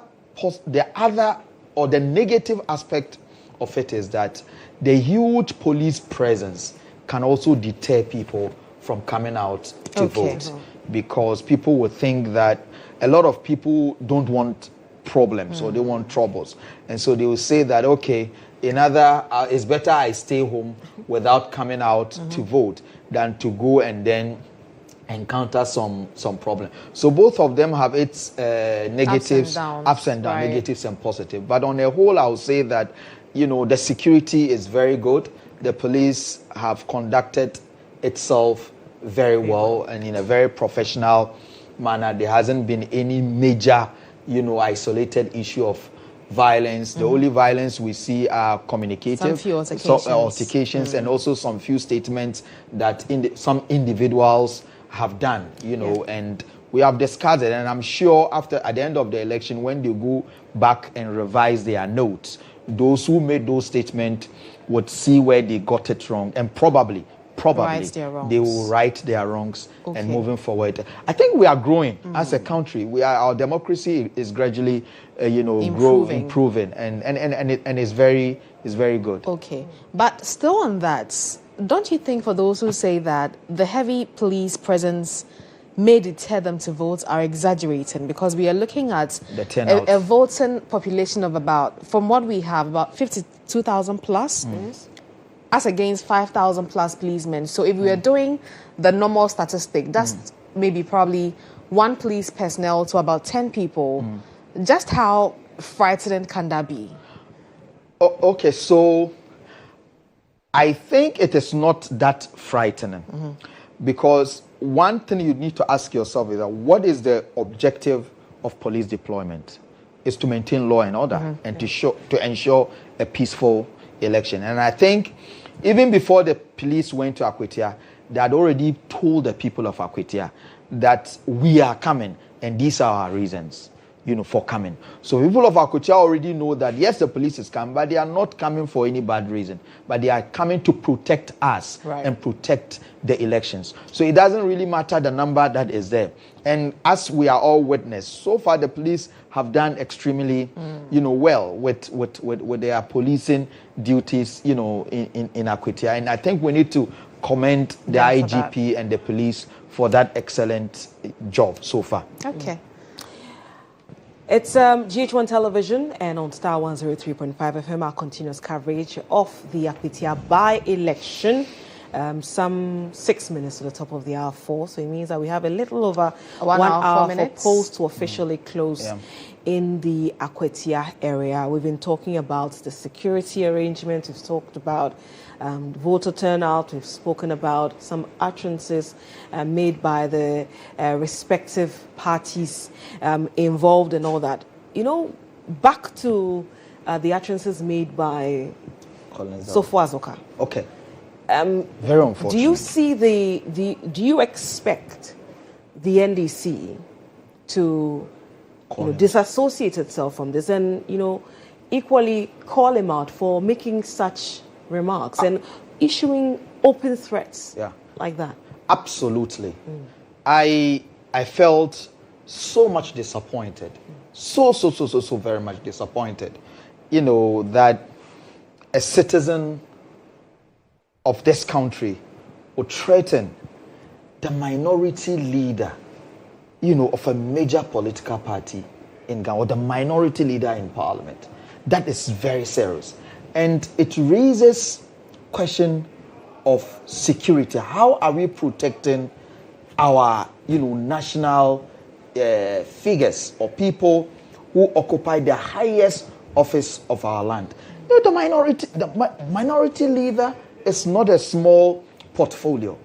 You understand? For someone to just threaten, a minority leader to say that there will be another by-election, in Akwatia, people can give it different interpretations. People can decide to give a different interpretation. But we would like to put it in a right context.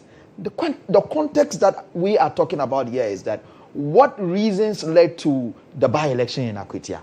It's death. It was a death situation. It's death. So if you tell someone within the same context, the same election, you say that there will be another. Remember the expression. It's English. It's communication. You said there will be another. And you use this another within a certain context. And the context is that someone died and there's another election. And so if you say there will also be another by-election, you are indirectly saying that there will be another death, which will require another by-election. In fact, let's hear from the horse's own mouth what exactly he said when our man on the ground spoke to him, asking some questions. Omisi afenya baha mi donya ka betun wa ha ye be ye by election krum wallahi ye friend say ye police station mo ka che so wa ha aka betun wa ha mi donya afenya ka be by election krum. We are ready for that. If you are not respecting the police, wallahi we do by election is constituency. Why lucky ye ba no omunya. Some buy party office, higher party office. They are not right to come here. And so that is so far as Okada saying that if they had met Akwatia Martin at the NDC's office, the claim is that they went to the NDC's office to take down some posters. Even if that is what happened. Yes, there's police. Let's talk about proportion and reaction. It doesn't give you the right to do it, because we are a country made up of laws. Yes. Assuming Akwatia Martin pulled down posters, did that. All that you need to do is to report to the police. And remember, we are just discussing the number of police that have been deployed. So many of them. You could have easily reported to the police and the police would deal with the matter. Now, when you come and you even swear, wallahi, I don't know. I don't know if you understand. I don't understand. But it's good you are here since you are the Muslim. The magnitude of wallahi. Swear. It's not about swear. You are swearing with the magnitude of Allah. Yeah. Wallahi is the biggest name of Allah that you are calling him with. Yeah. So if you call him, if you threaten and add to commit such a violence and you add wallahi, it means there's no turning over. You are bent at doing it. If you say wallahi, there would have been a by-election. It means it is true that if he came to meet Akwatia, he was determined. And you can just let us. We can do an analysis of what he said. Yeah. I have the time. I can analyze every bit of the word with both his verbal and non-verbal cues in communication. And I will definitely bring that. And I would be able to do that. I think that the police must arrest him. The police must cause an arrest, because you see, we are building a country. We are not building impudence.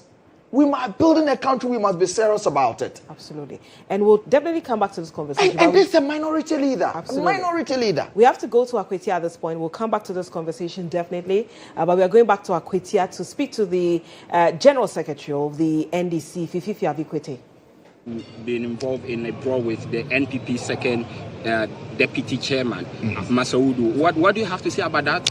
Brawl? What kind of brawl is that? There was a confrontation. Confrontation, and they punched Masaudu at the police station in Akwatia here. I see. I've not really taken time to abreast myself of that. So I think I will try and find out. So that incident was involving Chief Sofo Azoka and then Alhaji Masaudu, who is the third national vice chairman of the MPP. And Masaudu says that he has reported the matter to the police. Okay, then that's okay. I mean, once it's reported, then I think we should allow the police to do an investigation. Yeah, and then whoever is found culpable, I mean, the right thing needs to be done.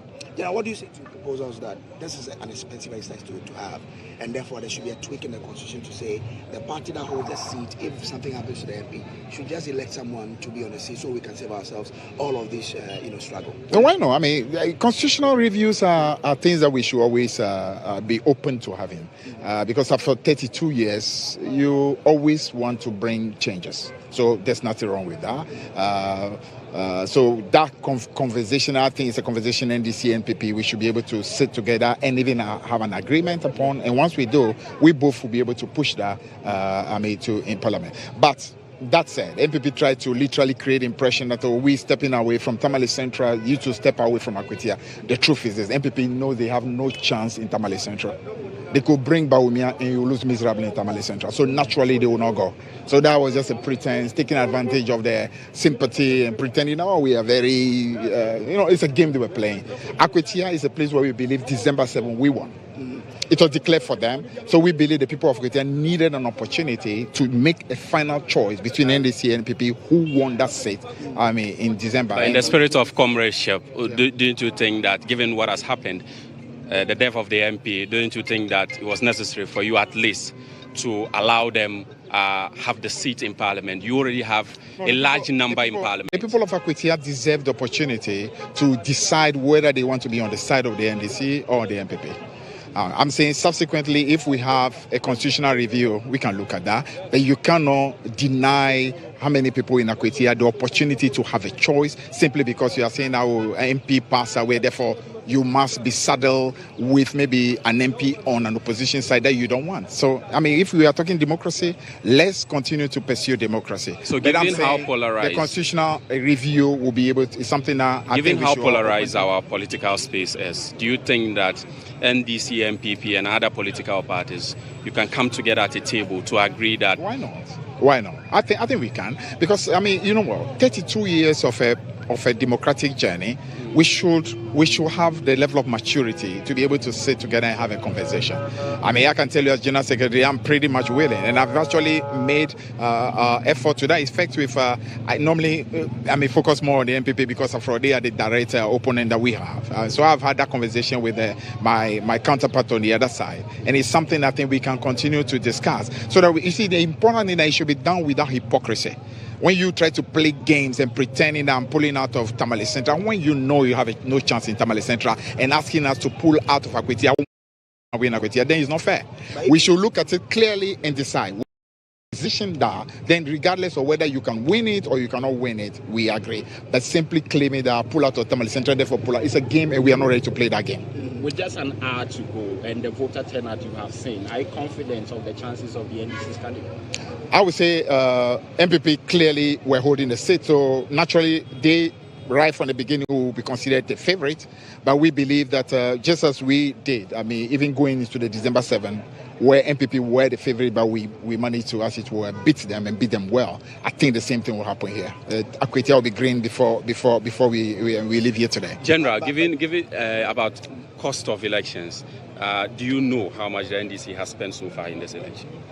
Do I know where that was? How much the NDC has spent regarding this Akwatia By-Election?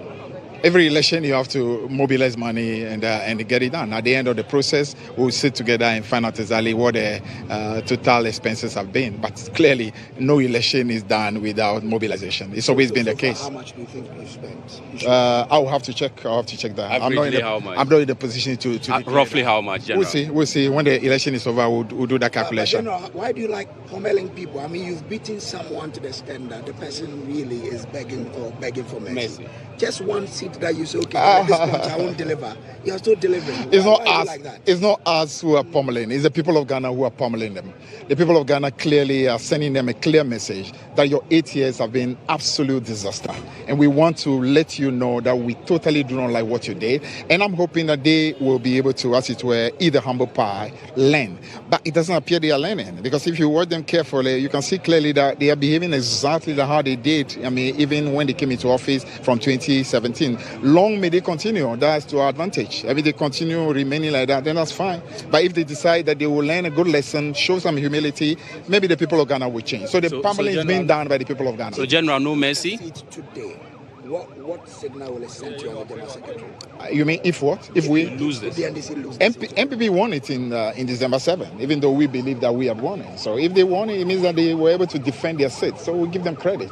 In democracy, you win some, you lose some. So we will prepare for another one. And believe. It won't be a verdict on Oh, no. Why should there be a verdict on the government? I mean, a seat that was won in December by them, if they manage to retain it, it simply means that they were able to work hard and consolidate their ground. There's this sentiment that the Akwatia needs an NDC NP to get development in case you lose. Are you promising them that they also receive development? I think generally every area of the country wishes to be on the side of government, because somehow it makes it easier. I mean, if you are in opposition, it's a little more difficult, because as you can expect, an MP in opposition doesn't have the same access to ministers as the one in government. So I would say generally some minimum development will happen across the whole country.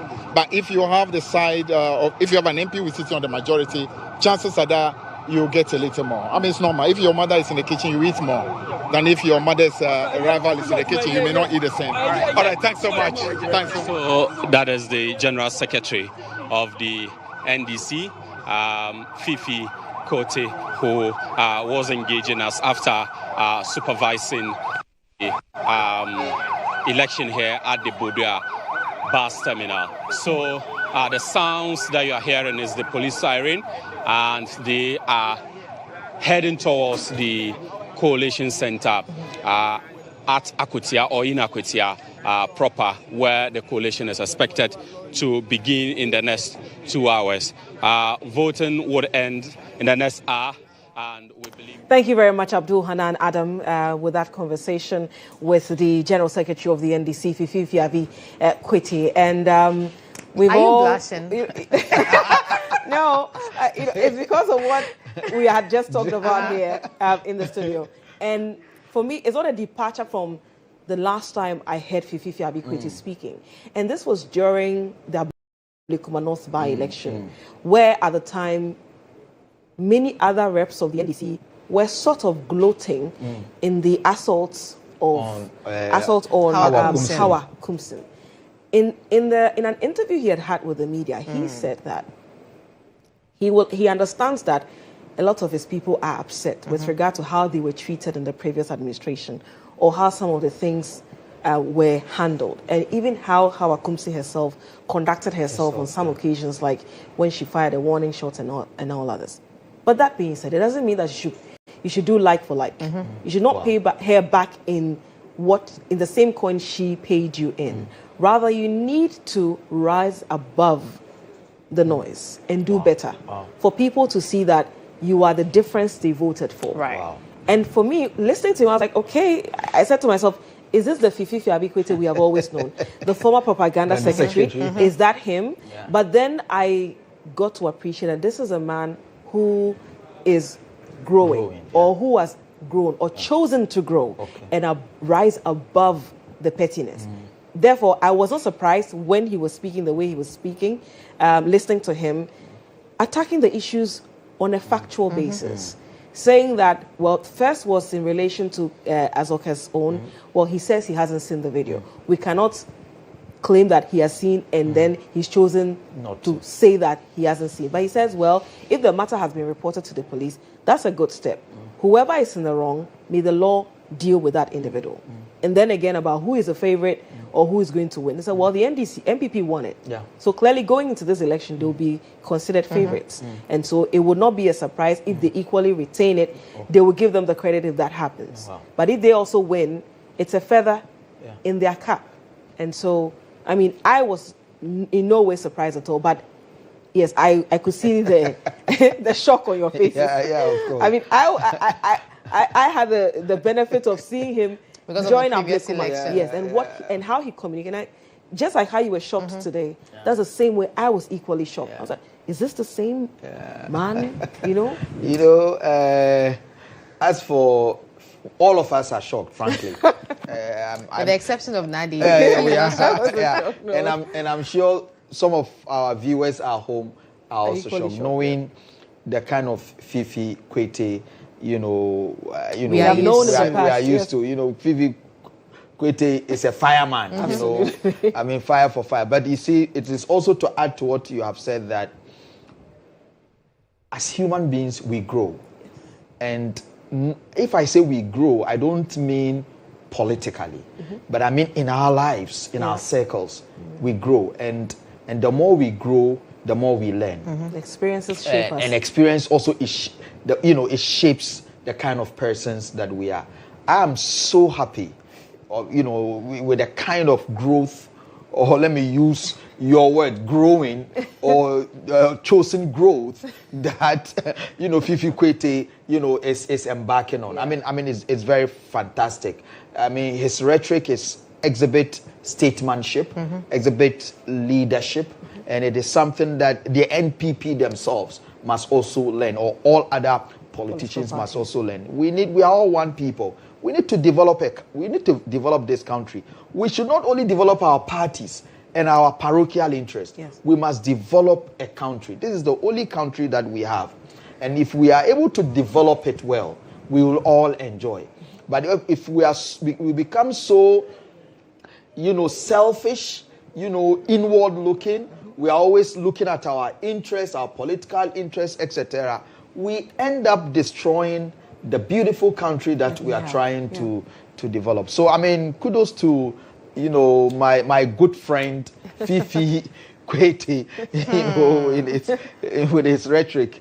Vanessa, honestly, your stand. It was such a pleasant thing to listen to. Yeah. Maybe this could be one of my highlights for this election. And I'm saying that because as the conversation was ongoing about the whole utterances made by Sofo Azoka, I was just checking the time. It's 4:12 now. Let's just say it was around 4 p.m. at that time. This incident happened earlier, hours ago. Yeah. Around 9 a.m. There hasn't been any communication from the party. I was hoping that we'd perhaps get a letter from the NDC disassociating itself or calling Azoka to order. That hadn't been done. So when we got the indication that he was on standby, I was eagerly waiting for what he had to say. When he first talked about the fact that he wasn't privy to that information, I was a bit doubtful because had Azoka been assaulted, perhaps he would have heard about it. But let's just give him the benefits of the doubt. Perhaps he hasn't really seen it. But listening to him address issues the way that he did, if I'm to tell a Gen Z that this gentleman was once a propaganda secretary for the NDC, the person may call me a liar. Yeah. Because so much wisdom, so much leadership. Statesmanly. Honestly, it was such a pleasant speech to listen to, and the honesty with which he did it. Kudos to Fifi Kwete, wherever he is. It was. I'm still stunned. I need a few seconds to absorb everything. So it's some 13 minutes past the hour, 4 p.m., meaning that we have about, let's say, 36? 36? No, 46 minutes 46 rather. To go. Okay, absolutely, 46. I missed my calculations for a moment there. So some 46 minutes for polls to officially close in Akwatia. Earlier, Ibrahim told us that some of the areas, for instance, in Winchi, one of the polling stations where he had visited, it looked like the turnout had seen a surge. So let's see. It had seen an uptick. So let's see whether that will be something that will be across board and we'll see more people turning up to vote. But if you're listening to us via Star 103.5 FM, or watching us on social media, or watching us on GHOne television, and you happen to be Akwatia, you happen to be in Akwatia, and you are supposed to vote, and you're having doubts, and having second thoughts whether you should be voting or otherwise, kindly step out and go and vote, okay? It's safe. It's a very simple exercise. Go and cast your ballot. Go and choose who you think is worthy of leading you, the people of Akwatia, and will bring, whatever you want to that community there. Go and exercise your choice. They say that it's of no relevance when you don't take part of the decision and others make the choice for you. And then subsequently you're criticized. What are you criticized? Well, this morning, I listened to one of our panelists. He said that not partaking in an election itself, it's some sort of participation. That's right. Because your withdrawal sends a signal. That's right. So, it's like no comments being a comment. Exactly. Silence means consent, sort of. Yeah.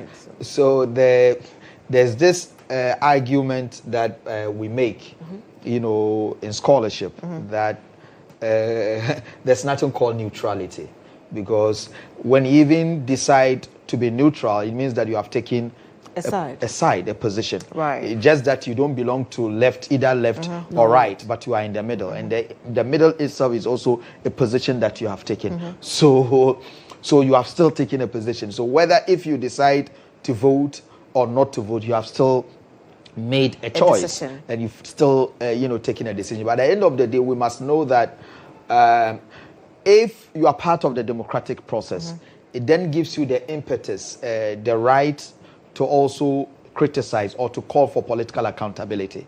If you don't take part in the process, you don't have the moral right, to criticize or to call people, to account for their stewardship, because you did not take part in the process. So I think that Ghanaians must take part in the entire democratic process that we find ourselves. When it comes to registration for voters, Ghana card, all national exercise, we must take part in it in order to help develop or grow our country and our nation. Okay.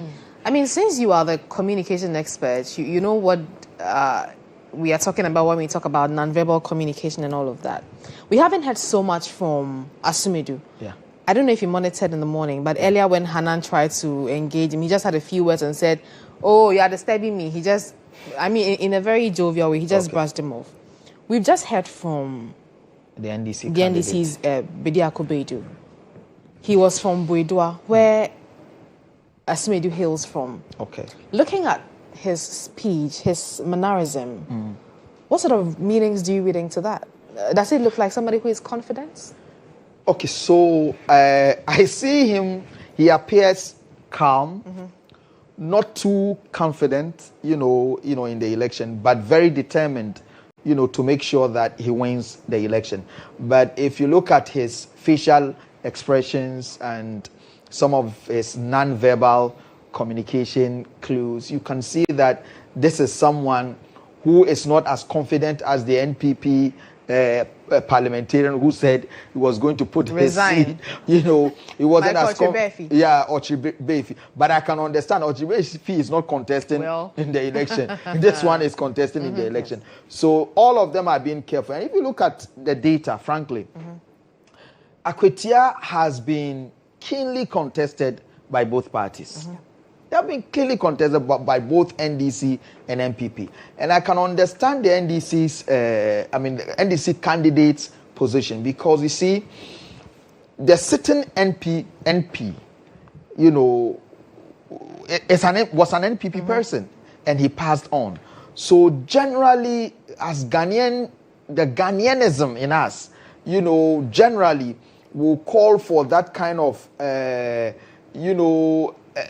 our emotions are high and we are likely to be soft, when it comes to helping the deaf, etc., etc. So he has to be very careful around all these areas, because people of Akwatia, I will not be surprised, may, including some of the NDC, may vote for the MPP in order to show solidarity or support for the deaf, MP. It is possible. Interestingly, per the polls that were conducted by Musa Danka, sympathy plays a very little role with regard to the people where they will sway in terms of who they are voting for. Okay. So it's minute. It's dicey, right? It's not as significant as many would so have thought. other by-elections have shown that. Yeah. If you look at the Ayawaso West Wagon, for example, when the husband died and the woman, took over. I mean, those people in Ayawaso voted for the wife to become the next MP. If you look at Mfansaman, the same thing. So there are also evidence, there's enough data to also stand on it to say that there's sympathy. I don't know much about Musa Dankwa's data, how he collected, how he did his polls, etc. So I cannot intelligently speak to it. Okay. But generally, our data shows that Ghanaians are sympathetic when it comes to, some of these things. And I think I heard him also say that polls generally are not static. Absolutely, it's just their opinions. Their opinion pieces. The real day. Yeah. They are not static. Things can change. So it can even happen that he collected his data, his polls data right now. In the next 5 minutes, things can change in the same place. Or he spoke with someone on phone. Whom are you going to vote for? He says, I'm voting for NPP. The moment he finishes, his friend or his mother or his uncle says that, hey, the NPP guy, it's your uncle or you are related. You have the same tribe. So vote for him. It changes. So polls, they give us an idea, an appreciation, an overview, of the electoral process and how it's going to turn out. It doesn't give us specific, definite answers to it. So that if Musa Dankwa, for example, says that MPP is going to win the Akwatia election, it doesn't mean that MPP must win the election. Things can change. And then it wouldn't go in their favor. In the same way, the NDC. So that's how polls said. We need to be very careful when we are discussing polls like that. We shouldn't create the impression that polls are sacrosanct. They are the vivid representation of the reality, on the ground. It is not the case. Okay.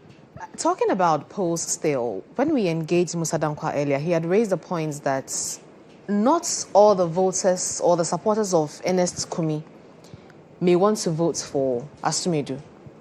He didn't disclose the reasons because actually they're quite deep-rooted reasons that he stated. But do you think that the voters of Henry Boakye-Adom will vote for Boakye-Adom is the NDC's candidate, who was, the former MP, who was the one who stood against Ernest Kumi. Exactly.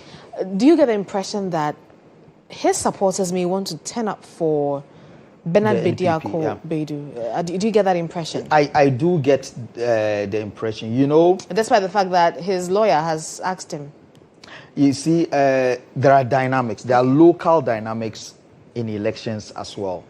If you look at the NDC, circumstances that led to the appointment or election of their, parliamentary candidate. This was someone who was a lawyer representing, his client in court fighting against, the late MP.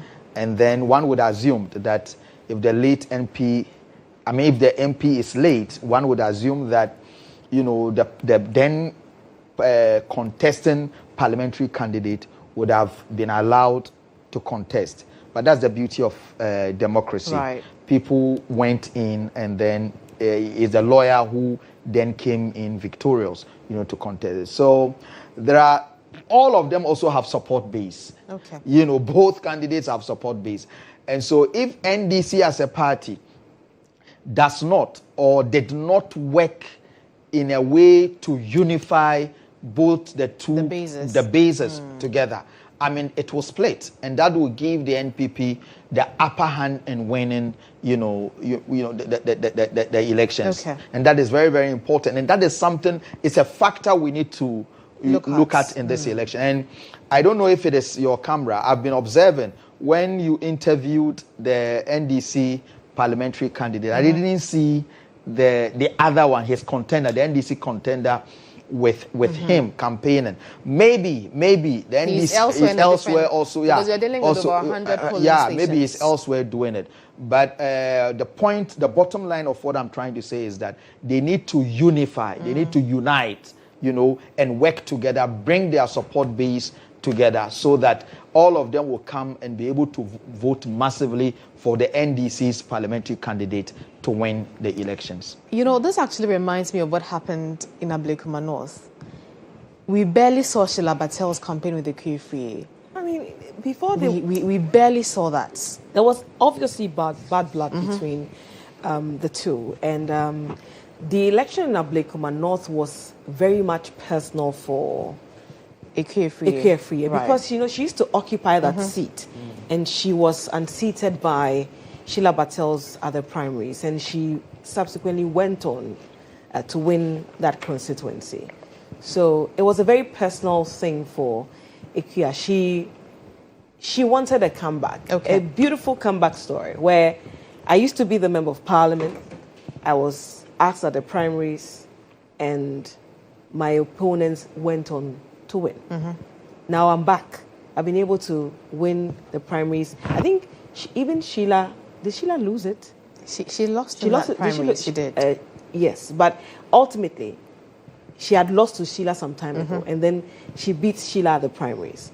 And so, what a beautiful story it would have been that someone who beat her, she comes back, beats the person, and goes on to win the seat again. So it was beyond just the NPP winning that seat, and that's why she defied the party to contest the election despite the directive that had been given, because she felt she had put in too much to let everything slide just because the party says we will not run. And then eventually, she went back there and stuff. And so it would have been strange to find Sheila joining on the campaign trail, campaigning for her.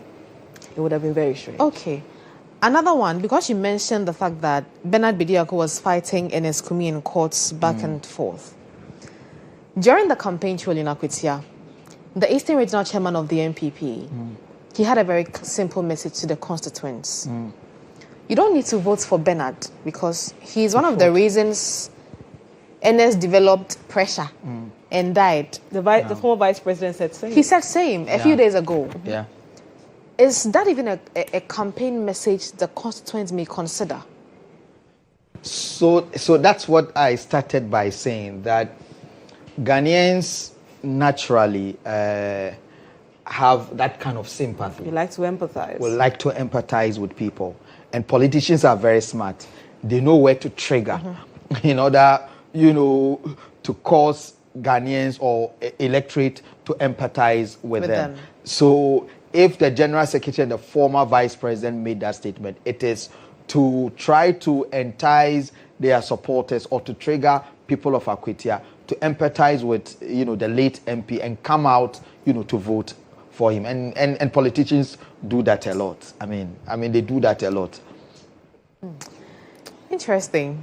Nadidi. Very. They would like to capitalize on a lot of things, and they know. That's why sometimes they go on a deliberate misinformation campaign, because they know that you and I are not the target. There are some people who will believe whatever they say, hook, line, and sinker. And so they know very well that this may not necessarily be the case, but they will throw it out there and they will harp it until, to some people, it becomes truth.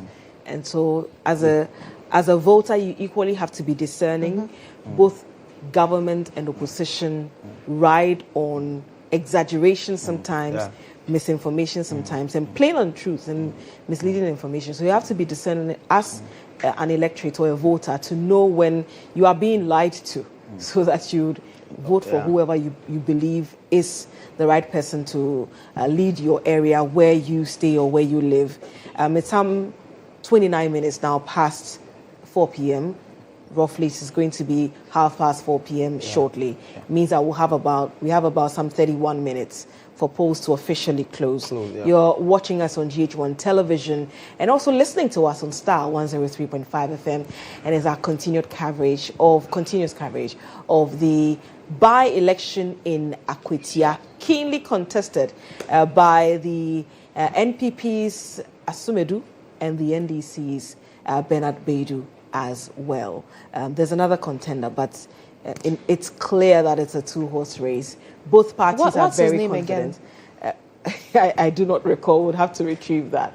But both parties are so confident that they are going to emerge victorious at the end of the day. But we are here.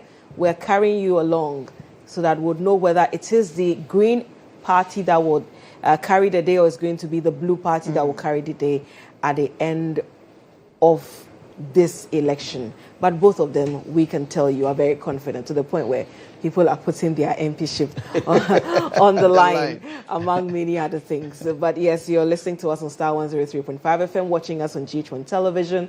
We're also live on our social media platforms. You can catch us on Facebook and YouTube as well. If you have any comments as well, you can send them in. Our social media team would bring that in as we proceed with this coverage. So I'm here. My name is Adi Diteti, and I'm here with Mention the name. I'm here with Tutu Adan. So you didn't want to mention your own name, Tutu. I want you to mention it with some flair. Yes, and we are also here with Tofik. He is Electoral of Political Communications at the UPSA, and so we can now hear from the NPP's candidate, Asumedu. Let's hear from him. We earlier had spoken to the NDC's candidate as well, Bernard Baidu. So let's hear from the NPP's candidate.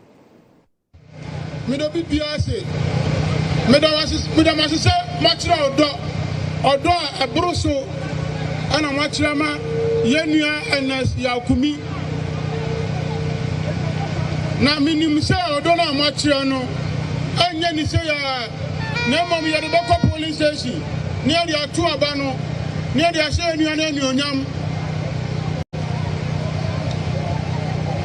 ye nu anum ye nim say ye nu anum say mo de sika bebra abegu kromu a in fact say ya kwa ye go da juma na nkoye amode ba mom yanje Amuba yamiyanji ya jivia adi abetra msoame kwaya modi na skumi faso no a owi no ya ji de de yanso abode to boy wanchi sabi yesi kwasia ana ntie futuo na sanya me mpanifo aka kire me say ani me sanya me so mewu odo a wanti ma kire me no monfa me say me second home ani wanti enti bibia no me ne wo ya be ya bom every say ade medical promise wanti ma ni say de yakumi promise won bia no enne me wa ha so me be fulfill enti obia mfa ahode antamachi na me timi ko parliament o na me ko du parliament a de bebe bia no ye be che na action papa.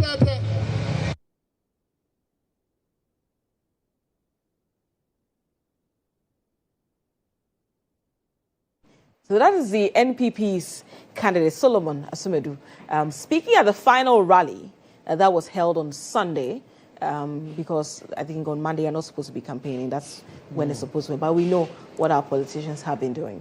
But that's the final rally where he was urging the people to vote for him, because he says when he goes to Parliament, whatever it is, he will bring it and then they will share together and all that. It's interesting that a lot of the times when people are going to Parliament, they have very high expectations when it comes to revenue and development and all that. Then they get into the House and they realize, ooh, it's more demanding than we thought. Yeah. And we've had a series of conversations with first-time members of Parliament, and they tell you that, look, it's not as rosy as we thought it was. It's more demanding. And we are hearing more former members of Parliament say, what a relief.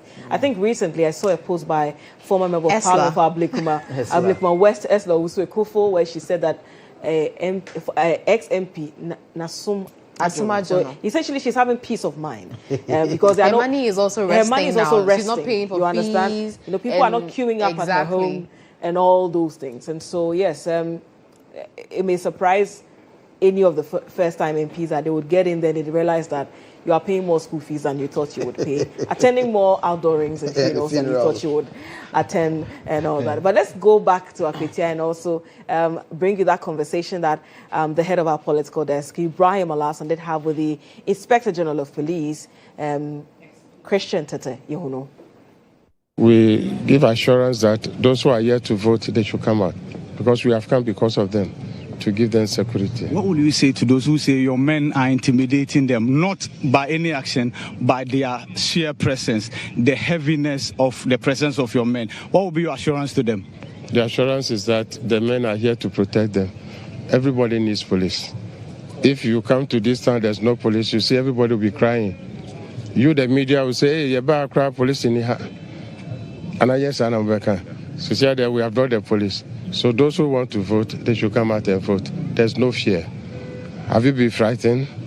No. So that is it. Finally, you engage the immediate past Interior Minister, Henry Kote. I spoke to him yesterday as well. He had a concern that the presence of your men here was minimal compared to Akwatia Township. Is that the conversation he was having with you? But today the story is different. Yes, the men are here. He has come out to see that, yes, it is okay. And then I think we have people on standby. When it comes to counting, we'll beef up security everywhere, okay? So he's satisfied. But we have to do it, what will be necessary for everybody to have it, and not individual, because politicians, they have their own mind, okay? Sometimes what he's saying is not exactly what is happening on the ground. You have seen it yourself, that the security is okay. The men are here, and the men are also on standby. The commanders are here. We have brought regional and POMA members, who are the people monitoring the event. So where should be fear? There's no fear. There's no problem, okay? Finally, I want you to clear this. Your men are here, women are here as well. What happens to security outside Akwatia? Do you still have your eyes on everybody else, every citizen, aside those in Akwatia? We have 48,000, and we have brought only 5,000. So where is the fear? Thank you very much. Thank you very much. That's the IGP assuring that regardless of the men and women here, you are safe regardless of where you find yourself. Here in Akwatia as well, he's been going around. And so that was the head of our political desk, Ibrahim Alasan, in that earlier conversation with the Inspector General of Police, Christian Tatayohuno. He had told the voters in the area that there's nothing to be worried about or scared of. They're just there to protect you, so go out to your numbers and vote. And the issue about the numbers in Akwatia and the general security in the country, well, he says, well, we have close to 50,000 officers. If we just brought some 5,000 to Akwatia, look, why are you worried? You're safe. You are in good hands. Ladies and gentlemen, I mean, you know, prior to this election, my teammates and I were joking about the fact that, if you want to commit any crime, this is the time. You have from Sunday till today, because there's no police in town. That was like a very funny perception that we had, you know. But he's clarified it.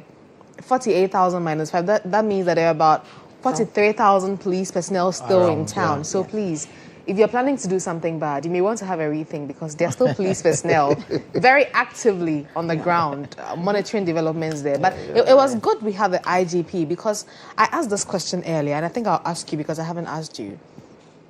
People thought his presence in the constituency was a stretch. There are so many insecurity issues that have confronted the country in the last few months.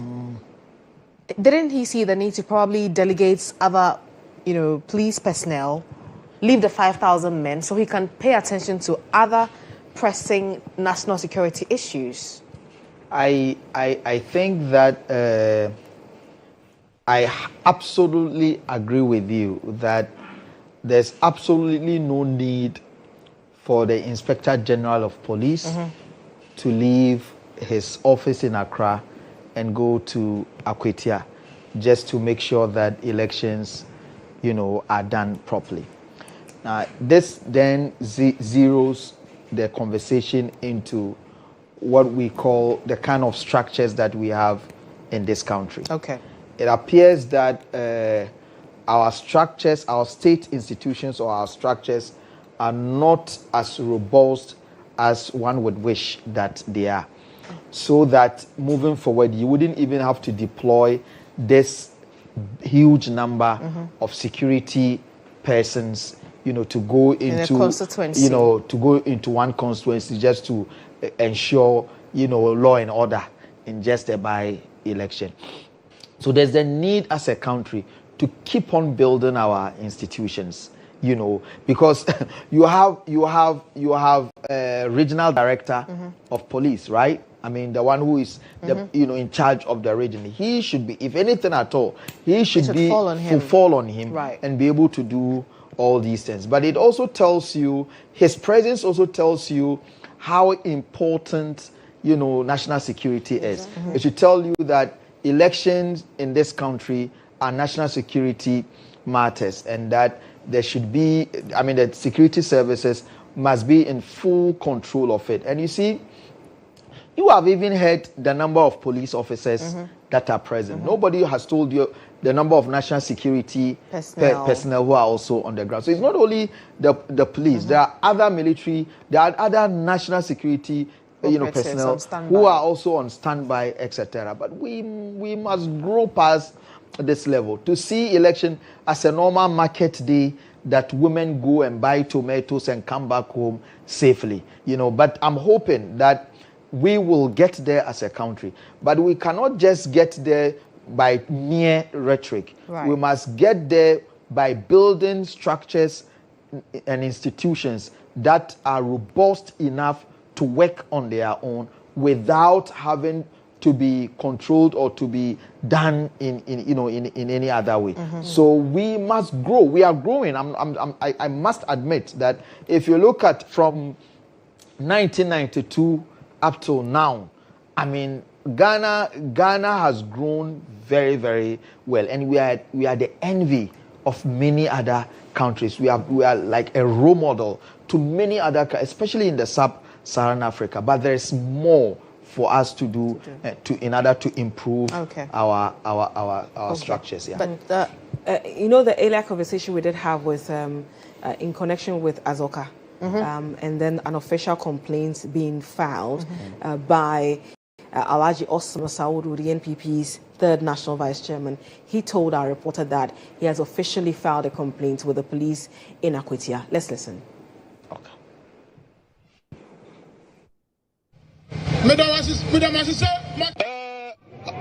I make a formal complaint to the this Akwatia police station.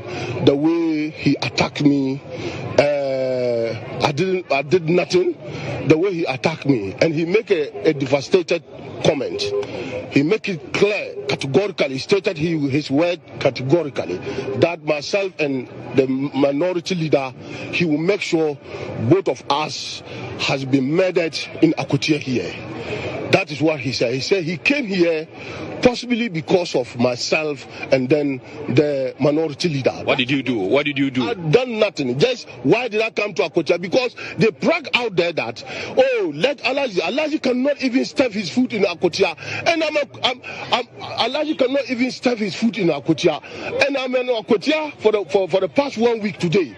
That is what now they don't have any message to tell their people. It's to come to put fear and panic to me. And me, there's no amount of fire. There's no amount of panic. There's no amount of intimidation that you put to Alhaji Masaudu and conquer me. I'm here until when the Electoral Commission will collate and declare Solomon Asumadu as the winner of the...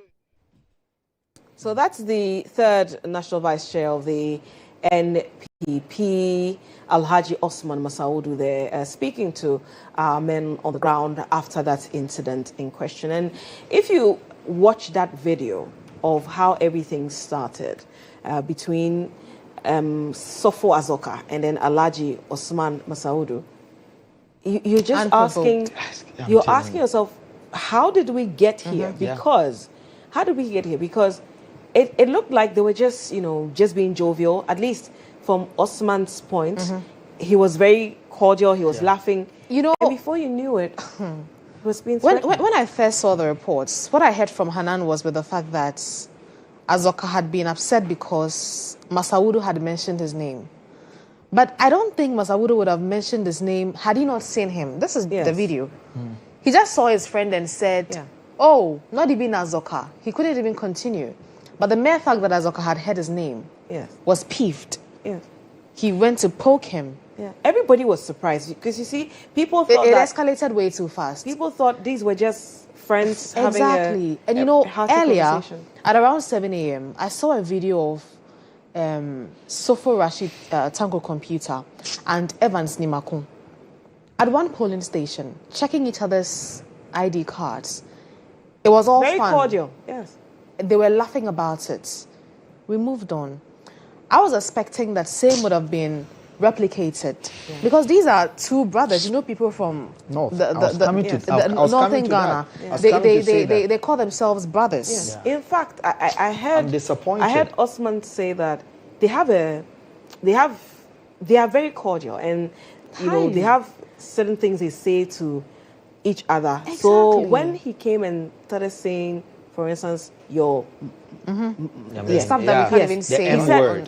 He actually says that is something they exchanged between the two of them. So initially he thought it was just that, because he was still smiling throughout until he realized and then it was only serious. for it to be, you know, escalated.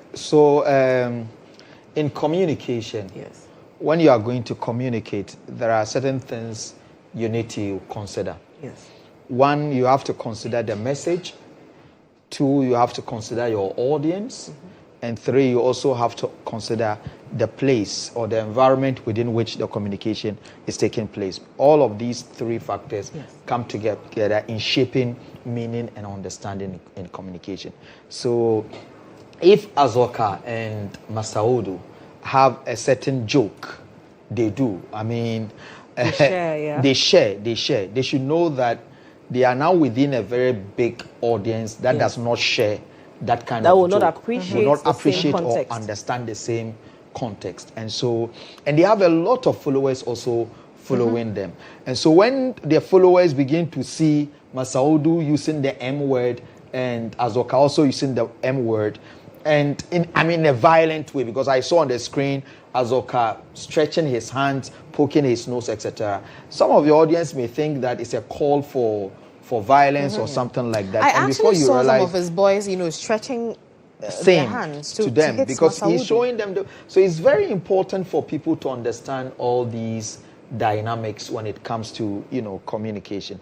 Now, I was just thinking when they were playing the video, I was just thinking carefully, asking myself a very wild question, which is it possible as a country that when we are going into elections like this, by elections, if you are not an eligible voter within the constituency, is it possible that we enact laws that prevents people from going to the polling stations, from going into those constituencies, and then allow the people in the constituency themselves to organize their elections peacefully? Because left to me alone, all these issues, these are not people from Akwatia. Azoka, what is the other guy? You see, they are hating him. Masaudu. They are not from Akwatia. They are not from Akwatia. So what is their business? What's the business of Azoka in Akwatia? And we all know the history behind Azoka. We all know, and it's what we all know. So why would we have to deploy 5,000 police officers to come and maintain law and order, and yet we allow Azoka and his boys, who are not part of the security, architecture or infrastructure of the country? Why would we? They are not voting. They don't have any vote. They don't vote at Akwatia. So why would they be there?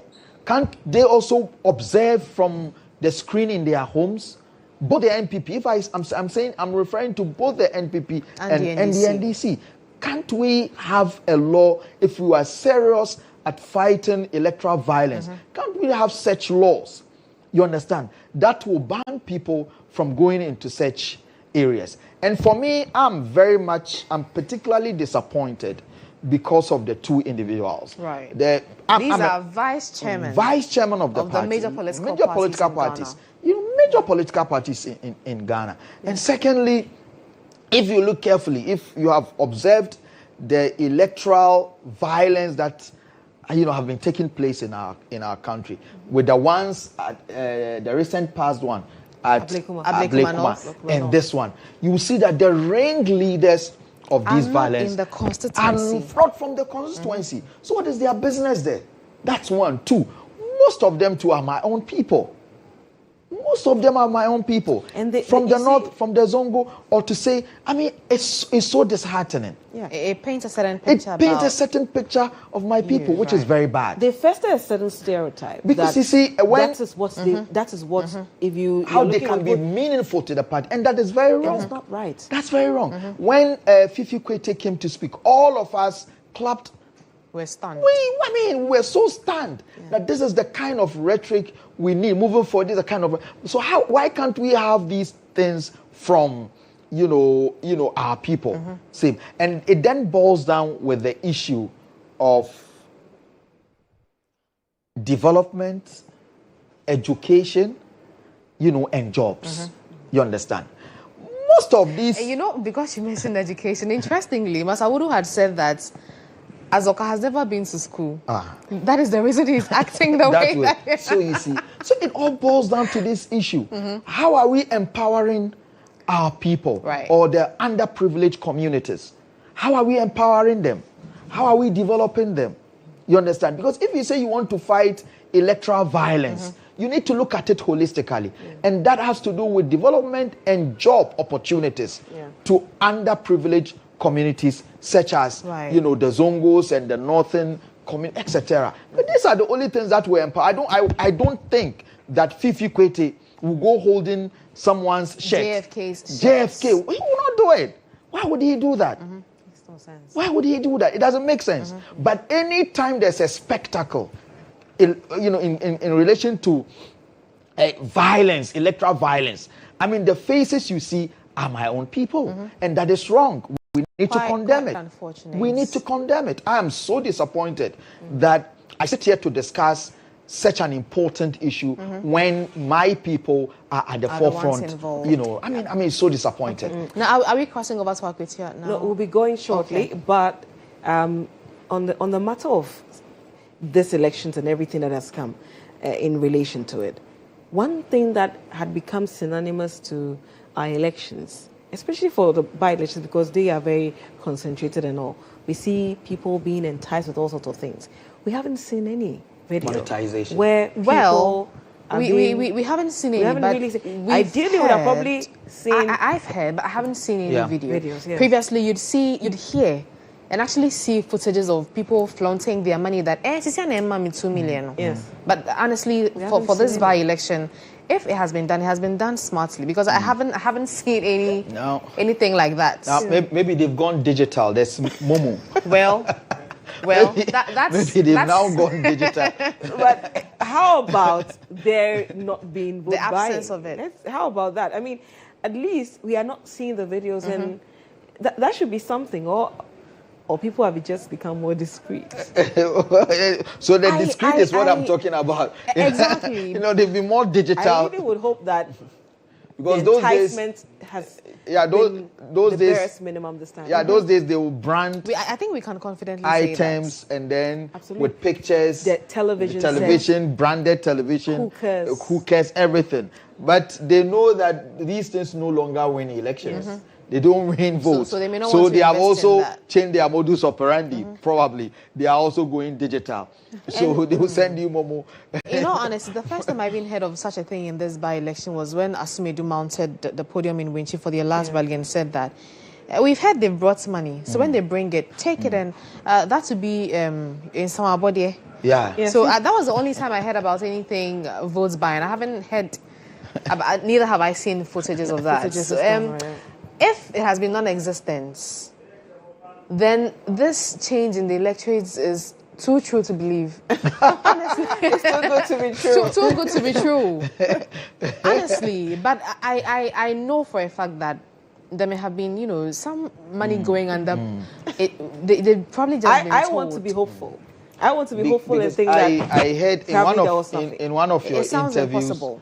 I heard one of the Akwatia youth. I mean, it was interview. Was it Ibrahim or so? Yes. And he said that they are sharing money and he's waiting for his share before he votes. Really? I mean, yeah. He said it. He said they are sharing money. I mean, I heard it this morning. I mean, before I set off to the office. Okay. They said he had their share. They asked him, "Whom are you voting for?" He said he doesn't know who to vote for, but his vote is for sale. His vote is for the highest bidder. For the highest bidder.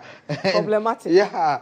So as for vote buying, sharing of money, gifts, monetization as we call it, I don't think it is entirely off the table. I mean, even with this election, maybe they have just been managed. Maybe it's managed, so nobody, or maybe everybody is sharing, so who is complaining? Exactly. I mean, maybe NDC, NPP, they are all sharing, so who is going to complain? Right.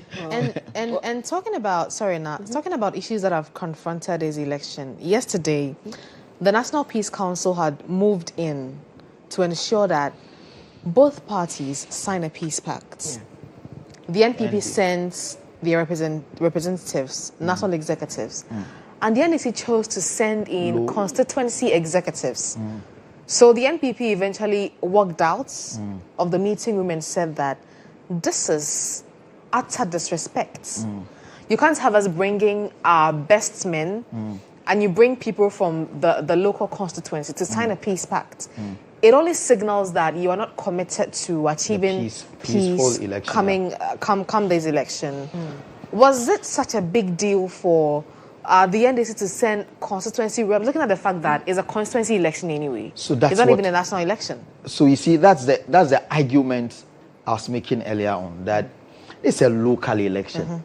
You need the local people to manage it. You don't need national officers of the party to come. And it has to do with structures that I spoke of. Right. If there are structures in place, I mean, nobody... and it's working. Nobody, national executive officers of the party wouldn't have to move all the way from Accra. Remember, NPP itself has its own issues to manage with their, electing a presidential candidate, the wrangling, and the contestations, etc. These are major issues for the party to deal with the reorganization of their party. They don't have to come and waste their time, at Akwatia. Likewise, the NDC. The NDC is in government. They have national issues to deal with, which the party structure is also part of, government in a way, in dealing with some of the national, national matters. That is where they need to channel their energy and leave Akwatia election or constituency elections to constituency executives to go about it. So these are the things that the whole thing out of proportion. Yes. These are the things that create the tension, in the constituency and bruise violence. You understand? And we need to put structures in place. We need to have laws. We need to have electoral regulations that regulates all these things. If you are serious about fighting, electoral violence, development, etc., we need to put structures in place and allow those structures to work. Okay. And we have some 3 minutes for polls to officially close in Akwatia. As and when it does happen, we'll quickly cross over to gauge the mood on the ground.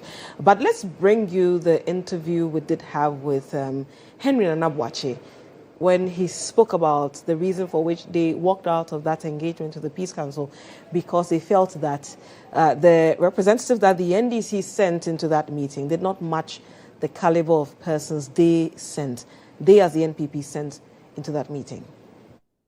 For us, we are very disappointed because we accorded this invitation with utmost respect. We came into this meeting fully represented by the Eastern Regional Chairman, Jeff Kunedu Ado, and then the National Youth Organizer, Salam Mustafa. Only for us to see the representative from the NDC side. All of them are constituency officers, constituency organizer, deputy secretary also. We are of the view that the representative from the ND side clearly cannot commit the NDC to any peace process regarding the Akwatia By-Election. We raised this preliminary objection before the meeting commenced, and we also requested that there is a need for the NDC to be fully represented by their national executives. Other than that, we will not be able to take part in this process. This is very important. In fact, the optics will be wrong. Why? Because every by-election is a national election. That is why you have the elections, the election committee from the national level supervising and superintending over this. Look, even in there, you saw Dr. Garba. Garba is the Director General for operations at the Ghana Police. And then you saw representative from the National Peace Council and then the Regional Peace Council as well. So we raised this issue. So unfortunately, we cannot continue the meeting. They have requested from the National Peace Council that they are going to inform their leadership. And for that matter, we need to give them some few time, and then they will come with a proper and a well-represented team from the National Democratic Congress. So we could not conclude. We are waiting on them. If we are called, we have said that we fully commit to the peace process regarding the Akwatia By-Election. We have said it several occasions, and we are going to repeat it again. So for us, we cannot continue with this meeting until they bring proper representative from. So that is Henry Nana Boakye. He is a national organizer for the opposition New Patriotic Party. It's officially 5 p.m., meaning that polls should be closing as of now in Akwatia, where constituents went to the polls to elect a new member of parliament following the demise of their MP, Ernest Yalkumi, somewhere in July. So we'll be touching base with our reporters on the ground to find out what the situation is at the moment. I'm sure there'll be some few people in some queues here and there. They would have to stay and cast their ballots before they go. Once you were in the queue before it hit 5 p.m., you have every right to finish casting your vote. And so we'll be touching base with our colleagues in Akwatia for what the latest is on the ground. This GHOne television is our continued coverage of the by-election in Akwatia. We are also live on Star 103.5 FM and our various social media handles as well. My name is Nadedi Tete and I'm here with Tutua Danto. We also are joined in the studio by Mohammed Tawfiq Adamu. He is a political communications lecturer at the UPSC, who his students are absolutely in awe of. Yes, but it's part of the job, I suppose, and we all do understand. So we'll be crossing over to Akwatia shortly to find out what the situation is there. We started from 7 a.m. when polls officially opened. Now, officially polls have closed. It's 2 minutes past 5 as we speak. And so we'll be going there to find out what the situation is on the ground. What we can say is that largely it's been peaceful, apart from those little skirmishes we saw here and there. But it's been largely peaceful. And we are hoping that the counting and the coalition will equally be that peaceful. So that by, let's see, 7, this should be entirely done with, right? Should be okay, we shouldn't drag it into midnight. But we'll go for a short break. When we return, we'll be touching base with our colleagues in Akwatia. Stay tuned in.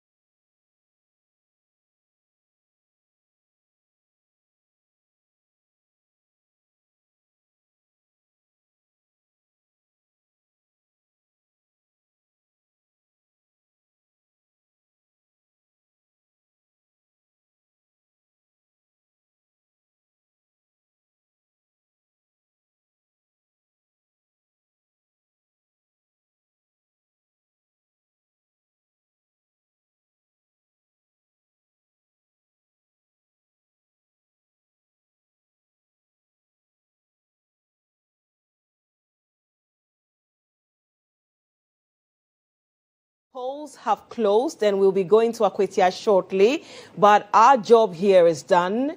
When I say our job here is done, I'm talking about myself, Nadi Ditete, and Tutu Adan. So I'm mentioning my name this time around. We've also had a political communications expert, that's Mohammed Tawfiq Adamu, joining us for the conversation. We've had a pleasure being on set for about how many hours? Yes, approximately 5 hours. Yes. So we quickly have to you about.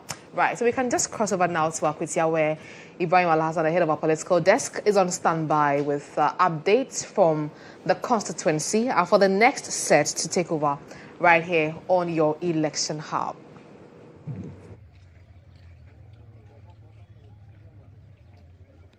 Quickly look into it. As I said, what Chief Azoka pronounced is a pure criminal pronouncement. And again, I've seen the Black Maria here. He should be in the Black Maria, and the constituency communication officer should also be in the Black Maria for the criminal pronouncement they made.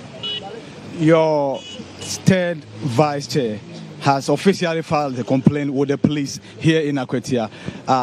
What are you seeking to achieve with this? I mean, first of all, you must officially inform the police. I mean, the threat was made. In fact, he received some unfortunate assault on his person by Chief Azoka as well.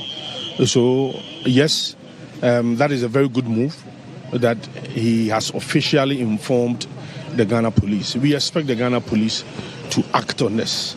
As I keep saying this, that there should be a fair, balanced application of the law.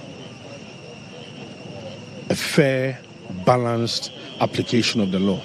There should not be even the idea in the minds of people that this person will go against the law and then the person will be treated with kid gloves, whilst this person will also go against the law and then the person will face the full rigors of the law. So that is it. So far, so good. We expect that there should be tight security right from this stage up to the coalition. Yeah. Finally, before I let you go, the counter allegation was that some individuals from your end also tore some posters belonging to the NDC. There was an attempt to tear some other posters at the NDC constituency office, and that's what degenerated into everything that happened. No, if you even watch the video from Chief Azoka, he said that he heard that Afenyo came and then he started tearing some of their posters. And then in the same video, he said that when he came and he asked, they said, oh, nothing of that's what happened. So that was quite an unfortunate pronouncement for him. That is why I am of the firm belief that the police must quickly move into it so that there will be a fair application of the law. Yeah, are you still confident of victory? Oh, yes. Very, very, very confident. Very, very, very, very confident. We are very confident that... Were you encouraged by the turnout? A very prominent feature of any by-election is the low turnout. Right? So clearly we are not going to have the turnout as we experienced in the 2024 by-election. But largely, it looks like the average turnout will be around 60%. It's okay for a by-election. We are okay. Thank you very much, Henry Nanaboache, the national organizer for the New Patriotic Party. And as we speak, of course, as you can see, counting is about to start. After sorting is done, counting is about to start. And we will go there and give you pictures of this exercise. Of course, that's the counting underway. Let's send a microphone there. 12, 13, 14, 15, 16, 17, 18, 19, 20, 21, 22, 23, 24, 25, 26, 27, 28,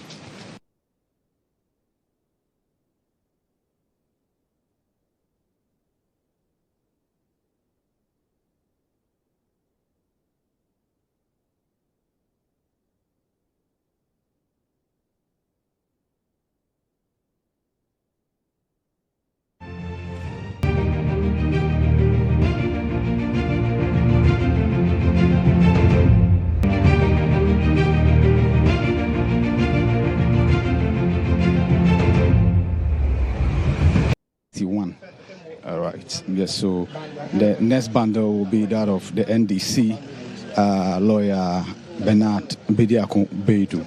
And so far, the first bundle counted 161 for the NPP candidate. 1, 2, 3, 4, 5, 6, 7, 8, 9, 10, 11, 12, 13, 14, 15, 16, 17, 18, 19, 20, 21, 22, 23, 24, 25, 26, 27, 28, 29, 30.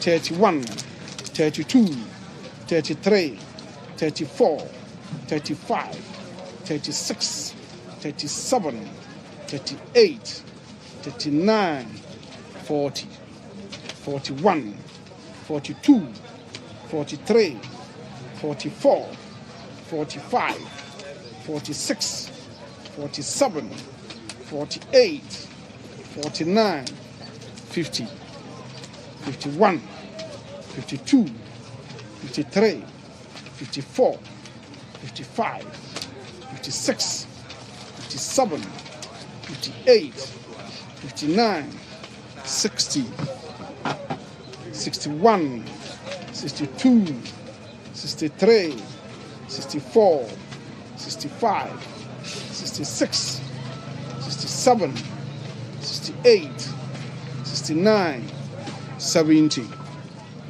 71, 72, 73, 74, 75, 76, 77, 78, 79, 80, 81, 82, 83. Candidate 2.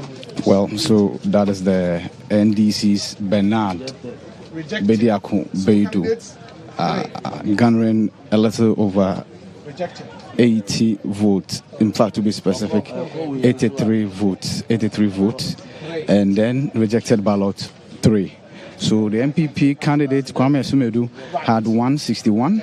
The NDC candidate Bernard Beidu had 83, rejected 3. The LPG candidate had 0. And so that is from the police station, polling station A.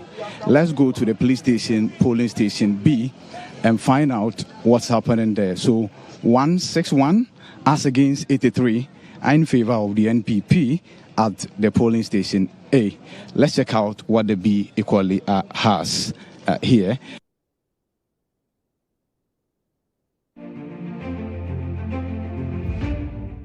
Yes, as saying, and so per what we have here, NDC's Beidu had 79, NDC's Beidu had 79, and NPP's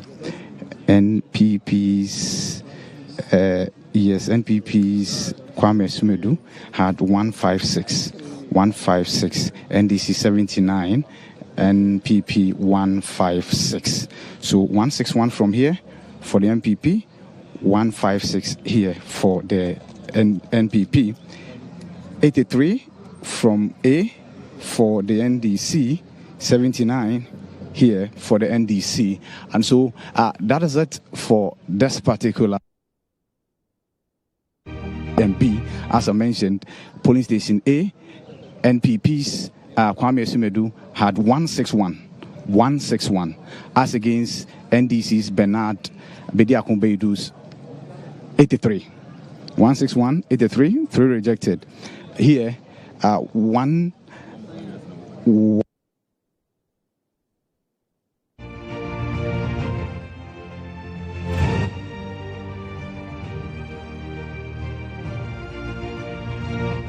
in Niwenchi, and that is the MPP's stronghold. And so, back to you in the studio. Here is said and done. We'll move to the next polling station as we keep gathering results and bringing them to viewers and listeners, viewers of GHOne TV and listeners of Star 103.5 FM.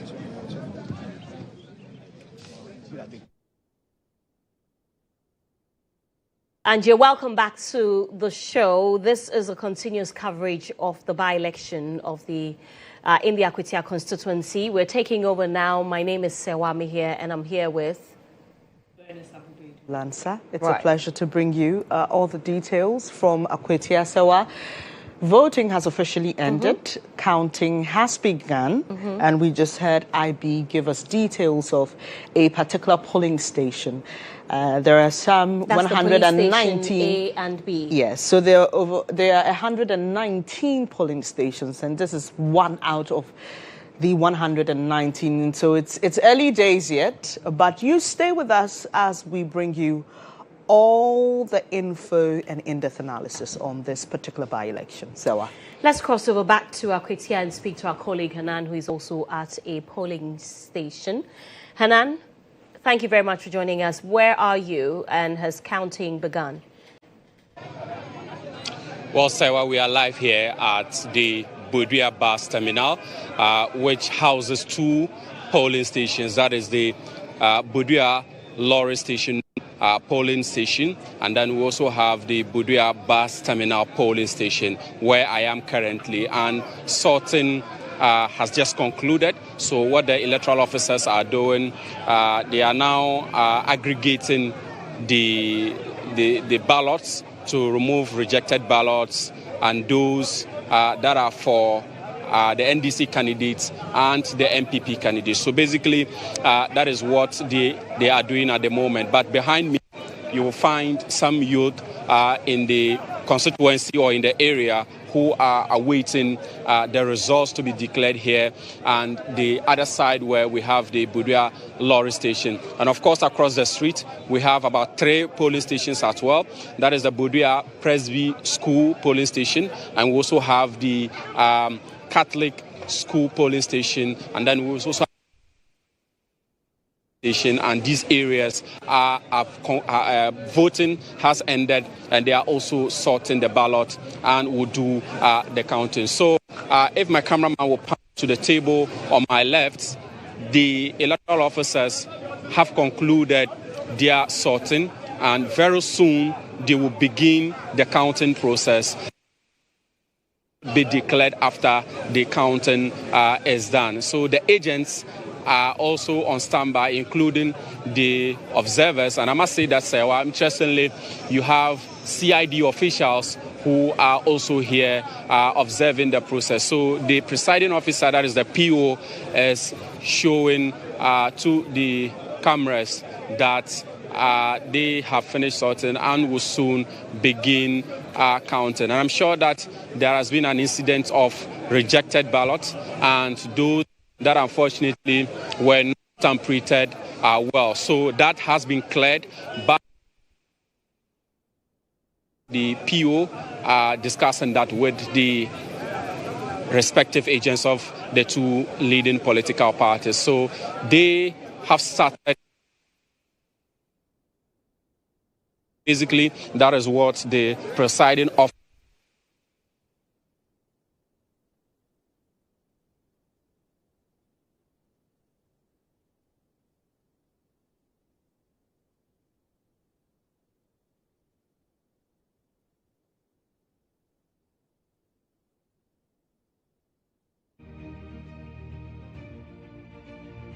is going.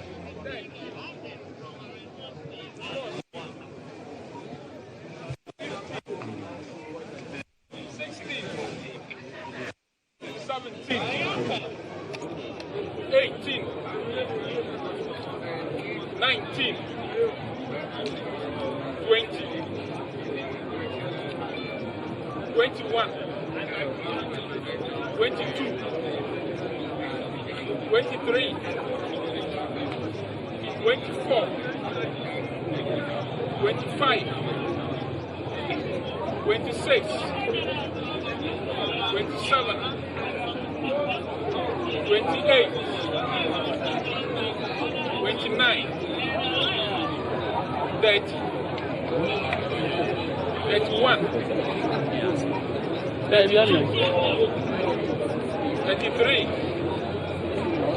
34, 35, 36, because of where you know, that's not the cut. 37, 38, 39, 40, 41, 42, 43, 44, 45, 46, 47, 48, 49, 50, 51, 52, 53, 54, 55, 56, 57, 58, 59, 60, 61, 62, 63, 64, 65, 66, 67, 68, 69, 70, 71, 72, 73, 74, 75, 76, 77, 78, 79, 80, 81, 82, 83, 84, 85, 86, 87, 88, 89, 90, 91, 92, 93, 94, 95, 96, 97, 98, 99, 100.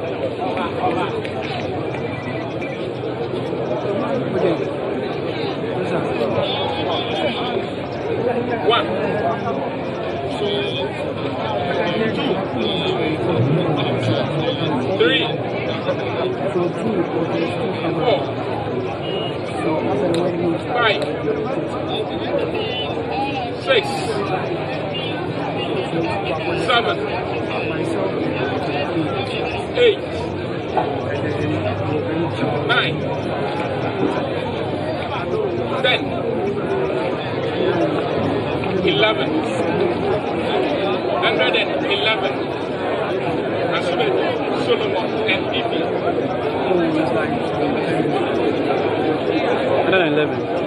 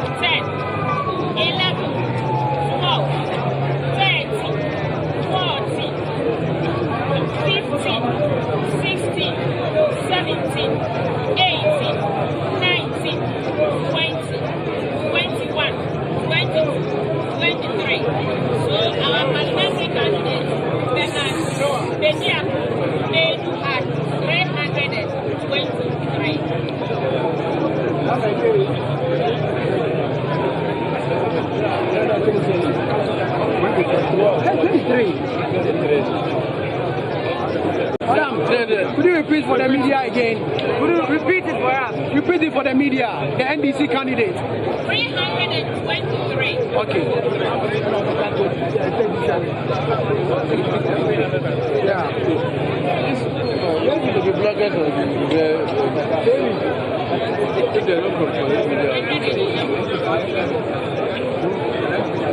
And that's 100. What to go on? So the Bijama could list the this. Already this is the forgiveness. We go to give children to the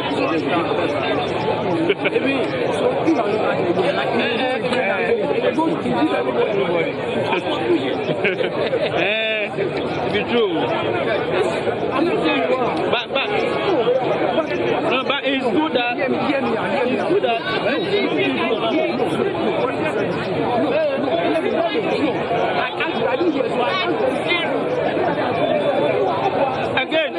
again.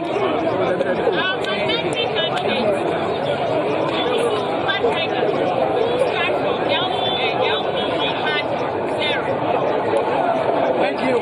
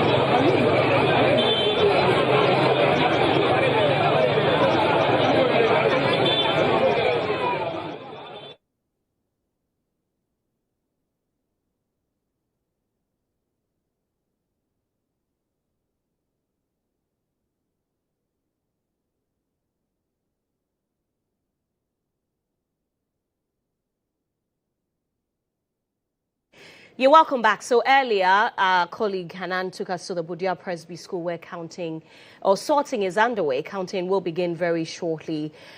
We have our men on the ground and we'll be bringing you the details of what the people have decided on very shortly. We're joined in the studio by Michael Dunyina Mensah. If you watched the show earlier, he was here with Joshua Kojo-Mensah. He's the Executive Director for Center for Public Opinion and Awareness. And I'm also here with my colleague Bernice Abubeidu-Lansa. Michael, you've been following, the results are trickling in. Mm-hmm. We have, 4 polling stations out of the 119? Yes, official. Yes. It's still too early. Very early. Very. Right. But I want us to start off with the Global Info Analytics exit poll. Mm-hmm. And this exit poll gives us a map of what the party affiliation for, the voting. And it says 44% for the NDC and 51% for the NPP. I don't know what it means, what they're trying to tell us, but do you feel something is going to change, Michael? I don't know the statistical tools and approaches that were used to arrive at.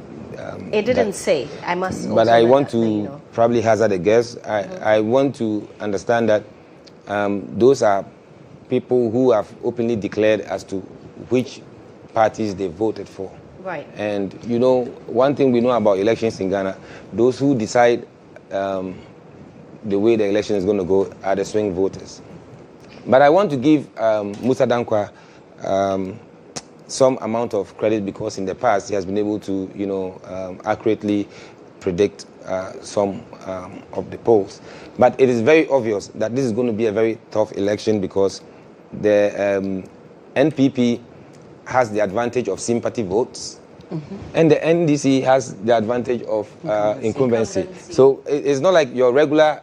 If that sympathy vote aspect was not really there, I would have just vouched or raised my hand for the NDC. But that poll that he conducted earlier said sympathy votes amounted to just 5%. So the people weren't really, going to vote based on the fact that Ernest had passed. May his soul rest in peace. He said that it accounted for just 5%. Well, as I said, he did his analysis, and I'll give him his due credit. But I still believe that sympathy vote is a very big factor in some of these elections. I remember some time ago, a political party had to even field the wife of an MP who died, just to be able to, whip up and garner much of the sympathy votes. So I think that in this particular case, we cannot rule out sympathy votes completely. We have to be able to factor that in when we are making any analysis. But okay. Right. But moving away from the sympathy votes, I think that with what NDC has been able to achieve over these lives, because the goodwill that NDC came into power with is still there. Lingering. And then so far, they've had some very positive, the government has had some positive attributes, the currency depreciation and, prices of some goods coming down. So NDC really have some very good stories to tell, and I think that puts them in an edge in this particular election. So I will not be surprised at all if NDC carries the day. And not to forget the fact that they are also, going according to the old script, where when there's a by-election, they tie the voting to developmental projects, and sometimes they try to, lure the community members, with some quick, sharp projects there to be able to convince them. So definitely, if you want to hazard a very good guess, NDC should be coming up as the victors in this election. All right, okay, Sarah. So I think, honestly, that people are confusing what Musa Dankwa was trying to communicate with that exit poll. Okay. Let's not forget that not all parties had candidates for this particular by-election. Okay. That's one thing we should put there. Now, if you look at the exit poll, it says 51% say they are affiliated with the MPP, 44% with the NDC, 3% are floating. 2 say they are affiliated to other parties, and 1% did not disclose which parties they are affiliated to. Now, we also have to say this, that an affiliation to a party does not necessarily mean that you voted for that party. So Musa didn't go asking people, who did you vote for? He said, which party are you affiliated to? Right. And we know, even during major elections in 2024, we know that people voted skirt and blouse. So I can't be affiliated with the NPP or the NDC and vote otherwise. So I'm only saying this because there are comments on social media about people saying he's trying to flip-flop. Right. And trying to put himself in a position that allows him to get the credits whichever way this goes. But I don't think that's what the data is speaking to. Is that what it is? So your observations are very right. That's what I was saying. Those who are going to decide this election are not going to be those who are probably even saying that this is my party or this is where I belong. And if you take the figures, 40, we have 51 and what can you... And 44%. So that means 51, 44. That means we have about some 7% that can really swing either ways, which includes those who are voting for other parties, the undecided. That's a whole 7. And that 7, if that 7 decides to swing towards the MPP, the NDC can still lose out in this election. Okay, so on your screens now, visuals from the Bodia Presby School polling station, and you also see 10 out of the 119 polling station results on your screens, where it appears that the NDC is leading, but that's just 10 out of 119. So please be guided. Anytime you want to look at it, look to the left, because it has how many polling stations results you're seeing there. But Michael, sorry, you were saying, we just wanted to let our viewers know what they were seeing on the screen. Yeah, right. I was agreeing with her that her observations were right, and as she said, merely associating yourself with a party does not mean that when you enter into the ballot box, that is definitely where your vote is going to go. Though that really give an indication as to how the polls are going to go. But as I'm saying, this election, there's a lot of positives that really goes for the NDC. And I must also say that they have some undue advantage. I was talking about those old tricks of, pushing developmental projects or assuring, and that is something that I've spoken against, by the way, because I think that's an extended form of vote buying, because development should be sent to places based on need, based on other factors than just the fact that you are voting for a particular party. Now that you've brought that in, let me just also mention that today we saw some bigwigs of both parties in the constituency. And one of them, Collins Daughter, is reported to have actually said that if he were to be the president, he would not construct roads or undertake some development projects in Akwatia if they choose to vote for the NPP. And I thought that was a very unfortunate statement. I'm only bringing that in because of the extended vote buying you're talking about. But I don't know what you make of this. Our democracy, how far we've come, and we're still pegging votes to expectations of development. What happened to decentralization? What happened to developing simply because I am in a country and I pay taxes? Not necessarily tied to who gets my vote or not. Right. Unfortunately, I really don't know when we're going to move away from that kind of politics yet, because it has been evidence, since I started voting, since I started being a student of politics and following politics. Look, it's so bad that you see how poorly the NPP performed in the Ashanti region. And that's because there was some sort of entitlement that we are the World Bank of the NPP. If for nothing at all, we should be getting a larger share of the development. Look at our roads. I mean, I'm talking about the Ashantis, and that's just what it is. Yesterday and even the day before, monitoring social media, I'm very active on social media. I saw people talk very highly against the decision to commission a DVLA office just a day before the elections. Why? Hold on for me. We have to go back to Akwatia and speak to my colleague Hanan. Hanan. Hello, Hanan. Because official declaration nyambai. Baby, I me to abano. Oh, the na. NDC was form. Eti yapotemu ani die. MPP ni na waso. Baby, I me to abani. Baby, I me die. MPP afa. Tiye wani daso. Yachini mu bebre. Na mo anticipate say mo benya sa win we ana. Ye de na ye say ebo ya so ye hu ne yanka. Ye na ni adwum say bedi nkukuo.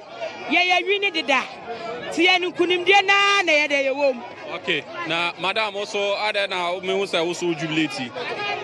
Say no de pen na be mama ye. Ona bo asumadu preko pe okum kom. Ono oji obi a nti obi a penasem. That's it, bra. Back pe. Now also anticipate say obi win, obi sima win. But full vim. Me o vim pass obi win nti abemu sansa na niam akọ ne de. Ye hu ni say afa wie. King Solomon all the way. Okay, so she is also excited about the fact that King Solomon saying that he has won. Let me try and engage some of the jubilant supporters who are here. Masa, na arena also as a winning ajisa. Oh, but we're all here for the elections.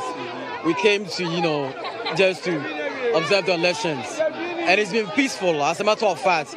Though the tensions were high. And as now, there seems to be very peaceful election at all. The votes are now tickling in and people are happy. And they are just sharing up their candidates within the elections that they held. So what were you anticipating would happen? Has that happened or not? Anticipating what will happen? Yeah, that whoever will win. And has the person won? Oh, we now have just few of the police stations results in, waiting for the major ones. And when it comes, I hope we are going to know the one who is going to be the winner for the election. Yes. Okay, thank you very much. So So that's my colleague Hanan speaking to some constituents in the Akwatia constituency, specifically those around the Budia Presby School polling station, picking their thoughts ahead of the declaration of the results. Here with me, with Bernice Abubeidi Lansa and Michael Donyina Mensah. He's executive director for the Center for Public Opinion and Awareness. And Bernice asked a question about tying development to voting, right? And I was just saying how we have seen this happen over and over again. Remember, when the flooding issue happened, or the spillage happened in the Volta region, when the then President Akufo-Addo went there, what did he say? He said that ordinarily he shouldn't have even come there to do anything for them because they didn't vote for him. That's how we are. I am not so surprised hearing Collins say that, because even our former president said it. I don't know if that's going to change anytime soon. Michael? So it's a very big problem, and we really have to navigate that. That's why when the Constitutional Review Commission was calling for proposals, SEMPOA submitted that, though, it's a bit difficult, but Ghana should consider going the college system, where when we have elections, when you win every region, it's one. So that means you need to win about 9 of the regions to be able to become a president. And the only point where we count the normal votes is when there's a tie, so that every region becomes important, because even if it's the smallest region somewhere, you still need to win it to be able to win the president. So when it comes to even development, you would not discriminate, because if not, if we have 3 regions that are very populated and those 3 regions can produce a president, then they might decide to send all the resources and development projects there, because when they win those 3 regions, they don't need the other regions to be able. So, democracy must grow, and we must be able to tailor it to our needs. But it looks like we just copied it bluntly, and even to practice it well, we are not doing so. Do you think or believe we are where we are because we have not allowed, between 1992 and now, we have not allowed for a review of our constitution? I'm asking this because you speak so passionately about how things should change. Have we left this for too long? I think that over the years, our democracy, they said it is growing, and I want to know if it is growing, then it's actually a cancer. Because if it is not, we are actually going backwards. And even when we talk about the quality of leadership, the quality of leaders that we are producing, I was saying, if you want to start from the times of Dr. Kwame Nkrumah and look at the leaders we have today, you see that these leaders cannot actually carry the vision that our forefathers set out for, because the type of politics that is being practiced right now, I'm just imagining in the next 10, 20 years, what is really going to happen, because some unfortunate statements are being made and they go away with it. But I want to put the blame on the citizens. You think we don't know the power that we have? Exactly. Because with the politicians, they serve us Okay, only... you have to hold on for me. Okay. We have to go back to, voting has ended, so it's very normal that we keep cutting you whilst you're talking. My colleague Ibrahim Al-Hassan is engaging some constituents. Let's cross over there now.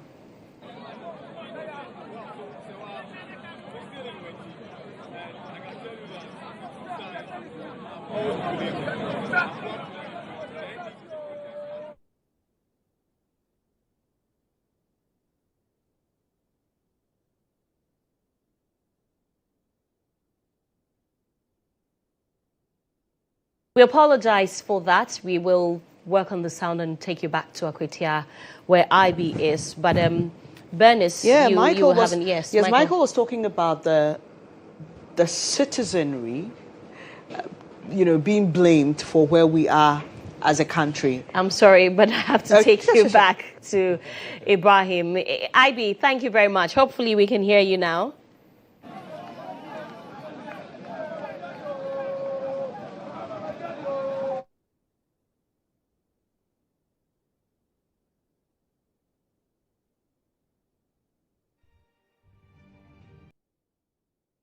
Ibrahim Al-Hassan is the head of the political desk here at the EIB network. Ibrahim, thank you very much for joining us. Where are you and what can you report?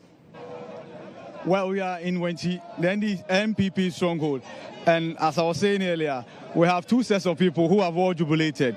At one point, the individuals on my left side were jubilating, NDC supporters, some of them. And then later, MPP supporters on my right jubilating and indicating that they were given 200 cedis each to vote for the NDC's candidate. They took the money and voted for the NPP's candidate. So they are quite happy and they are jubilating.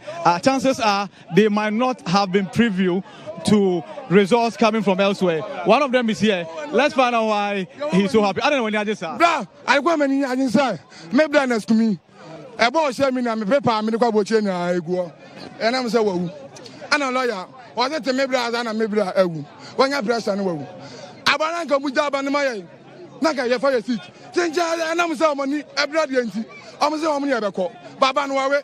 Am say be yase be ye say. Am say o to yeti.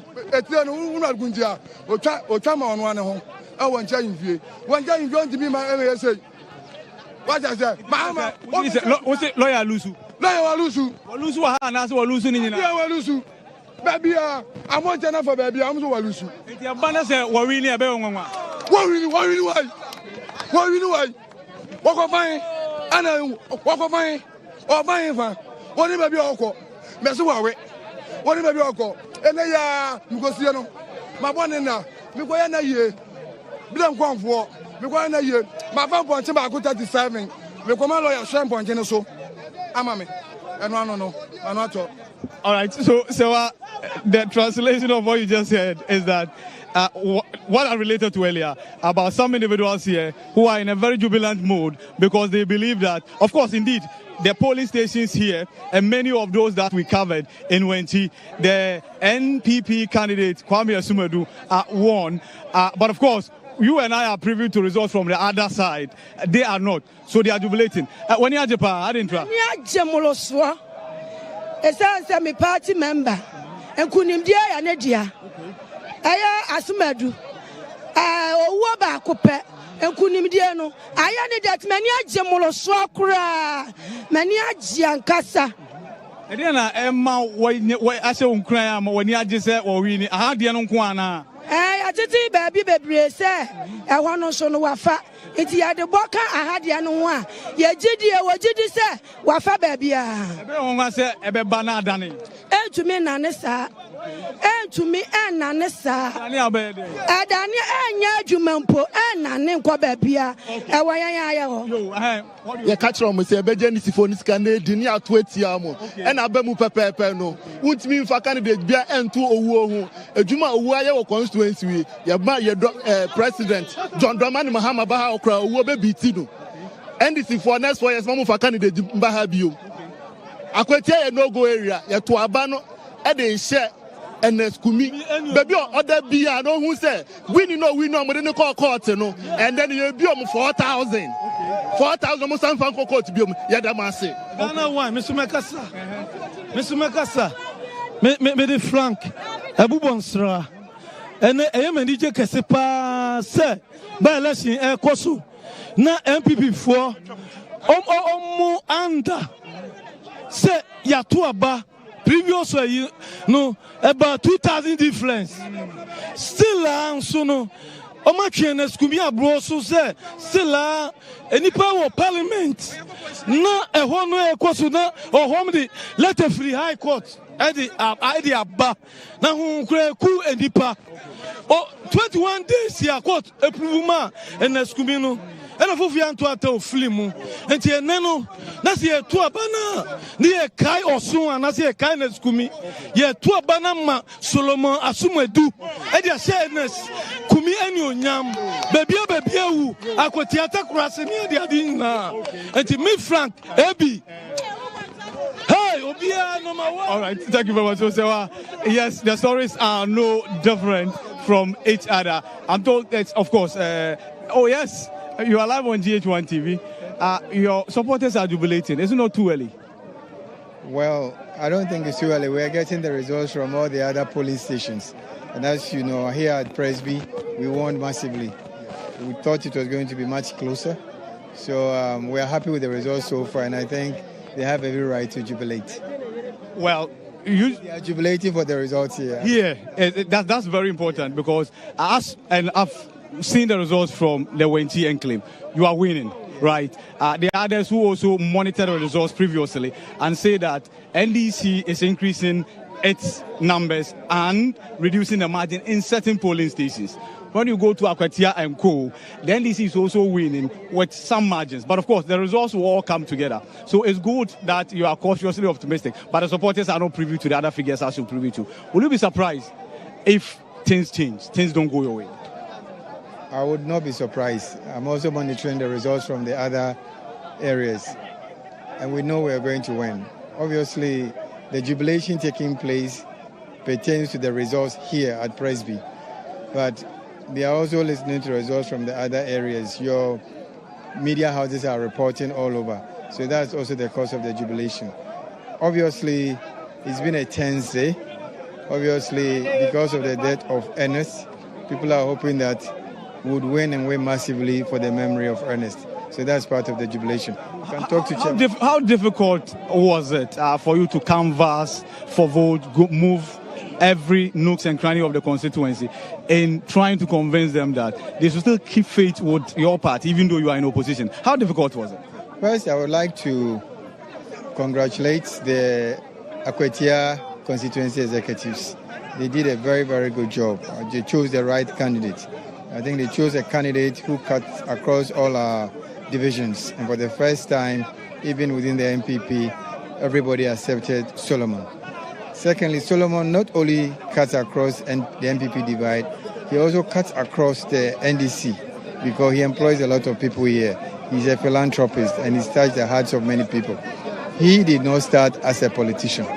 He was just a businessman doing his work, and as that, people see him as genuine. He's not a politician who does it because he wants the votes.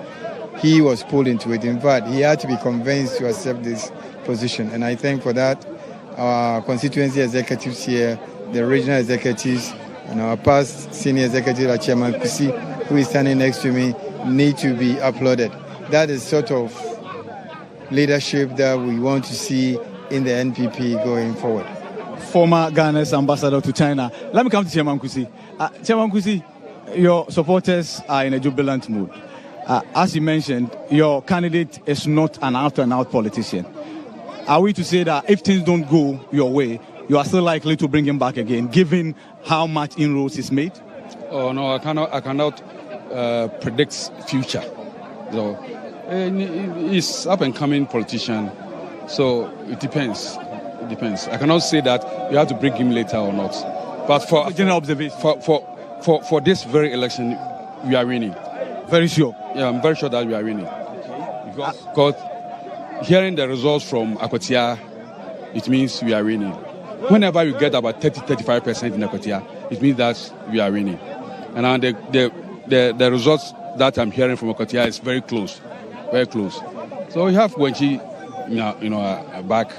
We have Apramine, Topramine, and GHOne. Kusi also is with us. So definitely we are winning this election. How challenging was the issue of turnout? Were you encouraged? Because earlier in the morning here in Wenchi, some of your party leaders were not so excited about the turnout, but subsequently it picked up. Are you encouraged by the turnout? Yes, I'm very, very encouraged. You know, by-elections are supposed to be very low turnout, but for this result that I'm hearing now, it's okay. It's very okay with us. Yes, very okay. That's Chairman Kusi, the Akwatia constituency chairman. So, Sewa, all is almost said and done. I think the very last polling station, which is outstanding, is the one here. And of course, we have the EC officials crossing the T's and dotting the I's.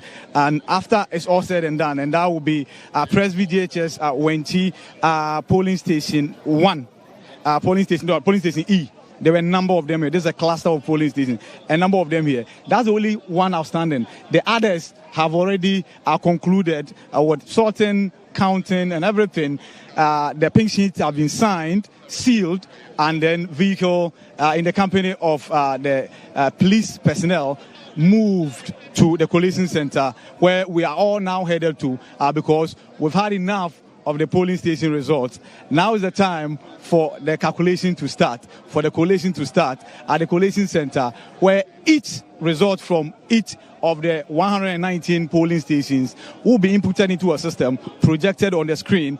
After it's all said and done, whoever becomes the MP for Akwatia will be made known by the EC officially. But of course, I'm sure in the next 30 minutes or so, if they don't already know, the political parties are aware as to whether they are winning or they are losing, or as to whether they have lost or they have won. What might be outstanding will be what the exact margin is, the exact percentage of victory or loss is. Sewa, back to you in the studio. Ibrahim, thank you very much, and we certainly will come back to you when, all of this is getting closer, because people are eager. I keep getting messages, how's it looking, who is winning? Yes. And I'm telling them it's still very early, because sorting is still ongoing in some of the polling stations, even though counting has been done in other polling stations. I'm here with Bernice Abubeidu-Lansa and Michael Donyina-Mensah. He's Executive Director for the Center for Public Opinion and Awareness. Bernice, you two were having a conversation about development. We're talking about development and voting patterns, and why as a country with a democracy like ours. And you travel across Africa, and there's just one thing Ghana is known for: democracy and peace. Unfortunately, we seem to be chipping at the games gradually, unfortunately. Right. You spoke about the fact that you think that the citizens must accept the blame for where we are and not fighting or demanding enough of our leaders. But why do you think it is so? Okay. Why do you think, is it the case that the citizens don't know, or is it the case that the citizens are not courageous enough to demand what we deserve? All right, that's a loaded question, but I'll start with the peace part. Just last week, is it the Global Peace Index was released, and Ghana fell off by 6 points. Yeah, 6 points. And I must tell you that the Global Peace Index is scored based on 23 criteria and 3 main pillars, and one of the pillars is safety and security. So some of these issues that we're having with by-elections, especially the disturbances, they all feed into this index. So the little bits that we do in this country can affect us in the long run. And you see, this Global Peace Index, we might think it is just a scoring.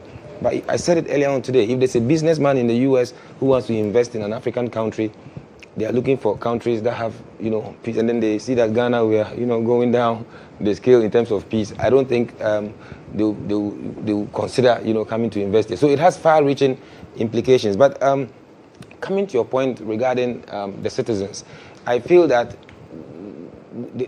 a lot of people don't properly understand the power that they will in this democratic system. We've seen situations where it looks like the politicians, they only come to serve us every 4 years. Election year, they'll come and serve us, and the rest of the period, we serve them.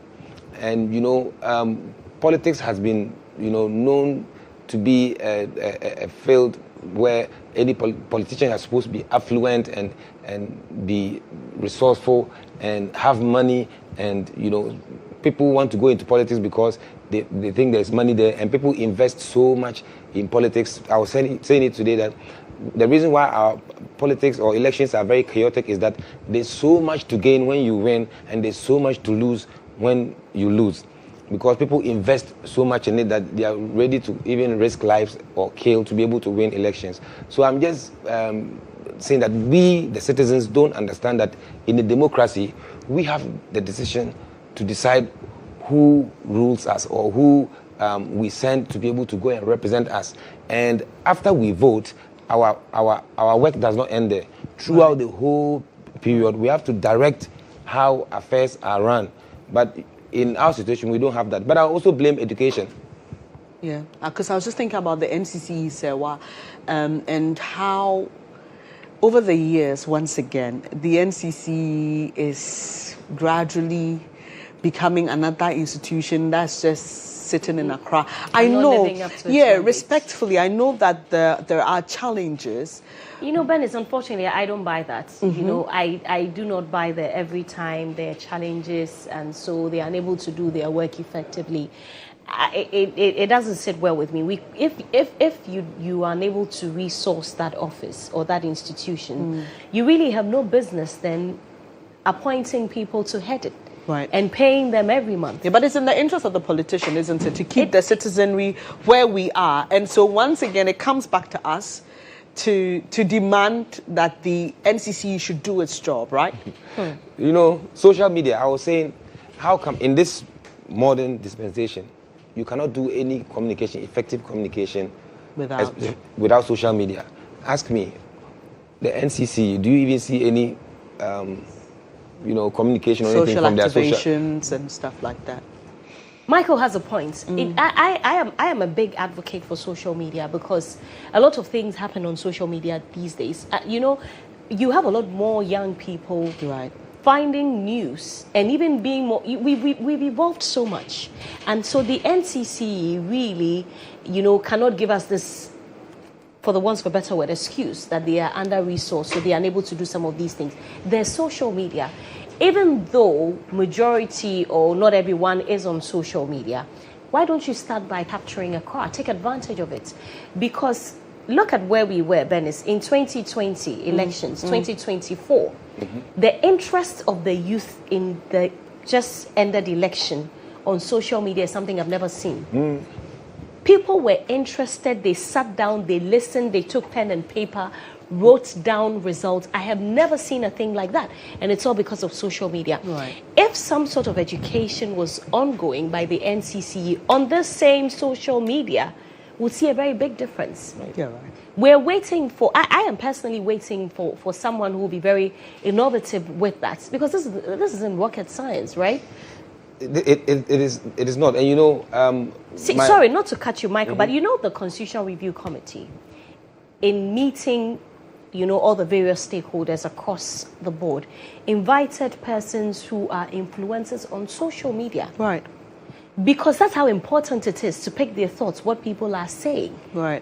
And I wasn't there. I got invited, I couldn't make it. But I know a friend of mine told me that he got there. He saw Twitter influencers, saw Instagram influencers there. Because the world right now is really largely run on social. Like every presidents are tweeting, making announcements on social especially media. Donald Trump. Exactly. It's just popularized. Now even traditional media like radio and TV has to even leverage on social media to really even thrive or be more prominent. So that's true. You cannot even do without social media. So one of the areas I keep thinking, so NCC, you should have some of the most followed social media handles in the country if you were really serious. We should see ads that are sponsored by NCC on Facebook, on Twitter, on Instagram, educating young people, educating Ghanaians about their civic rights, about what they can, none of that. So we just wait. Michael, please hold on for me. We have to go back to Akwatia. My colleague Hanan is standing by. Hello, Hanan. Hello, Sewa. The siren you heard behind me are personnel of the Ghana Police Service who have been patrolling the area since the election started at 7 a.m. And there seems to be a little blockade here. Election materials that are coming all the way from Takrasi, Wenchi, and Kusi and other areas are having some difficulty navigating through this high street, that is the Budia High Street. So you see a police officer providing traffic management to ensure that these police vehicles conveying the ballot boxes and party agents to the collation center are able to do so with ease. And so some of them are stationed down there, ensuring that goes. So vehicles that are also coming from the Akwatia main township are also having difficulty making their way through to wherever they are going. So that is the situation here. So in your shot now is the traffic from here up until the Akwatia township. So those who are coming from and those who are going to Akwatia are having a deadlock over there. So the police are trying so much to provide traffic management to ensure that every vehicle that is coming, especially for those that are transporting the election materials to the collation center, are able to do so with ease. So even though that is happening, as that happens, you have quite a number of the youth in this constituency or in this area who are also on the street watching what is happening. In fact, some of them were earlier jubilating, and some of them are in white, jubilating that their candidate has actually won the election. So let me engage a few of them and find out how the mood is over here. Jubilating. Na ada na jubilate abra election no yanyam free results no. Oh, me party am person winning no. Me hu say sesi ya no no lead and sesi na hear me na me jubilating. So that is the chant over there. It appears they are excited about the situation. So that is why they are all excited. So Sewa, that is what is happening. Supporters of the MPP candidate Solomon Owusu, some of them are also making their way to the collation center, but the police have barricaded the area to ensure that unauthorized people do not make their way to the center. Branami no kasa. Okay, mame, Arena Usu ujubilate sesi abra results no de omunyam friend wi. Nko sa ka kesi esi mo betima block. Ye team block e. Ne mo mo se wo de yo se wu. Ye kasa si ebo. De ya kan se pasundwe. Ye nipa na ye hia no. To won fa ye nipa man. Na mo kwa asundwe mu pepepe eno ano no. Well, I'm going to bamboo straw. I'm not to my number. Now, before now, Yachi and Nibaba. 70. Yo, so basically, that's what's happening there. He's been freed.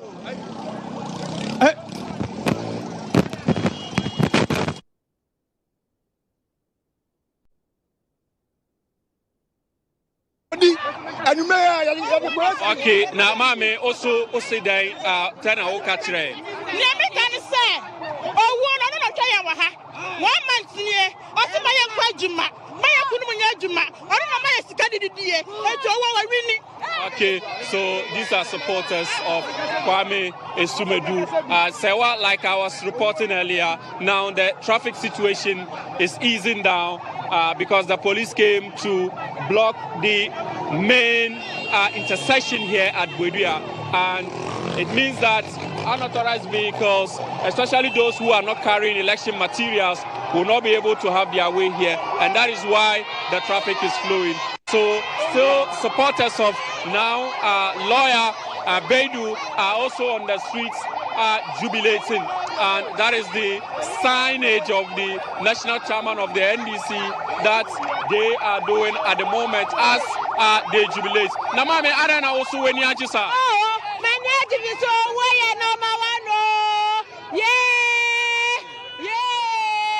Abani de say mbo we ya there now.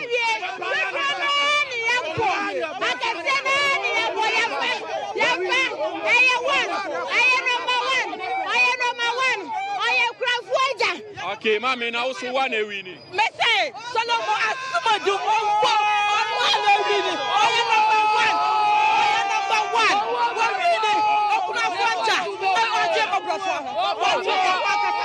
All right, so the excitement is still ongoing here on the Buedua High Street as the youth are up in their numbers on the streets, jubilating that their favorite candidate, that is the MPP Solomon Asumedu, would carry the day. Like I indicated, still traffic over here as the election materials are being transported, and others who are expected to play some important roles at the collation center are also making their way here. Now, some MPP supporters are here, and the jubilation is just ongoing. Quite an excitement for them, even though the official declaration is yet to be made. So they are Well, so that was our colleague Hanan there engaging some of the constituents at the buildup Presby School area. It's getting interesting. So I mean, every side says they've won, but we know the constitutionally mandated body that should declare the results is the Electoral Commission. And so we heard IB telling us earlier that they were heading to the collation center where they were going to consolidate all the results that had been counted at the polling stations. And so expect to see them coming. We are giving you provisional results right now on our screens as we have received them from the presiding officers at the various polling stations. These are provisional results, and we are showing you the figures out of the total 119 polling stations there are in the constituency. And so, like Sawa said, it's early days yet. Anything can happen depending on where the flow is coming from. We know that in the Wenchi area, the MPP seems to be very dominant. In the Akwatia area, the NDC seems to be very dominant. So we'll see how the figures balance, and eventually the picture will be painted. But we need to take you back to Ibrahim Al-Hassan, who is still on the ground. The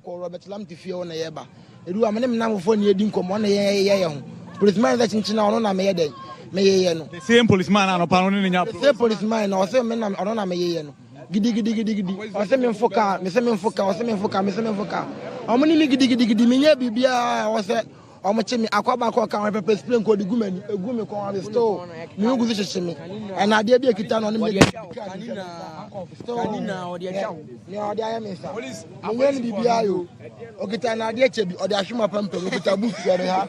O dey tete am me yen bibia nji se ne wa dey sam ko bonu dua. My bonnet and I'm your bonnet. I can't go to an onion, my bonnet. Police, women on our bonnet. It's a banner bomb there. Mako Bonibia. It's a man now wears me Bonibia. Master man, nothing me. Namany on my yagi, I'm a dozen to know better. I'm a try on mathematical. Miss Melinda, reason why I'm my entire. I'm an enemy. I got to tell me almost like a cackler. And I'm on the metal from Mommy, I'm sure I'm on our car, no, I'm sure. Driver Nina, I'm sure our car inside. Messimia Bibia, can who I am a friend, I'm a question. The timid ambassador, I rest in the Bonibia. Driver Nina, Bibia, minimum be a flea or a woman may be a flea. But I made enemy fluent. Mayani Bonibia, and our bomb, may inform the Mayani Mintino. It's in Bazar Mania, I rest in the Bonibia. You won't find Channel. There will be fancy because Mayani Bibia, has no being your enough from now. One thing now, Bonibia. It's on a police in the meeting. It's me Bonibia. It's a man I read the Bonibia. And I'm be behind lie. The Bonabia Bonibia, be behind lie. I am because me yana it's me Bonibia on what you car. So I can't quite know who money in the bush of form. As well, meeting your car. Well, so that is the gentleman. Bodi, mommy. Yeah.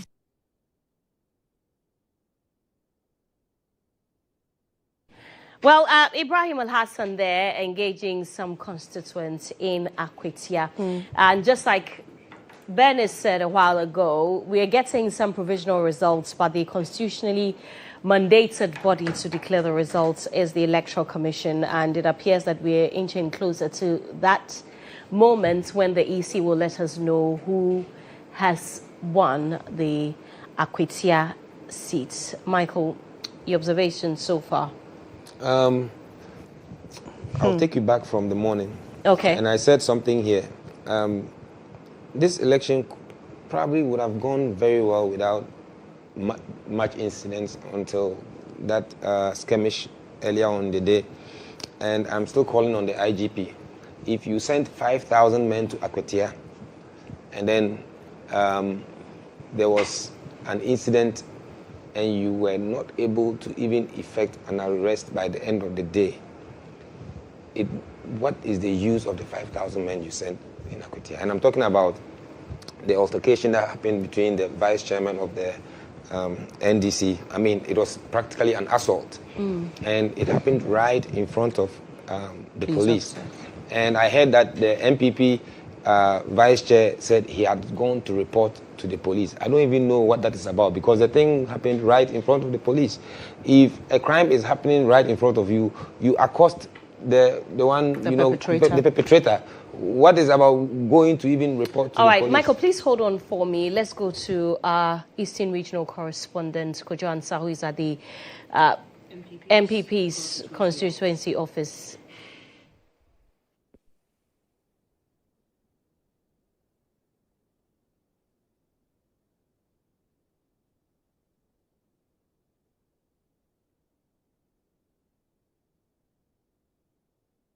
Individuals who are police officers. To him, he would not let this go. He's going to rain curses on them, of course, the traditional way he mentions. Still coming to you from Wenchi, which has many of the constituents jubilating that the MPP candidate has won, even though all the results have not been tabulated yet. Back to you in the studio.